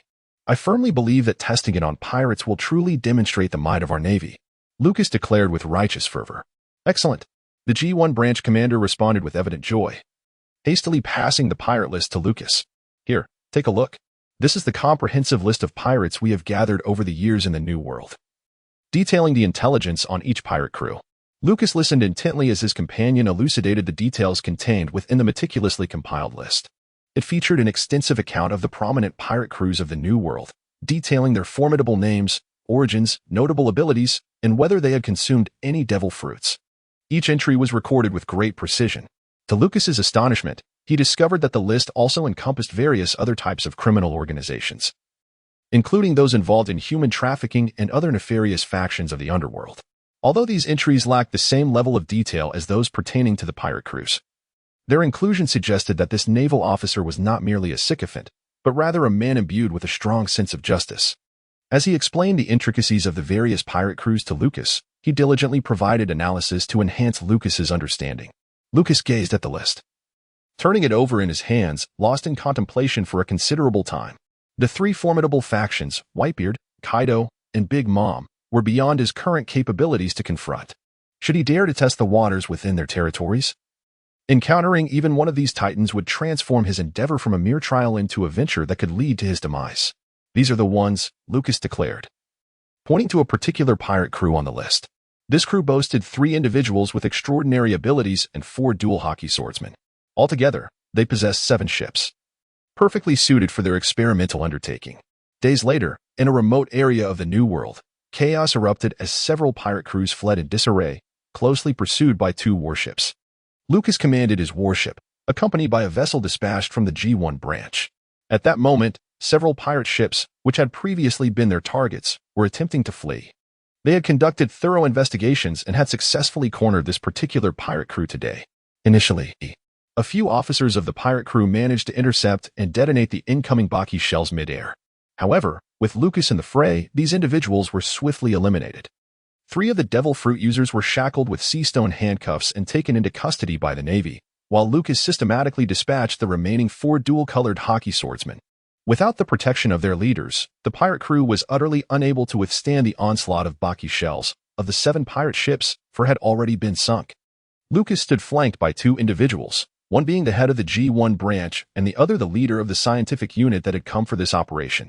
Indeed, the power of the Baki shells far surpassed that of conventional artillery shells, the G1 branch had remarked with satisfaction. A resounding boom echoed as a shell was fired, striking a pirate ship with tremendous force, piercing it through. A gaping hole materialized in the hull of the ship, and the sea surged in, leading to its swift demise. My subordinate Baki, along with the experts from the scientific unit, has developed 2 variants of the Baki shell, Lucas indicated towards the distance. One is a more powerful version of the original Baki shell, capable of obliterating a pirate vessel entirely, leaving not even splinters in its wake. The other, as you can observe, is designed to maximize penetration. A single Baki shell can pierce through a pirate ship, and should several ships line up in succession, they too would be penetrated one after another. Impressive, the G1 naval branch had exclaimed, casting a glance at Colonel Baki behind Lucas. If such talent were among his ranks, his satisfaction would only deepen. Have you enjoyed the demonstration of the Baki shells? Lucas inquired with a smile. Indeed, it was quite satisfactory. The G1 branch had nodded in agreement. The details of the trial and the shell's efficacy had been duly recorded by those accompanying him. The Baki shells are undoubtedly formidable. Our efforts over these past days have borne fruit, remarked the head of the Naval Scientific Unit. Their team was not merely engaged in copying designs. Having mastered the Baki shell, their experts conducted thorough analyses, identifying its properties and advantages, which culminated in the creation of 2 enhanced variants. Now, I shall indulge in a personal preference, Lucas announced with a grin. Approaching the artilleryman, he imbued the shell with multiple amplifications. Boom! A Baki shell was launched. And before long, it split into 40 separate shells, rapidly enlarging as they soared. The ensuing barrage of 40 Baki shells engulfed the remaining pirate vessels. The remnants of the ships? Not a trace of debris remained. The simultaneous descent of the 40 shells stirred tumultuous waves in the ocean. A spectacle that left the G1 branch and the accompanying scientific team utterly astounded. What a terrifying capability! The G1 branch had gazed at Lucas in awe. Recalling someone reminiscent of him, I suddenly feel we could actually test this against figures like Whitebeard, Big Mom, or Kaido. The head of the Naval Scientific Unit suggested, looking at Lucas. Lucas unleashed another massive, splitting shell to disperse the approaching waves, casting a perplexed glance at the official. Was this individual overly confident? While he appeared formidable in this manner, should he truly confront those 3? He would find himself on the receiving end of a beating if they closed in. With the trials concluded, everyone returned to the G1 naval branch. Following their meal, Lucas and his team would head back to the naval headquarters at Marineford. The G1 branch personnel stood at the port, bidding farewell to Lucas and his entourage. The G1 branch head waved at Lucas, harboring hopes for a future reunion with the distinguished Rear Admiral. At this moment, the territories occupied by the Navy in the New World paled in comparison to those of the notorious pirates. The Navy in the New World eagerly anticipated the day when they could surge forth in full force, vanquishing the pirate scourge once and for all. The warships navigated towards the first half of the Grand Line, and soon, the G1 branch faded from view. Lucas turned and returned to the ship. Inside the captain's cabin, Lucas took a seat, while the obedient and charming Keela poured him a glass of wine. Lucas took a sip, and the wine. Ah! The flavor is truly exquisite. Report. Outside, Monet's voice echoed. Lucas allowed the other party to enter. What is the matter? He raised his gaze towards Monet. It had been quite some time since they departed from the G1 Navy base. Admiral, please listen to this. Monet anxiously looked at Lucas, holding a phone bug that was incessantly crying out but had not yet connected. I do not comprehend what this signifies. Monet glanced at Lucas, questioning why the phone bug was behaving in such a manner. Lucas, at a loss for words, gestured dismissively. Keela halted, ceasing to pour him more wine. Bring it here. Monet hurriedly handed the phone bug to Lucas, who pointed at it and explained, this is an emergency signal, specifically designed for distress calls.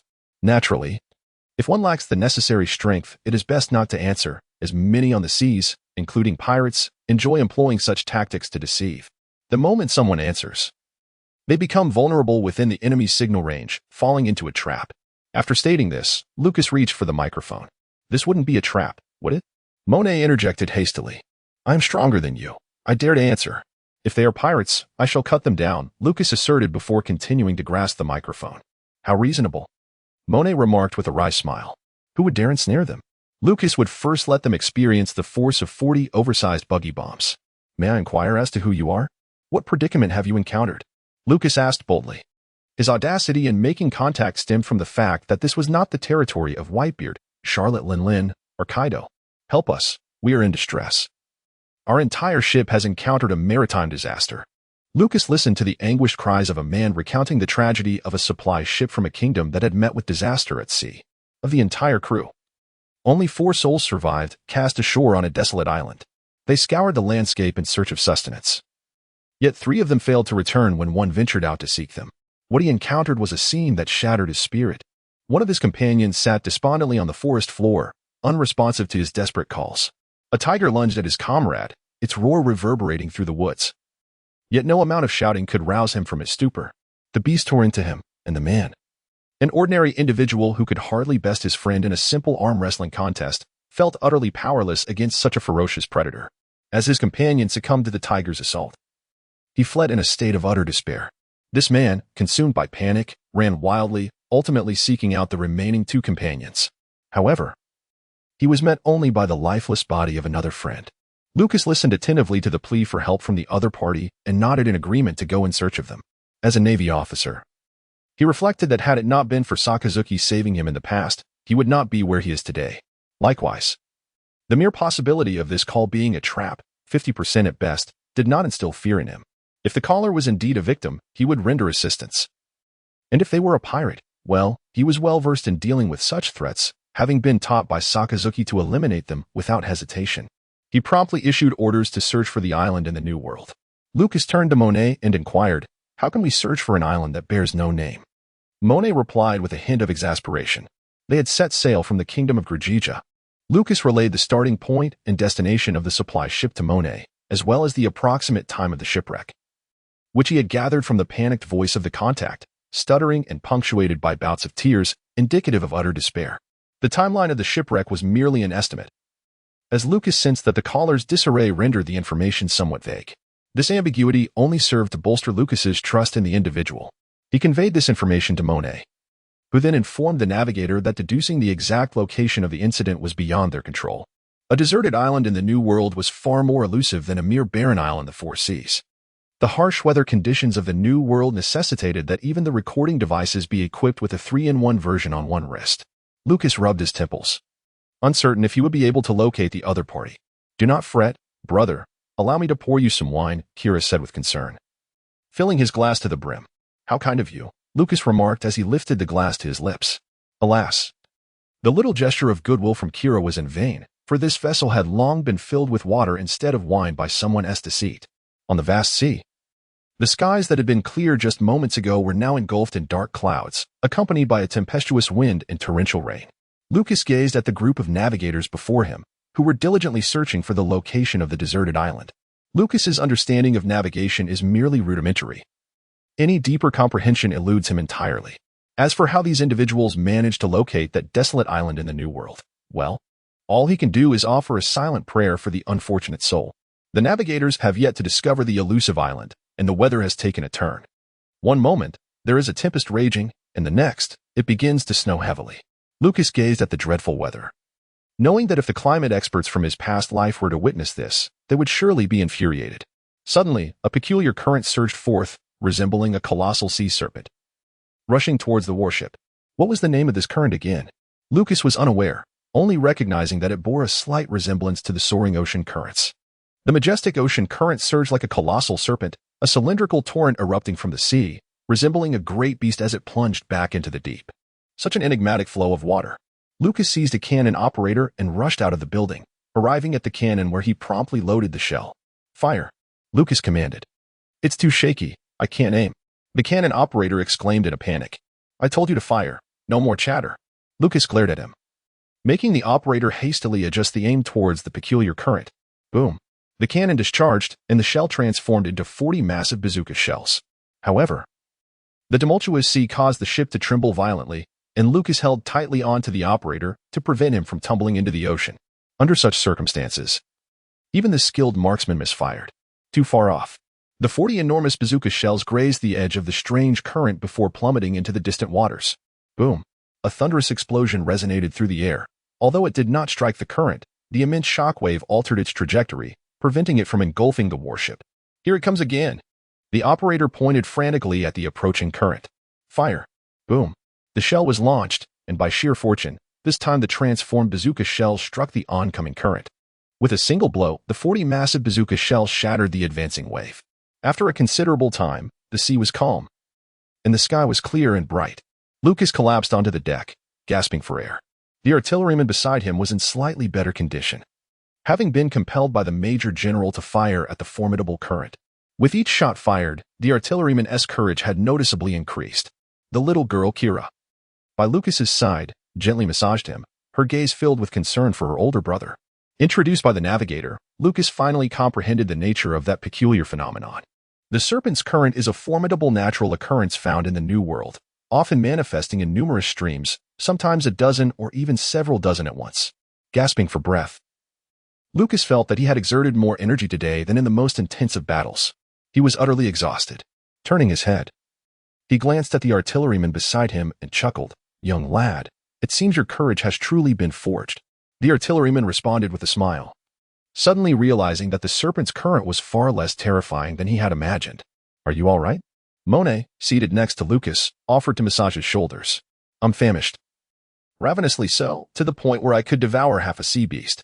Lucas lay on the deck, noticing with curiosity that he could only see half of Monet's face. What could be obstructing his view? "I shall speak with the chef and request a meal for you," Monet said, squeezing Lucas's arm before rising, leaving him with a fleeting impression of her back. "Oh, how unfortunate that mysterious, powerful force has departed." The artilleryman observed the wistful expression in the Major's eyes and understood instantly, yet he dared not jest with him, for both the Major and Monet were formidable, and he could not hope to rival either. Inside the dining hall, Lucas and the artilleryman found themselves gathered around a dining table, which was lavishly adorned with an abundance of marine delicacies and an array of exquisite dishes. Lucas incessantly stuffed chunks of sea beast meat into his mouth, murmuring in a muffled voice, "I am starving." His cheeks bulged as he turned to Monet, who was watching him eat with a puzzled expression. "What?" Monet replied, bewildered by the man's incoherent ramblings. "Alcohol?" Kara inquired from the side, her curiosity piqued. Lucas quickly nodded. The plates surrounding Lucas were emptied one after another, and the sailors had long grown accustomed to the considerable appetite of Rear Admiral Lucas. It was a familiar occurrence. After consuming all the provisions aboard the ship, he would invariably venture forth to capture a sea creature to replenish their supplies, leaving them untroubled by such matters. Meanwhile, the personnel from the Navy's scientific division sat nearby, observing Rear Admiral Lucas as he dined, their expressions a mixture of astonishment and bewilderment. His prodigious consumption continuously challenged the comprehension of several experts. At that moment, Monet entered the scene, placing a barrel of wine directly before Lucas. Lucas took a bite of the sea beast's flesh, chewed it a couple of times, and then swallowed. Following that, he seized the wooden barrel and began to drink heartily. Lucas's eyes sparkled. Monet had not substituted his drink with water this time, but with genuine wine. Beside him, a certain artilleryman, having already satiated his hunger, observed that nearly 90% of the banquet was consumed by Major General Lucas. Major General Lucas, refrain from eating any further. We have discovered a deserted island. A naval officer rushed in from outside the restaurant, standing anxiously before the dining table and exclaiming. With his mouth full of sea beast meat and having chewed on a few leaves, Lucas mumbled in response, "Let me finish swallowing first." Monet looked at Lucas, both amused and exasperated. Lucas slowly swallowed the meat, took a couple of hearty gulps from the wine barrel, and then turned his gaze towards the naval officer. "Dispatch orders to approach the deserted island and send a search party," Lucas commanded. No need for orders. The naval officer relayed the lookout's discovery to Lucas.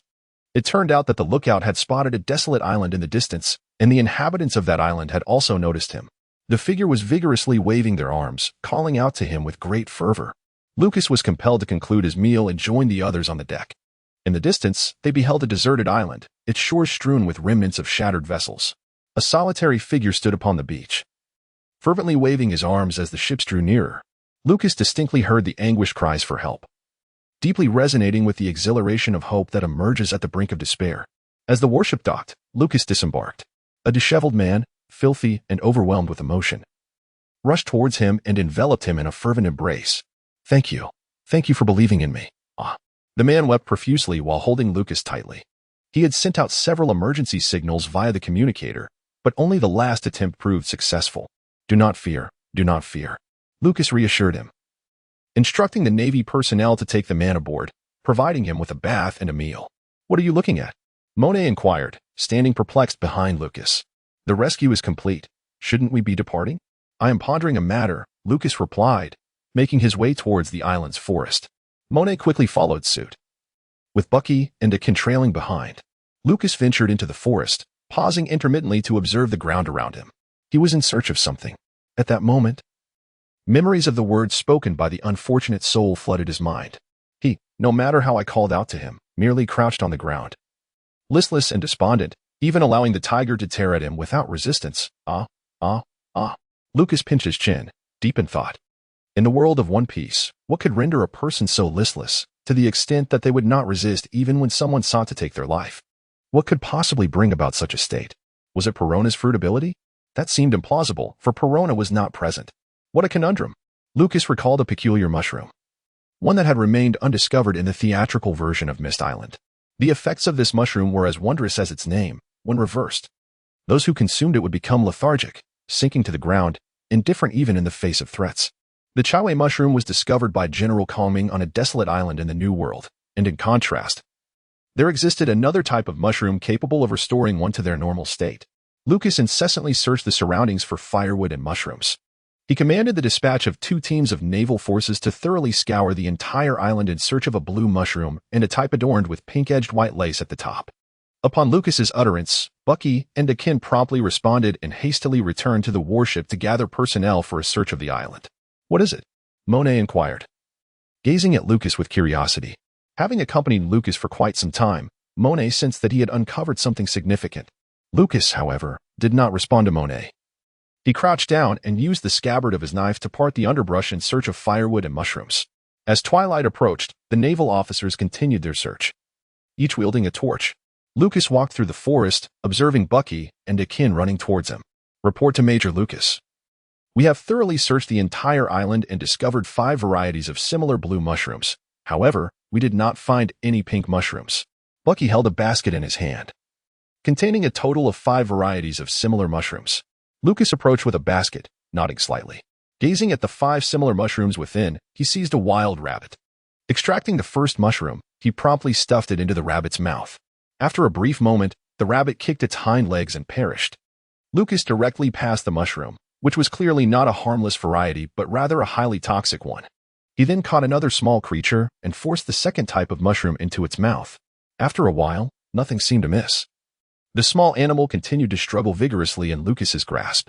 Lucas began to feed the small creatures a third type of mushroom. He could only recall that the Chai Fei mushroom was a blue mushroom, but the specific details of its appearance had faded from his memory over time. After consuming the third type of mushroom, the small animals instantly became lethargic. Lucas set them down, yet they did not flee. Instead, they lay motionless on the ground. They were still alive, but regardless of the circumstances, they would not move. The third type of mushroom was indeed the Chai Fei mushroom. Lucas picked up the third type of blue mushroom and handed it to Bucky, instructing him to relay the message to search for the firewood mushrooms accordingly. Understood. Bucky accepted the firewood mushroom and led the sailors in pursuit of a multitude of them. As Lucas had discovered this particular mushroom, he designated it the name of firewood mushroom. What shall we do about the other type of mushroom you mentioned? Monet followed closely behind Lucas, holding a torch. Just follow me. As Lucas proceeded along the path for a while, a mountain emerged in the distance. The mountain trembled, and a colossal head turned to gaze upon them, revealing that it was not a mountain at all, but rather an enormous creature. Lucas reminisced about the indistinct storyline. It was likely that Chopper and his companions discovered the restorative mushrooms on such a creature. In the original narrative, Chopper and his team assisted this being in freeing itself from the trap that ensnared it, thus allowing it to cooperatively yield the mushrooms. Yet, the true temperament of this colossal creature remained uncertain. The enormous beast roared incessantly at Lucas and his companions, glaring fiercely at them. Well, it became evident that it was not docile in the slightest. Lucas turned to Monet beside him and said, "Monet, it is time for you to test your abilities as well. This time, the discovery of the Chai Fei mushroom is significant, as it enables ordinary sailors to confront formidable pirates. This is indeed no small achievement." Lucas wished to share the credit with Monet. The Chai mushroom was discovered by Baki and Akin, while the restoration mushroom was procured by Monet, thus rounding up to Monet being credited with the find.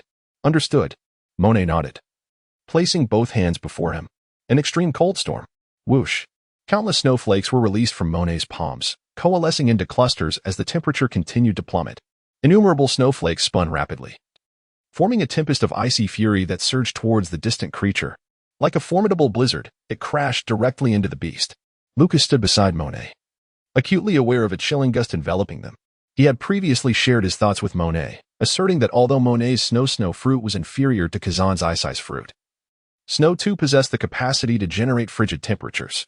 Provided that Monet delved deeply into its potential and mastered its control, she could unleash a torrent of snow, rapidly lowering temperatures and inflicting devastating harm akin to a natural disaster-level assault. The frigid storm intensified as countless snowflakes coalesced, blanketing the lower half of the monstrous creature in a shroud of ice. The immense body of the beast trembled incessantly, its fear evident as it gazed at Monet with trepidation. As she approached, it fearfully shut its eyes. Hiss.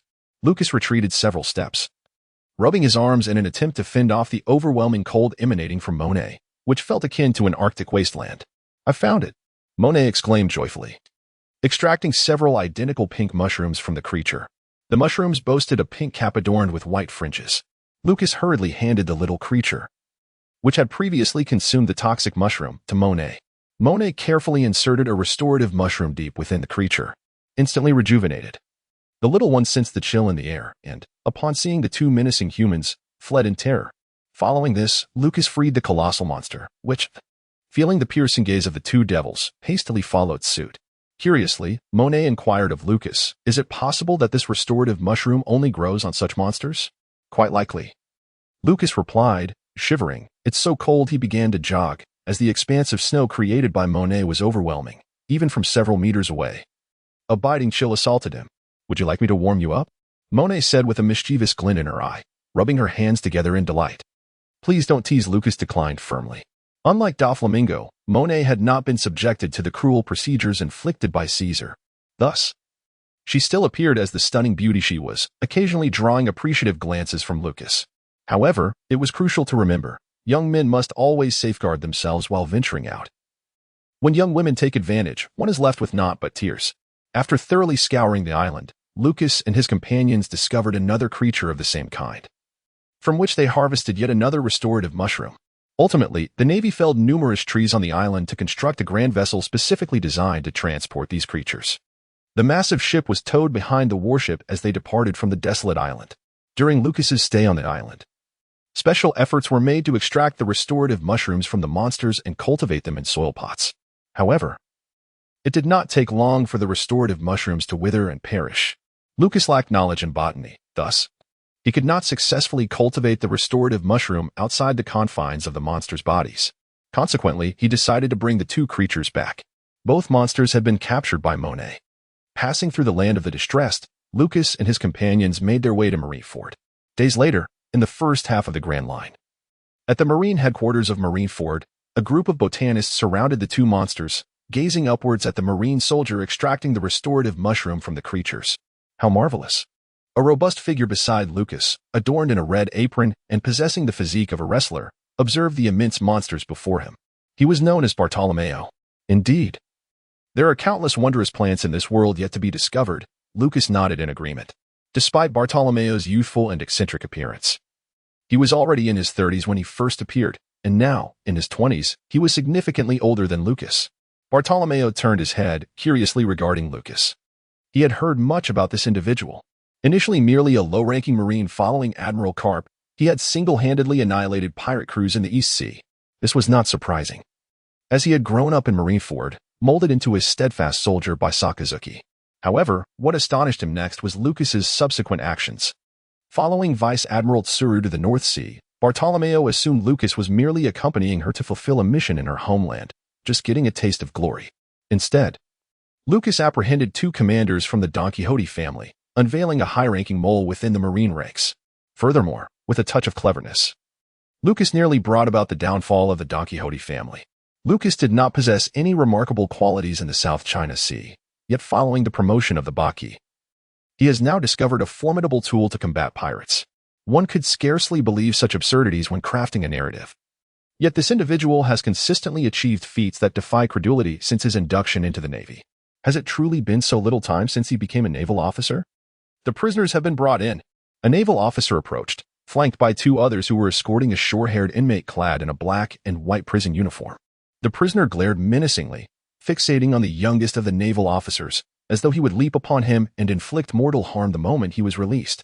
"Let us commence the experiment," Lucas commanded with a wave of his hand. "Yes, sir," replied the naval personnel as they urged the prisoner forward.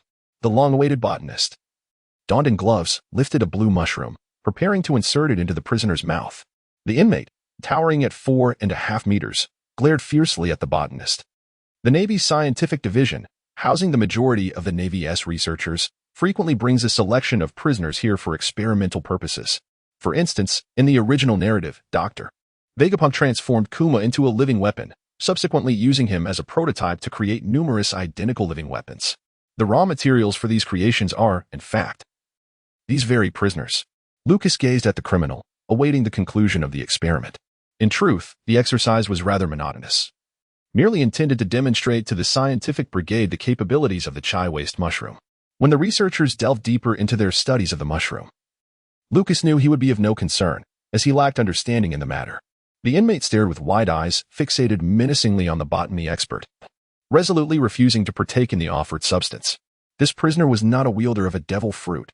Currently restrained at the limbs, he possessed remarkable strength. And regardless of the efforts of the 2 naval officers behind him, he remained tight-lipped.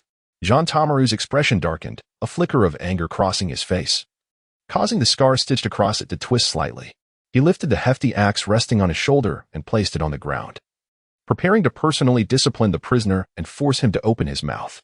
Such self-inflicted suffering. Lucas, equally displeased, observed the inmate, moving to a nearby table to seize a wooden plank. Splitting the plank into several pieces, Lucas pinched a shard between his fingers, enveloping it in Armament Haki, and swiftly propelled the splintered wood forward. Whoosh! The shard hurtled through the air, producing a sharp sound that resonated in everyone's ears. And with the power of the Armament Haki, it pierced the prisoner's kneecap. Humph!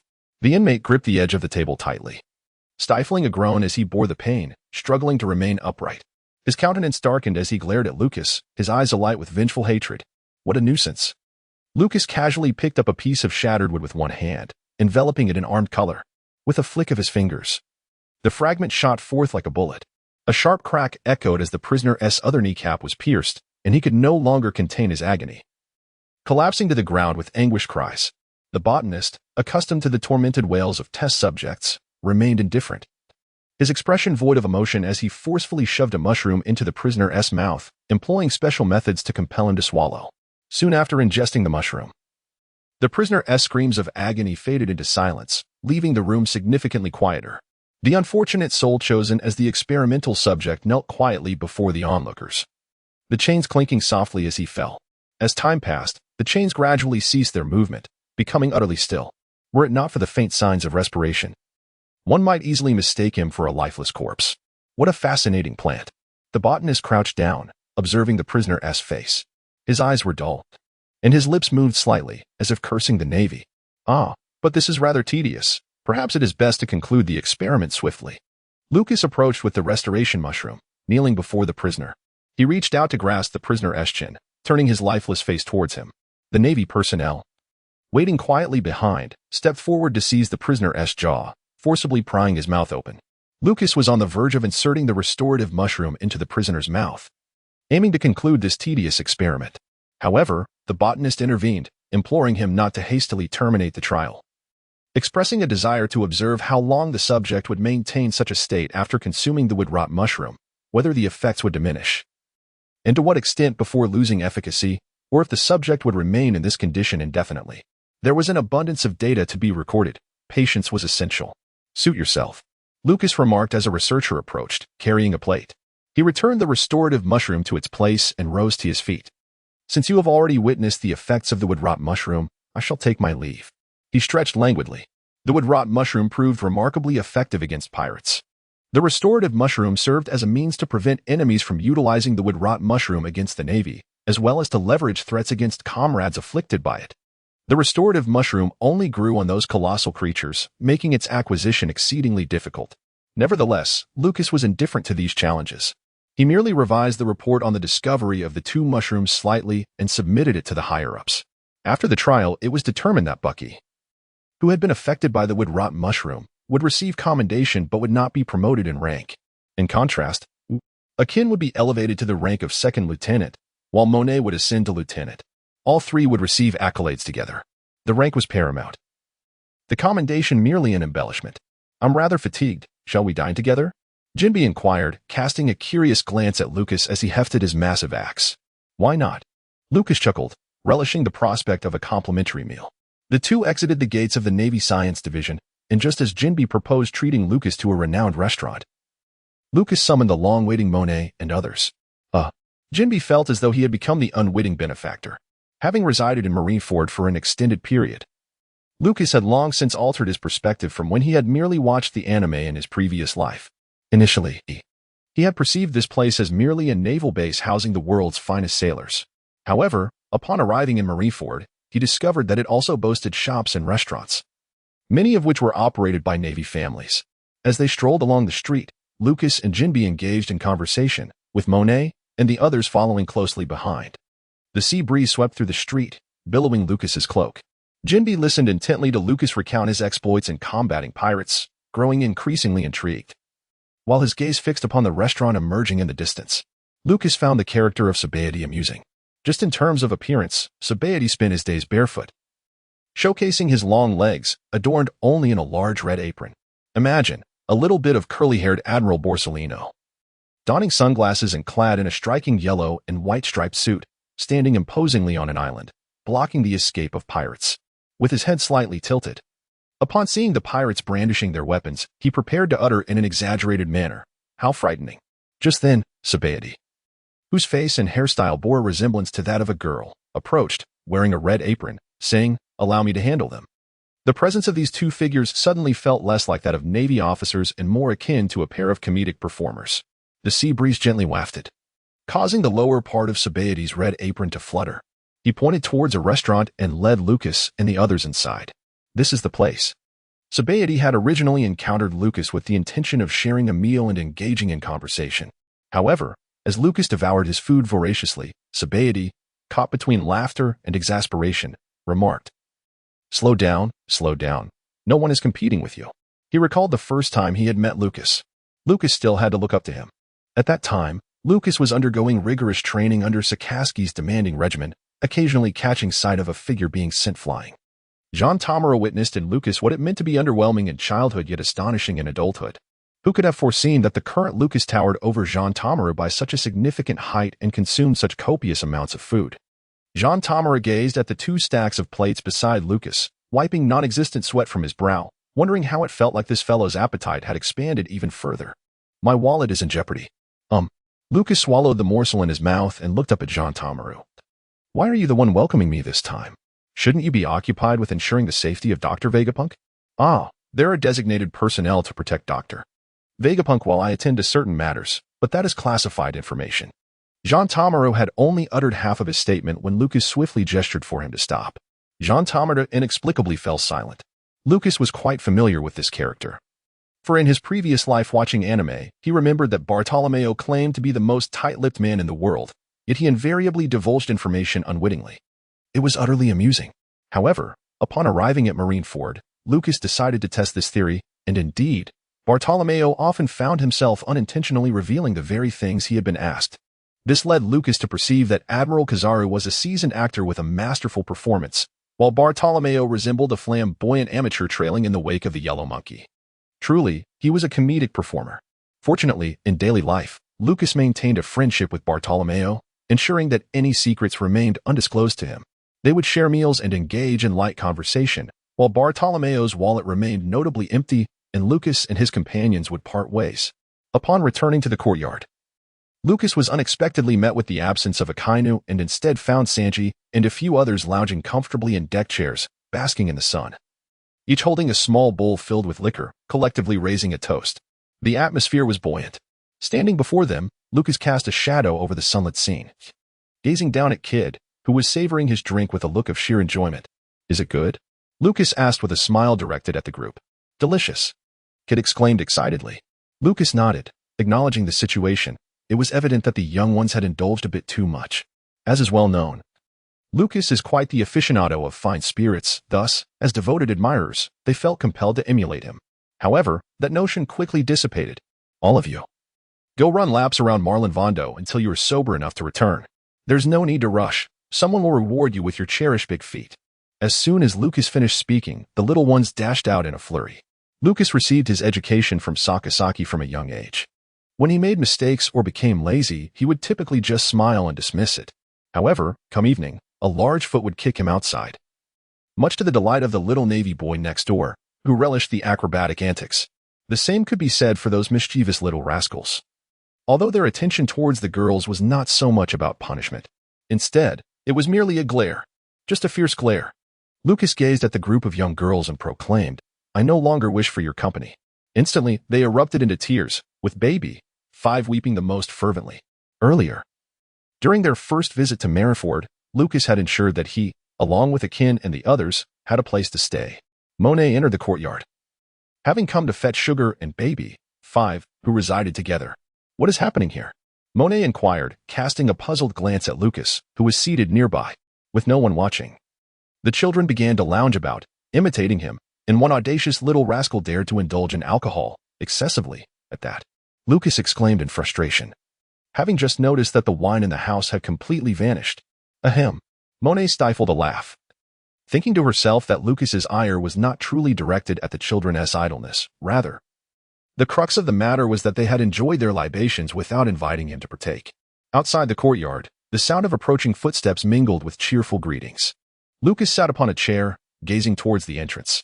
With a creak, Sakasaki opened the door, bearing an assortment of food and drink. His spirits exceptionally high as he regarded Lucas. Prior to his return, they had indeed been in contact. Lucas gazed at the array of delicacies held aloft by Sakasaki, his eyes instantly alight with excitement. He promptly rose to his feet and approached, eager to take the drinks. "Let me handle this. It's a rare occasion for us to gather.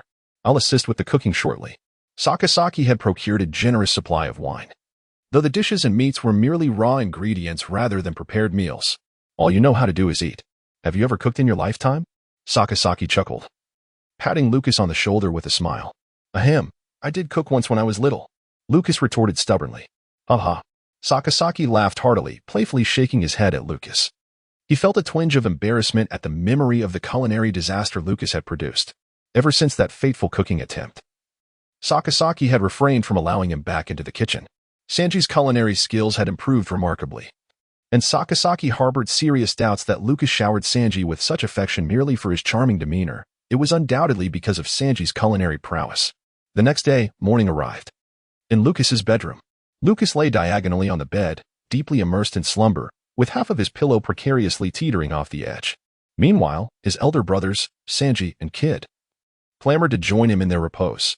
Sanji nestled his head upon Lucas's abdomen, while their sleeping positions appeared quite peculiar. As for Kid, he found himself sprawled on the floor, devoid of a blanket, having been unceremoniously kicked off by someone during the night. Upon turning over, Kid suddenly felt a sharp pain, prompting him to sit up hastily, cradling the sizable bump on his forehead. Bewildered, he gazed at the bed, struggling to comprehend how he had transitioned from a snug embrace with his elder brother to the cold floor. The lump on his forehead puzzled him further. Had he inadvertently fallen, landing face first? Yet, that seemed implausible. If he had indeed fallen face first, why was his face unscathed while his forehead bore the brunt? A wave of confusion washed over him. Lucas stretched lazily, gazing out at the sunlight streaming into the room, then playfully patted Sanji's head before rising for his morning exercise. Turning around, he was taken aback to see Kid sitting on the floor, his expression one of utter bewilderment. "Do you have a penchant for sleeping on the ground?" Lucas teased. Kid wore a look of deep frustration. With a smirk, Lucas stepped outside, accompanied by the two youngsters. They ventured into the yard to engage in some physical activity before dashing out into the open. It was their daily ritual of morning exercise and running. However, Lucas bore the burden of a massive boulder on his back, while the two youngsters enjoyed a considerably lighter load. The magnitude of Lucas's abilities and the endurance with which he employs them are intrinsically linked to his physical strength. Thus, he remains unwavering in his commitment to physical training. As he jogs across the plaza of Marineford, early rising sailors greet him from a distance, hesitant to approach. They have heard tales of Lucas's exploits and hold him in high esteem. However, the consensus remains that he is exceedingly perilous. A mere strike from his burdens could easily send one to meet Roger. "Good morning." "Indeed, a pleasant morning," Lucas greeted the Navy personnel. While the sounds of Sanji and Kid running approached from behind, he felt as though he had forgotten something, but never mind, it was of little consequence. Meanwhile, at home, Luffy pushed open the door, pinched his nose, and, under the looming threat of Akainu's colossal feet and fearsome fists, had long since become accustomed to the regimen of morning exercises and training throughout the day. Approaching Lucas's room, Luffy knocked on the door. In past days, he and those two fellows would have already set out for their morning run by this hour. After knocking for a while with no response, frustration bubbled within him. These three lazy fellows. Luffy, in a fit of irritation, pushed the door open and entered, glancing at the bed. Ready to shout and rouse them from their slumber, only to be met with an empty bed? Luffy stared in bewilderment at the vacant space. Where could those three be? Suddenly, it dawned on him that he had been forgotten by them. How infuriating. Previously, when Lucas was away on missions, they had all agreed to train together and grow stronger. Yet, upon Lucas's return, those two had eagerly followed their older brother, leaving him behind. How utterly vexing. Catching a whiff of a tantalizing aroma in the air, Luffy stepped into the courtyard, directing his gaze towards the cooking area. Suddenly, he recalled that some of yesterday's meal remained, meat. It was rare indeed for there to be leftover meat while Lucas was around. Why not seize the opportunity to indulge in a bit before they returned? Luffy clapped his hands in delight at the thought. A chilling aura suddenly enveloped him. And as he gazed at the shadow that appeared before him, he gulped. "That fierce Akainu. You rascal, go and do your morning exercises." Came a thunderous roar from within the Akainu household. In an instant, a figure soared into the sky, tracing a parabolic arc before crashing onto the street below. With a thud, Luffy's face met the ground yet again, his practiced fall executed flawlessly. Covering his reddened face, he darted away, unable to voice his indignation. It was the nth day of missing Sister Michino, the nth day of yearning for the villagers of Windmill Village. Yes, the nth day of detesting Grandpa Garp and the fierce Akainu. After the morning exercises concluded, Lucas and the others returned home, with Sanji heading off to prepare a meal. Lucas stood in the yard and, upon seeing the returning Luffy, realized that he had forgotten something. Lucas observed Luffy and Kid as they hurried off to find Sanji, chatting and laughing together. His thoughts were not misguided. An individual's future character and aspirations are often deeply intertwined with their surroundings and experiences from childhood. Just look at Kid, the once temperamental brat, who has mellowed considerably under his guidance. Leaning against the doorframe, Lucas watched the trio with a sense of satisfaction, wishing for their swift growth, as he would soon require their assistance. Lucas profoundly understands the remarkable talents possessed by these little ones. The future undoubtedly holds great potential for them as formidable forces. Lucas comprehended the significance of a few elite forces. These exceptional individuals could swiftly demonstrate their worth, thereby ascending to prominence within a mere few years. In Lucas's perspective, the importance of a military rank did not lie in the monetary benefits it conferred. Rather, he valued the status and the authority to wield control over the naval power. Most members of the Navy still possessed a sense of justice, however. Due to a myriad of factors, such as the dominion of the celestial dragons and the myriad tragedies stemming from the era of great pirates, various distorted and misconstrued notions of justice had emerged within the Navy. Such a semblance of justice was incapable of achieving significant accomplishments. Lucas was not genuinely inclined to submit to the celestial dragons, however. He understood one fundamental truth. When an enemy's entire military apparatus is infiltrated by their own, that enemy has already ceased to exist in any meaningful sense. This principle, which he had gleaned from his past experience with the Serpent Shield Bureau, resonated deeply with him. Of course, possessing an unparalleled top-tier combat strength is also an exceedingly crucial determinant. While the Revolutionary Army's grassroots efforts to incite ordinary people to rebel are not without merit, the world government has yet to crumble, and the Navy remains firmly under the control of the Celestial Dragons. It appears that an enigmatic hidden antagonist lurks in the shadows. Lucas was not inclined to emulate the Revolutionary Army's overt disruptions. Instead, he would patiently instill his thoughts in these young individuals over time, subtly influencing them without revealing his true intentions. "Brother Lucas, why are you looking at us like that?" Luffy asked in confusion. "I'll treat you to meat tonight." Lucas responded with a smile. "Brother Lucas is so great," Luffy exclaimed, leaping into the air with excitement. "A brother who treats us to meat is the best brother." "Ha ha." Lucas chuckled, patting Luffy on the head before turning his gaze to the other two, both of whom were promising prospects. If only he could transfer them to the East Blue, he could gather even more promising talents. Alas, he was lost in thought. After finishing breakfast, Lucas took his knife and made his way to the Navy's scientific division. Today, he had arranged to meet with Sabaody, hoping to seek his counsel on certain matters. Being fellow Navy comrades, Lucas was confident that Sabaody would share valuable insights. Sakazuki would be out at sea for a considerable time today. Having not set sail in quite a while, he would not be returning soon, if he did not embark on a few missions. Some pirates would likely forget the terror he instilled. Sakazuki could not allow himself to lose sight of his responsibilities as a former iron-willed soldier simply because he was tending to a group of children. Fortunately, Lucas would be there to care for the children during his brief respite. At the harbor of Marineford, a warship slowly sailed away, with Sakazuki standing at the bow. The sea breeze tousling his resolute visage as he raised his hand to don his marine cap. "That little rascal has achieved so much in his first year in the Navy. I cannot fall behind," Sakazuki declared, turning to issue commands for their journey to the New World. During the years he spent raising Lucas, Sakazuki had come to recognize his own shortcomings through the eyes of this child.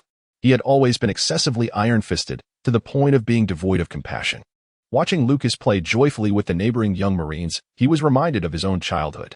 At that age, he had already taken up arms, donned a yellow cap inscribed with the word justice, and worn a red jacket that showcased his muscular physique in battle. Wasn't joy and sunshine the proper demeanor for one of that age? Sighing softly, Sakazuki longed for such a carefree existence. Yet he had grown up in a harsh environment where no one cared for their survival, all due to those accursed pirates. It was then that he began to comprehend certain truths. His hatred for pirates had driven him to join the Navy, but after much contemplation, he realized that his role as a Marine was to ensure that more children, who had endured similar fates, would no longer wander aimlessly and suffer through such a tragic childhood. As his trajectory shifted, so too did Sakazuki's perspective. He remained an iron-willed soldier, but his objectives had evolved slightly. Initially, his decision to adopt Lucas was significantly influenced by the boy's unique devil fruit abilities. Yet, as he came to understand various truths, he gradually began to accept the child with sincerity. Over time, the once timid little Lucas grew unafraid of him. "Lucas." Sakazuki inadvertently allowed a smile to escape his lips. Nearby, the Marine stared in astonishment at Vice Admiral Sakazuki, taken aback by his unexpectedly gentle demeanor. How astonishing. They recalled the second year after Lucas's adoption when Sakazuki had stood bare-chested, revealing the tattoo of roses intertwined with cherry blossoms on his torso, along with a sword tattoo on his right arm. The lad Lucas clung to him, listening intently as he recounted his experiences upon the sea. Since that year, the old and the young began to share a genuine companionship. However, in the third year of Lucas's adoption, he gazed up at Sakazuki, clutching a knife with a red handle that towered above him. Sakazuki remained silent, observing Lucas, ever since he had consumed the devil fruit. He had seldom brought along this old friend. To think that this little rascal had unearthed it. "Where did you find this?" he inquired, crouching down and affectionately patting Lucas's head.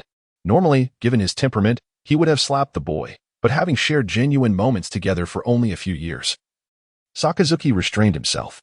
It was right in the compartment beneath the bed, quite easy to find. Lucas beamed with delight as he held the knife. "Very clever." Sakazuki ruffled Lucas's hair vigorously. He had hidden it away in the compartment, only to have it discovered by this little imp. "All of our names bear the characters Cass, yet how is it that you are so exceptional?" A mere child had managed to uncover his cherished weapon. Lucas had always been remarkably intelligent. Sakazuki smiled with satisfaction as he sat in the captain's quarters. "Do you truly desire it?" Sakazuki asked, positioning himself before young Lucas. "Of course. I aspire to become the strongest swordsman in the entire Navy, perhaps even in the world," Lucas declared fervently. "Well, once you earn my approval, I shall gift it to you," Sakazuki replied with a sense of contentment.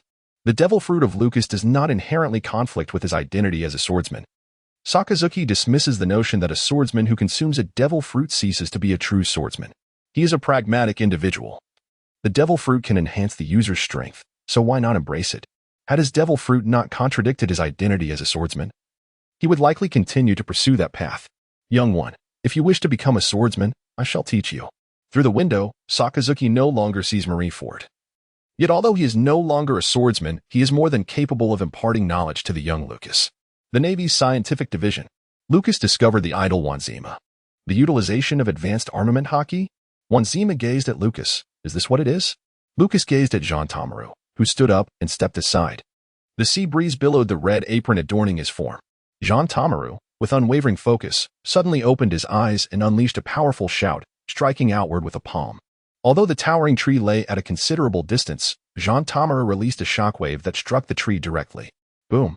In an instant, the great tree was shattered and fell with a resounding crash, startling a nearby group of researchers.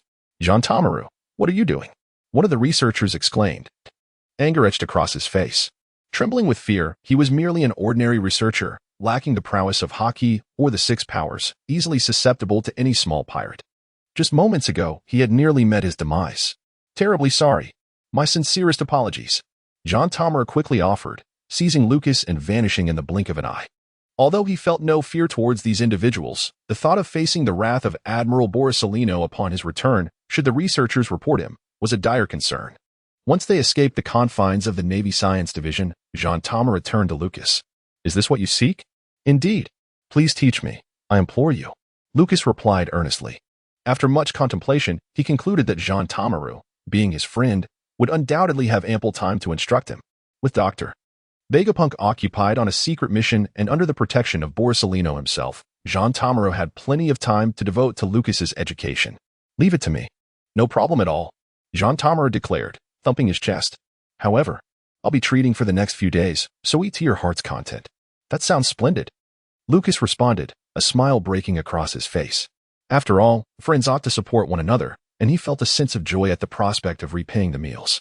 As they strolled along the path, they encountered Akin. I have some good news. You've awakened your observation haki? Lucas exclaimed, surprised at Akin's revelation. Indeed. But how did you deduce that? Akin inquired, puzzled. Just a wild guess. Lucas waved dismissively, continuing alongside Jean Tamaru.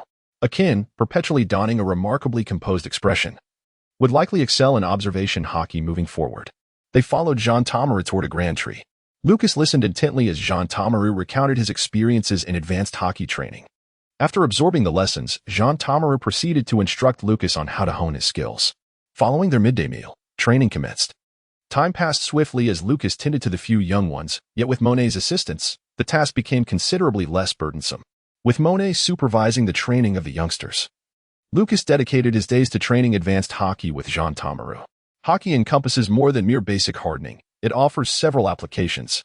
One such technique is wrapping, wherein the gaseous form of haki envelopes the body, enhancing both defense and offense, while also allowing for temporary wrapping around projectiles such as arrows and bullets. Next is the technique of external release, which Jean Tamaru demonstrated to Lucas. This involves concentrating haki in one's hands or weapons and unleashing it, transforming it into tangible offensive and defensive power. This technique was previously showcased by Rayleigh DeLuffy in the 3D2Y arc, and in Wano. They possess their own interpretations and terminologies for it. However, as Jean Tamaru is Lucas's friend, he saw no need to venture as far as Wano to learn it. There exists yet another technique known as internal destruction, but Lucas had yet to fully grasp the earlier methods, so he refrained from being overly ambitious regarding the subsequent techniques. Of course, there is an additional application of haki, exemplified by Admiral Kong Ming, who utilizes it with his feather fan. When combined with haki, the fan becomes extraordinarily hard and sharp, with its length able to be adjusted freely through the manipulation of haki. After Lucas and others learned to express themselves, they sought the guidance of General Kong Ming. Beneath a grand tree on the coast, the weary Peachmaru yawned, while Dr. Vegapunk and General Borsellino had yet to return. For the past few days, he had been spending time with Lucas, teaching him advanced haki techniques, while conveniently sharing his meals. Life was indeed delightful for Peachmaru. Rubbing his eyes, he felt drowsy. Learning this technique was not something to be accomplished overnight. It had taken him many years to master. Lucas nodded in understanding, took a deep breath, and focused intently on feeling the haki. Many years later, in Wano country, someone would impart the profound secrets of this technique to Luffy. Referred to as flowing cherry blossom in their terminology, which indicated the dynamic nature of haki. Lucas harbored a vague sensation that the flowing armament color, when emitted, manifested as a tangible assault. Why did this increasingly resemble the application of the energy known as armament color? Haki, a latent force inherent to all humanity, is an innate power possessed from birth. This is the essence of haki, yet Lucas felt compelled to amend this notion.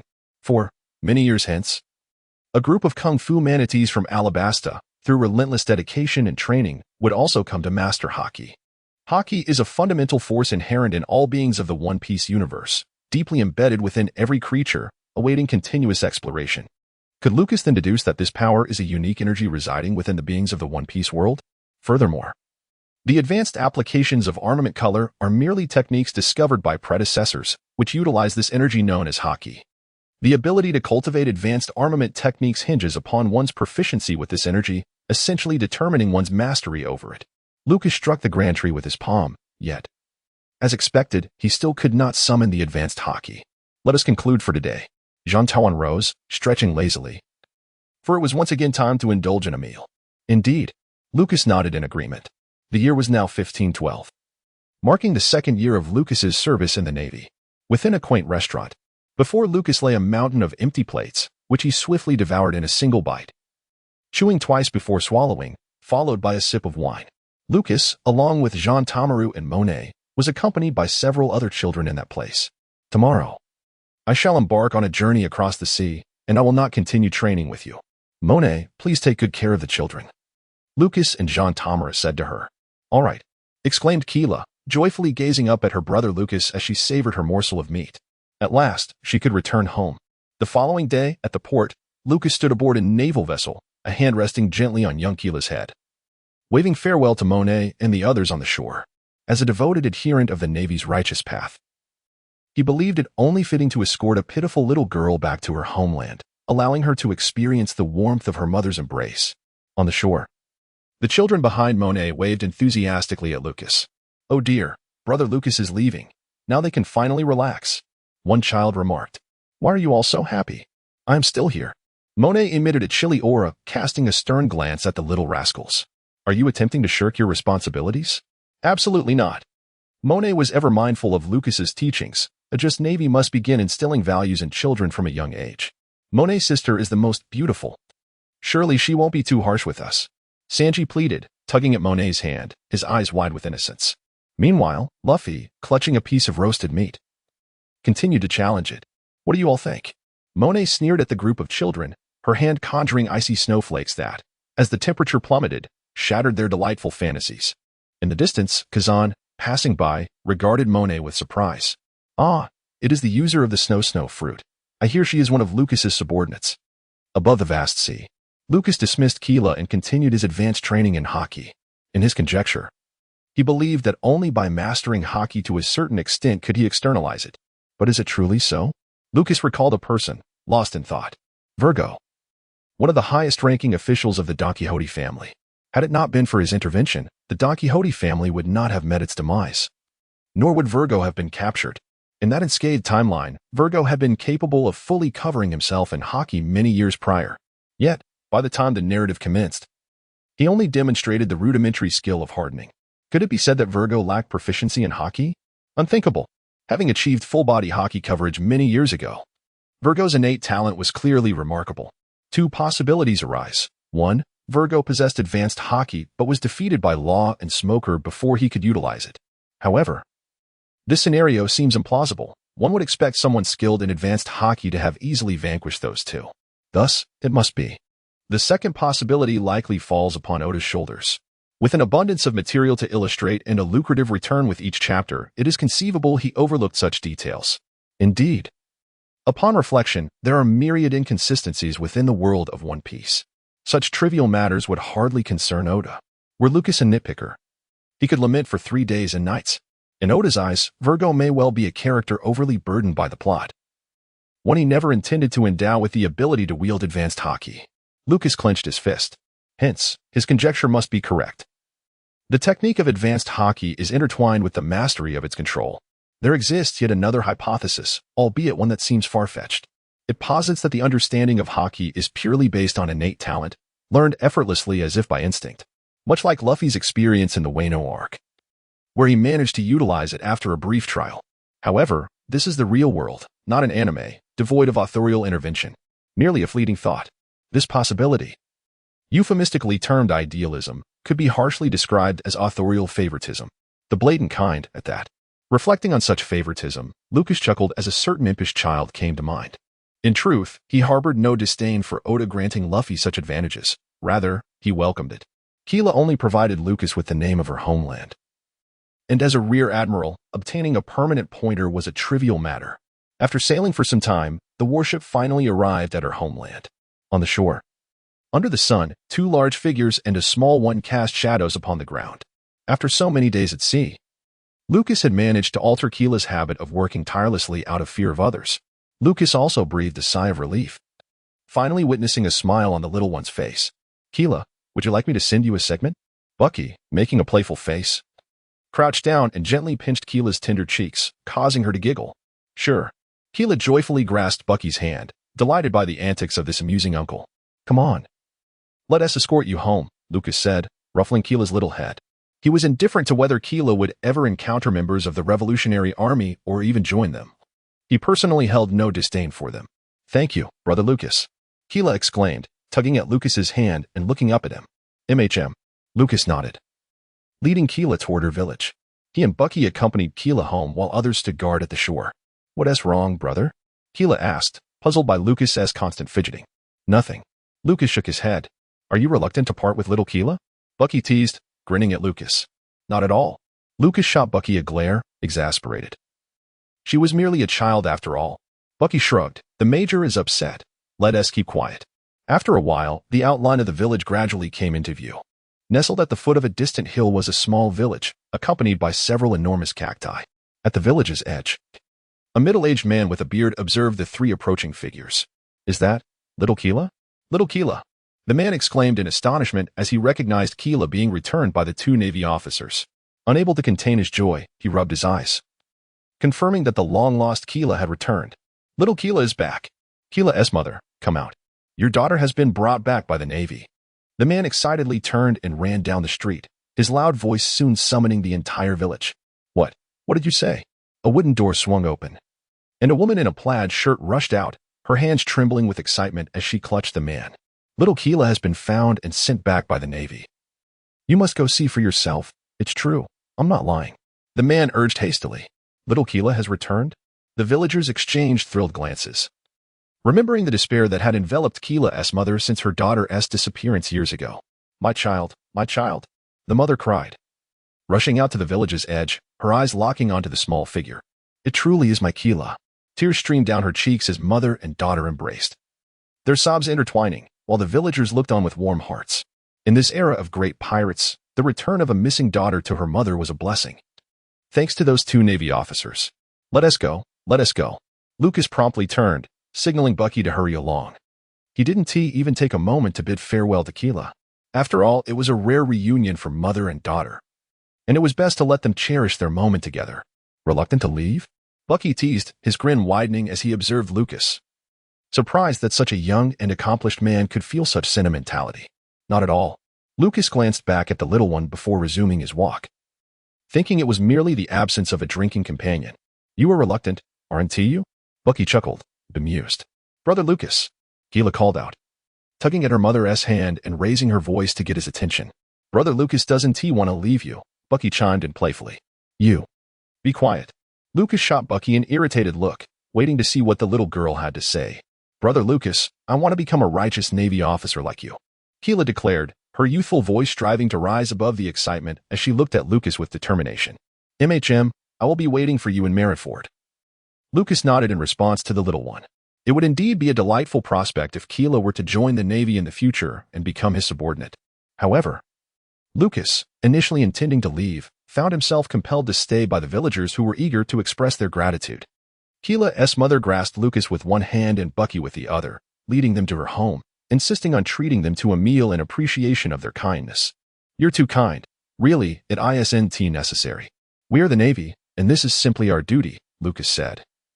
Sitting in the house and watching Keela's mother bustling about in the kitchen with a sense of resignation. How can that be? You saved Keela. Which means you saved our family.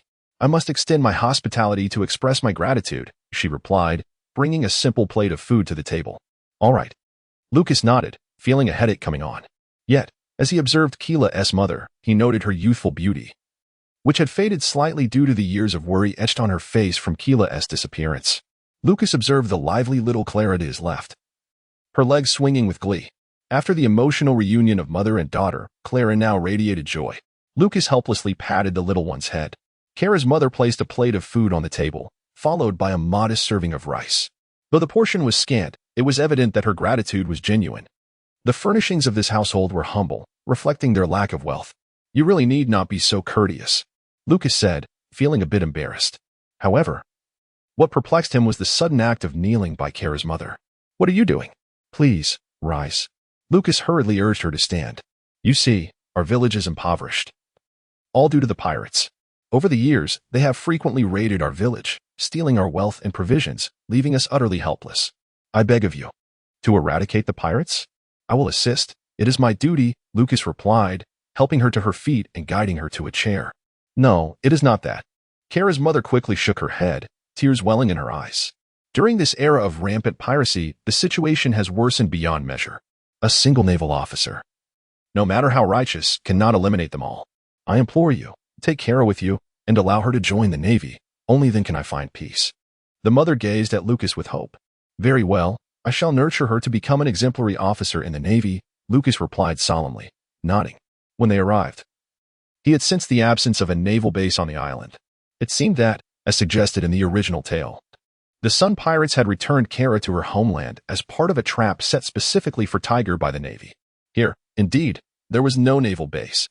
Lucas originally intended for Kira to remain by her mother's side for a few more days. After all, for such a young child, the most effective remedy for psychological issues is the nurturing embrace of a mother. This is the simplest and most potent method. There is no need for expert studies. Maternal love is inherently powerful. However, Kira's mother was adamant about promptly sending her daughter to the Navy. Lucas had no choice but to devise a compromise. He decided to take the mother and daughter duo to Marineford, where numerous naval families resided in the surrounding area. Arranging for Keela and her mother to live with Monet, and the two little girls would provide care for the trio while Monet was away on duty. This arrangement would also grant Sakasuki a moment of respite, as the presence of so many young children was quite overwhelming for him. At times, Sakasuki questioned his life choices. He felt less like a caretaker and more akin to an orphanage director.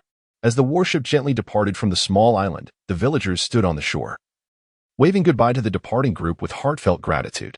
Keela's mother expressed her appreciation with great emotion towards Lucas. It's nothing. I happen to have a few little girls who require your care. It is I who should be thanking you, Lucas replied with a hint of resignation. Perhaps it was the infectious antics of those mischievous boys led by Luffy, but even the once sweet and gentle Sugar and Baby, Five had recently become a bit unruly. Entrusting them to Keela's mother, a kind-hearted woman, was hoped to alleviate any significant trouble caused by the little rascals. The weather in the Grand Line was peculiar, however. The first half was undeniably more favorable than that of the New World, where the weather could shift at a moment's notice. As they departed the island, the climate changed, revealing a flurry of snowflakes descending from the sky, illuminated by the sun's rays as they landed on the deck. How beautiful, Keela exclaimed with joy, reaching out to catch a snowflake before running over to gently place it atop Lucas's head. Such mischief, Lucas remarked, tapping her head lightly in playful admonishment. Hee hee. Keela laughed merrily, clutching Lucas's shirt. At that moment, she appeared far more spirited than when Lucas had first encountered her. Lucas chuckled as he fashioned a small snowman, placing it in Clara's hands. Achoo.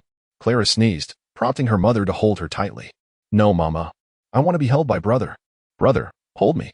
Clara quickly wriggled free from her mother's embrace. This little girl. Lucas tapped Clara gently on the head, lifting her up and returning her to her mother's arms.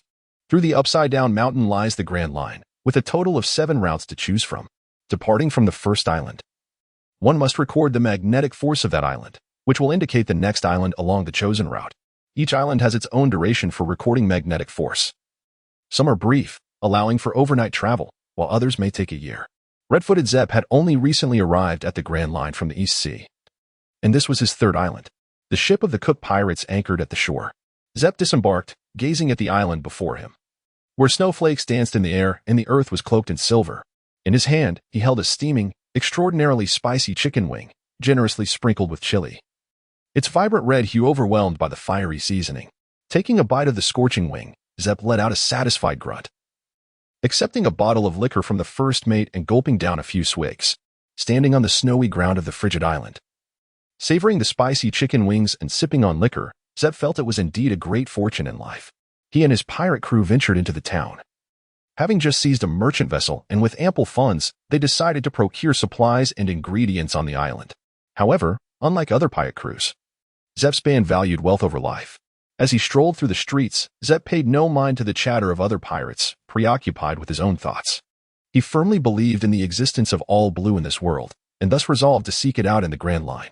After replenishing their supplies, Zep and his crew returned to the shore to load their goods onto the ship. Not good, it's the Navy, the first mate shouted, pointing at a distant warship. What a hassle, let us get out of here. Zep, eager to avoid trouble, downed a couple more swigs of liquor and waved his hand, signaling the ship to depart at full speed.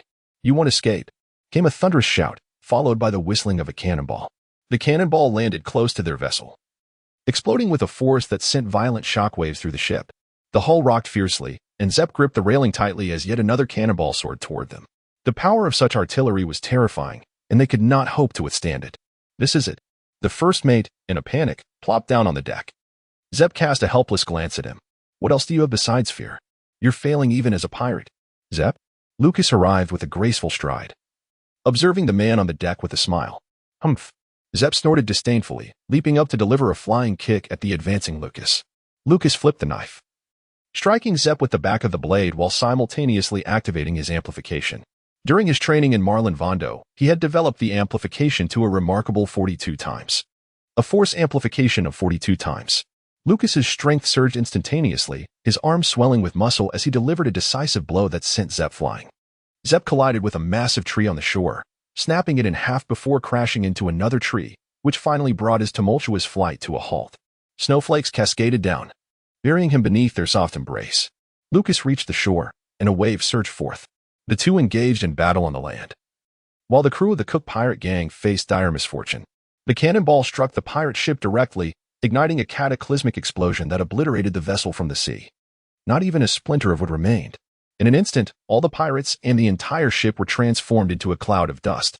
The splintered wood mingled with crimson and snowflakes, gently descending upon the surface of the water. It stained a thin layer of ice of vivid red, akin to a scarlet silk draping upon the water. Suddenly, Zep burst forth from the snowdrift, snowflakes dancing around him, as he lifted his leg and delivered a powerful kick toward Lucas. Bang! Lucas directly extended his left hand to grasp Zep's foot. The fellow did not employ the move he wished to showcase. As the master of Sanji in the original work, did he refrain from using that technique? Or could it be that this move was indeed an invention of Sanji himself? Alas, what a pity. Lucas struck Zep with the back of his knife, delivering a powerful blow. Zep coughed up blood, his body breaking several bones as he was propelled backward, crashing against the wall of a house in the town. Lucas sighed in relief, thankful that he had restrained some of his strength. Otherwise, Zep's impact on the townsfolk's home would have tarnished his image of righteousness. However, Zep leaned against the wall, unable to finish his words, as blood soaked his clothing, the pain searing through him, causing him to gasp for breath. He raised his head, gazing at the young naval officer, filled with admiration for his tenacity. Lucas approached Zep, treading upon the snowy ground, casting a disdainful glance at the elderly man. You. Zep began to speak, but before he could utter another word, the young man delivered a sharp kick to his abdomen. Lucas had long since dispelled the amplification effect, and his opponent had already resolved the situation, rendering any exertion of energy unnecessary. Otherwise, if he were to deliver a full-force kick while Zep lay grievously injured, Zep would soon find himself in the presence of Roger. It would be wise to conserve energy. Imprisoned, one would encounter fellow pirates who share similar aspirations. Trust me. Prison is a rather agreeable place. Your cellmates will have pleasant conversations, and it will be exceedingly entertaining for you. Lucas smirked at Zep, who glared back with palpable fury. However, no amount of glaring would suffice, for he lacked the conqueror's haki. Creak. Buggy approached, accompanied by a squad of Marines. They stood behind Lucas, awaiting his command. Capture the notorious pirate Zep and escort him to prison, Lucas declared before turning on his heel to depart. While Lucas held a deep admiration for Zep's dream of all blue, admiration aside, Zep still had to be apprehended. Zep was not an entirely harmless pirate. Despite knowing through the animation that Zep only robbed for wealth and never took lives, the act of robbery itself is a crime. For instance, in contemporary society. If A were to seize all of B's wealth, would A be considered innocent? Absolutely not. He would be egregiously guilty. Sanji's culinary skills have been honed under the tutelage of many esteemed chefs within the Navy. And he possesses an innate talent for cooking that is on par with the original narrative. Furthermore, in the realm of martial arts, Sakazuki has enlisted several distinguished Navy personnel proficient in combat techniques to instruct Sanji. Thus, Sanji's education in all aspects would surpass that of the original tale. Additionally, Lucas wholeheartedly supported Sanji's ambition for all blue, having been an avid fan who watched analysis videos of One Piece in his previous life. Lucas harbored a bold conjecture regarding all blue and One Piece. However, this conjecture was rather alarming, and it would be prudent not to voice it until they were adequately prepared. Ahem, I digress. Lucas cast a glance at Zep, who was shackled and taken aboard the ship, and thought to himself, rest assured, Zep, as you settle into impel down, Sanji will be in my capable hands. The group returned to the warship, and Lucas's gaze fell upon the crimson-stained ice on the sea surface. The enhanced buggy bomb was indeed formidable, with a single shot. It obliterated a pirate ship without leaving a trace. Such potent weaponry wielded a considerable impact on most pirates. Following preliminary tests, many naval forces had begun to adopt it. However, the true might of the buggy bomb was realized only when combined with Lucas's amplification abilities. If only a sharpshooter were present, it would be even more advantageous. Once he developed his powers to 100-fold, the synergy with the buggy bomb would render him a true harbinger of doom. You bastard! Zep's eyes, bloodshot and furious, bore into Lucas upon witnessing the annihilation of the pirate ship. Silence. Lucas retaliated with a punch to Zep's face, rendering him unconscious. All naval personnel, heed my command. We shall expedite the transportation of the notorious pirate Zep to impel down, and thereafter, we shall return to Marineford via the designated naval currents. With that, Lucas ordered the ship to set course for impel down. Coughing, Zep gradually regained consciousness, now bound in the temporary prison of the warship. Opposite him sat a young naval rear admiral. Why do you not kill me? Zep rasped, glancing at Lucas, who had evidently ensured his wounds were treated. For a pirate of your caliber, it is imperative that you are secured in the most fortified prison, Lucas replied with a hint of amusement. Rest assured. It is quite a delightful place. In some prisons, the inmates vociferously cheer with exuberance. In others, they remain tranquil, engaging in games of hide and seek with charming little creatures. Some inmates greet you as if you were family, welcoming you with fervent affection, even wishing to offer a passionate bite. In certain facilities, the atmosphere is imbued with boundless enthusiasm, wafting the aroma of roasted meats, while others are alive with dancing, where each inmate shares their stories in joyous camaraderie, reveling in bliss until death. I believe you will find it quite to your liking, Lucas remarked. Zep gazed at this man in disbelief, pondering whether all naval personnel possess such a twisted sense of humor. Lucas smiled at Zephyr, having merely employed a touch of rhetorical flair to recount the circumstances of the five-tiered prison. It remains uncertain which level Zephyr would be cast into as he is ushered into the city. Lucas entrusted Zep to the personnel of the advancing city and returned to the warship. Due to his previous discovery of the entrance to the 5 level, many individuals associated with the advancing city recognized him. The warship slowly departed from the advancing city, passing through the Gate of Justice and entering the naval exclusive current. En route to the Marine headquarters at Marineford. At the entrance of the advancing city, several guards stationed by the gate observed the warship disappearing beyond the Gate of Justice, engaging in hushed discussions. Ah, it seems to be him, the one who discovered the 5 level. Indeed. If it weren't for his discovery, who knows what chaos would have ensued in the advancing city. However, I heard that several high-ranking officials have faced repercussions because of this. Shh, keep your voice down. Now, with the loss of the 5 level, the most troublesome figure, Luffy, has also been taken to Marineford. Lucas sat on the deck, squinting at the surface of the sea. He had significantly disrupted the narrative. Nevertheless, Ace would still venture out to become a pirate. In fact, Blackbeard still possessed a ticket for the forthcoming Marineford War. In the original story, Blackbeard intended to capture Luffy as his ticket to the Marineford conflict. However, upon encountering Ace, who was pursuing him, Blackbeard's invitation was rebuffed, leading him to regard Ace as his ticket instead. Thus, in this timeline, Blackbeard could still utilize Ace as a ticket. Putting Ace aside for the moment, Lucas found himself unable to travel to the East Blue recently, as he was uncertain about how to deal with that young lad. Blackbeard was also a manageable adversary. The fact that Whitebeard could easily overpower him illustrated that Blackbeard's devil fruit was not invincible. Therefore, as long as he developed his haki and abilities to a sufficient level, Blackbeard could still be dealt with. Accepting the fruit handed to him by Buggy, Lucas began to munch on it. The East Blue harbored several promising prospects he needed to contemplate when he might visit. The narrative was irreparably altered.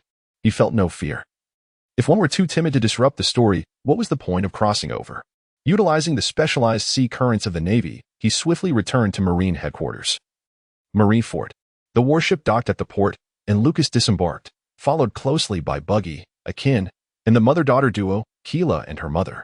Opposite them, Monet awaited his return with several little ones. Monet, henceforth Keela and her mother will reside with you. When you depart, you can assist in looking after the girls. Lucas said to Monet. Wonderful. I get to see little Keela again, Monet replied, approaching and squatting down to playfully poke Keela's nose. Are you happy being a little Marine? Yes, because I get to be with brother Lucas, Keela exclaimed joyfully. Monet felt slightly disheartened. Shouldn't the joy come from being with sister Monet? That little rascal, at such a tender age, already knows to compete with her. How naive, Kid scoffed. Such fanciful thinking, Sanji shook his head. When's dinner? The group exchanged glances at a certain fool, who seemed solely preoccupied with food. Sugar clutched a small basket, popping a grape into her mouth. Humph. You wish to be with brother Lucas every day? Dream on. Lucas's brother hardly spent even a month at home throughout the year. Now that he has returned, does he require any assistance from Baby 5? Approaching Lucas, Baby 5 found her head obscured by his navy cap, her cheeks flushed with embarrassment. Humph. Sugar glared at her, irritated. Perceiving her as yet another sycophant trying to please Lucas, Sugar declared, Lucas belongs to my sister. Accompanied by a few little ones, they returned home, where Sakasuki was still out and had not yet returned. Sakasuki, now a vice admiral, is likely to be promoted to admiral within a few years. Then, the appearance of the three great sauces, particularly the red sauce, is anticipated. In Lucas's eyes, the position of admiral has its pros and cons. The advantage lies in the elevation of status, which allows for the recruitment of numerous subordinates who share similar aspirations. Such clandestine development is beneficial. However, the drawbacks are evident. One must either protect the celestial dragons in Mariehua or remain stationed at Marineford. Thus, he prefers to accomplish more tasks now and cultivate a greater number of new talents. By the time he genuinely ascends to the rank of admiral, his freedom will be considerably diminished. Lucas aligns himself with the justice of the Navy, rather than the celestial dragons. Disagreement with others does not imply that he will take immediate action. After all, the celestial dragons have maintained their dominion over the world for an extensive period, undoubtedly possessing their own hidden cards. That evening, having procured a considerable amount of ingredients, Lucas learned that Dr. Vegapunk had yet to return, and he invited Sabo to join him for dinner. Training again tomorrow? Sabo asked, his mouth full of meat as he glanced at Lucas. Sure, Lucas nodded. He had yet to receive any tasks from higher authorities, so it would be prudent to practice diligently during his free time to enhance his strength. After finishing their meal and bidding Sabo farewell, Lucas returned to the courtyard. That brother is quite peculiar, said Sugar, observing the others. Even at this age, he still wears a red belly band. Lucas overheard the discussion and stood outside the house, listening. Is that a man? I thought it was a tough woman, Baby 5 said timidly. Which woman would wear only a red apron at this age? Kid retorted. That makes sense. I heard there's a race called giants. Could he be a giant baby? Luffy remarked. Shut up, you glutton. Sanji glared at Luffy. Zoro is a man. I'm sure of it. Stop chatting aimlessly. Be careful or Zoro will knock you out. Kura looked at the group helplessly. This bunch. How odd. Ahem. Lucas entered. Quickly, the girls should return with Monet and Kura's mother, and the boys should go to bed. Hurry back, Monet. He picked up Sugar. No, I want to sleep with brother Lucas. Sugar protested, squirming in Monet's arms. Stop it. Be good. Monet flicked Sugar's forehead lightly as a reprimand. Humph. I want to sleep with brother Lucas. She thought about it. That little rascal was daydreaming. Does brother Lucas need anything from Baby 5? Baby 5 approached Lucas, her face slightly flushed. Go home, right now. Lucas replied sternly, pointing towards the door. Only after the women left did his expression soften a little. Besides Kura and her mother, these women, young and old, were all restless. How outrageous, each with their own intentions. After taking a shower and drying off, Lucas lay on his bed without closing his eyes. Suddenly, 3 little ones pounced on him. "I want to sleep with Brother Lucas. Get off me. Take that. Here I say kick." Scram. One by one, Lucas kicked the little ones out, leaving them sitting in the yard, looking forlornly at him. "Brother Lucas." The 3 little ones gazed at him. Luffy, Sanji, and Kid looked quite adorable in their childhood. Lucas stared at the trio with mixed feelings. They stood up, ready to come back in. "Good night," Lucas said, slamming the door shut. The cold night wind left the 3 little ones shivering in the yard. "Weren't you the one who said sleeping with Brother Lucas meant we get meat to eat?" Luffy looked at Sanji. "Who told you to compete with us? Didn't we agree that Brother Lucas would belong to us on odd days?" Sanji glared at Kid. "When did that happen?" Kid replied, bewildered. "And could you not so blatantly discuss dividing Brother Lucas among yourselves? He isn't asleep yet." The 3 little ones rubbed their arms and returned to Sakazuki's room, huddling together for warmth. Sigh. Lucas lay in bed, turning over. He didn't mind sharing a room with his younger companions. After all, they were just kids. And no one spoke ill of anyone unless they harbored ill intentions. However, today he had been teased by several mischievous women of various ages, which left him feeling somewhat displeased. As an outstanding young officer in the Navy, having become a major at a young age with impressive strength, he was also blessed with a handsome face akin to that of a charming reader's father. As his subordinates increased, he pondered how he would manage being so remarkable. It was as if a ton of ambition was attracting a multitude of mischievous women, a source of vexation. The next morning, the wooden door of the yard swung open, and Lucas, drenched in sweat, stepped back in. The 3 little ones had returned from their morning exercise long ago. In the kitchen, Sanji, wearing an apron, emerged with breakfast, spotting Lucas returning. "Brother Lucas, come eat." "Okay." They gathered around, and as Lucas savored Sanji's cooking, he praised. "Not bad at all, Sanji. Your culinary skills are so impressive. I might just recruit you onto my ship." "That's just flattery. You should actually take me to your ship," Sanji replied helplessly. "Wait until you grow up." Lucas shook his head. "By the time we grow up, you'll probably have children already," Luffy complained, secretly wishing for a chance to go to sea. Smack. The 3 little ones pitifully covered their heads, sporting big bumps. Sanji and Kid looked at Lucas in confusion. "Why did you hit them?" It was Luffy who couldn't keep quiet. "That's called collective punishment." Lucas sipped his soup. "In a while, I'm going out to train. Kura's mother will bring Kura and the others to train with you. Kura's mother will supervise.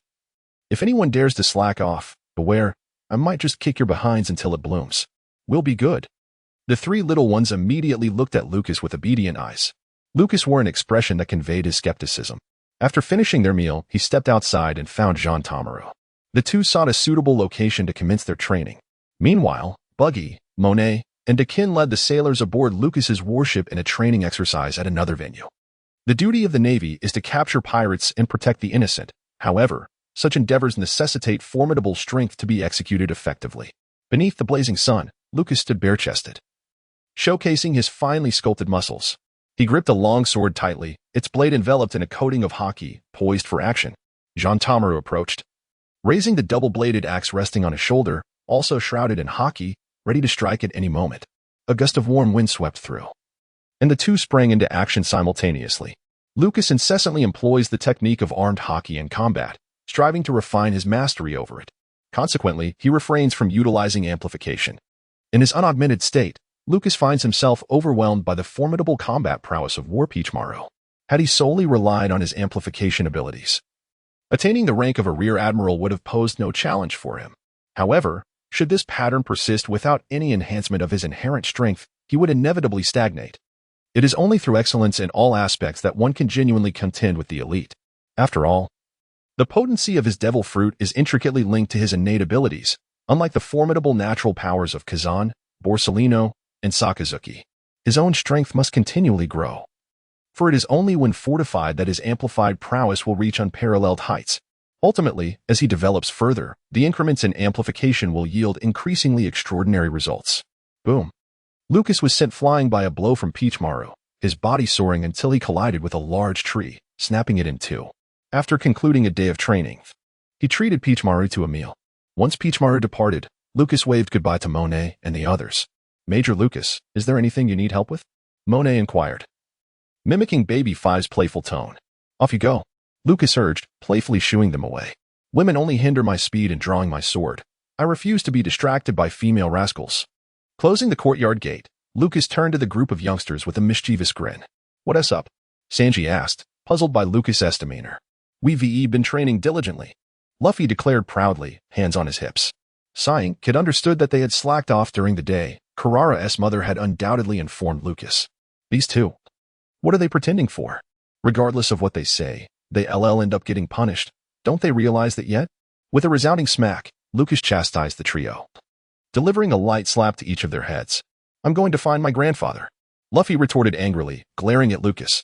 Your grandfather doesn't want you anymore. Lucas teased, grinning. As he lifted his foot, the three instinctively covered their behinds, which only amused Lucas further. He recalled a time in his childhood when he had to dispose of leftover food, only to receive a kick from Sakazuki that left him bruised. These little rascals were still undergoing rigorous training. The most memorable instance involved Sanji. When he first arrived, he disdainfully rejected Sakazuki's cooking, naively discarding his meal. Though he didn't suffer from starvation, Sanji's backside was left bruised as a result. From that point on, any inclination to waste food brought a twinge of pain to his rear. It could be said that Sakazuki's strict discipline had instilled a reflexive fear in the trio. Lucas retracted his foot, and the three little ones sighed in relief, releasing their grip. Lucas lifted his foot once more, causing the three little ones to anxiously cover their behinds again. Ha ha, how amusing. Lucas couldn't help but burst into laughter. The three little creatures gazed at him with expressions of utter despair, pleading silently for him to cease his antics. They were on the verge of being utterly worn out. Slap, slap. Lucas suddenly lashed out with his leg, striking them on their backsides like a whip. The three little ones yelped in dismay and scurried into the house, frightened and seeking refuge from him. Do not be misled by the gentle demeanor of Kella's mother. If I catch you slacking off again, you shall be prepared to face the consequences. As they listened to Lucas's admonition, the three little ones quickly nodded in compliance. It was truly terrifying. Sanji appeared visibly shaken. Indeed, one must be obedient. Could wipe the cold sweat from his brow. Lucas's kick was considerably less forceful than that of Sakazuki. It was neither painful nor bothersome. Luffy's remark was astonishing. Sanji and Kid exchanged wry smiles at the foolishness of his words. Would it not be better to say less if one cannot articulate properly? Lucas is not a ferocious character like Sakazuki. His reprimands are merely a formality. However, is it truly wise to express such thoughts, risking Lucas's dignity? Lucas was initially prepared to retreat to his room for a restful slumber. However, Luffy's remark utterly bewildered him. Not painful at all? Are you serious? He thought to himself. Truly, you are remarkable, Luffy. At that moment, he comprehended why, in the original narrative, Luffy later confronted Kaido with such obstinacy. My apologies, Oda. I misunderstood you. Luffy's nature is simply this way. Would you care to experience my latest discipline technique for unruly youngsters? Lucas inquired, glancing at the three individuals present. Huh? Luffy responded, confused by the proposition. Perhaps that isn't necessary. Sanji and Kid replied, their voices tinged with trepidation. Come on, Luffy. Thunder Bagua, Lucas exclaimed, delivering a swift kick that sent Luffy tumbling into the bedroom. With a wicked sense of amusement, he observed Luffy sprawled on the bed, utterly flabbergasted. Smirking, he returned to his own quarters to indulge in a well-deserved rest, his spirits considerably elevated. Lucas engaged in a period of training with Marineford and Jean Tamaru. As their sparring sessions became increasingly frequent, coupled with Lucas's diligent efforts, the intensity and mastery of his haki grew significantly stronger. Lucas's mastery of haki has grown increasingly formidable. The blade enveloped in haki, which once struggled to sever his enemies, now slices through with ease. He comprehends that once his haki reaches a certain level and he gains sufficient control, he can achieve the remarkable ability to cut through paper without damaging it. Beneath the blazing sun, the clash of Lucas's sword against Jean Tamaru's double-bladed axe reverberates with a shrill metallic screech. Both combatants find themselves retreating steadily. In the span of a month, Lucas's amplification ability has surged to an astounding 44 times. Yet, he has yet to master the advanced haki techniques. Thus, in pursuit of further honing his haki proficiency, Lucas persists in training against Jean Tamaru without utilizing amplification. After a month of sparring with you, I find myself rather weary of it. Perhaps you should employ your amplification abilities just once, Jean Tamaru suggested, pressing his double-bladed axe against Lucas's longsword, forcing him to retreat further. Are you certain you wish for me to use my amplification abilities? Lucas inquired. Indeed. Unleash your full amplification, otherwise, this duel will lack excitement. Jean Tamaru exclaimed with a grin. Should I perhaps activate just a tad? Lucas replied, exasperated by his companion's insistence. Enough of this nonsense. Amplification at full power. Jean Tamara shouted in frustration, swinging his axe with vigor toward Lucas. Very well, then witness the full extent of my amplified strength. Lucas conceded, subsequently bestowing upon himself a 44-fold enhancement in both strength and speed. With both augmentations activated, he felt adequately prepared. Lucas swiftly approached Jean Taowan, whose figure was obscured, and charged forward, his long knife striking the axe. Upon impact, an immense force surged through the blade, sending Jean Taowan hurtling backward like a fleeting shadow. The axe had already been dislodged in midair. With a thunderous crash, Jean Taowan collided with a large tree, shattering it and transforming into a blur, accompanied by a deafening rush of air that sent the Navy personnel scattering in fright. He was propelled far away, finally crashing to the ground and rolling for several meters, stirring up a cloud of dust. Lying on the training ground, Jean Taowan blinked up at the sky, pondering, who am I? Where am I? Why did I foolishly utter that phrase? Indeed, Jean Taowan possessed a formidable mastery of Haki, employing advanced techniques that Lucas had yet to grasp. However, he had never anticipated that this individual would possess such astonishing speed after augmentation. Jean Taowan had no opportunity to unleash his Haki. He was simply overwhelmed. Fortunately, he managed to cover himself with Haki in time, ensuring his protection. Are you all right? Lucas grinned mischievously at Jean Taowan. Surely, you won't make such a peculiar request again? What do you call that move? Jean Taowan sat up, his face alight with anticipation as he gazed at Lucas. Huh? Lucas looked at Jean Taowan in confusion. It's merely a matter of speed, purely a basic technique that maximizes strength. Does it even need a name? Jean Taowan regarded Lucas with a look that conveyed disbelief. Are you out of your mind? The capabilities of the devil fruit are so outrageous that, purely based on its enhancement effects, it's already absurdly powerful. You incapacitated the enemy before they could unleash their grand techniques. What about honing your advanced Haki? Is there something wrong with you? Even Jean Taowan, with his typically good-natured demeanor, felt compelled to express his frustration. The basic attacks were staggering in their effectiveness, and it was disheartening to realize that after investing so much time in teaching Lucas, it was all for naught. Let us take it slow. I spent years mastering this. You'll get there too. Just be patient and serious about it. Reflecting on his own words brought a pang of sorrow. After teaching Lucas for so long, he felt it had been a futile endeavor. Friendship is doomed. Let us just obliterate it. How about I treat you tonight? Lucas suggested with a smile. All right. Jean Taowan quickly rose, dusting off the grime from his red apron, cheerfully resuming his instruction of Lucas. The training ground was left with a group of new recruits, their faces betraying their struggle to suppress laughter. Once the two had walked away, they began to whisper among themselves while continuing their training. Senior Jean Taowan is so foolish. He got tricked into a meal. Hush. The other one is a rear admiral. Refrain from speaking ill. Oh. The Navy personnel overseeing the training could not help but chuckle, but quickly resumed their stern demeanor. Silence. If you wish to whisper, then double the weight for all of you. Yes. Lucas and Jean Tamaru returned to their original training grounds, where only the two of them remained. Lucas continued to practice beneath the tree, adhering to the regimen designed by Shinjo. Shinjo sat beside him on a stone. Has Vice Admiral Sakazuki returned? He inquired. No. What about Dr. Vegapunk? Lucas replied while training. Not yet. By the way, what was that term you mentioned earlier? Slacking off? Yes, without Dr. Vegapunk around, it feels somewhat unfamiliar to just slack off every day. In the distance, Monet's figure gradually emerged, accompanied by the sound of her footsteps. Lucas and Shinjo turned to look. Is something the matter? I've awakened my Observation Haki. Monet exclaimed excitedly as she gazed at Lucas. Oh, Lucas pushed Monet aside, saying, Don't disrupt my training. You. Monet looked at Lucas in confusion. Are you solely focused on training? She couldn't help but evaluate herself. She considered herself quite beautiful and adorable, wondering why she couldn't seem to captivate this guy. Lucas trained with Jean Tamaru for a week, and upon the return of Dr. Vegapunk and Admiral Borsellino, the very next day, Sakazuki also made his entrance. Driven solely by frustration, Sakazuki set sail directly for the New World, eager to demonstrate his unwavering resolve in combating piracy. Lucas gazed at Sakazuki, whose head was wrapped in layer upon layer of bandages, and whose left arm was encased in plaster. He could comprehend the steadfast resolve to combat pirates. Yet as a man destined to be one of the three great admirals, which pirate crew was he truly intending to confront? His arm had been shattered.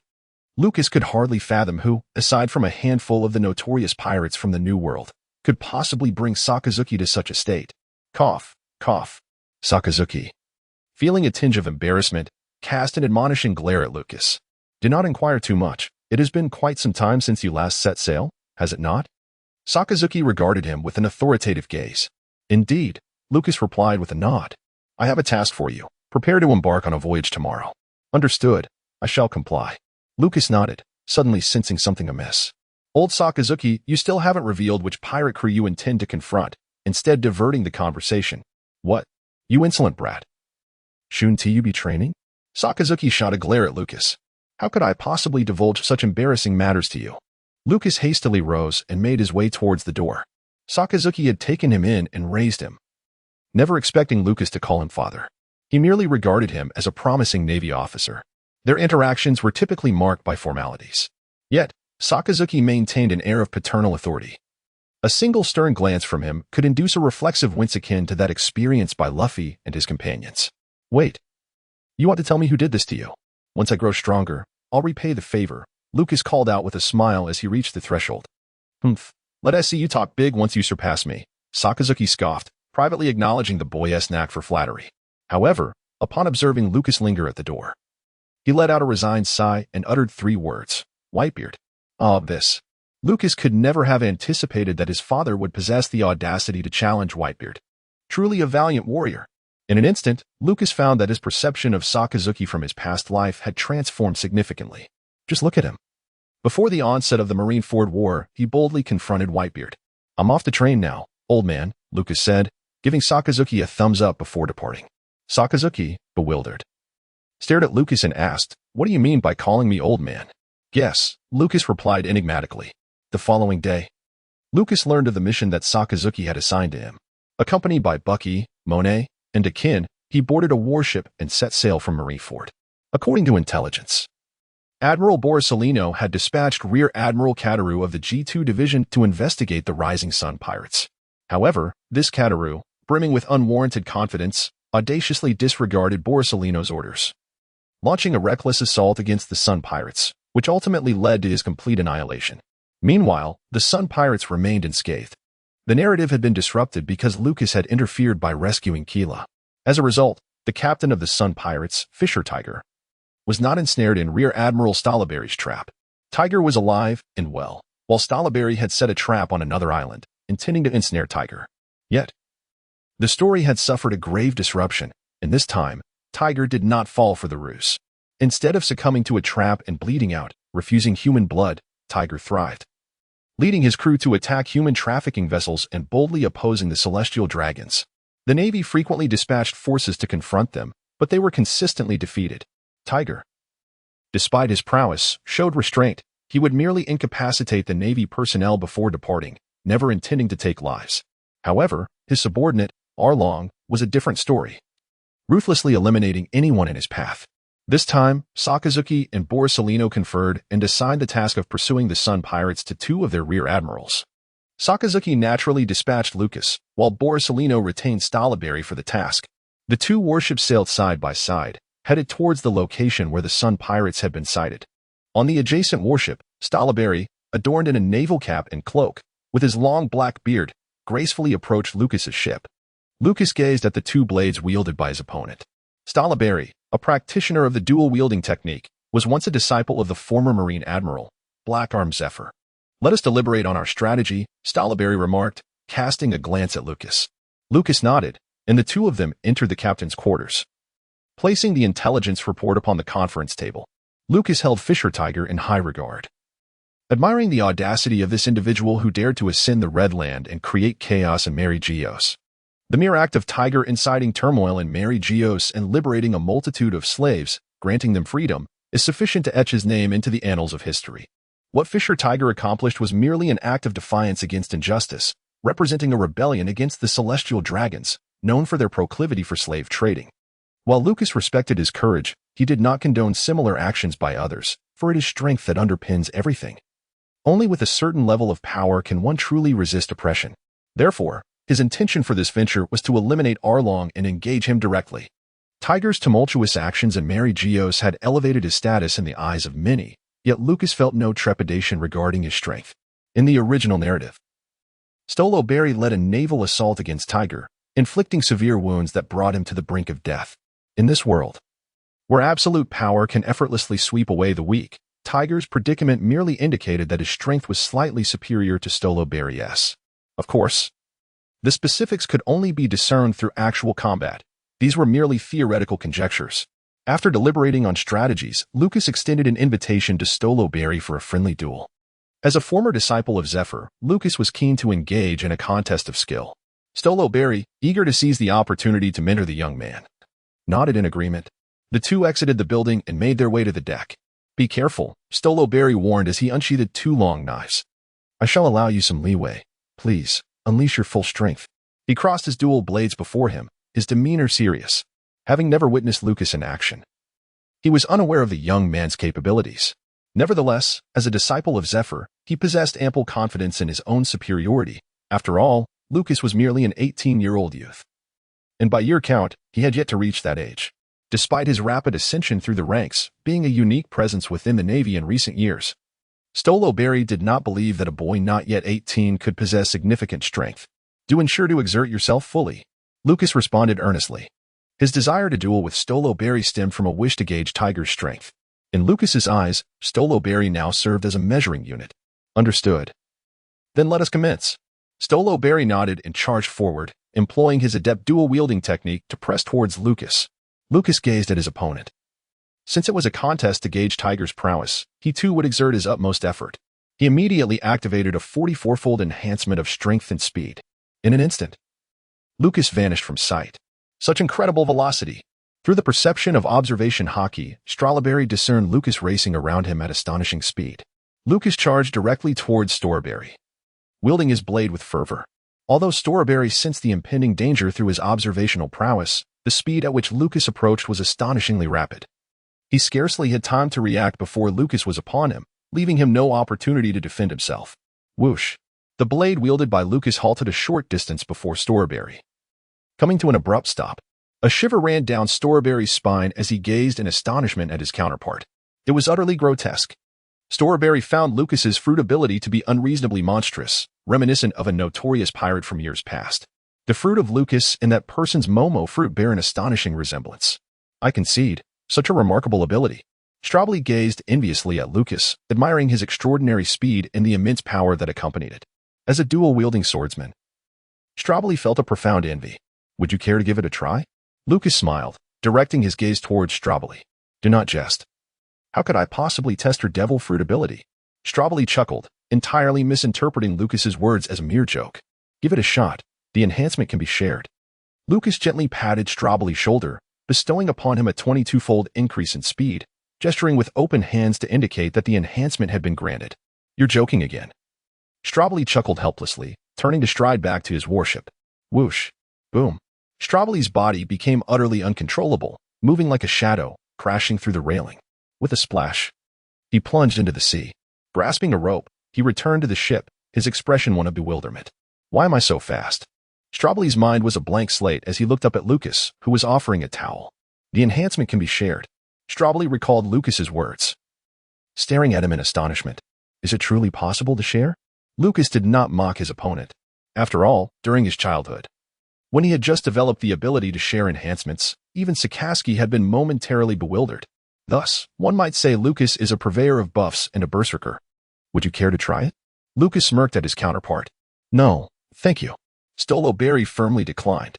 Through this experience, he realized that such a high-speed sprinting ability was ill-suited for him. His opponent had gradually trained from a low to a high speed, and their neural response time was undoubtedly far superior to his. Otherwise, it would have been impossible to maintain control at such velocities. The ability to amplify speed was uniquely theirs, and Stolo Berry was quite perceptive. It is often said that high-speed capabilities are formidable, yet when velocity reaches a certain threshold, the challenges in combat extend beyond mere physical prowess. Both speed and reaction time come into play. "How much of a speed increase did you just share with me?" Stolo Berry inquired with curiosity. "Not too much, merely a 22-fold increase," Lucas replied with a smile. Stolo Berry regarded him with a look of incredulity. A 22-fold increase is already so rapid. One wonders how long it took his opponent to adapt to a 44-fold increase and develop a corresponding reaction time. Surely, they must have endured considerable hardship. "Remarkable. Now I understand how difficult it is for someone as young as you to attain the rank of Rear Admiral." Stoloberry expressed with admiration. The ability to hone such strength undoubtedly requires immense effort. I wonder if you can achieve the rank of admiral before turning 20. I truly look forward to it, he jested. Lucas harbored serious doubts that this fellow was not inadvertently cursing one of the future admirals. If he were to become an admiral before the age of 20, it would only be feasible if one of either yellow sauce, red sauce, or green sauce encountered misfortune in the coming years. Ha ha ha, then I shall redouble my efforts. Lucas replied with laughter. However, inwardly he mused, if misfortune were to strike, let it be the great ape yellow sauce. According to intelligence reports, the Sun Pirates are currently lingering in the waters near the entrance to the New World.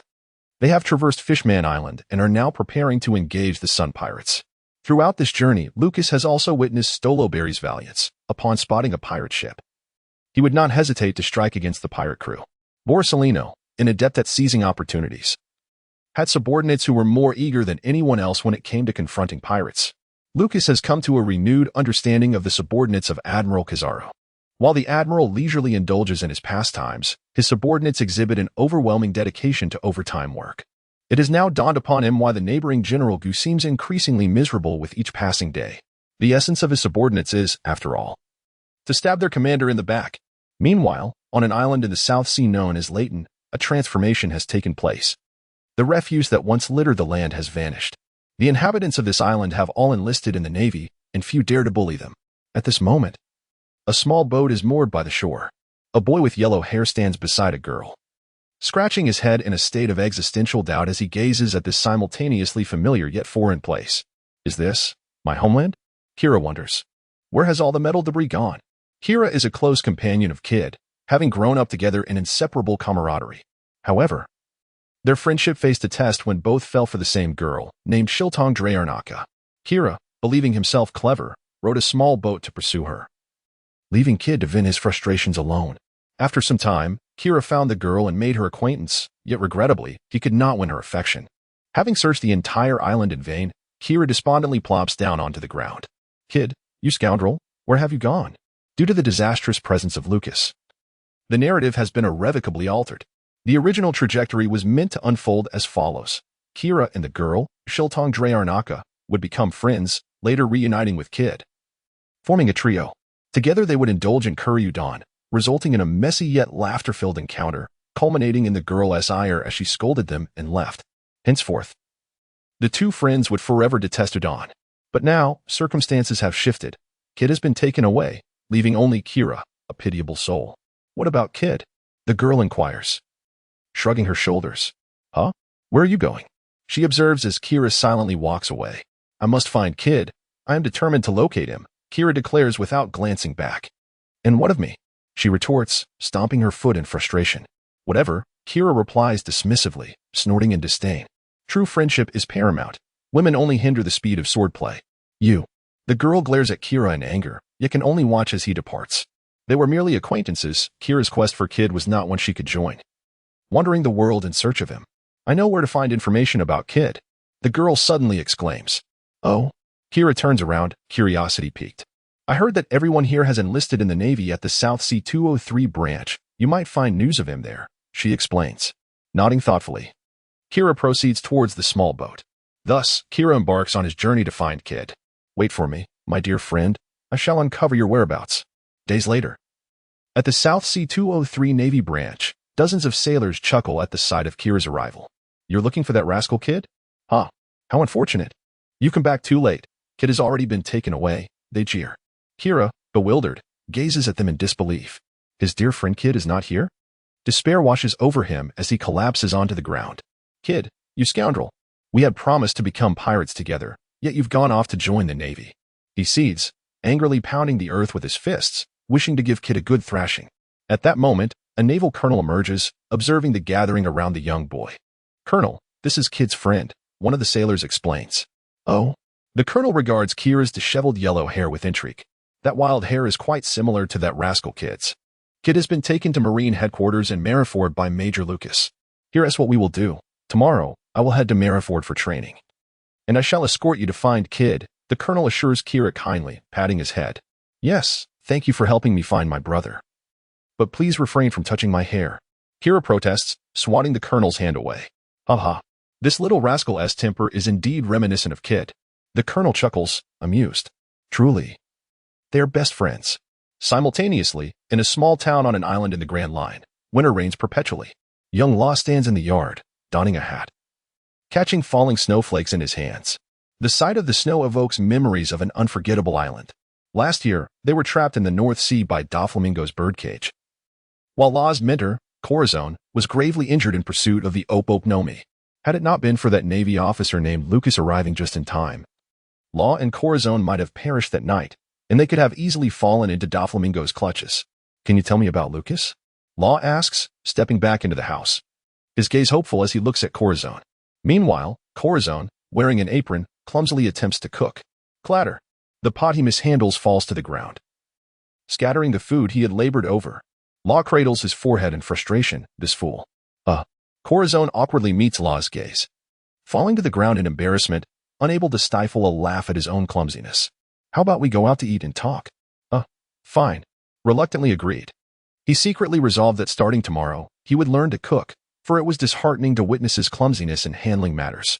Donned his clothes, dressed in a thick cotton coat, locked the door, and stepped outside. Flakes of snow danced gracefully in the air, delicately settling on his hat, creating a thin layer of glistening white. Shaking his head, brushed off the snow. Following the failed operation against in the North Sea, took away, hiding on a secluded island in the Grand Line, where they have lived ever since. Determined not to lag behind, successfully developed the surgical fruit, curing his ailment entirely. Completely abandoned his naval identity, choosing to reside herewith, caring for him and imparting wisdom. He also revealed to the secrets he was unwilling to share with. The surgical fruit that consumed was highly coveted by both the celestial dragons behind the world government and of the family. It was said that one who fully harnessed the power of the surgical fruit could perform a surgery granting eternal life to others. However, the cruel reality was that the price for such a procedure was the life of the practitioner, would never allow to perform such surgeries for the celestial dragons or, in contrast to the original narrative where Feltu's gunfire could only escape in anguish. Now, this outcome felt remarkably favorable. Inside a restaurant, ordered several dishes, 2 steaming bowls of soup, and a main course. Sat on a chair, swinging his legs, glancing around. Who had wandered the North Sea since childhood. Had endured a tragic experience, nearly losing his life to pirates before being rescued by Admiral. Recounted its tale too. Surely, he must harbor a deep-seated hatred for pirates, empathized. His homeland was a nation abandoned by its royal family, who exploited a toxic mineral, plunging the entire country into a horrific genetic plague.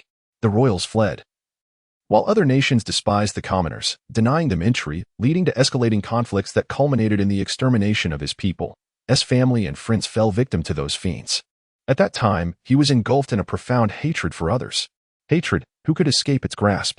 Even with growth, such feelings could never be extinguished. With a cigarette in hand, reminisced about the youthful figure from the days of.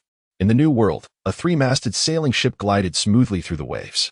The sea breeze filled the sails, emblazoned with a large red sun emblem, the flag of the Sun Pirates.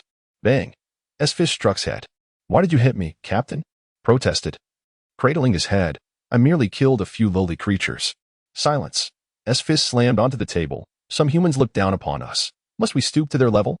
We are not a slaughtering band.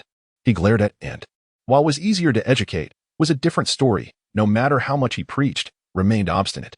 Princess on Fishman Island hoped for peaceful coexistence between fishmen and humans. Yet, and his crew, the Sun Pirates, often encountered ships involved in human trafficking, frequently eliminating the traffickers and liberating the unfortunate souls. They waged their struggle in this manner. However, envisioned a resistance not rooted in outright hostility towards humanity nor mindless hatred. He sought fairness through strength, though his might had yet to instill fear in the celestial dragons. In the past, during the uproar he had sneaked onto the red line. Boom, boom, boom. What is happening? Sprang to his feet, startled by the deafening cannon fire, rushing out of the captain's quarters. The entire ship trembled violently as a cannonball exploded in the distance, causing the vessel to sway uncontrollably. Damn it, those lowly scoundrels dare to pursue us. Gritted his teeth, glaring at the 2 distant warships. Be silent.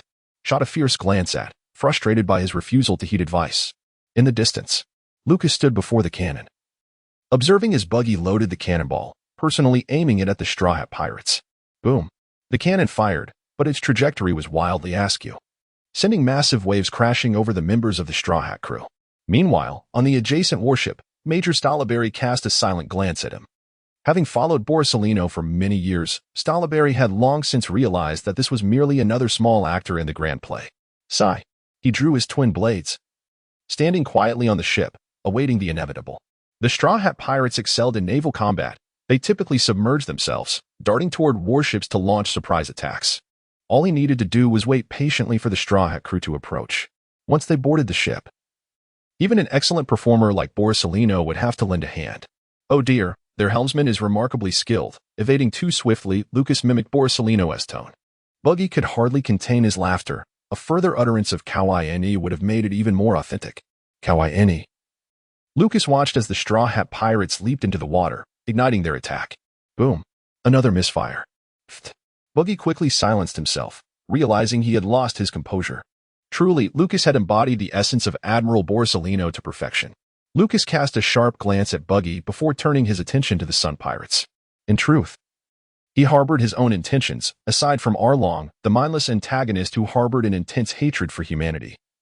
Most of the fishmen were inclined to heed Tiger's counsel and refrain from indiscriminate violence against humans. The Sun Pirates were originally established to combat injustice and racial discrimination.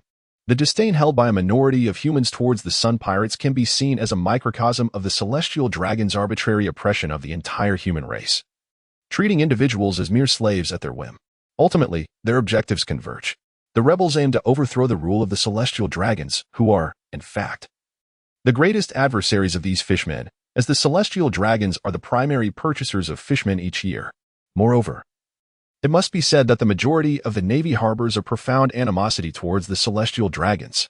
As for their reluctance to mount a direct rebellion, numerous factors complicate the situation.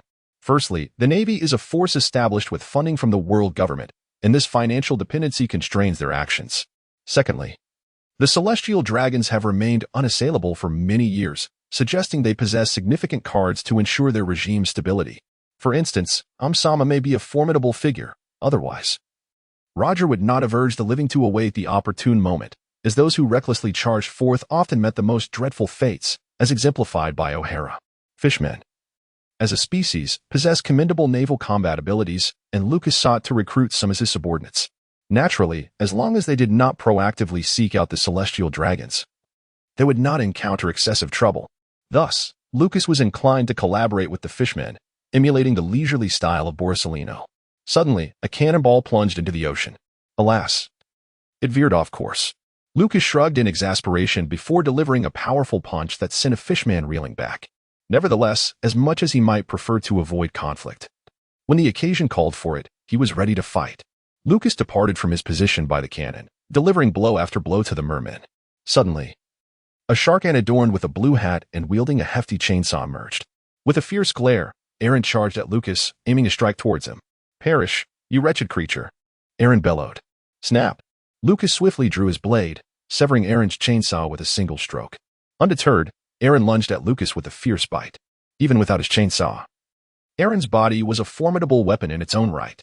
However, Lucas possesses a formidable power enhancement, rendering Aaron utterly unable to contend with him. As Aaron turned around, Lucas delivered a swift kick to his face, his foot, shrouded in armament, bending the serrated edge of Aaron's nose. Ack! Aaron let out a piercing scream, his body propelled backward in a continuous retreat. Aaron! Jinbei bellowed, swiftly pushing aside Stalaberry to reach the warship, determined to shield Lucas from further harm. At this moment, Jinbei has yet to evolve into the future Sea Knight we know. He has not fully grasped the teachings of Tiger. Nonetheless, he harbors a degree of resentment towards humanity, albeit to a lesser extent than Aaron, and is more receptive to Tiger's wisdom. Lucas walked to the left, while Jinbei spread his arms to block him. I will not let you pass. Jinbei recalled the words of Brother Tiger. This conflict had not been ruthless towards humanity. However, Arlong was his comrade, and he could not bear to see Arlong slaughtered. Step aside, Lucas shouted angrily. The fishmen could forge alliances and collaborate, but Arlong had to die. I apologize on behalf of the humans I killed for him, and I can accept punishment for it, but you shall not harm my companion, Jinbei declared firmly, standing resolutely before Lucas. Bastard, you lowly humans. Arlong rose, clutching his face, which felt bruised from the blow. Silence, Jinbei reprimanded, causing Arlong to refrain from speaking. Jinbei had witnessed Lucas's swift attack on Arlong, a decisive strike. Even with his current strength, he could not claim he could eliminate Arlong in an instant. The man before him was formidable. Arlong glanced at the seemingly fragile female Marine beside him, spat out a shattered tooth, and felt new, sharp teeth sprouting in its place.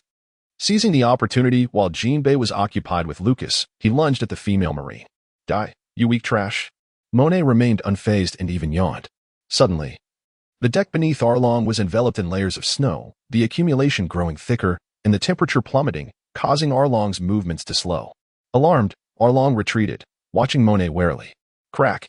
The snow's temperature continued to drop, causing the deck to fracture under the extreme cold. Although Monet possessed the snow fruit, her ability was akin to Kazan's ice fruit, differing only in their starting points. Kazan could freeze objects instantly, while Monet initially could only manipulate snow. However, through persistent effort, she had learned to lower temperatures effectively. To reach Kazan's terrifying level, Monet needed to exert significantly more effort and endure greater physical strain. Now, she could control snow, encircle enemies, and freeze them, even to the point of solidifying bodily fluids. Arlong understood how challenging Monet was to contend with and shifted his gaze to the red-nosed Marine. Hey, don't come near, Buggy exclaimed, retreating in fear. He had joined the Navy with technical skills and was not adept at combat. Humph, die trash? Arlong charged at Buggy, aiming to bite him. Buggy laughed as he disintegrated into pieces. Taste my latest invention, the mini Buggy Bomb. Buggy's foot suddenly revealed a small hole, launching a miniature Buggy Bomb directly at Arlong. What? Arlong was struck by the small bomb, enveloped in black smoke as he fell aside. Liars. All of you are liars. Each of them appeared so fragile, yet one fought more fiercely than the last. Black smoke billowed from Arlong's mouth. His new teeth were shattered once more. Beside him, Jean was astonished at Buggy's ingenuity in developing a mini Buggy Bomb, which combined with his disintegration ability, made for an incredibly potent combat power. At this moment, Tiger led the fishmen, causing Stoloberry's forces on the opposite warship to retreat continually. Tiger's overall strength was undoubtedly superior to Stoloberry in a one-on-one confrontation. Jinbei discerned that this particular rear admiral was unlike other Marines. He bore no substantial malice towards the fishmen. The individuals aboard the ship might only aim to incapacitate the fishmen, while the adjacent vessel was intent on their annihilation. We can discuss this, Jinbei called out loudly. Yes, but not now, Lucas replied, vanishing before Jinbei's eyes. What? Jinbei was taken aback, staring at the empty space where Lucas had stood. Before he could react, Lucas appeared before Arlong. Who do you call lowly? Lucas landed a punch on Arlong's face, shattering his teeth. You lowly human. Arlong glared fiercely at Lucas, new teeth sprouting again as he attempted to bite. Your mouth stinks.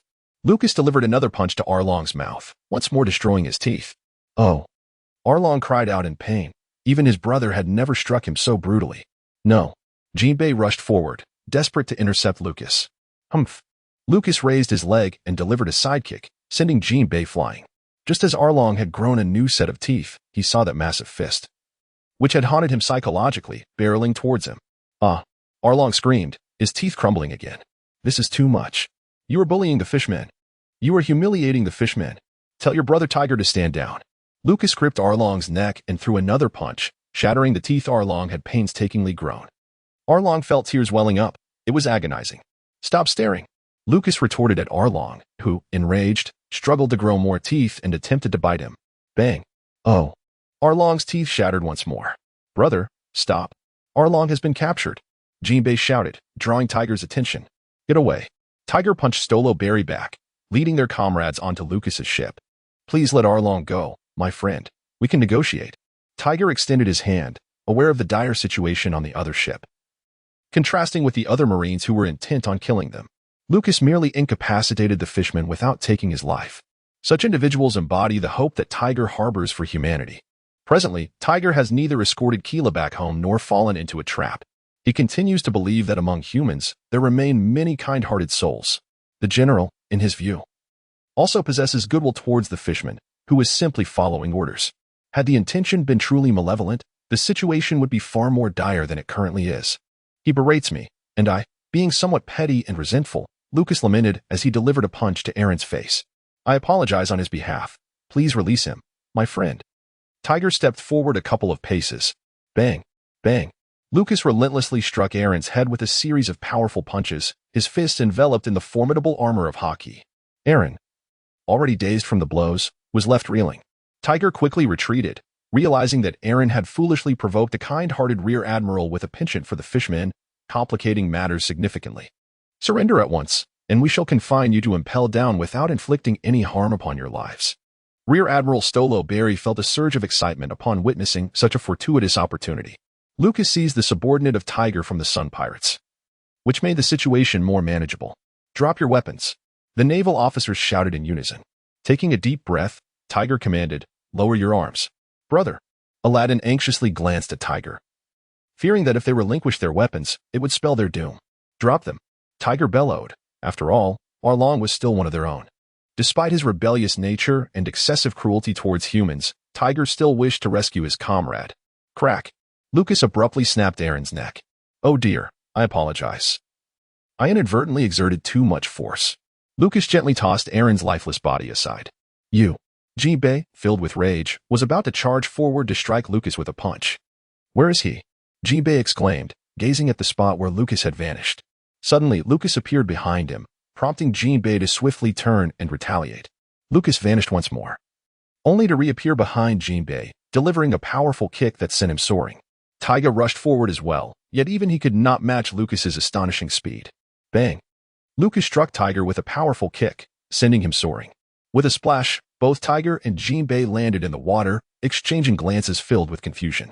They wondered how that rascal Arlong had managed to provoke such a formidable human.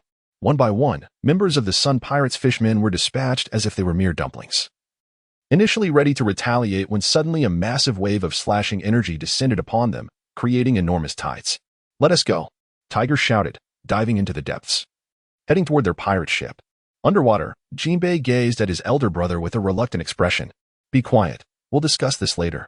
Tiger's intense gaze silenced Jinbei. Reflecting on the situation, Tiger realized that the Commodore's murderous intent was solely directed at Arlong. Throughout the confrontation, the adversary had shown no intent to harm the other fishmen, instead displaying a semblance of goodwill. A swift kick had incapacitated Jinbei, and another had taken him down. Tiger understood that had the Commodore truly wished to eliminate them, he would have done so long ago. Let us move. Arlong's hatred for humans has led him to this fate. He is only himself to blame. Tiger's mind wandered as he imagined Arlong's private massacre of innocent humans. Back aboard their ship, Tiger led the fishmen in evading cannon fire as they made their escape. He cast a long, contemplative look at Lucas on the warship, pondering how wonderful it would be if there were more humans like him showing kindness towards fishmen. Jinbei, remember, there are still many humans who harbor goodwill towards us. This Commodore is one of them. Arlong brought this upon himself. Do not harbor hatred. Tiger turned to Jinbei, who nodded in understanding. Had Arlong heeded his elder brother's advice, he might not have faced such a dire consequence. Indeed, Tiger replied, hoping that one day they could collaborate with humans who showed kindness toward fishmen, like this one before them. Why did you kill Arlong? Stolo Berry glared at Lucas, aware that if Lucas had leveraged Arlong to threaten Tiger, their mission would have been accomplished already. He is a pirate. Is there a problem with killing him? Lucas replied slyly. Stolo Berry was momentarily speechless. Indeed, he was a pirate, and Lucas had every right to take his life. If you were using Arlong to threaten Tiger. I didn't hear that, Lucas shrugged apologetically. Stolo Berry took a few deep breaths to regain his composure. Realizing that this young man could eliminate him with a single move, he stood no chance against him. Suddenly, he felt that Lucas bore a striking resemblance to Borsellino, seeming far removed from the kind of naval officer that Sakazuki would produce. He could even believe that Lucas was a disciple of Borsellino. No matter. Let us continue the pursuit. Stolo Berry relented, returning to his ship. When one's superior and colleagues are akin to a performing monkey, despair sets in. As it did for Stolo Berry. A week had passed since their last encounter, during which they had resupplied at a nearby naval base. Yet they still found no trace of the Sun Pirates, as if they had vanished from existence. From their perspectives, both Stolo Berry and Lucas were justified in their actions. Stolo Berry was indeed a righteous naval officer, intent on eradicating pirates to provide ordinary people with a peaceful existence. From a human standpoint, he was the epitome of a just navy. He pursued the Sun Pirates merely as part of his duty. As a soldier, following orders was paramount, even though, aside from Arlong, the crew had not committed acts of unwarranted violence. As for Lucas, he secretly educated Luffy and his comrades, nurturing them to become naval officers while subtly instilling his ideals.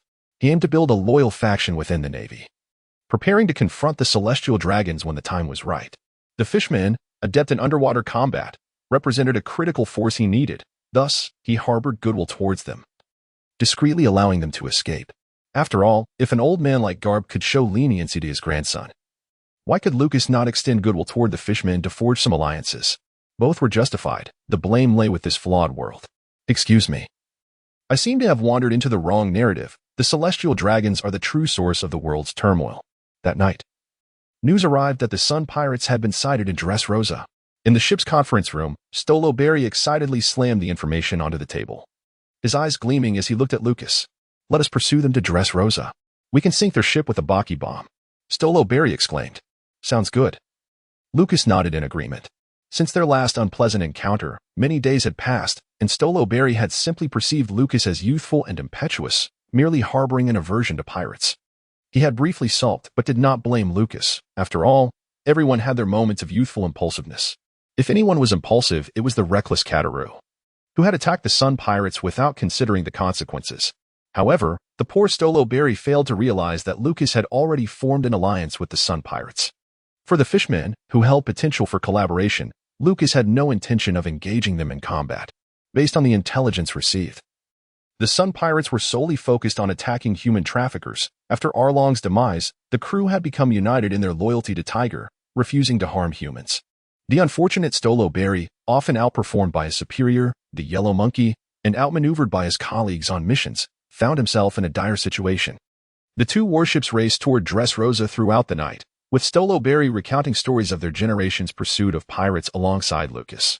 He reminisced about Borsellino at age 31, serving under Sengoku, while he was just a junior officer in the background, gradually rising through the ranks as they fought against pirates. Suddenly, Stolo Berry recalled that Lucas's naval career had been smooth sailing, aside from his reassignment to the South Blue, and he was the youngest Commodore in recent years. A pang of jealousy struck him. We've arrived at Dressrosa, Lucas announced with a yawn. Right, let us track down the Sun Pirates. Stolo Berry called out. Your ships will circle Dressrosa in search of the Sun Pirates vessel, while I'll lead a team ashore to investigate. Stolo Berry instructed Lucas before docking the warship and heading to Dressrosa to search for the Sun Pirates. All right, Lucas commanded, directing the warship to navigate around the island in search of pirate vessels. Lucas navigated his ship around the entirety of Dressrosa. Yet he failed to spot any vessels belonging to the Sun Pirates, likely indicating that they had long since departed. Sitting upon the deck, Lucas gazed upon the island before him. Dressrosa, having evaded the fate of being ruled by Don Quixote da Flamingo and his family, remains a realm of love and passions, often referred to as the land of fairies. The name bestowed upon this country by Oda, with dress suggesting adornment or decoration and rosa deriving from the Latin word for rose, encapsulates its essence. During the enigmatic century of silence, royal families from across the globe sought to overthrow a formidable kingdom, led astray by the once great Don Quixote family of Dressrosa. Under the guidance of an unnamed man, they succeeded in vanquishing that great kingdom and subsequently settled in Mariehua, becoming celestial dragons. The identity of this man shall remain undisclosed. As the royal lineage of Dressrosa faded into obscurity, a new ruling family emerged, the Liku clan. Much like their predecessors, the Don Quixote family and Da Flamingo had a penchant for enslaving the diminutive folk. However, King Liku, unlike the Don Quixotes, personally offered his apologies to the little people, abolishing their enslavement and weaving a legend that would ensure their peaceful coexistence. Over the passage of time, the little people of Dressrosa and the inhabitants of the island learned to live in harmony. Thus, the tale of the land of love and passion, the realm of fairies, was born. Lucas exhaled softly, awaiting the return of Major Stolo Berry, a true workaholic. It was likely that Borsellino found such a subordinate quite bothersome. He reached for the transponder snail to contact Stolo Berry. We have searched thoroughly and found no ships belonging to the Sun Pirates. What about your location? Lucas inquired. Still exhaling. We haven't located them either, but we did discover a significant target, Stolo Berry replied. Oh, what sort of target? Lucas's interest piqued. I believe you'll find it quite intriguing. Big Mom's katakuri, Stolo Berry declared with unrestrained pride. Pfft. Lucas, having just taken a sip of water, spluttered it out. Who? Charlotte Katakuri. Stolo Berry exclaimed excitedly. Get back here immediately. Lucas sprang to his feet, incredulous that this man, having served in the Navy for so long, seemed oblivious to his own prowess. I believe the two of us can defeat him, with your speed and my strength. Stolo Berry concluded, hastily disconnecting the call. At the outskirts of Dressrosa, A tall man with short crimson hair, a muscular build, and long legs stepped out of the city, clenching his fists. "Come forth," Katakuri commanded, halting in place and calling out behind him. "Katakuri, surrender. Reinforcements will soon arrive to apprehend you," Stolo Berry confidently declared, unsheathing his twin blades.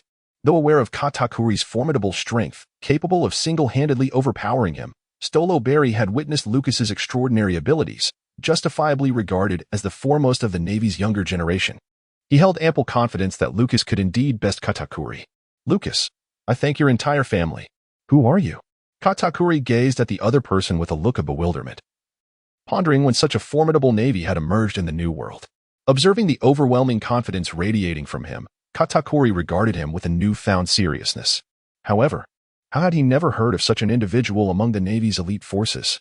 "I am Stolo Berry, one of Zephyr's disciples, a rear admiral of the Navy headquarters," Stolo Berry confidently declared, his twin blades poised before him. "I haven't heard of you," Katakuri replied, shaking his head. Within Stolo Berry's observation haki, he had already detected Lucas charging towards him, his expression brightening with anticipation. Yet, before he could engage, Katakuri's fist sent him flying. Katakuri coldly regarded the fallen Stolo Berry. His observation haki had foreseen Stolo Berry's strike, prompting him to act preemptively. Katakuri turned to gaze into the distance. Since Lucas was cut off from contact with Stolo Berry, he realized that the situation had taken a turn for the worse. That foolish Stolo Berry had undoubtedly been discovered by Katakuri. Katakuri is one of the few formidable characters in the world of One Piece capable of foreseeing the immediate future, mercilessly tormenting Luffy in the process. Lucas still harbors doubts regarding the battle between Katakuri and Luffy in the original work, suspecting that Katakuri may have deliberately held back. After all, Charlotte Linlin is known to be capable of killing her own children in fits of rage. To her, they are merely instruments for her quest for power, and their lives are of no consequence. Katakuri, on the other hand, harbors genuine affection for his siblings and is unwilling to witness the continuation of such a grim familial legacy. Perhaps he chose to relent. However, this remains merely a conjecture from his perspective as a devoted fan. Lucas's enhancement was merely a fleeting surge of power. It certainly did not encompass the mastery of advanced techniques such as Haki or Observation Haki. Faced with Katakuri, he felt an unsettling uncertainty. However, Strawberry, that foolish individual. He charged headlong towards the boss. Having failed to develop his equipment, he initiated the attack. From a distance, Lucas was about to call for a retreat when he witnessed the comically grand self-introduction of the foolish Strawberry, only to be sent flying. He initiated the assault. He sacrificed himself. Damn. What was most alarming was that Katakuri had now turned his attention to Lucas. This was land combat, and Lucas lacked a substantial supply of explosive projectiles, leaving him without a crucial advantage. Just as Lucas was about to shout for Strawberry to retreat, intending to flee himself, Katakuri charged directly at him. Lucas silently cursed the fool, swiftly evading Katakuri's punch. Whoosh! Katakuri charged forward, his right arm transforming into a sticky mass, entwining around a trident. Spinning at an astonishing speed, Katakuri's trident fiercely lunged toward Lucas. Lucas instantly entered a state of heightened acceleration and strength, deftly evading Katakuri's trident, its blade cloaked in haki. As he delivered a powerful strike towards Katakuri. Katakuri foresaw Lucas's attack, yet within his vision, he could not discern the nature of the opponent's strike. Akin to the swiftness of Lucas's movements, Katakuri envisioned himself being sent flying, his right arm spinning the machi-like substance at the center of the trident, causing it to rotate horizontally like a propeller. Clang! The blade of Lucas was effectively blocked. Both combatants retreated. Such remarkable speed, he mused. Indeed, you are formidable. Katakuri remarked in admiration. Katakuri, as a pillar of the Big Mom pirates, what brings you to Dressrosa? Lucas demanded, his gaze fixed upon his adversary. With Mama present in Whole Cake Island, that is sufficient, Katakuri replied, raising his trident, his battle intent soaring as he regarded Lucas. You are impressive. Let us engage in combat. Katakuri, with a cool demeanor, observed Lucas vanish from his position. To the left, Katakuri swiftly dodged to the right, evading Lucas's assault, and then thrust his trident forward. The speed was astonishing. Although he could foresee his opponent's actions, landing a hit proved elusive. Katakuri calmly assessed that this opponent was indeed worthy of a prolonged engagement. With a decisive motion, Katakuri pressed one hand against the ground, transforming the earth beneath Lucas into a mass of machi, rising from all directions, enveloped in haki, encroaching upon Lucas. He has fled. Katakuri anticipated Lucas's maneuver, swiftly retreating behind a wall of machi and delivering a powerful punch. Simultaneously, Lucas activated a 44-fold enhancement of Haki, slicing through the encircling machi wall to create an opening. Katakuri intended to ensnare him within the confining machi wall, yet Lucas could force his way through. Boom. Katakuri blocked Lucas's escape, retaliating with a punch, which Lucas met with his blade. With a single clash, both were propelled backward at great speed. Bang! Each shattered a massive stone, rising simultaneously to their feet. Lucas swiftly relaxed his use of Armament Haki enhancement, a capability that demanded an immense expenditure of stamina. In his current confrontation with Katakuri, his greatest reliance lay in the augmentation of speed and strength. With these attributes, he could momentarily engage with Katakuri. However, the rapid depletion of stamina caused by Armament Haki enhancement posed a perilous threat. When his energy waned, so too would his fate. Thus, it was imperative to avoid exhausting his utmost abilities unless absolutely necessary. The consumption of speed and strength enhancement was significantly lower than that of Armament Haki. Quickly, bring S. General Lucas, we are here to assist you. Lucas gazed in astonishment at the group of Navy personnel who were clamoring to confront Katakuri. Sin. Katakuri turned to face the sailors, and from behind him emerged a multitude of glutinous rice-like arms, each fist enveloped in Haki, swiftly launching towards the naval forces. Lucas couldn't help but exclaim in disbelief. In an instant, he dashed to stand before Katakuri. Lucas swiftly maneuvered his body, wielding his blade with remarkable speed, fending off the numerous fists conjured from Katakuri's machi. Katakuri, this is our duel. Lucas bellowed. Though he knew he could not prevail, he must maintain his formidable presence. Very well, Katakuri acknowledged with a nod, yet his fist showed no signs of relenting. He held the utmost respect for worthy opponents, refraining from striking those belonging to the Navy. You must escort Vice Admiral Stoloberry away, do you understand? Lucas shouted over his shoulder, parrying the oncoming blows. Vice Admiral Lucas, we cannot abandon you, the Navy personnel exclaimed, drawing their swords in fervor. Katakuri furrowed his brow, pondering whether these individuals intended to disrupt their fierce contest. At this moment, Lucas personally experienced the bitter taste of betrayal. The crux of the matter was that even if he continued to engage with Katakuri, a victor could not be determined. Exhausted of stamina, he was bound to lose. With this group of individuals unwilling to retreat, he found himself unable to escape. Move quickly. That's an order. Lucas shouted in anger. Yes. The Navy personnel, escorting the gravely injured Strawberry, maneuvered around the two and sprinted into the distance. Bang! Despite Lucas's swift agility, he was struck once under the relentless onslaught of Katakuri's numerous colossal fists. Bang! Lucas fell to the ground, clutching his body in pain as he struggled to rise. It is only in moments of composure that one can wield the power of Observation Haki. Katakuri observed Lucas with a serene demeanor. Lucas grasped the knife, feigning the stance of continuing the fight, yet he was poised to flee in the next moment. However, a voice rang out. Major General, we have come to assist you. In the distance, Bucky, accompanied by the naval forces, hurried forward, pushing a cannon, with Akin closely following.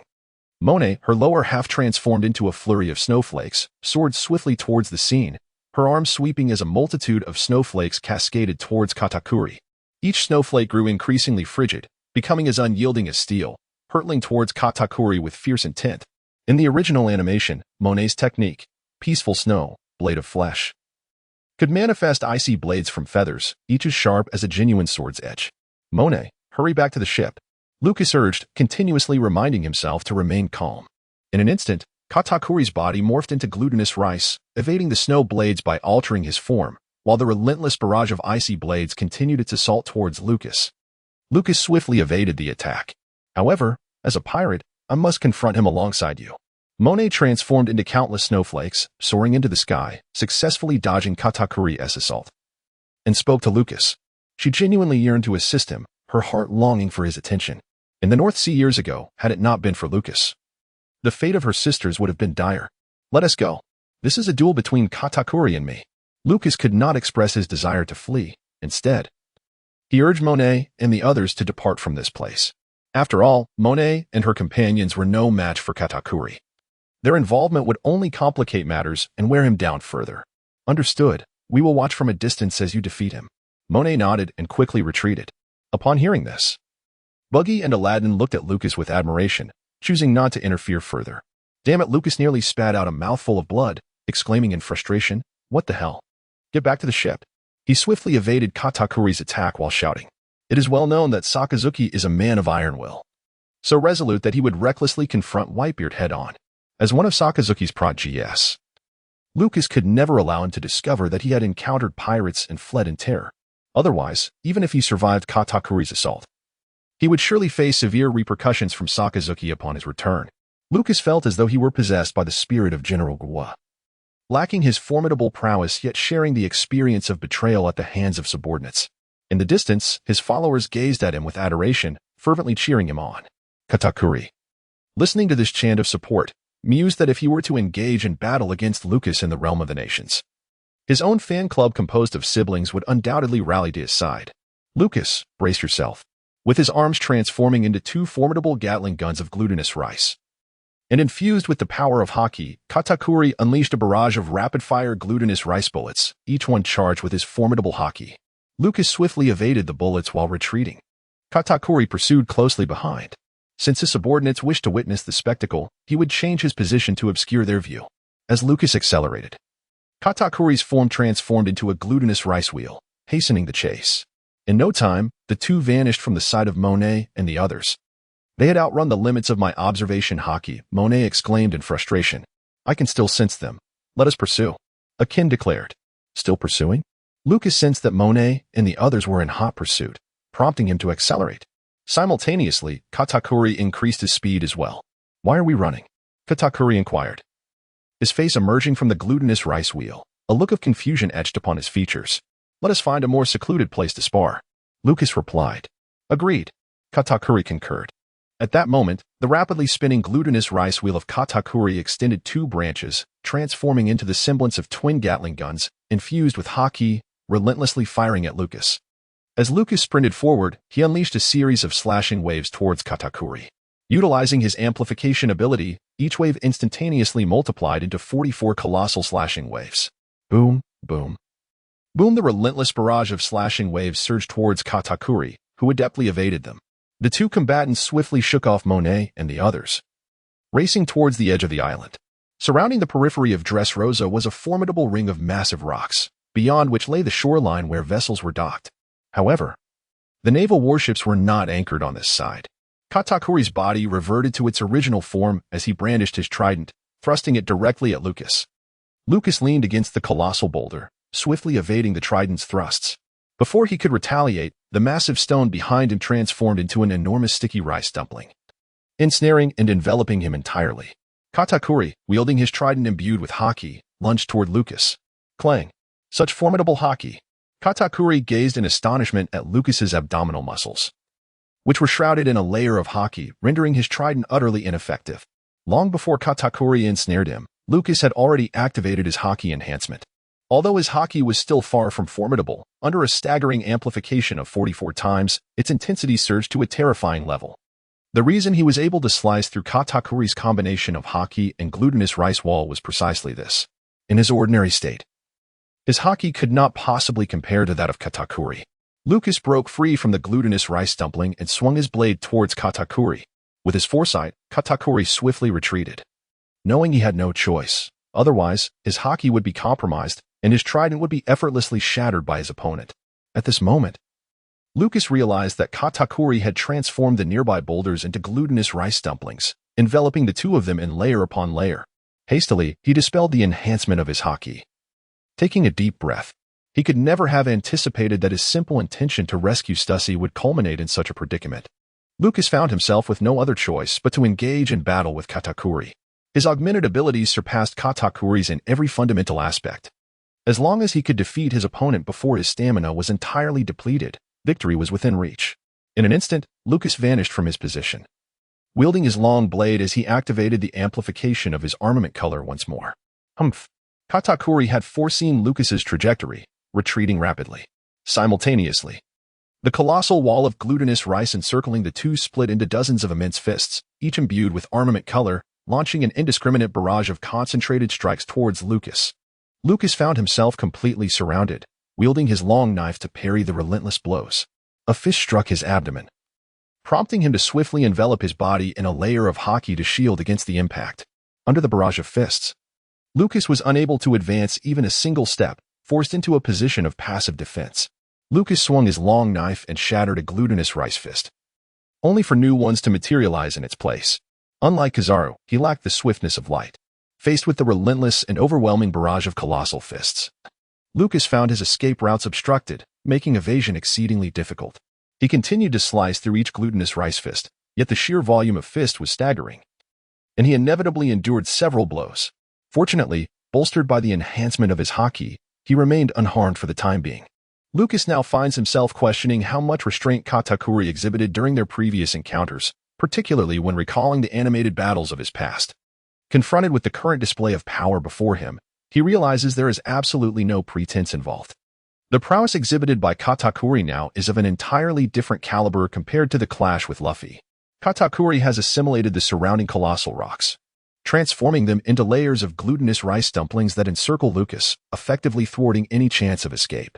Furthermore, the multitude of rice-like fists rains down upon him, creating an overwhelming barrage that leaves no avenue for retreat. Indeed, Katakuri shows no signs of holding back whatsoever. The relentless onslaught of these gigantic fists pounds against him. Even under the strain of such formidable force, Lucas struggles to withstand the impact, knowing that without his efforts, he would surely be felled. He is resolved to persevere. Lucas, feeling helpless, had no choice but to exert all his strength, which brought satisfaction to Katakuri on the opposite side. He infused his long blade with an amplified volume. A colossal blade, spanning several meters, materialized in Lucas's grasp. With the might of 44 times his usual strength, he swiftly swung the enormous weapon, obliterating all of Katakuri's glutinous rice fists and rice walls in a single, decisive motion. What extraordinary power is this? Katakuri gazed at Lucas in astonishment, then promptly retreated. Boom. Lucas swung his mighty blade with great force, cleaving the ground into a long and deep chasm. Katakuri had retreated to a considerable distance, astonished as he observed Lucas. He had indeed exerted all his strength, eager to gauge the true prowess of his opponent. To his surprise, he found it to be extraordinarily formidable, and he relished it. Katakuri had a penchant for such powerful adversaries. Lucas's sword returned to its original size as he bent over, gasping for breath. Indeed, Katakuri had long anticipated his offensive. His stamina had been severely depleted. If he continued to fight, it would result in Katakuri's overwhelming victory. Flee. Lucas eliminated all unnecessary enhancements, relying solely on his speed, and instantly surged into the distance. Katakuri, having finally encountered such a formidable opponent, was unwilling to let him escape. Katakuri conjured dozens of sticky rice fists once more, each imbued with haki, relentlessly bombarding Lucas in a dense flurry. No matter how swiftly Lucas ran, he found his path obstructed by a multitude of fists, rendering him powerless. Katakuri, what is your true intention for coming to Dressrosa?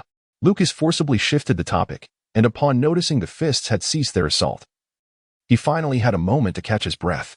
He glanced around in search of any local delicacies, but lamented the poverty of the area, finding nothing of particular note. Katakuri sighed, noting that while the world was graced with Charlotte Lin, he too could have ventured out for a stroll. He surveyed the arena, yet found no contest worthy of his interest, for he was far superior to those competitors. Fairies held little allure for him, being merely diminutive beings. The beautiful women dancing fervently in the streets offered no excitement either. Katakuri's simple excursion yielded no thoughts regarding Dressrosa, yet the simpleton Strawberry insisted on confronting him. Upon hearing Katakuri's explanation, Lucas's expression darkened considerably.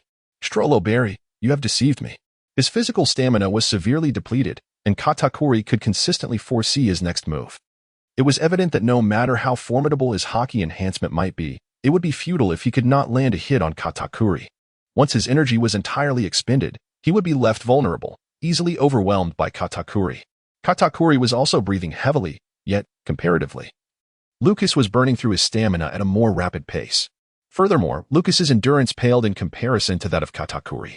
Nevertheless, all Katakuri could perceive was Lucas, who appeared to be a formidable opponent, unaware of the latter's true condition.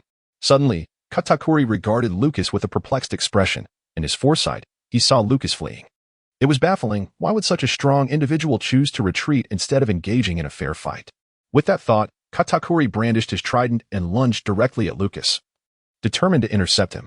Lucas once again wielded his power, speed, and the enhancement of his armament, amplifying the size of his longsword. With a colossal blade spanning several meters, enveloped in armament color, he swept through, effortlessly obliterating all of Katakuri's glutinous rice fists and forcing him to retreat. releasing the enhancements. He retained only the speed augmentation and, utilizing the moonwalk technique, charged forth with remarkable swiftness. Lucas had spotted 2 warships emerging on the surface of the sea. He had finally evaded Katakuri. Gliding gracefully like the moonwalk, he instantly arrived at the water's edge. Beneath the surface, a colossal creature, vast enough to induce breathlessness, surged upward. Its mouth, larger than any island, engulfing Lucas in a single gulp before plunging back into the depths, vanishing from sight. How outrageous! Katakuri glared furiously at the sea. Having finally encountered a worthy opponent with whom to engage in a thrilling battle. Yet, this adversary was consumed by what appeared to be a Sea King. Both were users of devil fruit powers. Once the Sea King submerged, even if the individual could overcome its form, they would inevitably succumb to drowning.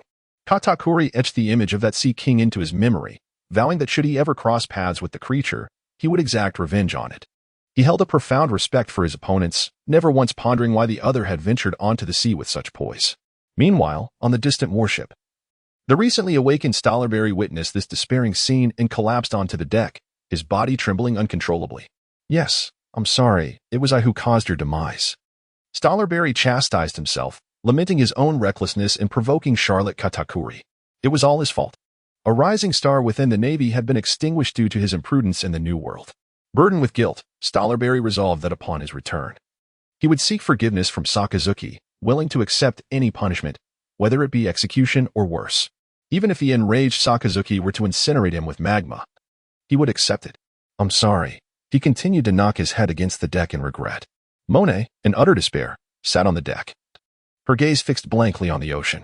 Memories flooded her mind, the first time Lucas had rescued her and her sister, the lessons he had imparted about Haki, the life they had shared together. Her mind went blank, reason cast aside, as she impulsively sought to leap into the sea in pursuit of that Sea King. Akin, overwhelmed in witnessing Monet's reckless plunge into the ocean, felt a surge of panic. He quickly intercepted her, shouting loudly to bring her back to her senses. Meanwhile, Buggy stared vacantly at the sea, his thoughts consumed with dread, repeating the mantra of doom in his mind. It was all over. It was all over. It was all over. The individual who elevated Lucas has been consumed by the Sea King, leaving him devoid of his greatest shield. After discovering Akin, Bucky has been observing him intently, hastily concealing his peculiar demeanor. Should he depart from the Navy or remain to assist Lucas in caring for Monet? Akin? No. Lucas's guardian is Sakazuki. He still possesses a protective ally. Surrounding him is an abyss of darkness. The air thick with a repugnant stench as Lucas treads lightly within the maw of the Sea King. Death? A jest. How could he perish? With the aid of this formidable sea creature, he has successfully extricated himself from Katakuri's clutches. He should be reveling in his fortune. Yet, within his perception, this colossal being continues to descend, far removed from the ocean's surface, rendering his return a distant prospect. Lucas pinched his nose, trying to block out the foul odor. As memories of being engulfed flooded his mind, the colossal creature, which he assessed to be larger than the island itself, could undoubtedly be classified as a sea monarch. Its maw was filled with rows of razor-sharp teeth, but what stood out most was the enormous, luminous lantern-like organ dangling from its head. Strikingly familiar. In fact, it was one of the few creatures from animation that he could distinctly recall. Ah, yes. Lucas finally remembered that, as a devoted fan. He had watched every single theatrical release without exception. Wasn't this the colossal creature from the theatrical edition Heart of Gold? It was referred to as Lord Lantern by the Kami civilization. Lord Lantern, with a size surpassing that of an island, had, a century ago, devoured a significant portion of the island where the Kami civilization resided, directly leading to its disappearance from the annals of history. Hidden within that vast portion of the island that was consumed lay the exceedingly rare metal of pure gold. In the animation, Luffy and his companions ventured in search of this pure gold. Pure gold, a metal central to the theatrical narrative, is revealed through the storyline to be contained in the ring worn by Olga. It was precisely due to this pure gold that Olga's illness was indefinitely postponed. She had not shown any symptoms for a century, having lived for over 100 years without any sign of aging. Pure gold is, in essence, a substance that enables one to attain immortality. One could argue that this represents yet another betrayal of Oda's narrative framework by the theatrical original. However, for the Traversers, it serves as yet another boon bestowed by the original creation. Lucas reminisced about the appearance of the creature, which was entirely akin to what he had seen in animation. Given the impossibility of returning to the surface at this moment, he resolved to delve deep into the enemy's being. exploring ancient ruins and rescuing a little girl trapped in the abyss, while also acquiring a modest amount of pure gold. What? Is this place perilous? Nonsense. Lucas is exceedingly courageous. With the grace of a moonwalk, he activated his Observation Haki and ventured into the belly of the Lantern Lord. Simultaneously, he produced a snail phone, prepared to contact Monet, Akin, and others. Unable to establish a connection? How deep has this monstrosity plunged? Utilizing his Observation Haki to sense the conditions within this colossal being, Lucas approached the first stomach. The Lantern Lord possessed 3 stomachs, each harboring an island, with the third stomach being the location of the island abundant in pure gold. After traversing the Lantern Lord's interior for an extended period, a glimmer of light finally emerged before Lucas, revealing an island in the distance, bordered by a few dinosaurs. What a wondrous place! Meanwhile, above the sea, Katakuri sat by the shore, gazing at the ocean, utterly unable to remain in Dressrosa any longer. In the distance, 2 warships loomed. Monet glared furiously at Stalaberry, her fists clenched, wishing she could obliterate the scoundrel and turn him into a snowman specimen for Lucas's burial. Akin quickly intervened, fearing that a brawl would erupt at any moment. Buggy stood beside Akin, intently watching Stalaberry as the atmosphere grew increasingly tense. In the first half of the Grand Line, at Marineford, Sakazuki observed several young recruits diligently training, a satisfied expression gracing his face. Ah, after all this time. How many times has he kicked Luffy? What a thrill. No, how responsible. Sakazuki. Borsalino entered, looking at Sakazuki. What is it? Sakazuki inquired, puzzled by Borsalino's demeanor. What? Sakazuki listened in shock as Borsalino recounted the events occurring in the New World, news that had now reached Marineford. I have ordered their return. Sakazuki, I apologize. Borsalino informed Sakazuki of Lucas's demise. Occasionally, Borsalino had taken an interest in Lucas's growth, observing the development of this boy from the North Sea, who had gradually evolved into a rear admiral. Though Lucas harbored thoughts of disdain, their relationship was, in fact, quite amicable. Sakazuki took a deep breath, as a steadfast soldier. Lucas was the first child he attempted to show a softer side to. He aspired to cultivate Lucas into a formidable asset for the future Navy. At times, while observing the orders from the world government, Sakazuki executed them resolutely, yet deep within, he harbored doubts that he concealed from others. He had experienced firsthand the formidable power of the Momo fruit years ago, and now, witnessing Lucas's even more extraordinary abilities, he hoped to nurture him into a force capable of transforming the Navy. Sighing, Sakazuki inhaled deeply once more, then resumed his ironclad demeanor. He could only lament his own inadequacies, so be it. Borsalino, take the children to train with you. I wish for some solitude. Borsalino led the children away, quietly closing the door behind him, leaving Sakazuki alone in the courtyard. With his left arm in a plaster cast, Sakazuki sat on the ground, one hand grasping his head, gritting his teeth, his body trembling in distress. His adopted son was gone. The anguish weighed heavily on Sakazuki, and for the first time, he tasted the bitterness of pain. Outside, Borsalino heard faint sobs and sighed, walking away. Hadn't Sengoku maintained his composure following the disappearance of his adopted son during the operation to capture the Don Quixote family in the North Sea? Who could say? Old men often found themselves alone, shedding tears in the shadows. Meanwhile, the Navy had classified Rosinante as missing rather than a defector. After all, everyone had their backgrounds. It was easily done to alter the status to missing. At that moment, somewhere beneath the waves of the New World, within the body of the Lantern Master, Lucas was blissfully searching for the century-old lowly and treasures. Amazed by the wonders inside the Lantern Master's stomach, he remained oblivious to the throngs that awaited him upon his return to Marineford. In Rogertown, within a smoke-filled office, smokers' craving for tobacco intensified. The petite Tashigi entered, coughing from the thick smoke, hurriedly covering her mouth and nose as she approached the window to let in fresh air. I've told you countless times to smoke less. Why are you indulging more today? This is not good for you. Tashigi, hands on her hips, glared at Smoker. He, however, paid her no mind. His mouth stuffed with an exaggerated number of cigarettes, staring vacantly at the navy cape hanging nearby. He had just received news that struck him like a bolt from the blue. The subordinate who had recently joyfully announced his promotion to Rear Admiral was now gone.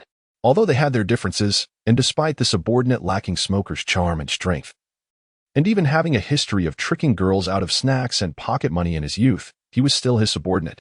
If only, Smoker wished. This was merely an elaborate prank by Lucas. Even if it meant giving the subordinate a beating, he would rather not lose him.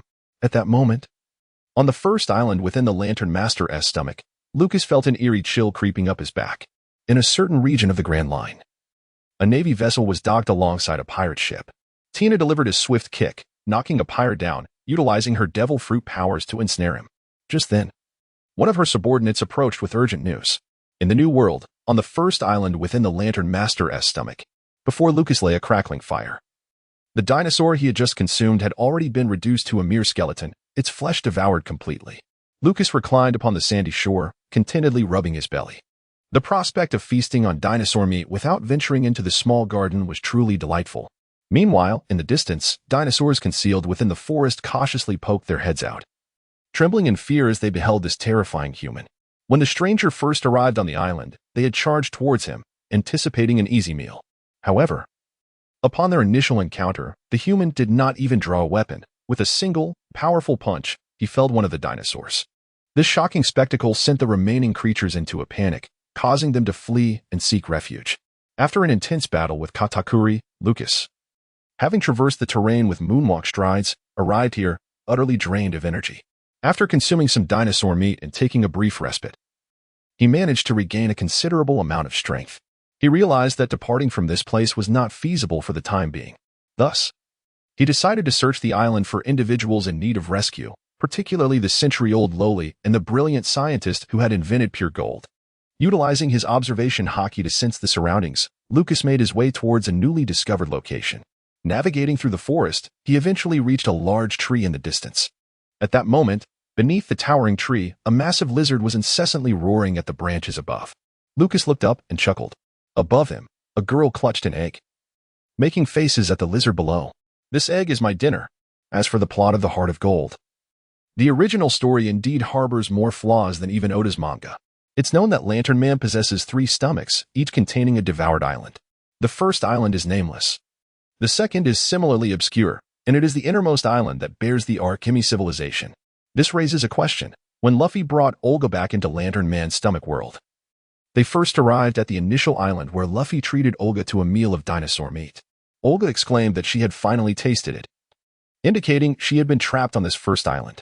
Later, Luffy discovered Olga's father in the dinosaur nest on the same island. The father and daughter had been swallowed along with Arkemi's island. Furthermore, it was mentioned that each subsequent island had increasingly potent gastric acid.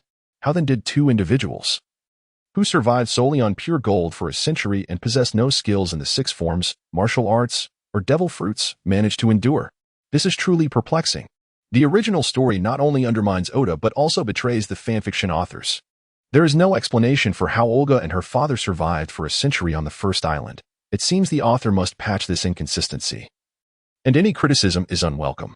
Meanwhile, the girl with yellow hair, holding the egg, gazed in astonishment at the person below, dressed in a naval hat and a tailored suit. With a white cloak draped over him, she was shocked to see someone had arrived. Is this real? Olga rubbed her eyes in disbelief. She then pulled a few stones from her pocket and hurled them at the large lizard below, but it remained fixated on the egg she held. This is my dinner. You can't take it. Olga angrily threw stones at the lizard and called out, Hey, you handsome brother over there, could you please help me chase it away? It's too scary. Lucas stared at the girl, realizing she must be Olga. However, considering she had lived for centuries, was it truly appropriate for her to refer to him as brother? Lucas nodded and approached, gazing at the imposing lizard before him. It bore a resemblance to a serpentine creature, known for its ability to traverse water. However, in terms of size and various other details, it diverged significantly from the serpent-like lizard. This exceeded the limits of his knowledge. For the time being, he would categorize it as a creature from a century ago in the world of One Piece. The lizard paid no heed to Lucas's approach, continuing to roar at the tree above. Lucas gently stroked the lizard's head and looked up at Olga. You took its offspring. Of course, it won't leave. Please assist it, and I shall gladly share half of my meal with you. Olga gazed at him with pity. I have just eaten my fill. Lucas chuckled at her response. What if I were to offer you a solid gold nugget? Would you be inclined to help me? Olga smirked at Lucas, thinking to herself that he was just a pitiful creature unable to escape. Offering him something in return mattered little. I am a just naval officer. I cannot accept. Lucas shook his head. Oh. Olga looked at him doubtfully, gesturing with her hands. Would you not want one this large? It's even bigger than this egg. Deal. Lucas nodded, and with a swift motion, he sent the large lizard flying with a clap of his hands. The creature let out a roar before turning to flee. You are quite impressive, Olga said, cradling the egg as she descended slowly. Just average, Lucas shrugged. Believing himself to be rather weak compared to the many truly powerful beings around, he did not rush to demand the gold nugget from the girl, for such a sizable one was, at present, unattainable. By the shore, Olga was just about to devise a way to turn the egg into dinner when, suddenly, her dinner was gone. With a crack, the eggshell split open, and a young lizard's head emerged, immediately spotting Olga. The hatchling emitted a friendly sound, nuzzling against Olga as if she were its mother. It has taken you for its mother. Will you still eat it? Lucas chuckled, patting Olga's head. Of course, Olga nodded. I am quite hungry. Is that not evident? The young lizard looked up at Olga with sorrowful eyes, emitting a mournful sound. If I don't eat you, you will be very hungry, Olga exclaimed, her frustration evident. Lucas took the young lizard from Olga's hands, and the little creature gazed at him affectionately, as if calling him daddy. Watching the endearing lizard nuzzle against him, Lucas felt a strange unease. It seemed this creature was under a significant misconception. However, in this world, a considerable number of animals possess a remarkable understanding of human emotions, able to comprehend certain spoken words. He promptly returned the young lizard to Olga, who appeared to be in deep contemplation. Should it be roasted or boiled? Which would be more delectable? Olga turned her head, curiously regarding Lucas. Roasting has its merits, while a hearty soup can also be quite delightful, Lucas pondered seriously. If only Sanji were here, they could indulge in a myriad of culinary delights. He reminisced about the first day he met the chef. Meanwhile, the young lizard, frightened by the antics of these two devils, struggled futilely against their grasp. No matter how much it wriggled, escape was impossible.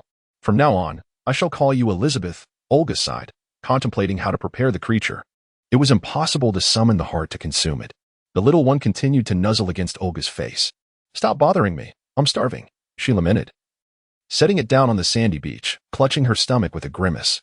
Just then, she turned her head and exclaimed, Hey, where did that person go? In the forest. Lucas followed his instincts, arriving near a dinosaur nest.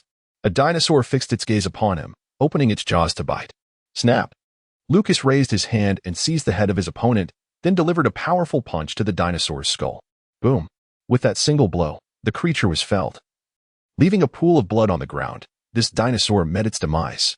In the distance, a group of young dinosaurs retreated to a corner of their nest, fearfully gazing at Lucas, except for one that appeared different and somewhat rough around the edges, which did not back away. Please, Olga, enjoy a feast of dinosaurs. Lucas chuckled as he watched the juvenile dinosaurs. He charged forward, weaving through the small creatures, dispatching them with a single punch each. Human? One dinosaur exclaimed in astonishment, staring at Lucas.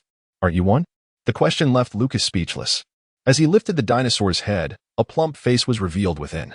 It turned out to be an older man who had disguised himself in a crude dinosaur costume, pretending to be one of the younglings. Hello. Were you also swallowed by the Lantern Man? The man inquired with curiosity. Indeed, Lucas replied, observing the man who had managed to deceive dinosaurs with such a poorly crafted disguise. So, in Oda's stories, are dinosaurs also incapable of recognizing faces? Impressive. May I take a few of these? The man asked, pointing at the young dinosaurs. Follow me, let us feast together. All right. The two set off towards the beach. This man was Olga's father, also a man from a century ago. Moreover, he was the inventor of pure gold. As they journeyed, the man recounted their experiences of how they arrived in this place, while simultaneously inquiring about Lucas's own entrance. Upon exiting the forest, the man laid eyes on a girl sitting by the beach, his gaze fixed in disbelief. He had finally seen his precious daughter again. Olga, the father, who had been trapped in the dinosaur nest for a long time, had not dared to emerge and had not seen his daughter for quite some time. Humph, Olga scoffed, refusing to acknowledge her scoundrel of a father. If it were not for his creation of pure gold, her mother would still be alive. Lucas helplessly smiled at the two of them. So, how could they meet on an island as if they had not seen each other for centuries? The animation team's original work is riddled with an extraordinary amount of bugs. Several minutes later, by the campfire, Lucas turned to meet while observing the father-daughter duo engaged in a continued Cold War. Does Olga's father suffer from a peculiar affliction akin to that of the Emperor of the South Sea? Lucas decided to confront the matter that Olga's father had been reluctant to discuss. How do you know? The uncle gazed at Lucas in astonishment. Olga looked at her father, realizing he had been concealing something from her all along. I have read about this illness in a book. Lucas lied without a hint of embarrassment, his heart steady. He knew nothing of medicine, he merely understood the plot. This ailment had been deemed incurable a century ago, yet in today's world, A single injection could suffice, Lucas explained. Just one injection? The uncle looked at Lucas with a glimmer of hope, gripping his arm tightly. Is that true? Indeed, Lucas nodded affirmatively. The father and daughter exchanged glances. And just like that, a century's worth of misunderstandings found resolution. Lucas walked away with 2 dinosaur thighs, savoring his meal without disturbing the emotional scene between the father and daughter. A young lizard gradually approached him, nuzzling against his head. Lucas's cheeks were stuffed, indicating that the little creature was quite hungry. He tore off a small piece of meat and directly fed it to the young lizard. Don't look at me like that. You were rather greedy. Lucas shot a glance at the juvenile lizard. The young lizard devoured the meat and nudged Lucas's leg, tilting its head and making sounds of anticipation. With his mouth full of meat, Lucas ran off to a distance, while the young lizard chased after him, affectionately rubbing against him and waiting for more food. Greedy. Lucas tore off another small piece and placed it in its mouth. When the young lizard looked up again, only 2 bones remained in Lucas's hand. Having finished the meat, Lucas returned to the campfire, retrieved a large chunk of meat from the rack, and placed it before the young lizard. Eat up quickly. The more you eat, the sooner you'll grow, and I will be able to taste your flavor. The young lizard nibbled at the meat while looking at him with confusion. Are you a demon? It is so adorable. Why would you want to eat it? Olga had reconciled with her father and was now stroking the young lizard's head. Glaring at Lucas. Lucas, bemused, looked at this century-old lowly and recalled who had just claimed this was dinner. How do we get out of here? The uncle asked Lucas. Puzzled. Given the current era where a single injection could cure ailments, how could they venture out to treat Olga? It's quite simple, Lucas replied with a smile. Wonderful. So, how do we get out? The uncle watched him with excitement. Very straightforward. Riddlers, for 1,000. The uncle stared at Lucas in confusion, insisting, so, how do we actually get out? I understand now. The clever Olga instantly grasped Lucas's meaning. The uncle looked bewildered. What exactly do you understand? As a genius scientist from a century ago, he could not comprehend the riddles being exchanged. Is it what you desire? Indeed. The 2 exchanged knowing nods. The uncle hurriedly positioned himself in front of his daughter, exclaiming, Something is amiss. He desires pure gold. Angered, the uncle shot a glare at his daughter. You should have said that earlier. He misunderstood everything. Pure gold? That's easy to discuss. You startled me for a moment. The uncle sat down, his heart racing, nearly giving him a scare. Lucas and Olga exchanged exasperated glances, questioning, What on earth are you thinking? The elderly man, despite his age, still had mischievous thoughts. Lucas grinned at the uncle. Olga cast a disdainful look at her father, muttering, Such an old lecher. The uncle feigned innocence, retorting, It was you who were being improper first. Is this the script of alchemy? Lucas remarked, observing the writing on Olga's clothing. Although he did not comprehend the meaning of the words, he understood the context of the situation. To his surprise, as soon as he mentioned it, Olga revealed that they were from hundreds of years ago. The level of loose lips was comparable to that of War Peach. He had merely been testing the waters. Once we are outside, change your clothes, ensure that there are no symbols of alchemy. While pure gold has long since disappeared from history, a small group still knows of its existence and covets it. Furthermore, do not speak indiscriminately once outside. You must guard your tongues, or you shall face impending doom from those in power. Lucas's admonition left the father and daughter utterly astonished. Indeed. Do not speak carelessly once you step outside, Olga cautioned her father. Bang. Lucas slapped Olga on the head, exclaiming, I'm referring to you. I merely probed a little. And you revealed everything. Oh, is that so? Olga chuckled lightly. If Lucas's conjecture held true, then the reason Olga was apprehended by the CP members of the world government in the original narrative was due to her own indiscretion. After all, in the original story, upon joining the Straw Hat crew, Olga, when questioned, had previously asserted that she would not divulge any information, only to later succumb to the influence of Bartholomew Kuma and disclose everything. Kuma number 2? You must keep a watchful eye on her. If necessary, gag her, Lucas remarked, casting a glance at the older man. It was not that the older man was overly fierce, but rather that both he and Olga were lacking in combat prowess. If they were to let slip any information, it would not only spell doom for themselves, but also bring significant trouble upon Lucas. He vividly recalled the original narrative, where a disgruntled Sakazuki confronted the Gorosei to voice his grievances against the world government, only to be scornfully dismissed with the retort, What are you even worth? At that time, Sakazuki held the rank of admiral. Given Lucas's current circumstances, it seems unlikely he will maintain his position. However, he is an honorable individual, and the notion of silencing others is clearly beyond him. Understood. The uncle nodded, then anxiously glanced at his daughter. From now on, should she dare to speak excessively, he would resort to using his shoe to seal her lips. Phew. Now that we are satiated, shall we proceed to acquire the pure gold? Lucas inquired, directing his gaze towards the uncle and Olga. The area beyond the island is filled with gastric acid. How do we traverse it? The uncle looked at Lucas in confusion. It's simple. Lucas wiped his hands and rose to his feet. Here we go again, the riddle master. The uncle gazed at him, puzzled. Was he suggesting they swim directly across? The gastric acid of the Lantern Master is exceedingly potent. It can dissolve wood completely without a trace. They would not even make it halfway before being disintegrated. Are you ready? Lucas stood between the two. Ready. Olga looked at him with excitement, eager to discover how they would proceed. Ready for what? The uncle asked, bewildered. Lucas embraced Olga with his right arm and held the uncle with his left, gracefully leaping into the air with a moonwalk. He soared upwards. How impressive. Olga gazed at Lucas in astonishment. Well, it could be considered flying. Lucas chuckled. On Lucas's shoulder, the tiny claws of a juvenile lizard clung nervously to his collar. Uncle, you're quite heavy. It's time to lose some weight, Lucas remarked, observing the uncle's plump physique.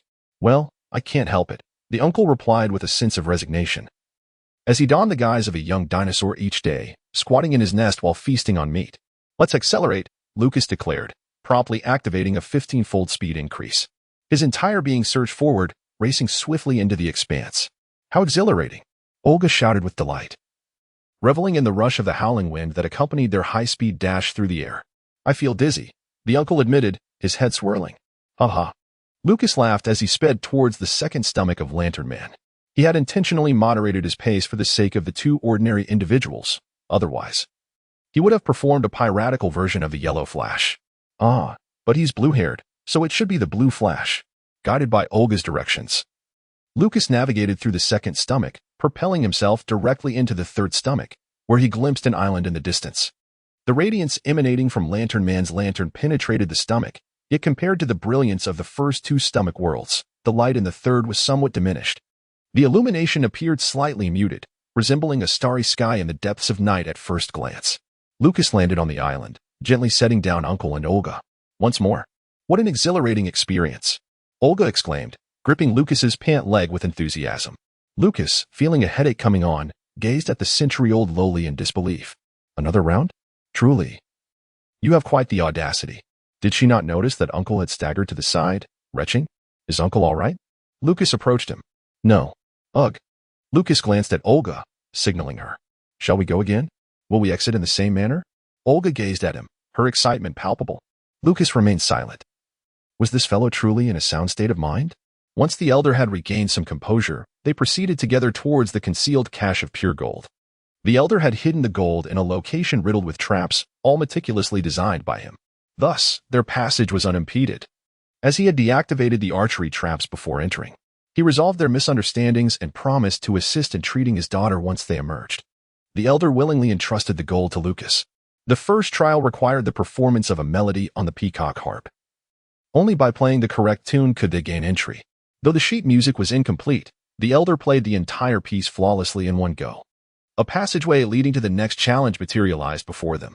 The group soon found themselves at the edge of a precipice, with another cliff looming across the chasm. The elder swiftly located a concealed mechanism and, with a gentle press, a bridge extending towards the opposite side unfolded. Remarkable, Lucas chuckled, feeling as though they had activated a cheat code to breeze through the challenges. On the other side stood a triceratops. The elder remarked, "Allow me to handle this." Lucas stepped forward, his white cloak billowing in the wind. The triceratops let out a low growl, charging at Lucas with its formidable horns. Lucas enveloped his fist in haki, observing the triceratops charging toward him. With a swift strike, he shattered the creature's toughest defense, and as he withdrew his hand, the beast collapsed with a resounding crash. Incredible! Olga gazed at Lucas with admiration. If either she or her father had possessed such strength, the tragic events of the past might have been averted, and her mother would still be alive. Let us move on. We'll feast on dinosaur meat later. Lucas kicked the triceratops aside, clearing the path. It's all bones. Olga remarked disdainfully. There is still plenty of meat, the uncle interjected. Then let us make a hearty bone broth. With clarity of thought, they approached the next area, where a key rested atop a stone pillar. The uncle seized the key and proceeded to a large crocodile mechanism with a gaping mouth. revealing a door adorned with numerous false keyholes alongside one genuine keyhole. A wrong insertion would result in a punishing electric shock. But the uncle confidently inserted the key into the correct slot. With a thunderous rumble, a passage leading downward materialized, and the uncle guided Lucas down. After traversing a stretch, they stumbled upon an underground chamber filled with various ores and the uncle's research materials. Before the uncle lay a container housing an enormous nugget of pure gold. "This is excessive," Lucas declared, shaking his head. "I don't need so much. It would attract attention.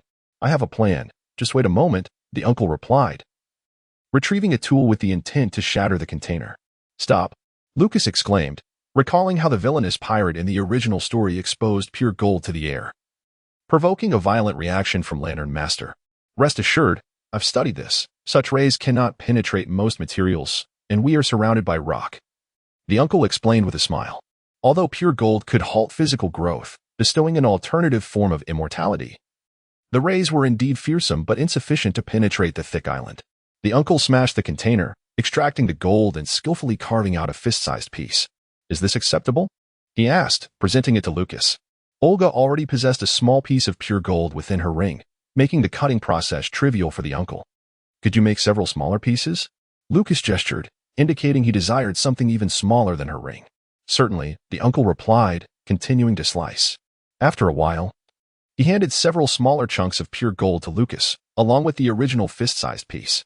"Wrap them in cloth, as long as they don't catch the light." "We'll be fine," the uncle instructed. "Understood," Lucas replied, diligently wrapping the pieces. He intended to create a ring or necklace, embedding the small nuggets within.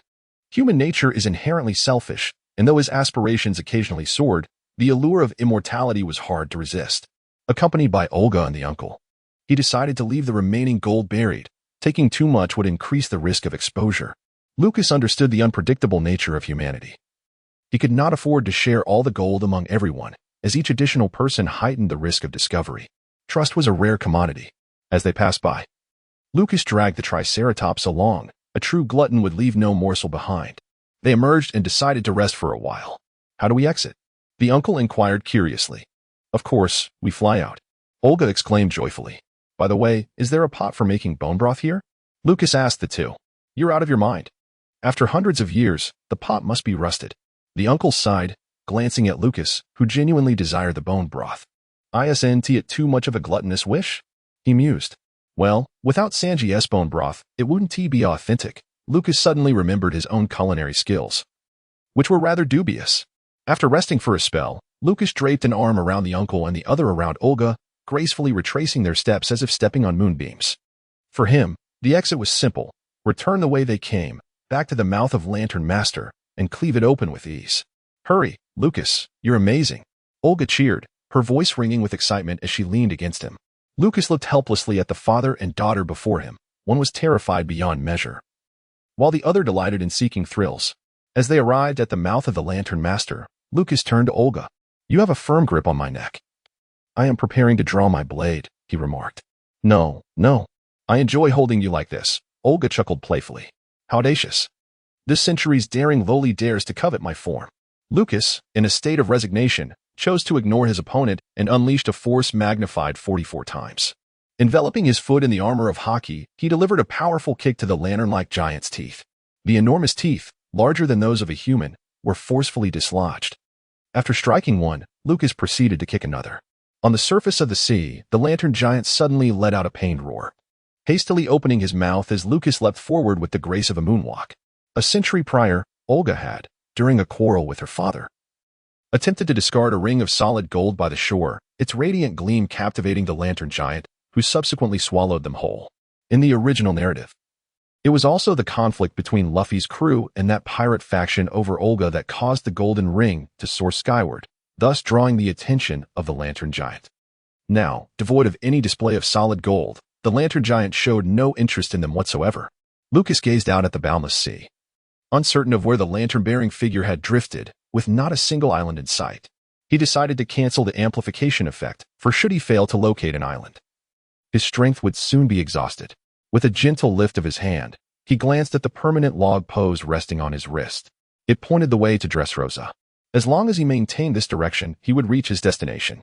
Although his knowledge of navigation was merely rudimentary, lacking in deeper understanding, he possessed several permanent log poses. Embracing both Olga and the sea breeze, Lucas continued his journey across the vast ocean. After enduring the scorching sun for a while, the capricious weather of this new world unexpectedly shifted, unleashing a heavy snowfall. Lucas quickened his pace, having just remarked on the biting cold when a torrential downpour began. Darn it. Hiss. It's so cold. Olga clung tightly to Lucas. Lucas, are you not tired? Do you wish to drown? Well, I can swim. Be quiet. I am merely 18. Do not call me big brother. Raising his hand, Lucas glanced at the direction of the permanent pointer and promptly corrected their course, nearly veering off in the peculiar circumstances of this new world. After a brief pause, the weather shifted once more and the searing sun returned. It's so hot. Olga, nestled against Lucas, wriggled her body. Behave yourself. If you fall, I shan't be responsible. There's a sea creature lurking beneath. Startled, Olga tightened her grip on him, remaining utterly still. Below the three, a colossal shadow swiftly passed. You're quite formidable. Can you not even contend with a sea creature? Surely, it's not due to a lack of swimming skills. You old hag of 2 centuries, be silent. You insult me again. Olga's face flushed crimson as she glared angrily at Lucas. Lucas disregarded Olga, gazing into the distance at an unfamiliar island. Through his keen perception, he sensed the presence of individuals on the island. Quickening his pace, he arrived on the shore, gently setting down the uncle. Now, release me, he huffed. Lucas was utterly at a loss for words regarding the situation. He seized her collar and forcefully pulled Olga down to the ground. Come on. Let us get you to a doctor. I'm not sick. No, you are ill both physically and psychologically. How dare you insult me? The older gentleman looked helplessly at the two squabbling. Upon arriving in town, Lucas sought out a physician. Fortunately, this doctor possessed a remedy for the Nanhai Emperor's fever.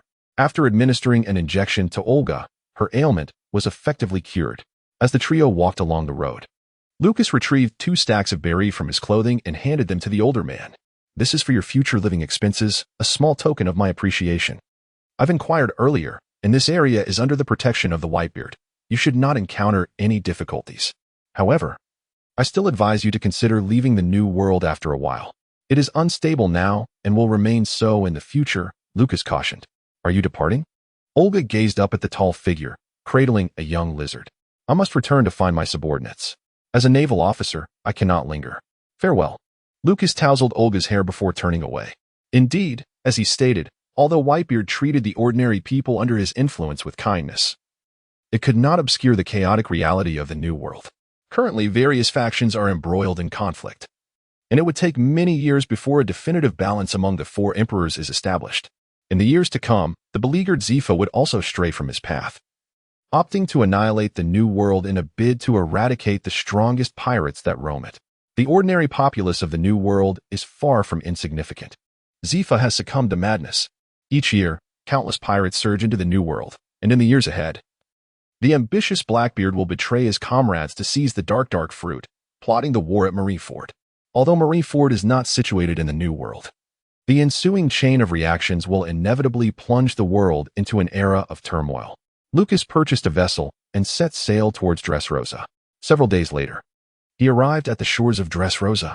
Lucas circled around the area, yet he did not encounter a single warship. Bloop bloop, moshi moshi? This is Lucas. Come to Dressrosa to pick me up. I have returned. The transponder snail, imitating Monet, emitted a shrill cry of surprise. Lucas wore a look of dejection. Could it be true? He pondered. You haven't perished? Monet exclaimed in astonishment. I shall be there forthwith. The call was abruptly terminated by Monet, leaving Lucas in a state of bewilderment as he gazed at the phone. What did she mean by he hasn't died? Lucas did not comprehend Monet's words at all. As he approached the island, yet to enter Dressrosa, his transponder snail rang again. What now? Lucas glanced at the snail. It was Sakasaki. Thank goodness you're alive. Hurry back. I'll treat you to a drink. I'm going nowhere, Sakasaki remarked before abruptly ending the call. What a surprise. Did they think I was dead? How absurd. Lucas possessed an extraordinary vitality. Just as he took a few steps, the transponder snail rang once more. Upon recognizing Smoker, Lucas remarked, and soon thereafter, the communication surged. The transponder snails were on the verge of being overwhelmed. Lucas entered Dressrosa, reluctantly putting away his phone. He found a restaurant. And just as his meal was served, a small figure swiftly dashed by, leaving his plate vanished from the table. Damn it. Lucas paid no heed to the legends of fairies. He accelerated to a staggering speed of 44 times, swiftly intercepting his adversary and reclaiming his lunch. Speak. How would you like me to handle you? Let me go, you big bully. With a petite, pointed nose, an exceedingly diminutive frame, round blue eyes, and a head of curly hair, this little being clad in a pink dress was suspended above the table by Lucas, who gripped her clothing between 2 fingers. Pouting her lips, she struggled vigorously against his hold.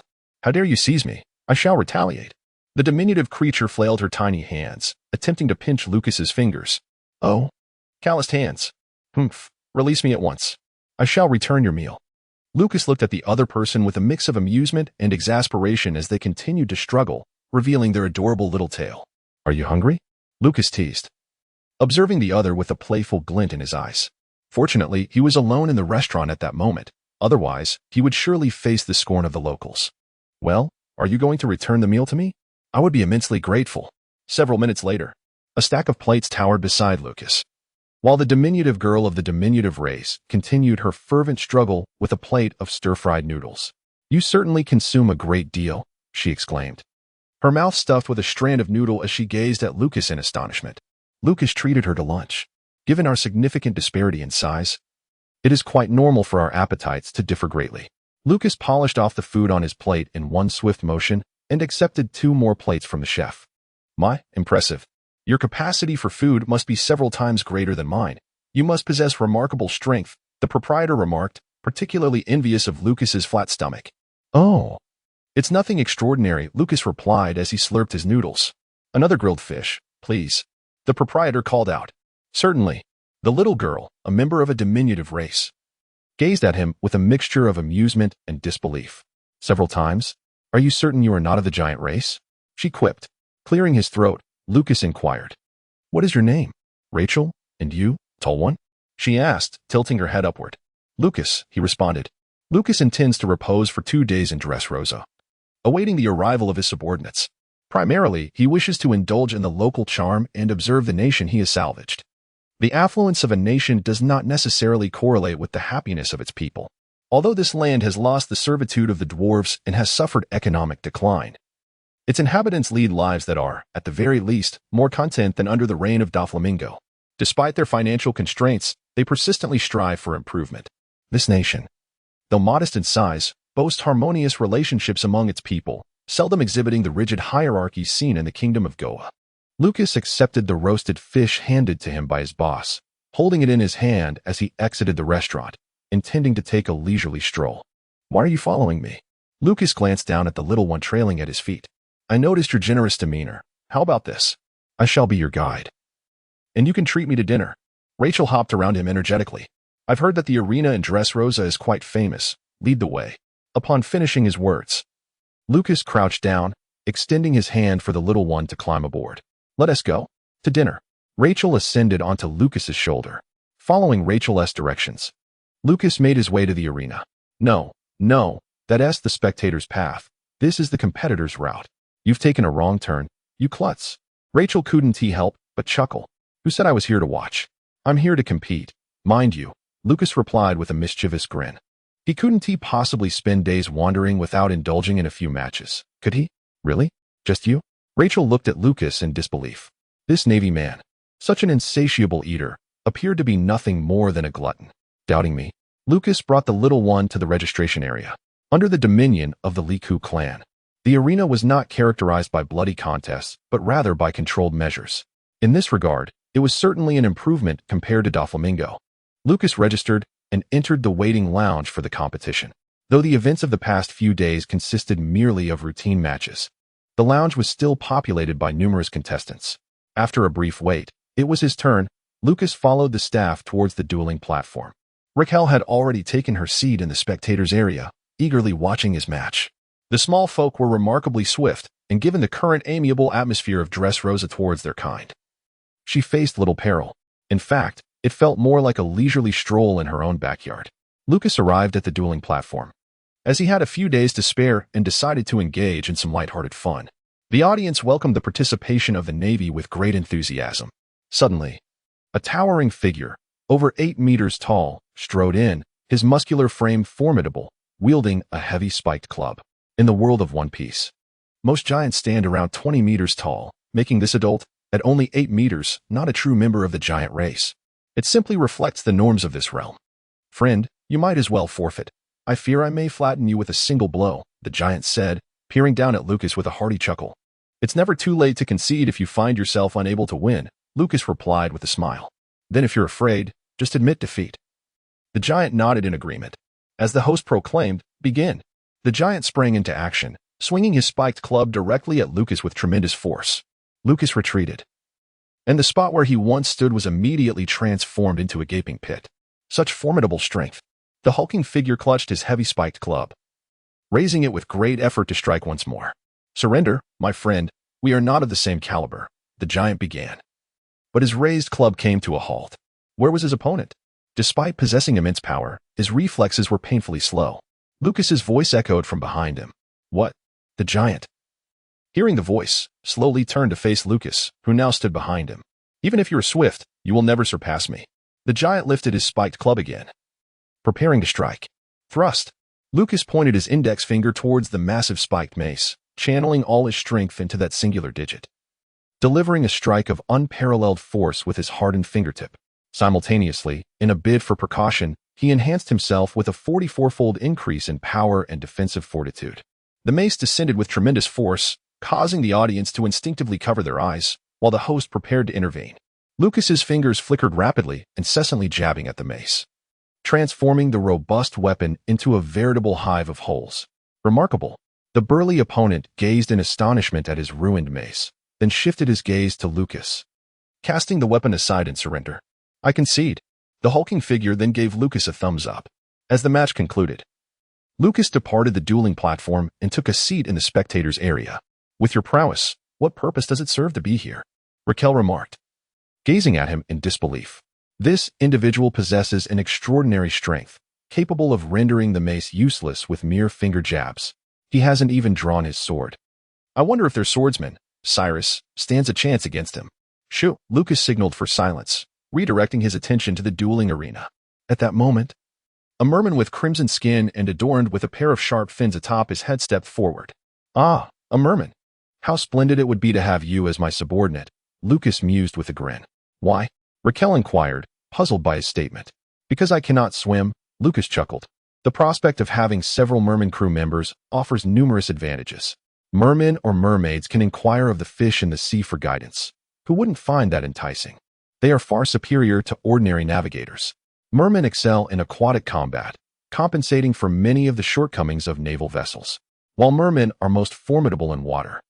Their physical capabilities, strength and speed, often surpass those of certain humans, though this applies predominantly to the majority. Their unarmed combat skills are also commendable. In essence, Lucas regarded the merman race quite favorably and contemplated recruiting some into his fleet. Observing the merman swiftly defeat an adversary, Lucas nodded in satisfaction. This fighter merman is indeed formidable. After watching the matches for a considerable time, Lucas stifled a yawn, only to hear his name being called. Presenting Rear Admiral Lucas. Along with the fighter merman, Zachary, Lucas stepped onto the dueling platform, gazing at the merman before him.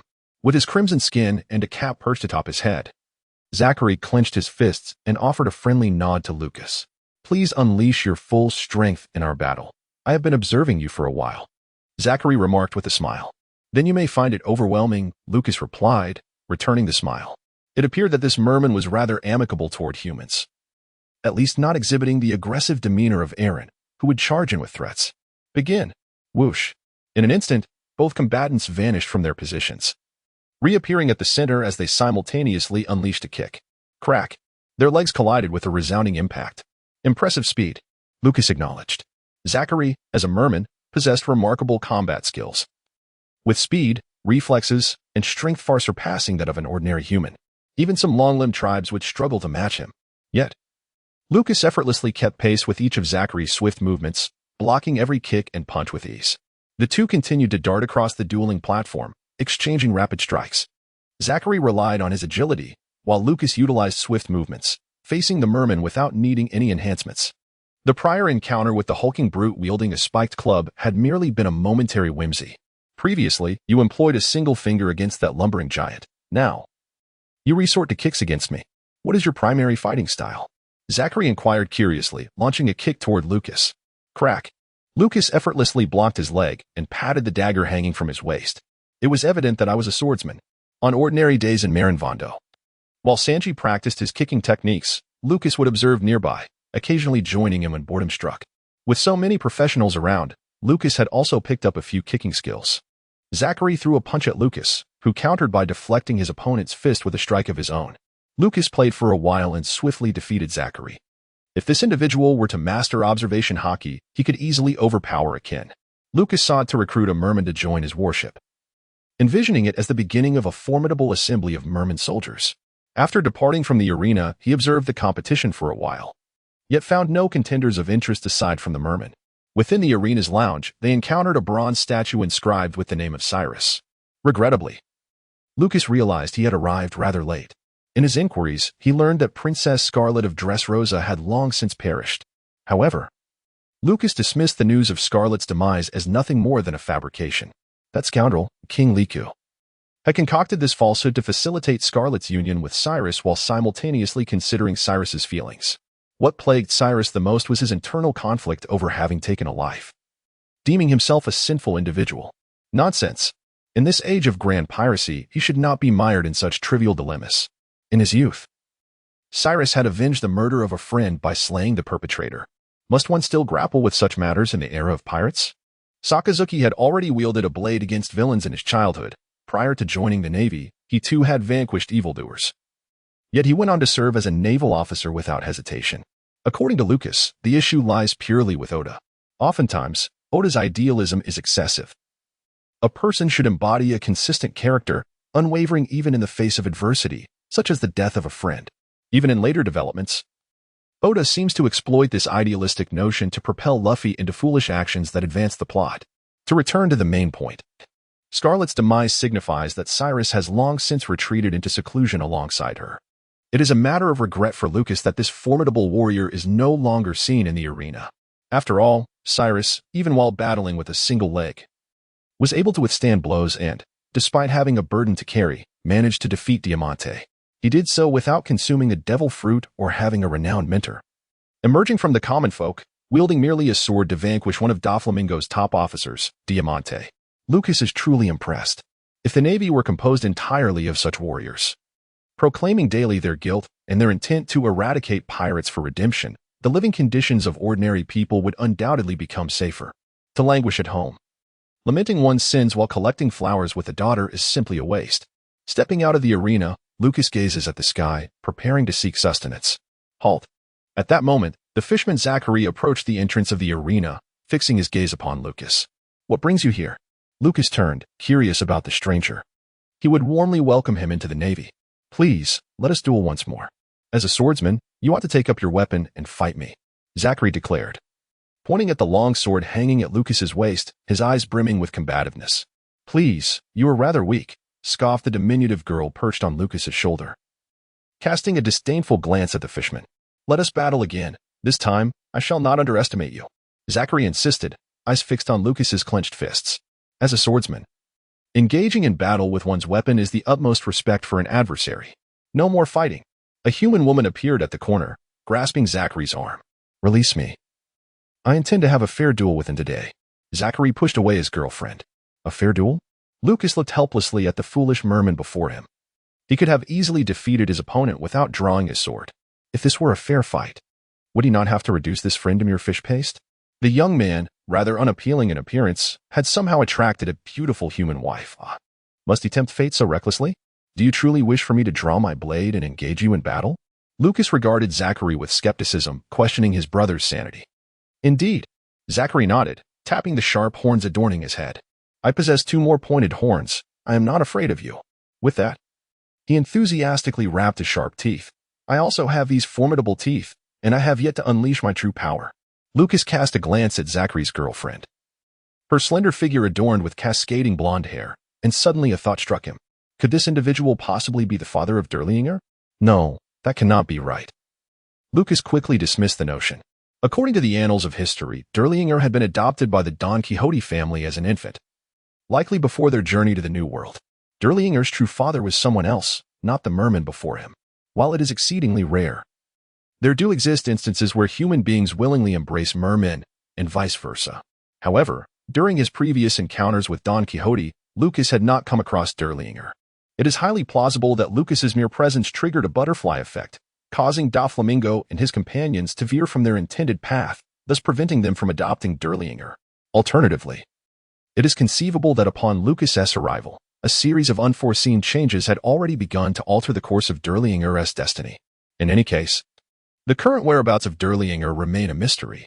Has he been taken in by someone, or is he wandering the streets? The answers elude him. Ultimately, Lucas acquiesced to the request of the merman, and a few individuals made their way to a nearby clearing in a field, preparing for another contest. In truth, he was drawn to the merman's physical prowess and status, seeking opportunities for closer interaction to integrate him into his naval forces. In the future, he hoped to leverage the merman's assistance to garner more followers from the underwater realm. In this world reminiscent of Japanese manga, possessing formidable strength is of utmost significance. However, it is equally true that the essence of shounen manga often lies in the spirit of teamwork. Those who aspire to achieve greatness cannot do so without the unwavering support of numerous allies. The endeavors that Lucas aspires to undertake in the future cannot possibly be accomplished single-handedly with merely a blade in hand. Overcoming formidable adversaries is one thing, however. These foes are often backed by substantial forces. Thus, a multitude of loyal subordinates is imperative. Zachary and Lucas stood in the clearing, with the diminutive spectator, Raquel, and the human girlfriend of the fishman observing from a distance. An elderly farmer, having concluded his day's labor, gazed curiously at the two, seated beneath a tree, awaiting the unfolding spectacle. The fishman appeared quite menacing, prompting the old man to remark on the peril facing this naval officer. He then passed his fan to the woman beside him. "He cannot win," she replied, shaking her head, having heard tales of how effortlessly Lucas had vanquished her boyfriend. Indeed. The old man nodded in agreement. They were simply on entirely different wavelengths. Lucas drew forth his long blade from his waist, the twilight of the setting sun casting a radiant glow upon its surface. As he raised the weapon, glimmers of cold light danced along the intricate patterns etched into the steel. "Begin," a youthful voice echoed from afar, belonging to the diminutive figure of a young member of the small folk. Upon hearing this, both individuals sprang into action. With a swift motion, they vanished from sight, leaving the old man beneath the tree in a state of bewilderment. "My word, this young man is astonishingly quick." Zachary materialized before Lucas, his pointed crest aimed directly at him. Lucas swiftly approached Zachary from behind, observing the latter's delayed reaction. How should he defeat him? A single strike would not suffice. For Zachary was neither a pirate nor a criminal. It would be unseemly to emulate a certain nation that, upon recognizing a difference in kind, would tremble and fire their weapon in fear. A punch that sends him crashing to the ground? That would only invite a complaint of disrespect towards his opponent. Since the goal was to recruit Zachary as a subordinate, it was imperative to compel him to concede in the most astounding manner. An idea struck Lucas as he watched Zachary charge toward him. He deftly evaded the incoming attack. With a swift motion, he unleashed his blade. Bathed in the warm glow of the setting sun, he stood resolute as Zachary approached, illuminated by the twilight. Lucas unleashed a formidable slash, sending forth a wave of energy imbued with an astonishing 44-fold increase in volume and power. The colossal wave grazed the edge, soaring past Zachary and cleaving a massive boulder in two behind him. How impressive! Zachary gazed in astonishment at the wave, marveling at its potency. Yet he remained unscathed under his opponent's precise control. However, even at this moment, Zachary had not taken a single step. Remaining entranced by the overwhelming impact of that magnificent slash, Lucas now unleashed a powerful strike, the visible arc of his slash measuring approximately 8 meters in its normal state. The magnitude of this force, magnified 44 times, was truly terrifying. Fortunately, Lucas deliberately avoided the fields and the few individuals sheltered beneath the trees. Zachary lowered his gaze to the ground, where a horrifying chasm had barely grazed past, a testament to the might of the swordmaster. Still unable to regain his composure, he crouched down, tracing the scarred earth that had been torn asunder by the strike, the awe he felt defying mere words. As he listened to the sounds surrounding him, he lifted his head and beheld a figure emerging from the twilight. How astonishing it was that someone so young could possess such strength. One could only wonder how formidable this individual would become in the future. The potential was boundless. Lucas maintained an air of formidable strength, gazing down at Zachary in silence. Indeed, he was well aware of his own prowess. Take, for instance, his encounter with Katakuri. He possessed two notable shortcomings. Firstly, his observation haki was inferior to Katakuri's, lacking the ability to foresee his opponent's fleeting actions. No matter how fiercely he fought, he could never land a hit on the evasive Katakuri. His efforts were in vain. Secondly, his ultimate strength resided in a heightened state of amplification, yet sustaining such intense augmentation rapidly drained his stamina. His energy depleted far more swiftly than that of others engaged in a normal bout. When his endurance waned, it signaled his need to retreat. However, Zachary remained blissfully unaware of these factors. In his eyes, Lucas was an extraordinarily powerful entity. Shall we share a meal? Lucas extended his hand, smiling at Zachary. Absolutely, Zachary exclaimed, his excitement palpable as he grasped Lucas's hand and rose to his feet. To think that such an illustrious swordsman would dine with him filled Zachary's heart with exhilaration. Lucas and Zachary waved to the two individuals across from them, who promptly approached. The four of them then set off towards the city, intending to find a meal. Meanwhile, the old man sitting beneath the tree was utterly bewildered. The sheer magnitude of the slashing wave from the sword was astounding. Within a certain inn in Dressrosa, the following day, Lucas awoke, grasped his sword, and ventured out in search of a restaurant. He had dined with that merman the previous day, during which they had become acquainted. However, he felt rather helpless as the merman planned to return to Fishman Island with his girlfriend. Their time together had been too brief, leaving Lucas with little opportunity to invite him to join the Navy. Seated in the restaurant, Lucas consumed his breakfast while pondering how to persuade his newfound acquaintance to stay. In this world, several races, often subjected to discrimination by humans, possess considerable strength. This was primarily due to the fact that the celestial dragons held power within the world government. Moreover, races such as the long-arm tribe, long-leg tribe, and fishmen generally exhibited superior physical attributes compared to ordinary humans. At least, this was the case for the common soldiers recruited. The capabilities of the giant tribe were even more impressive. Of course, the most formidable warriors were predominantly humans. After all, when compared to those peculiar races, they were merely ordinary humans, yet many possessed extraordinary talents. Big Mom was anything but ordinary, having inadvertently defeated a giant in her youth. Kaido was certainly exceptional. And Whitebeard was a gigantic figure in every sense. Take Lucas himself, for instance. In his childhood, he appeared quite slender and short.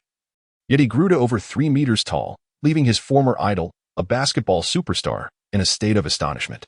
Lucas sat in his seat, observing the small folk from afar as they hurried towards him. The diminutive beings resided in Greenbit, while Raquel obediently perched on the table before Lucas, eyeing the bowl of food he had pushed her way, quickly taking a bite. Do you not produce anything? Lucas inquired, his curiosity piqued by the little creature. Although the small folk were no longer oppressed as slaves due to the rule of King Riku, their daily antics, running amok and pilfering in the name of a fairy tale, seemed excessive. The commoners of Dressrosa lived harmoniously alongside the royal family, enjoying a semblance of happiness. Yet their existence was far from affluent. There was no justification for providing them with food simply based on a ridiculous legend. I offer you sustenance out of pity. But that does not grant you the right to steal, especially from those who toil under harsh conditions, Lucas asserted, recalling how he had caught this little rascal the previous day. The moral compass of individuals in the Pirate King world often appeared severely skewed. Raquel stammered, her embarrassment evident as she gazed at Lucas. Addressing the matter felt awkward. She longed to assert that they were indeed striving to produce. Yet with so many fairies stealing on the streets, it was apparent they were not doing so effectively. Have you seen how many patrons occupy this restaurant? Lucas gestured around him while slurping his noodles. There are just the two of us. Raquel surveyed the room. Incorrect. It is only one. For you have not paid. Lucas gently tapped her head with his finger. The people of this nation are not living in luxury. They owe you nothing, he remarked, fixing his gaze upon Raquel. Long ago, the Don Quixote family ruled this land and enslaved you, but the majority of those you steal from in the streets are ordinary folk. They are not Don Quixotes, they are impoverished. How will they survive if you take from them? I am sorry. Raquel looked at Lucas with a sense of grievance. It was clear that this Navy officer possessed a strong sense of justice. However, we truly do not have ample food, she continued. The king permits us to. Before she could finish, Lucas shot her a disapproving glance. The Don Quixotes ruled over you, and your labor directly enriched Dressrosa. Yet now that you are free, you claim you cannot sustain yourselves? That is simply absurd. Go out into the streets and inquire if one day King Riku's reign comes to an end. Do you truly believe they would allow you to continue stealing? After finishing his meal, Lucas settled the bill and stepped outside. Rachel hurriedly followed him, leaping onto his shoulder. She discerned the demeanor of the naval officer and feared that some nefarious little folk might attempt to pilfer from him, leading to dire consequences.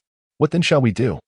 Strive diligently in our labor. If you exert half the energy you currently waste on thievery into productive work, you would not find yourselves resorting to theft in the streets. You could assist the common folk in their tasks to earn your due rewards. That is the essence of harmonious coexistence. To rely solely on the benevolence of others is not a sustainable path to survival. Lucas spoke from the depths of his heart.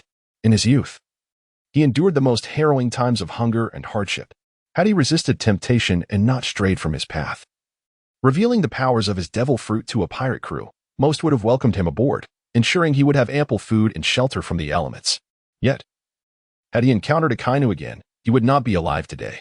As Oldgor remarked, he picked up money and was blessed by the god of wealth, only to have the person who lost it come to curse at the god's door that very night. One must not be excessively unscrupulous in the struggle for survival. Upon arriving at the arena, Lucas did not catch sight of the merman over the next 2 days, suggesting the opponent had departed from Dressrosa.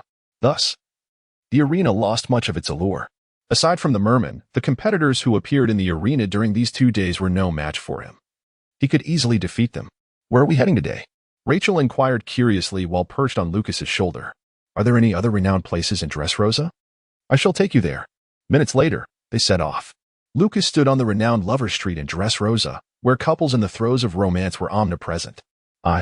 Lucas gazed speechlessly at the diminutive creature before him. He was single, and it felt rather excessive to bring him to such a heart-wrenching locale.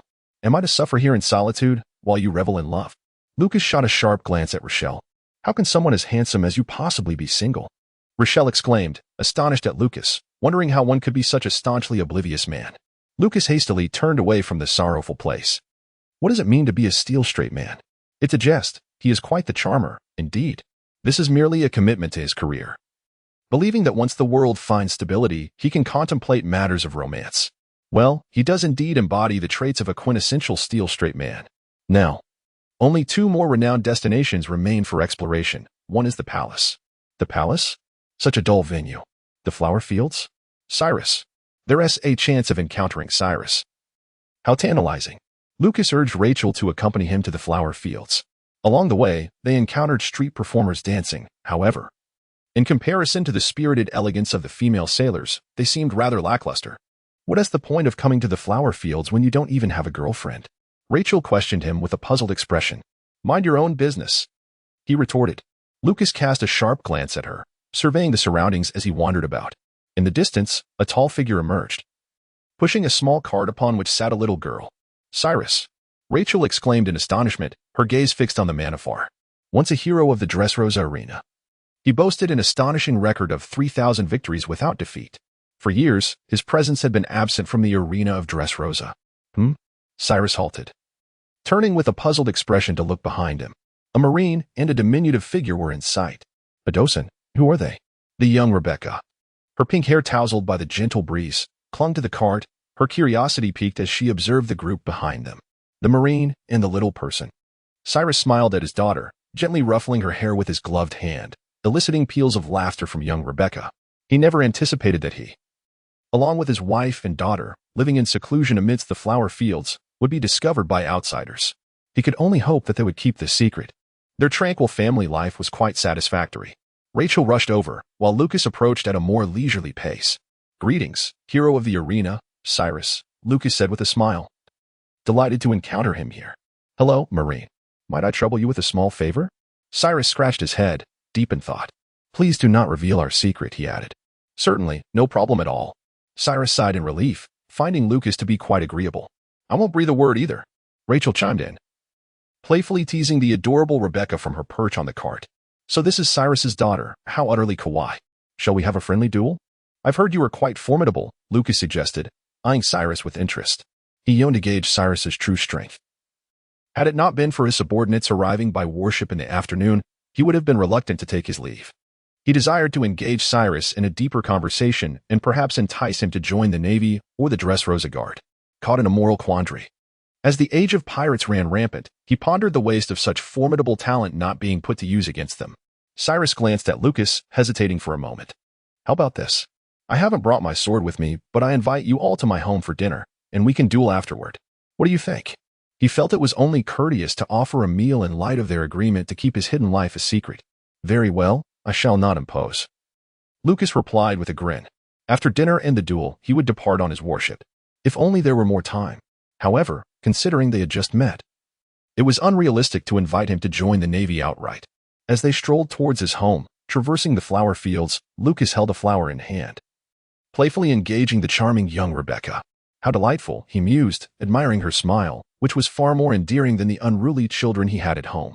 Even Sugar and her friends had begun to adopt a bit of that unruly energy from Luffy and the others. Just enjoy the view if you fancy adorable children. Go find yourself a wife, Rachel teased Lucas. You talk too much, Lucas shot back, casting her a sidelong glance. As if a guide mocking a tourist was a foolhardy endeavor. In the distance, amidst the flower fields, a quaint little house came into view. With wisps of smoke curling from its chimney, a beautiful woman, clad in an apron, stood at the doorway, greeting Cyrus with warmth. As he approached, she joyfully leapt into his embrace. Lucas felt a dagger, gifted by the elderly couple, pierce through his heart, causing him immense pain. Why was he idly seeking out Cyrus? Rachel leisurely perched upon young Rebecca, who joyfully clutched Lucas's navy cloak, exclaiming, "Big brother, so handsome." Lucas smiled gently and softly tousled her hair. At Cyrus's invitation, he stepped into the house. Lucas sat at the table, sharing a drink with Cyrus, while Scarlet served them their meal. Cyrus's wife, Scarlet, bore a striking resemblance to their young daughter, Rebecca. Such a life was undeniably tranquil, evoking a sense of peace within Lucas. He confessed to Cyrus that he envied his way of living carefree amidst the flower fields, picking blossoms, savoring romantic moments with his wife, and delighting in the company of their charming daughter, Rebecca. Indeed, it has been a long time since I wielded a sword. I, too, relish the present life. Cyrus agreed with a nod. But have you ever pondered how long this era of tranquility in our country can last? Lucas inquired. Why can there not be an everlasting period of peace? Cyrus responded, puzzled by Lucas's concern. To him, their nation thrived under the rule of King Liku, where peace reigned and the common folk lived in safety. What external forces could possibly disrupt their harmony? Lucas shook his head. He had indeed captured the Don Quixote family, thereby preemptively saving the nation. However, let us not forget that the turmoil in the New World has yet to reach its conclusion. The balance of power among the four emperors has not yet been established, with various factions engaging in mutual assaults over territory. Without the protection of Don Quixote da Flamingo, this nation lacks a formidable presence capable of deterring those notorious pirates. Cyrus is formidable, yet at best, he could vanquish a pirate of equal strength to Diamante. However, there are countless individuals capable of defeating Cyrus. The Whitebeard pirates, the Big Mom pirates, and the Kaido pirates all pose significant threats. Furthermore, the New World is not limited to these three factions. There may be other aberrant abilities wielded by pirates yet to be revealed. As factions vie for territory, the absence of Doflamingo will inevitably invite other pirate crews to stir trouble or seize land. Of course, if this place could be sheltered by Whitebeard, it would indeed be a fortuitous circumstance. Yet, Lucas would never express it in such a manner. As he analyzed the situation in the New World for Cyrus, he observed his expression. In truth, there exists a viable approach. Lucas proposed to the Navy headquarters that he be assigned to the New World. Provided he does not encounter a select few formidable adversaries, he could manage most situations and safeguard this place. However, this course of action hinges upon Cyrus's willingness to cooperate. Cyrus, glancing at his adorable daughter playfully entwined with Scarlet, found himself engulfed in hesitation. He comprehended the Navy's intentions. They could reassign him here, with the Navy stationed to protect this nation. Yet, what would be their price? After all, the presence of the Navy in the New World is still quite scarce. The most intolerable aspect for him is the certainty that he would have to follow them. It seems this naval officer is indeed aware of his reputation and deliberately sought him out. Lucas casually remarked that if Cyrus were agreeable, he would be willing to offer protection to this place, as it indeed represented a commendable military strength. However, if Cyrus declined, it was of little consequence. His own might did not necessitate demanding the other party join the Navy. The New World was rife with formidable adversaries, and he held a keen interest in this realm. Amidst the flower fields, Lucas and Cyrus stood on opposite sides. Ultimately, Cyrus harbored no desire to alter his current way of life, choosing instead to continue his secluded existence in the flower fields with his family. Nevertheless, he requested Lucas's snail phone number, indicating that should he encounter an insurmountable invader in Dressrosa, he would reach out for assistance. As a naval officer, Lucas has certainly fulfilled his duties. He once indirectly rescued Dressrosa. The naval presence in the New World is inherently weak, and this region does not fall under their protection. It is impossible for him to safeguard this area continuously. After testing his opponent's strength, he intends to depart from this nation. The two drew their swords. The gentle breeze caressing the flower fields as they both sprang into action simultaneously. Kyrus aimed to strike at Lucas with his sword. Whoosh! Both evaded each other's attacks. Weaving past one another, their blades slicing through the air with a sharp sound. Lucas swiftly turned and unleashed a powerful slash wave directed at Cyrus. In response, Cyrus adeptly evaded the attack and lunged once more towards Lucas. The two once again crossed paths, skillfully dodging each other's strikes. Lucas gazed at Cyrus in astonishment. In his previous life, he had examined Cyrus's life card and noted that the column for charisma was conspicuously empty. Cyrus was not one to grasp the concept of charisma. Yet, he managed to evade Lucas's attacks repeatedly. Truly, he was a formidable figure, undefeated in 3,000 matches at the Dressrosa arena. Merely relying on his pure swordsmanship and instinct, he was able to dodge Lucas's strikes. Impressive, you are indeed formidable, Lucas remarked as he narrowly avoided Cyrus's blade, stepping back. You are equally strong. I cannot believe I failed to land a hit on you, Cyrus exclaimed, astonished as he reflected on the fact that, from the very beginning, he had not managed to strike his opponent even once, not even touching Lucas's weapon. That is because I possess Kenbunchaku, Lucas declared, immediately utilizing the shave technique to appear behind Cyrus, delivering a swift slash. Clang! Cyrus swiftly pivoted, parrying Lucas's blade with his own sword. When Lucas executed the shave to reach his back, he heard the sound of his feet landing on the ground. Although fleeting, Cyrus's reaction and speed were remarkably swift. This was the essence of being undefeated in 3,000 matches. He relied not on charisma or devil fruit abilities, but solely on the mastery of swordsmanship. Through extensive combat experience, his body's reflexes and knowledge allowed him to counter many attacks. Indeed, Lucas smiled with satisfaction. If Cyrus were to master dominance, how formidable he would become. At the very least, it would elevate him to a higher echelon, wouldn't it? Lucas once again employed his razor, and subsequently, he began to wield it in rapid succession, swiftly materializing beside Cyrus and delivering a flurry of strikes. Cyrus endeavored to parry the blows with great speed. Yet his opponent was far too swift. After a brief period of defense, he could no longer withstand the onslaught. Bang! Lucas swiftly sheathed his blade, delivering a powerful kick to Cyrus, sending him staggering a few steps back in astonishment. Cyrus gazed at Lucas, bewildered by his astonishing speed, which seemed almost unnatural. I have been defeated, he admitted, sheathing his sword. For the first time in years, he experienced the sensation of loss. You possess great strength, however. The arena of Dressrosa is rather confined. This world is vast, teeming with formidable individuals and abundant lessons to learn. You have the potential to grow even stronger, Lucas remarked as he sheathed his weapon.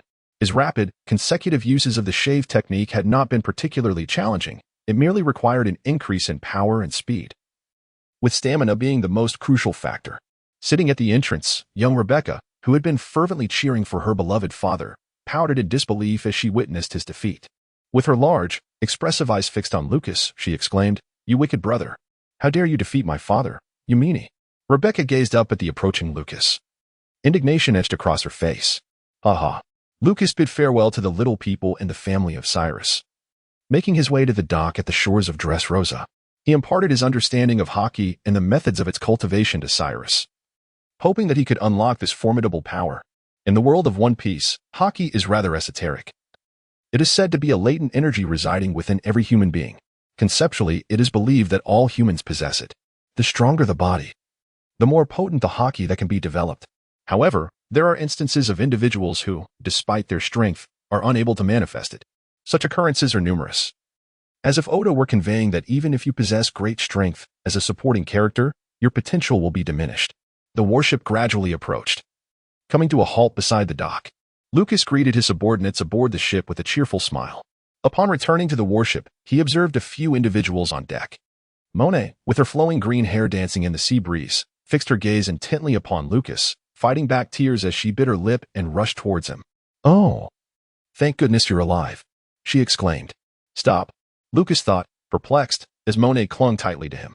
While he understood her emotions, he couldn't fathom why, after her initial rush. Her tears had vanished, replaced by a joyful smile as she nuzzled against him. It certainly raised suspicions of this mischievous woman taking advantage of the moment. Lucas pressed against Monet, exerting force to push her away, but Monet, with a mischievous grin, stubbornly refused to let go. The first step in successfully courting his superior had been achieved. Please release me. I understand your mood, but do consider your image. Lucas managed to pry Monet's small hand away, pushing this unruly girl aside, finally breathing a sigh of relief. You're still alive, aren't you? That's a cause for celebration, Monet exclaimed, her cheeks slightly flushed with joy. I've gained an advantage. How delightful. Lucas felt a surge of frustration, nearly choking on his words. You audacious minx. Are you truly celebrating my survival, or are you simply seizing the opportunity to take advantage of me? Oh, how envious, exclaimed one of the sailors standing behind them. Indeed, indeed, another sailor eagerly nodded in agreement. Suddenly, I wish I could feign death just once, one sailor remarked enviously. Absolutely. Absolutely, another sailor fervently concurred. General Lucas is immensely fortunate, as he is constantly pursued by a stunning naval beauty. They too yearn for an enchanting woman to conspire against them. Upon seeing that Lucas is still alive, Akin breathed a sigh of relief. By the way, General, Admiral Sakaski has requested your prompt return to Marineford. He intends to create a lifeguard for you to prevent any further incidents of this nature. Ahem. Lucas cleared his throat softly and nodded. Return now. Yes. Lucas returned to the captain's quarters and took a seat. Initially, he had little inclination to create a lifeguard. However, once he found himself within the belly of the Lantern Lord, where the signal was poor and communication with the outside world was impossible, he came to understand the significance of the lifeguard. At the very least, it would serve to inform others that he was still alive. What if he were to die? In death, there would only be a message of his passing, which holds no significance for the deceased. Let the heavens report as they may. Knock, knock. There was a rap at the door, and Lucas took a sip of water. Come in, he called. Monet entered, closed the door behind him, and took a seat in the chair opposite Lucas, resting his arms on the table and propping his chin on his hands as he gazed admiringly at Lucas. Is there something you need? Lucas inquired. I just wanted to see you, Monet replied, his eyes fixed on Lucas's chest, clearly pleased. The texture is quite remarkable. Lucas followed Monet's gaze and turned to face his own. What a scoundrel. Stand up. Who permitted you to sit without the commander's approval? Lucas slammed his hand on the table, startling Monet, who quickly stood up and pushed in the chair. Go outside and run around the battleship with the weighted pack. Only cease when it's time to eat. Ah, please, no. The room echoed with Monet's pleas for mercy. Hurry, as an exemplary sailor. Physical fitness is of utmost importance. Lucas shot a glare at Monet, who promptly exited the room. Ah, this ironclad man. Monet mused to herself, realizing her insidious intentions towards Major Lucas were not unfolding as planned. What a fool. Lucas observed Monet as she closed the door behind her. There are far too many formidable adversaries in this world. Instead of diligently striving to enhance his own strength, she dares to harbor ulterior motives against him. Such audacity. Power is paramount in this realm. He possessed a stash of pure gold, yet he had no intention of utilizing it at present. He planned to conceal the pure gold until the opportune moment, ideally positioning himself in the first half of the Grand Line or some branch in the New World. This would allow him to gather more exceptional subordinates while pursuing his own ambitions. He would wait a few more years before employing the pure gold. After all, since last year, he sensed a slight growth in his physique. Through the introduction by Olga's father, he understood that pure gold is a substance that can halt physical growth indefinitely through a certain ray, thus granting a form of immortality. Once his body reaches its zenith, he would then make use of the pure gold. At that time, he would rely on it to maintain his peak physical condition while continuously advancing in swordsmanship and fruit abilities, thereby enhancing his overall strength. Meanwhile, in Dressrosa, after bidding farewell to Curly, the little people of Greenit, led by Rachel, gazed upon the vacant land their kin had discovered on the island. Before departing, Lucas bestowed upon her a sum to cover her journey. With this money, Raquel procured a selection of seeds to bring back to her clan. The tribe's people intended to cultivate crops in this location. Finding a patch of arable land on the island was no simple task, and they would also need to establish numerous traps to safeguard their fields from marauding beasts. Lucas's words resonated deeply with the clan members, who found great wisdom in his sentiments. After all, if their sustenance were to be snatched away, their existence would be fraught with hardship. Consequently, the clan members began to focus their energies on agriculture, an endeavor they had seldom pursued. The following day, a contingent would journey to Pankasad to negotiate with King Liku, offering their labor to assist the common folk while simultaneously acquiring skills and earning some income. They resolved to abandon the practice of foraging for wild fruits in the forest and pilfering food to sustain themselves. Rachel, come here. I would like to introduce you to a young man, called out a man adorned with a crown and wielding a scepter. He was Rachel's father, the king of the diminutive folk. Behind him, a young man named Ganjiao caught sight of Rachel and was instantly captivated by her beauty. The diminutive folk, also referred to as the Dongtada tribe, perhaps due to translation nuances, were represented by this king who had but one lovely daughter. He harbored hopes of uniting her with the young man named Ganjiao. Years hence, a princess named Manchueli would come into being. As Lucas's warship departed from Dressrosa, it made its way towards the Red Line. A pirate ship, recently ventured into the New World, docked alongside the warship, where Lucas's figure flickered rapidly across its deck.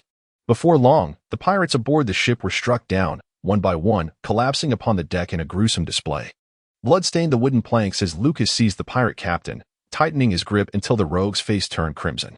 "Major, we have discovered 5 merfolk bound aboard this vessel," Monet reported as she emerged. "What is their condition?" Lucas inquired. "One appears to have fainted from fear, but the others seem unharmed," Monet replied. "Very well. Let us rescue them all," Lucas commanded. With that, Monet led the way into the ship's hold, liberating each captive, 3 females and 2 males. Lucas gazed at the pirate with a peculiar expression. He could comprehend the presence of 3 female mermaids, but those 2 men. This pirate captain certainly had a foul mouth. Bah! Regardless of his loquaciousness, Lucas abhorred such despicable acts of human trafficking. With a swift motion, he snapped the scoundrel's neck in an instant. Lucas forcefully threw the opposing party onto the deck, seizing all the pirates' provisions, supplies, and wealth. After commanding this, he returned to the warship. "Understood." The sailors replied in unison, promptly transferring box after box of supplies onto the vessel. Once the transfer was complete, the crew boarded the ship, and Lucas unleashed a series of slashing waves, sinking the pirate ship. "Major, that is the Sun Pirates," a lookout shouted from the watchtower. "Oh?" Lucas turned to gaze in that direction. In the distance, the ship of the Sun Pirates glided slowly across the sea. On board the Sun Pirates vessel, Tiger stood at the bow, with Jean Bay following closely behind. "Phew, those pirates have been dealt with by the Navy, and the 5 mermaids have been saved," Jean Bay sighed with relief. Observing the 5 mermaids aboard the warship, they had actually returned to Fishman Island long ago, drifting at sea for a while after their encounter with Lucas. Reflecting on their ordeal, they concluded that if such a young major could easily defeat them, the Navy posed a significant threat. Ultimately, they returned to Fishman Island.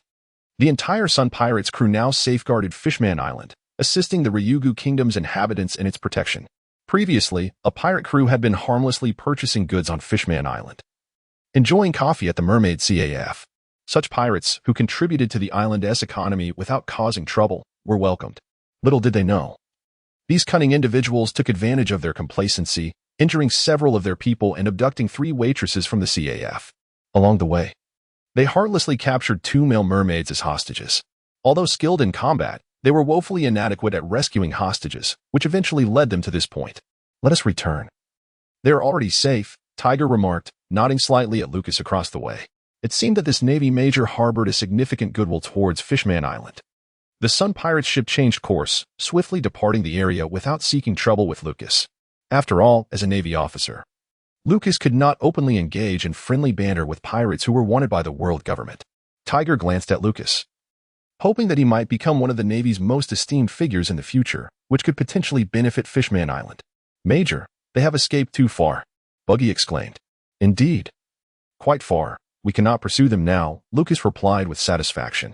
"Then we shall not chase them." Lucas entered the cabin and beheld the 5 mermaids. After engaging in conversation with a few of them, he learned about their harrowing experience of being seized by pirates. The mermaid with short, light green hair had also awakened. "What time is it?" she inquired, gazing at Lucas with confusion. "And where exactly are we?"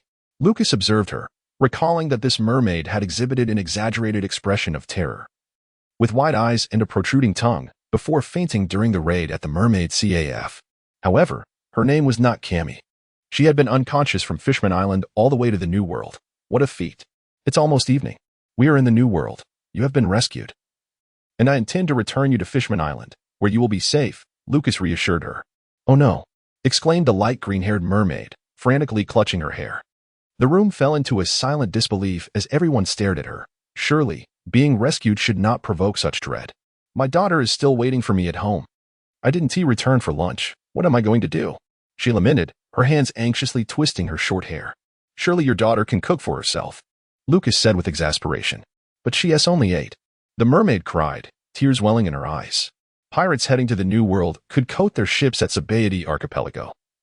Similarly, those in the New World wishing to return to the first half of the Grand Line could also find places for this coating on various islands and towns surrounding the Red Line beneath Marineford War. The intricate roots of the red trees, extending not only from Sabaody Archipelago into the profound ocean but also at the edge of the New World. How's the sparse growth of these unique trees? Though fewer in number compared to Sabaody, they were sufficient for some to coat their vessels and venture to Fishman Island. The coating, derived from the roots of the Urukuman red trees, exuded natural resin through respiration, which formed bubbles upon contact with air. Those who coated their ships would apply these bubbles to the hull, creating a peculiar barrier that allowed vessels to withstand immense pressure even at great depths. Of course, in the realm of anime, one need not concern themselves with the laws of physics. With the coating complete, the warship descended into the depths, heading towards Fishman Island. As the vessel gradually submerged, the light outside diminished, and the number of fish swimming alongside increased. How beautiful, Monet mused, standing at the edge of the ship, gazing up at the vibrant marine life. Just look at how delectable they appear.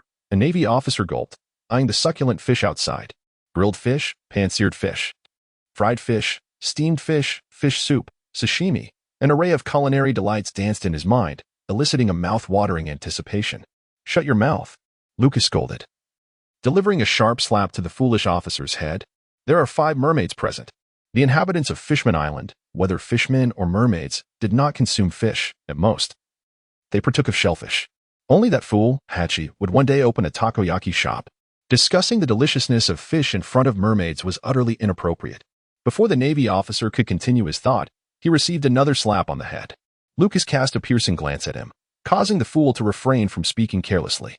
Indeed, Lucas was fond of fish, yet he did not utter it indiscriminately. As the warship descended deeper into the ocean, the surrounding luminosity diminished progressively and occasionally. Colossal creatures would glide past the vessel, not far from its side. The naval ship was equipped with searchlights. Lucas commanded his subordinates to activate the searchlights, observing the surroundings of the deep sea as they continued their journey to Fishman Island. The voyage proceeded smoothly, and they encountered not the colossal octopus monster. The marine creatures beneath the waves posed no threat, gliding leisurely in the water. At last, they arrived at Fishman Island. "Well, I have brought you to your destination," Lucas remarked to the merfolk trailing behind him. "Major, would you care to rest on Fishman Island? We would be delighted to treat you to coffee as a token of our gratitude," suggested a mermaid. "Very well. Though we shall remain here for no more than a day," Lucas replied with a smile. This offered him the perfect opportunity to explore the island. There are 2 ways to enter Fishman Island, by force or through the main gate. They opted for the latter, engaging in conversation with the guards stationed at the entrance before gaining entry. The internal structure of Fishman Island was peculiar, featuring areas where humans could breathe normally, devoid of seawater and filled with fresh air. Conversely, there existed regions solely inhabited by fishmen or merfolk, where the surroundings were entirely submerged, with their dwellings constructed beneath the waves. The warship docked at the shore, and Lucas disembarked, accompanied by several mermaids adorned with bubbles, floating gracefully behind him. Lucas glanced back at the ship of the Sun Pirates, which was anchored nearby. In his perception, the members of the Sun Pirates were still dealing with the pirates who had taken advantage of their absence from Fishman Island to create trouble. It seemed that Fishman Island remained under the protection of the Sun Pirates and had not fallen within the jurisdiction of Whitebeard. "Please, follow us." A mermaid with soft pink hair floated over, extending an invitation. "All right, let us proceed." Monet stepped forward, grasping the outstretched hand of the mermaid. "I apologize, but my child has likely been hungry at home for quite some time. I must return immediately. Thank you immensely for rescuing us, but I regret that I cannot host you." The mermaid with short, light green hair said apologetically to Lucas before hurriedly making her way home. Lucas nodded in understanding and followed the mermaid along the streets of Fishman Island. As they walked, he observed a vibrant array of fishmen and mermaids populating the streets. Notably, there were also numerous pirates mingling among them. However, the pirates allied with the Sun Pirates and the Ryugu Kingdom appeared cautious, aware that provoking trouble would not be wise. Although Lucas serves in the Navy, he is aware that Fishman Island currently enjoys a substantial income thanks to these pirates, and he would not dare to apprehend anyone openly on the streets. He plans to deal with these pirates once they leave Fishman Island. As he strolls along, Lucas hears a voice and curiously turns his gaze. In the distance, there is a square where a mermaid stands at the center, passionately delivering a speech while holding a stack of forms. "You all go ahead. I will join you shortly," he tells his companions as he separates from them and approaches, leaning against the wall to listen to the speech of Princess Odohan. even though our skin colors differ and our appearances vary. We cannot wait for the day when humans will understand us.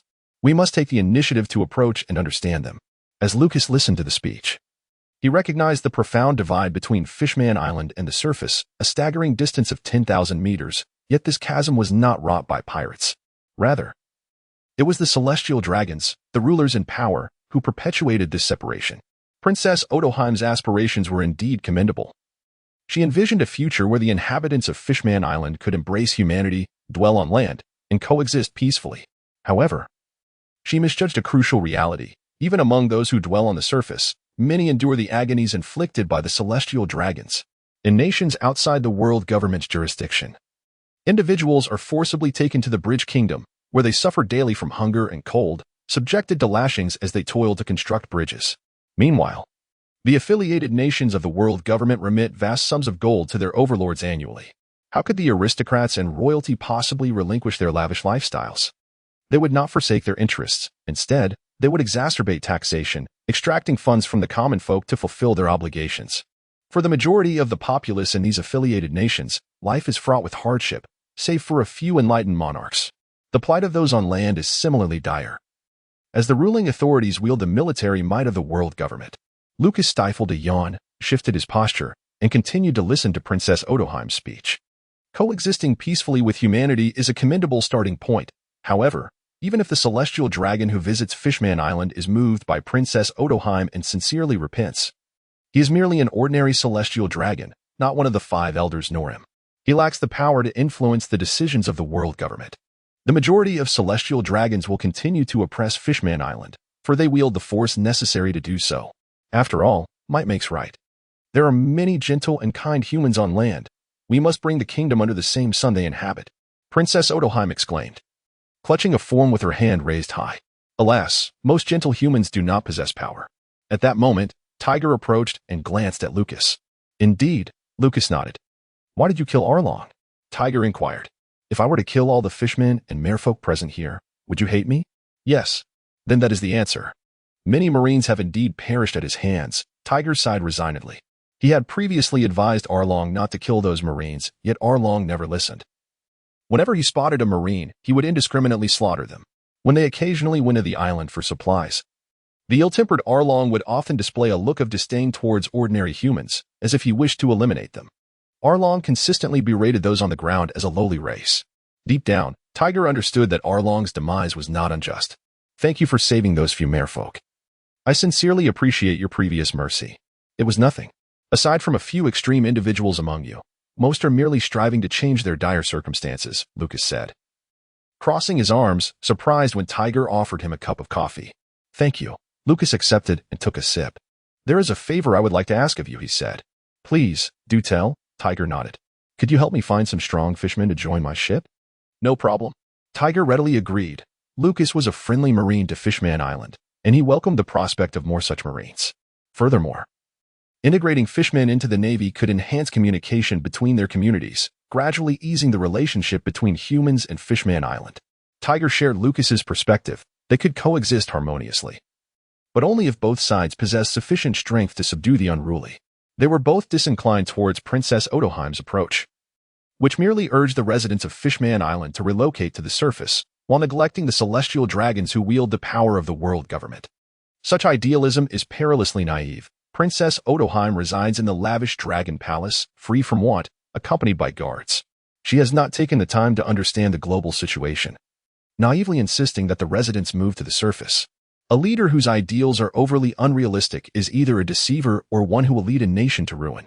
Let us go and discuss this further, Tiger suggested, glancing at Princess Odoheim before leading the way to a tavern. Lucas gazed at the empty coffee cup in his hand, still preferring wine, and hurriedly followed suit. In the center of the square, Princess Odoheim stood, passionately delivering her speech while brandishing a registration form. She cast a glance at the departing Tiger, her eyes reflecting a hint of gratitude. Tiger's return had alleviated some of the pressure on the soldiers of Fishman Island, and now the island felt considerably safer than before. However, upon their previous encounter, Tiger had expressed his disapproval of her idea to relocate the residents of Fishman Island to the surface. The Navy? Princess Odoheim looked in astonishment at the young man. As he seemed vaguely familiar, She recalled having seen news about him in the newspapers. The admiral who had captured the Don Quixote family and fervently promoted new artillery within the navy. She had intended to engage in conversation with this admiral, but he had vanished from her sight in an instant. Surrounded by a throng of people, she found it impossible to pursue him. How wonderful it would be if more residents of Fishman Island, along with an increasing number of humans, could truly understand one another, Princess Otoheim mused. Alas, if only mutual understanding were a universal trait, then perhaps the conflicts that plagued Earth would not have persisted into the 21st century, driven by mere oil, leading to incessant wars instigated by the Eagle Nation. Understanding? Did the neighboring Hokage comprehend this? With their chakra, they had escalated from clan wars to village coalition conflicts, engaging in several ninja world wars. Furthermore, they had clashed with the terrorist organization Akatsuki against the 5 great ninja villages, relying solely on understanding. The cessation of war remains an elusive dream.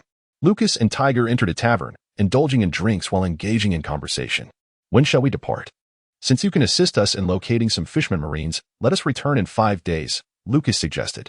Leaving Fishman Island would soon lead them back to Marineford, which lies not far from the Sabaody archipelago. He was in no rush.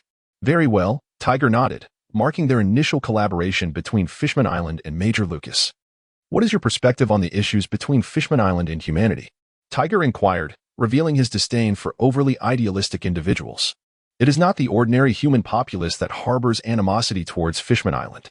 The celestial dragons, as the pinnacle of aristocracy, wield control over the world government and have a penchant for purchasing slaves, followed by certain nobles from various nations who also indulge in the enslavement of others. Their wealth enables them to procure fishermen or mermaid slaves, thereby fostering the existence of human traffickers. Indeed, Tiger affirmed, having traversed the seas with the Sun Pirates over the years.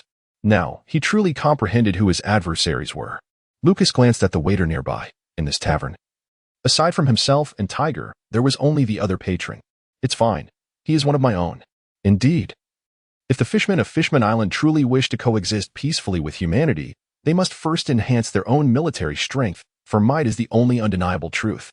After conversing with Tiger, Lucas departed the tavern. Despite the multitude of words exchanged, the crux of the matter lay in their collaboration. Tiger would assist in gathering capable fishmen from the local community who held a more favorable view towards humans. Lucas would then select a portion of these fishmen to join his naval fleet, forming the inaugural contingent of the Fishman Navy. Naturally, they deliberated on several issues, agreeing that the Fishman Navy should refrain from venturing into the Sabaody archipelago, a notorious haven for celestial dragons, whose nefarious nature is well understood by all. Before Lucas's strength reached a certain level, he preferred not to seek out trouble. As he meandered along his journey, he meticulously noted the pirates he encountered. Although these pirates were not particularly formidable, he resolved to apprehend them once they ventured out. Upon arriving at the Mermaid CAF, Lucas stepped inside, where tables were occupied by pirates sipping coffee and indulging in pastries, while mermaid waitresses engaged in light conversation with customers. The ambience bore resemblance to a maid CAF from his previous life, albeit with a tinge of disappointment, as it merely involved casual chatter. What puzzled Lucas, however, was the absence of the mermaids he had rescued and his subordinates. Where had they gone? He had merely enjoyed a drink for a while. Where had everyone disappeared to? Surely, shouldn't he have to rely on his observation haki even during his moments of leisure, as it was his first visit to the Mermaid CAF? Lucas curiously glanced around. Thankfully, the interior decor was not adorned in an overly embarrassing shade of pink, making it somewhat acceptable. He had often heard of maid CAFs in his previous life, but after watching videos, he found the predominant pink decorations quite daunting. Although the colors here leaned towards an outrageous purple, it was, at least, less shameful than the pink hues. Welcome. What can I get for you, handsome Navy officer? At that moment, a mermaid with short, light purple hair approached, her arms playfully draping over Lucas's, as she warmly inquired. Lucas wore a puzzled expression, acutely aware of something brushing against his arm. Wasn't it agreed that they would merely engage in conversation? This was beyond excessive. Any further elaboration is simply unwarranted. Major Lucas? In a private room, a mermaid peeked her head out, glanced at him, and hurried over to shoo away the enchanting mermaid. She guided Lucas towards the private chamber. Being one of the mermaids whom he had rescued, Lucas paused outside the private room, gazing at the gently swaying curtains adorned with illustrations of maidens. Should he truly enter? Surely, it couldn't be an inappropriate scene within. What is the matter? Is there an issue? Miss Mermaid inquired. Sigh. Lucas exhaled in relief. The presence of everyone inside suggested that the gathering was indeed respectable, merely enjoying coffee. Following Miss Mermaid, he lifted the curtain and stepped inside. Why did you arrive so late? Were you lost? Monet, holding a cup of coffee, took a sip and turned to look at Lucas. Milk clung to the edge of her cup, and as she licked her lips, her gaze turned quizzical. I merely strolled for a while. Lucas waved his hand dismissively and approached, surveying the 2 rows of sofas before him. Lost? Huh. He had merely indulged in a bit of drink and sauntered about. After all, he was no sword. With a swift motion, Monet pushed Akin aside, patted the sofa beside her, and beckoned to Lucas, come sit here. All right. I shall take this seat. Lucas nodded and settled onto the sofa across from her, beside a mermaid sister. While the mermaid might attempt to take advantage, Monet.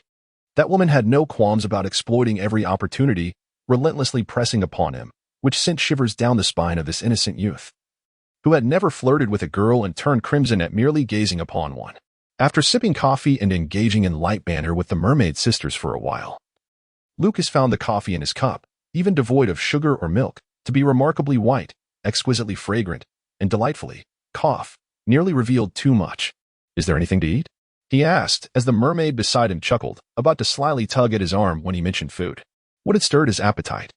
There is an abundance of delicacies, cakes, and fruits from the sea. What would you like? The mermaid presented a menu before Lucas. Let me take a look, he replied. Accepting the menu and flipping through its pages, the offerings were categorized into 3 sections: cakes, fruits, and shellfish. Indeed, Lucas ought not to have harbored such high expectations for this place. There were caramel kelp, seaweed with shellfish, kelp and shellfish porridge, cold seaweed salad, crispy seaweed, coral grass salad, and heart-shaped sea cabbage, seaweed-flavored cake, crispy kelp biscuits, seaweed egg tarts, and soft shellfish bread. Lucas's mind was filled with thoughts of seaweed, kelp, and various marine plants. Consuming such an abundance might lead to an excessive intake of iodine, he mused. 2 servings of kelp and shellfish porridge, and 2 servings of shellfish soft bread will suffice, he said resignedly. He felt a pang of hunger. Ever since arriving at Fishman Island, he had not tasted a morsel of meat, and he was genuinely starving. Perhaps I should nibble on something to tide me over. Very well. The mermaid waitress cheerfully noted his order and left the private room. She was delighted to be preparing dinner for the charming naval officer. Will you be satisfied? Bucky asked, half amused, as he glanced at the menu, which had completely quenched his appetite. He had only managed to sip a few cups of coffee. Bucky and Akin shared the same sentiment as Lucas. They were eager to disperse and return to the warship, where they could enjoy a hearty meal away from the fishmen or mermaids. Well, let us sample the flavors, Lucas said with a hint of resignation. He had no particular aversion to seafood. In fact, he relished fish. It was merely that the menu was laden with seaweed and various marine plants, making him feel as though he had become a vegetarian fish. By the way, our esteemed proprietor, Mrs. Charlie, has heard of your heroic deeds and wishes to meet you to express her gratitude, the mermaid with soft pink curls said, shifting closer to Lucas. Opposite her, Monet grasped her coffee cup tightly and gulped it down, glaring at the mermaid with indignation. Ah, she's drawing closer again. How enviable. Oh. Lucas took a sip of coffee, deliberately ignoring the foolish woman across from him and focusing instead on the mermaid beside him. Mrs. Charlie's divinations are indeed quite accurate. Indeed. The mermaid replied as she placed the food in front of Lucas, gently nudging the pink-haired mermaid aside. Oh, Lucas nodded with his mouth full of shellfish soft bread. Well then, let us meet Mrs. Charlie shortly, he said, finishing the bread and soon after the porridge. How does it taste? The mermaid inquired, playfully linking her arm with Lucas's as she smiled. No more. No more. Shall we go meet Mrs. Charlie? Lucas withdrew his arm. All right. The mermaids rose from their seats and guided Lucas toward Mrs. Charlie. Monet remained behind, enviously watching the mermaid, her hands clenched tightly, biting her clothing as tears of frustration slipped down her cheeks. It was all her fault for being too hasty last time. Now Lucas was intentionally avoiding her. As the group exited the mermaid CAF, they arrived at a door adorned with a sign that read SHYRLY in golden letters, Mrs. Charlie's name. This room was situated just behind the CAF. The mermaid opened the door and led Lucas and the others inside. Ah, it's Lucas. Please, come in, Mrs. Charlie welcomed them warmly. I cannot thank you enough. It is nothing, Lucas replied, looking up. He was taken aback. He had anticipated the mermaid's warmth, but this was overwhelming. Were the beauties of Fishman Island so fashionably attired? Mrs. Charlie was not wearing a bra, and her neckline was quite revealing. Fortunately, he considered himself a gentleman. Engaging in conversation with Mrs. Charlie, Lucas occasionally glanced at the crystal ball used for divination, which was large, pristine, and perfectly round. This was the very orb through which Mrs. Charlie had predicted the advent of the Grand Pirate Era and prophesied the birth of Shirahoshi. Certainly, there were countless predictions attributed to her. However, Lucas gazed at the crystal ball and at Madame Sharif. In his view, Madame Sharif was merely a user of the crystal ball. The true prophetic power likely resided within the orb itself. After all, in the original narrative, Madame Sharif foretold the destruction of Fishman Island by Luffy, yet she failed to predict the entirety of the events. This clearly indicated a lack of mastery in her craft. His conjecture about the story unfolded as follows. The Straw Hat crew ultimately arrived at Raftel, only to discover that the One Piece was not a grand treasure, but rather a significant truth. They uncovered the reality behind the century of blank history and obtained ancient weapons. With the aid of numerous factions, Luffy personally obliterated Mariewa. The ancient weapons were capable of annihilating Mariewa, and consequently, Fishman Island, situated beneath it, also suffered devastation. However, the narrative was not so straightforward. The eradication of the celestial dragons and the destruction of Mariewa signified a moment of unity in the world, embodying one of the meanings of One Piece, oneness. It was also the same method by which all blue could be attained. Moreover, Luffy succeeded in relocating the inhabitants of Fishman Island to the surface, rendering their original home obsolete, destined to perish alongside the demise of Mariewa. Of course, this was merely a rough estimation drawn from Lucas's analysis of certain insights from his past life. Yet, there was no doubt that, in due course, the people of Fishman Island would undoubtedly inhabit the surface. Thus, the island would lose its relevance. Madame Sharif had only glimpsed a trivial corner of the future, failing to perceive Luffy's role in salvaging their destiny. With her inadequate skills, she hastily declared the rumor of Luffy's destruction of Fishman Island without further divination. Consequently, Lucas held no interest whatsoever in Madame Sharif's prophecy. The silhouette of Lucas was reflected in the crystal ball, which emitted a faint glimmer. The individuals in the room turned their gazes toward the divination crystal. Lucas curiously gazed at the crystal ball, pondering what trivial information it might reveal. The orb's light twisted and contorted, devoid of any imagery, before flickering a few times and falling silent. Lucas stared in disbelief at Lady Sherry, questioning whether it had malfunctioned, unable to glimpse the future. Lady Sherry, astonished, glanced back at Lucas and then at the crystal ball. Occasionally, when certain individuals approached, the orb would automatically unveil a glimpse of the future, prophesying with ease. Yet, it was astonishing that the crystal ball could not discern the future of this human rear admiral before her. Bring it here. Lady Sherry urgently implored the mermaid across from her. The mermaid, with utmost care, cradled the crystal ball and slowly extended it to Lady Sherry. With both hands poised before the orb, Lady Sherry fixed her gaze upon it. Gradually, the crystal ball emanated a brilliant light, radiating a soft lavender hue. 5 minutes elapsed. Yet she received no response from the orb. As half an hour passed, Lucas yawned and glanced at the crystal ball, which still displayed no imagery.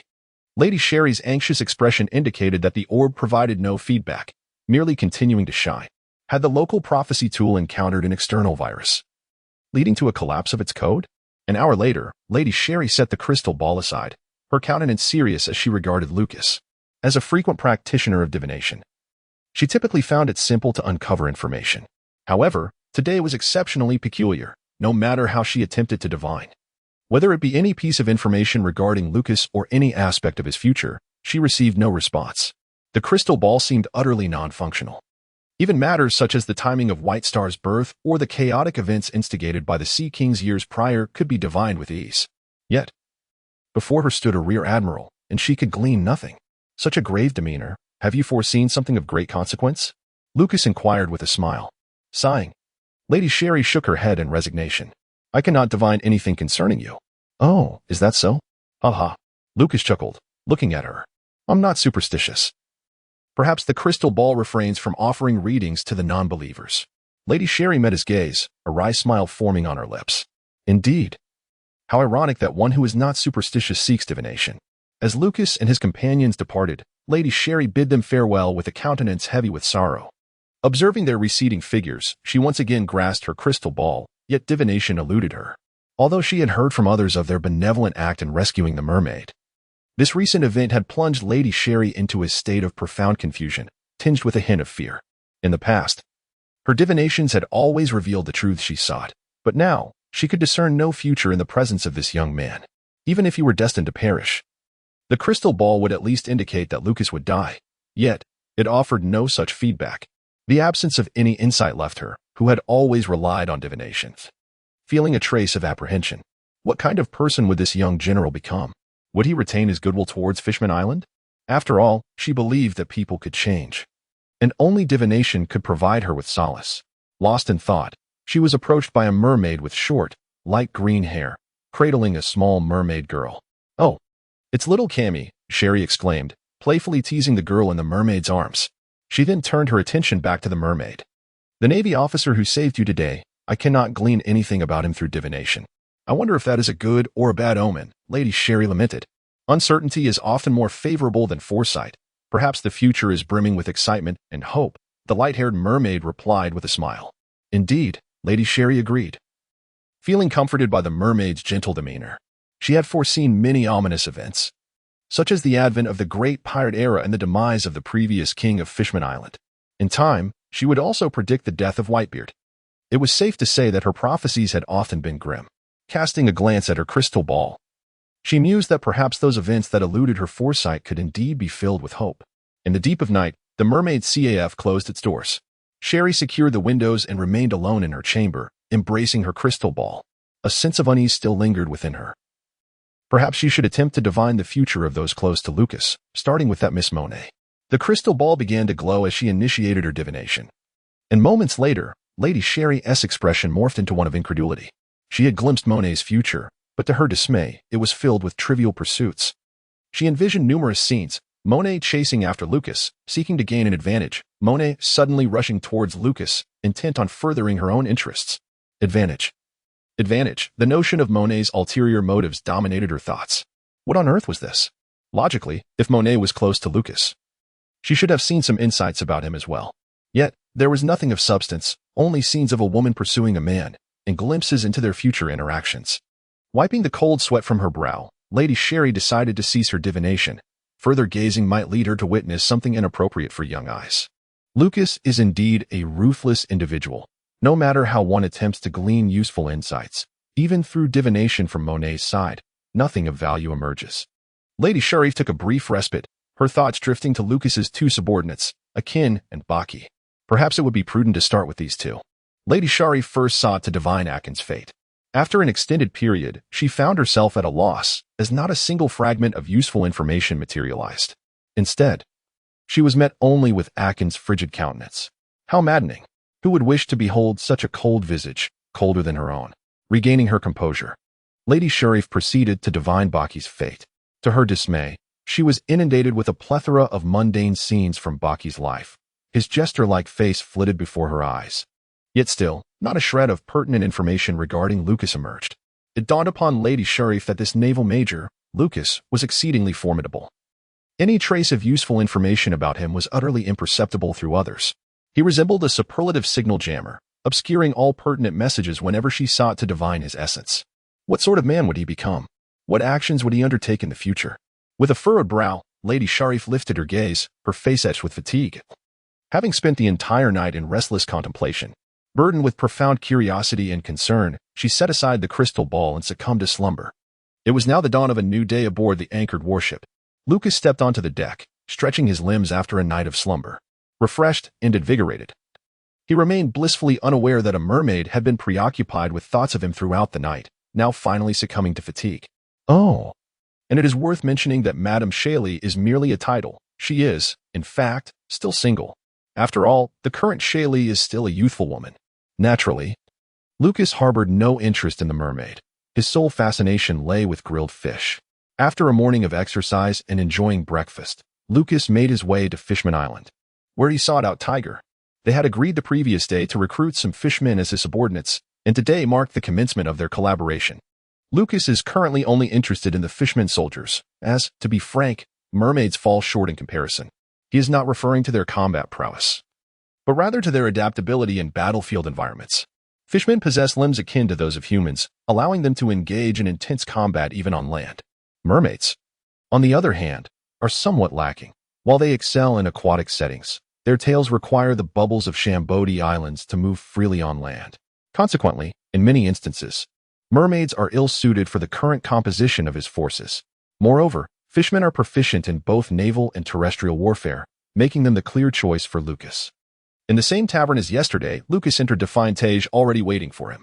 "I'll have a glass of the local brew from Fishman Island," Lucas remarked with a smile. "Certainly," the server nodded before turning to fetch the drink. "How are things?" Lucas inquired as he settled into his seat, gazing at Tage. "Jinbei has already taken the initiative to summon people. A few days ago, he selected suitable candidates for you. Let us handle this task for now." "All right, no problem," Lucas replied. Lucas nodded and accepted the drink. Wait a moment. Lucas suddenly realized that in the days to come, he would find himself rather bored. With nothing to occupy his time, he let out a light sigh. "Is the mermaid CAF enjoyable?" He chuckled. Tiger laughed at Lucas. "Well, it's all right, heh." The two men burst into laughter. One was the heroic Tiger, and the other a naval rear admiral, both of distinguished status. Yet, when faced with such a topic, their interest was piqued. After all, they were men. Even if they could feign righteousness, it was impossible to be indifferent to such matters unless there was something amiss. After exchanging playful banter, they sensed someone approaching from outside and quickly shifted to a more serious conversation. They clinked their glasses and downed the drinks in one go. "Ah, the wine from Fishman Island truly is delightful," the rear admiral remarked. "Stay with us a while longer, huh? That might not be wise. I fear I may not withstand the allure of the mermaid ladies." Tiger couldn't help but burst into laughter. Knock, knock, knock. A sound echoed from outside the door. "Tiger, are you in there?" It was the voice of Princess Yuki. "Yes," Tiger replied, as a server went to open the door. Princess Yuki entered and gazed at Tiger before her eyes widened in surprise upon noticing the naval rear admiral seated beside him. She wished to discuss matters concerning the peaceful coexistence of Fishman Island and humanity with the rear admiral. "Princess Yuki?" Tiger rose to greet her. Lucas rose to his feet, gazing curiously at Princess Otohan. In an era where many pirates sought to capture the merfolk of Fishman Island to sell to the celestial dragons, the environment had become exceedingly dire. The celestial dragons, alongside those pirates who trafficked in merfolk and certain sycophantic navy officers, had created a grim existence for the inhabitants of Fishman Island. Yet, amid such adversity, this princess maintained a yearning for the surface and harbored an enduring friendliness towards humans. While her ideals may seem somewhat naive, it is indeed rare to find someone who can preserve such a spirit. "If you have matters to discuss, I shall take my leave," Lucas remarked with a smile. "There's no need for that. Please, sit down. I actually wish to converse with you," Princess Otoheim replied, gesturing for Lucas and Tiger to take their seats, positioning herself between the two. "Oh, does Princess Otoheim have something on her mind?" Lucas inquired with curiosity. "What are your thoughts on Fishman Island?" Princess Otoheim asked, her eyes filled with anticipation. "Thoughts?" Lucas chuckled. "Though it may be somewhat presumptuous to inquire so soon after our meeting, I must ask, how do you believe Fishman Island can coexist peacefully with humans?" Princess Otohan nodded, pressing further for his insight. She had learned about Lucas's efforts to rescue several merfolk and return them to Fishman Island. She also observed the lengthy conversation between Lucas and Tiger, noting their shared interests. She understood that this rear admiral might serve as a valuable bridge for fostering communication and mutual understanding between Fishman Island and humanity. Mutual understanding and respect are indeed essential. Whenever feasible, it is vital to eliminate unnecessary misunderstandings and animosities between the two parties. Naturally, Lucas downed the contents of his glass in one swift motion. It is vital that both parties possess sufficient military deterrence to garner adequate respect and understanding. Princess Otoheim furrowed her brow, dismayed to encounter yet another proponent of brute force. However, she was relieved to note that this rear admiral harbored goodwill towards Fishman Island, that knowledge was sufficient for her. "Would you mind assisting me with a matter, Admiral?" Princess Otoheim gazed earnestly at Lucas. "As long as it benefits Fishman Island and humanity, I will do my utmost to consider it," Lucas responded with a nod. "I wish for my people to live on the surface. And for years I have been striving to earn the trust of others through advocacy and by filling out the necessary forms. Could you also speak on our behalf to the world government to facilitate our relocation to the surface?" Princess Otoheim looked at Lucas with eager anticipation. "That is quite a challenge," Lucas replied, shaking his head in resignation. He had underestimated the naivety of Princess Otoheim. First and foremost, his current status held little weight within the world government. Secondly, he could not assist them in their endeavors at this time, as Princess Otoheim seemed to only absorb his words superficially. He had emphasized that military strength is one of the key determinants for mutual respect between nations or races. Yet, She fixated only on the notion of understanding. The military might of Fishman Island remained woefully inadequate. Should they migrate to the surface, they would be met with a dismal future. There could be no doubt of that. After a millennium beneath the ocean's depths, their ancestors had remained, undoubtedly for reasons of safeguarding Fishman Island from external threats. Currently, they lacked formidable military strength. Residing in Fishman Island under the protection of the Sun Pirates and the Ryugu Kingdom's joint security, ordinary pirates dared not cause trouble in this enclave. However, what would happen upon their arrival on the surface?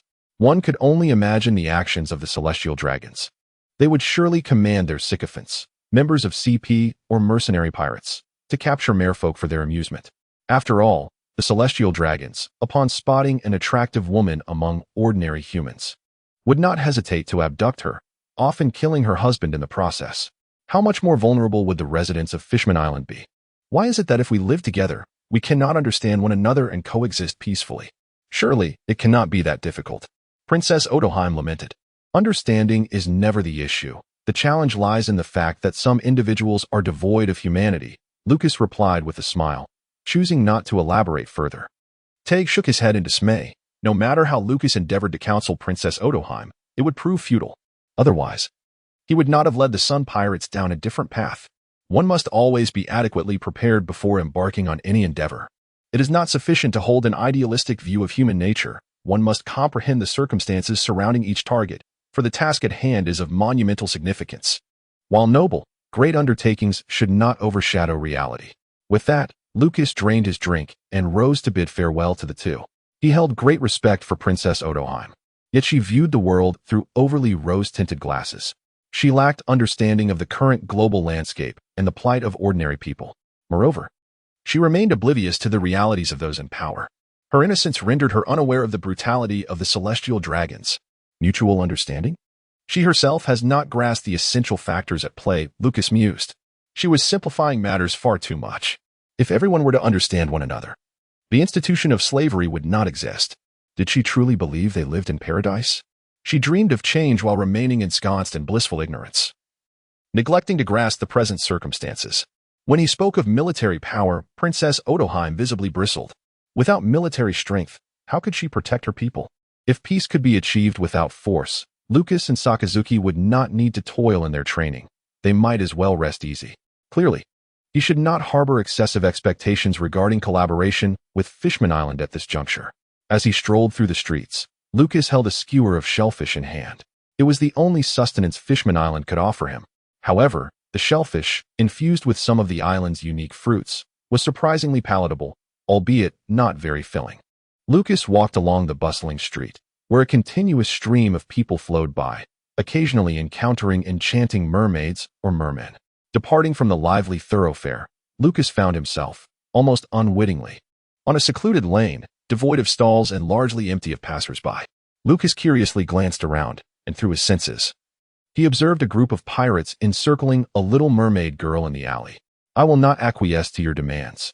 Step away," she exclaimed defiantly, glaring at the ruffians.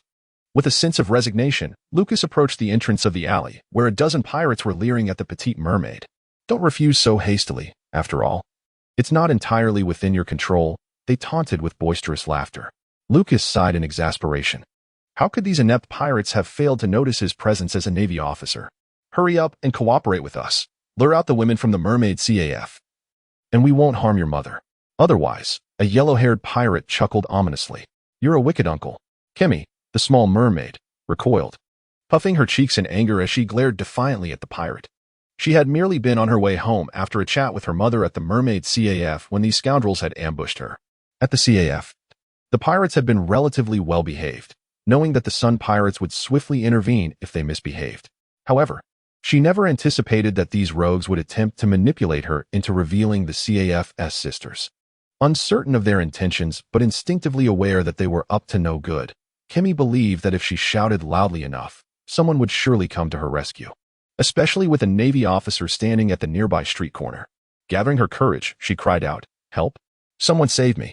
These bad guys want to harm the sisters at the mermaid CAF."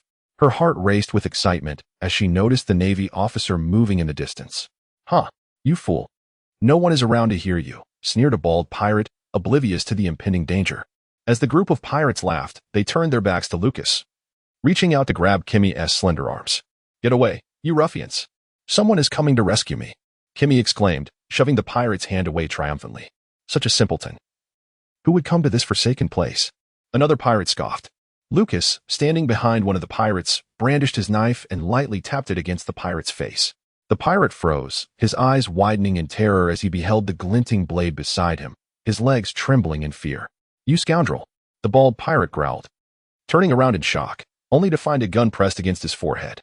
Despite Lucas's poor marksmanship, the proximity ensured a guaranteed hit. "When did this happen?" The bald pirate gasped, incredulous as he stared at Lucas wielding his own weapon. The other pirates, witnessing Lucas holding their captain at gunpoint, were paralyzed with fear, dreading that he might pull the trigger. Well, never mind," Lucas muttered, exasperated. It was clear that the little girl had perceived his presence long before they did. With a swift motion, he struck another pirate on the head with the hilt of his knife while bringing the gun down on the bald pirate. Truly, if all pirates were as inept as these, his job would be infinitely easier. "Spare us. We have money," the bald pirate whimpered, enduring the pain on his head, tears welling in his eyes. Lucas completely disregarded the pathetic pirate and exchanged a knowing glance with the mermaid girl. "Come here. Stand behind me." With a sense of pride, Cammy shot a defiant glare at the bald pirate before positioning herself behind Lucas, clutching his garment. "The Navy brother is so handsome," she exclaimed. "Indeed," Lucas replied with a smile. "Everyone, step back." He pressed the handgun firmly against the bald pirate's forehead, commanding, "As long as you don't kill anyone, we can negotiate." The bald pirate nodded vigorously, retreating with his crew. Lucas bent down to gaze at the little mermaid, removing his hat and presenting it to her. "Is this for me?" Kimmy asked excitedly. "Yes, use it to cover your eyes, and do not look," Lucas instructed, adjusting the hat in her hands to shield her vision. "All right, I want to peek," Kimmy nodded. Meanwhile, witnessing Lucas's interaction with the mermaid, the bald pirate's eyes glinted menacingly as he seized a knife from his companion and charged forward. With a deft flick of his wrist, Lucas flipped the long blade in his hand, sending the scabbard crashing squarely into the face of the bald pirate. By the time the pirate registered the blow, Lucas had already risen to his feet, his blade piercing through the very core of his adversary. In a swift motion, the bald pirate was silenced before he could utter a cry, as Lucas covered his mouth and forcefully brought him to the ground. Observing the trembling pirates before him, Lucas vanished from sight, employing the technique of shave to appear behind one of the marauders. With a swift gesture, he stifled the pirate's cries and severed his throat. Before the others could comprehend the unfolding chaos, he had once again executed the shave, reappearing behind another pirate, silencing him with a similar fate. Lucas wove through the ranks of pirates with an ethereal grace, his movements fluid and soundless. In mere moments, the once boisterous crew was rendered utterly vanquished. Lucas lifted the little girl and stepped out of the alley, finally removing the hat that had concealed his identity. Young Kaimi gazed at Lucas with excitement, her large eyes scanning the surroundings. "Where are the bad guys?" she inquired. "What is your name?" Lucas asked. "I am Kaimi, big brother," she replied. "Shall I take you to find your mother?" "Yes, please." After some inquiries, Lucas discovered that Kaimi's mother was the mermaid with short, light green hair who worked at the Mermaid CAF. The case was solved. He now understood why her appearance and that peculiar expression seemed so familiar. It turned out she was Kaimi's mother. "Brother Lucas, your hands are so fast. The bad guy didn't even react before you took his gun." Kaimi admired him. Cough, cough. "No need for such admiration," Lucas said, his face flushing as he recalled painful memories. He remembered his childhood, wandering the northern sea. After scavenging for some coins, he bought a piece of bread and sat contently in the sun, savoring it. However, halfway through, he realized that the money he had left was stolen while he enjoyed the taste of his bread. At that moment, he truly felt the hardships of being a homeless child. Having suffered, his perspective began to shift, forcing him to forget the comfort of his previous life where he had plenty to eat. After being robbed, Lucas found a place to sleep, saving half of his bread for later. Yet, when he awoke the next day, he discovered his shoes had been stolen and the bread was gone. Who could be so cruel? Damn it. Thankfully, the thief had not stooped so low as to steal his pants. From that day onward, he wandered the streets with an empty cloth bag, pretending to have a little money, observing and learning the techniques of thieves to understand their ways and master the art of counter-theft. He learned to recognize the tricks of pickpockets, and in turn, he became proficient in stealing, thus acquiring the gun from the bald pirate. Cough, cough. A dark history indeed. At the Mermaid CAF, the light green-haired mermaid woman sat at the counter, responsible for collecting payments. Stretching lazily, she relished her current job. When the CAF door swung open, Lucas entered with Kaimi. Upon seeing Kaimi's mother, who had narrowly escaped capture by pirates, Lucas felt it best to keep the child close. He handed Kaimi over, expressing his gratitude. I truly appreciate your help. I apologize for any trouble caused. The mermaid mother quickly accepted Kaimi, feeling embarrassed as she looked at Lucas. She had yet to properly thank him for saving her the previous day, and now he had rescued her daughter as well. This naval officer was remarkably kind, unlike any humans they had encountered before. Nothing to worry about. If all is well, I shall take my leave, Lucas said, ruffling Kaimi's hair as he prepared to depart. Please wait a moment, Kaimi's mother called out. I would like to treat you to some food and coffee as a token of gratitude for saving us. All right, Lucas nodded. As he had nothing pressing to attend to, it would be impolite to refuse their kindness. In truth, aside from a few mermaids who sought to take advantage of the situation, the mermaids in this CAF were quite proper. They mostly entertained customers with coffee, snacks, and pleasant conversation. Kaimi's mother led Lucas to a private room and served him coffee. As they played with young Kaimi, they indulged in treats and chatted amiably. Hey, I heard that tall and handsome naval officer came by again yesterday, one mermaid said to another as they passed the corridor. Shall we go in? No. He doesn't like you. You are not attractive. Oomph. I am quite good-looking. It is you who pales in comparison. The two mermaids peeked through a small gap in the curtain, casting glances at Lucas while gossiping about each other as they walked away. In the corridor, Sherry, clad in a snug, deep blue hoodie, listened to their conversation thoughtfully, glancing at the room beside her. Summoning an employee, she learned that Lucas had saved little Kaimi today. It seemed this naval officer truly harbored good intentions toward Fishman Island. Sherry couldn't help but chuckle. She had been overly worried. Perhaps this naval officer was indeed a significant figure capable of changing history and bringing a brighter future to Fishman Island. Yawning, Sherry realized she had stayed up all night, her mind preoccupied with thoughts of failed divination. She had not rested well. Time to go home and sleep, she murmured with a smile, shaking her head at her own overthinking. Just as she was about to leave, the curtain of the private room was drawn aside, and Kaimi's mother spotted Sherry standing at the door. Ah, are you here to see Lucas? Kaimi's mother asked, assuming Sherry wished to enter. Yes. Sherry quickly nodded. The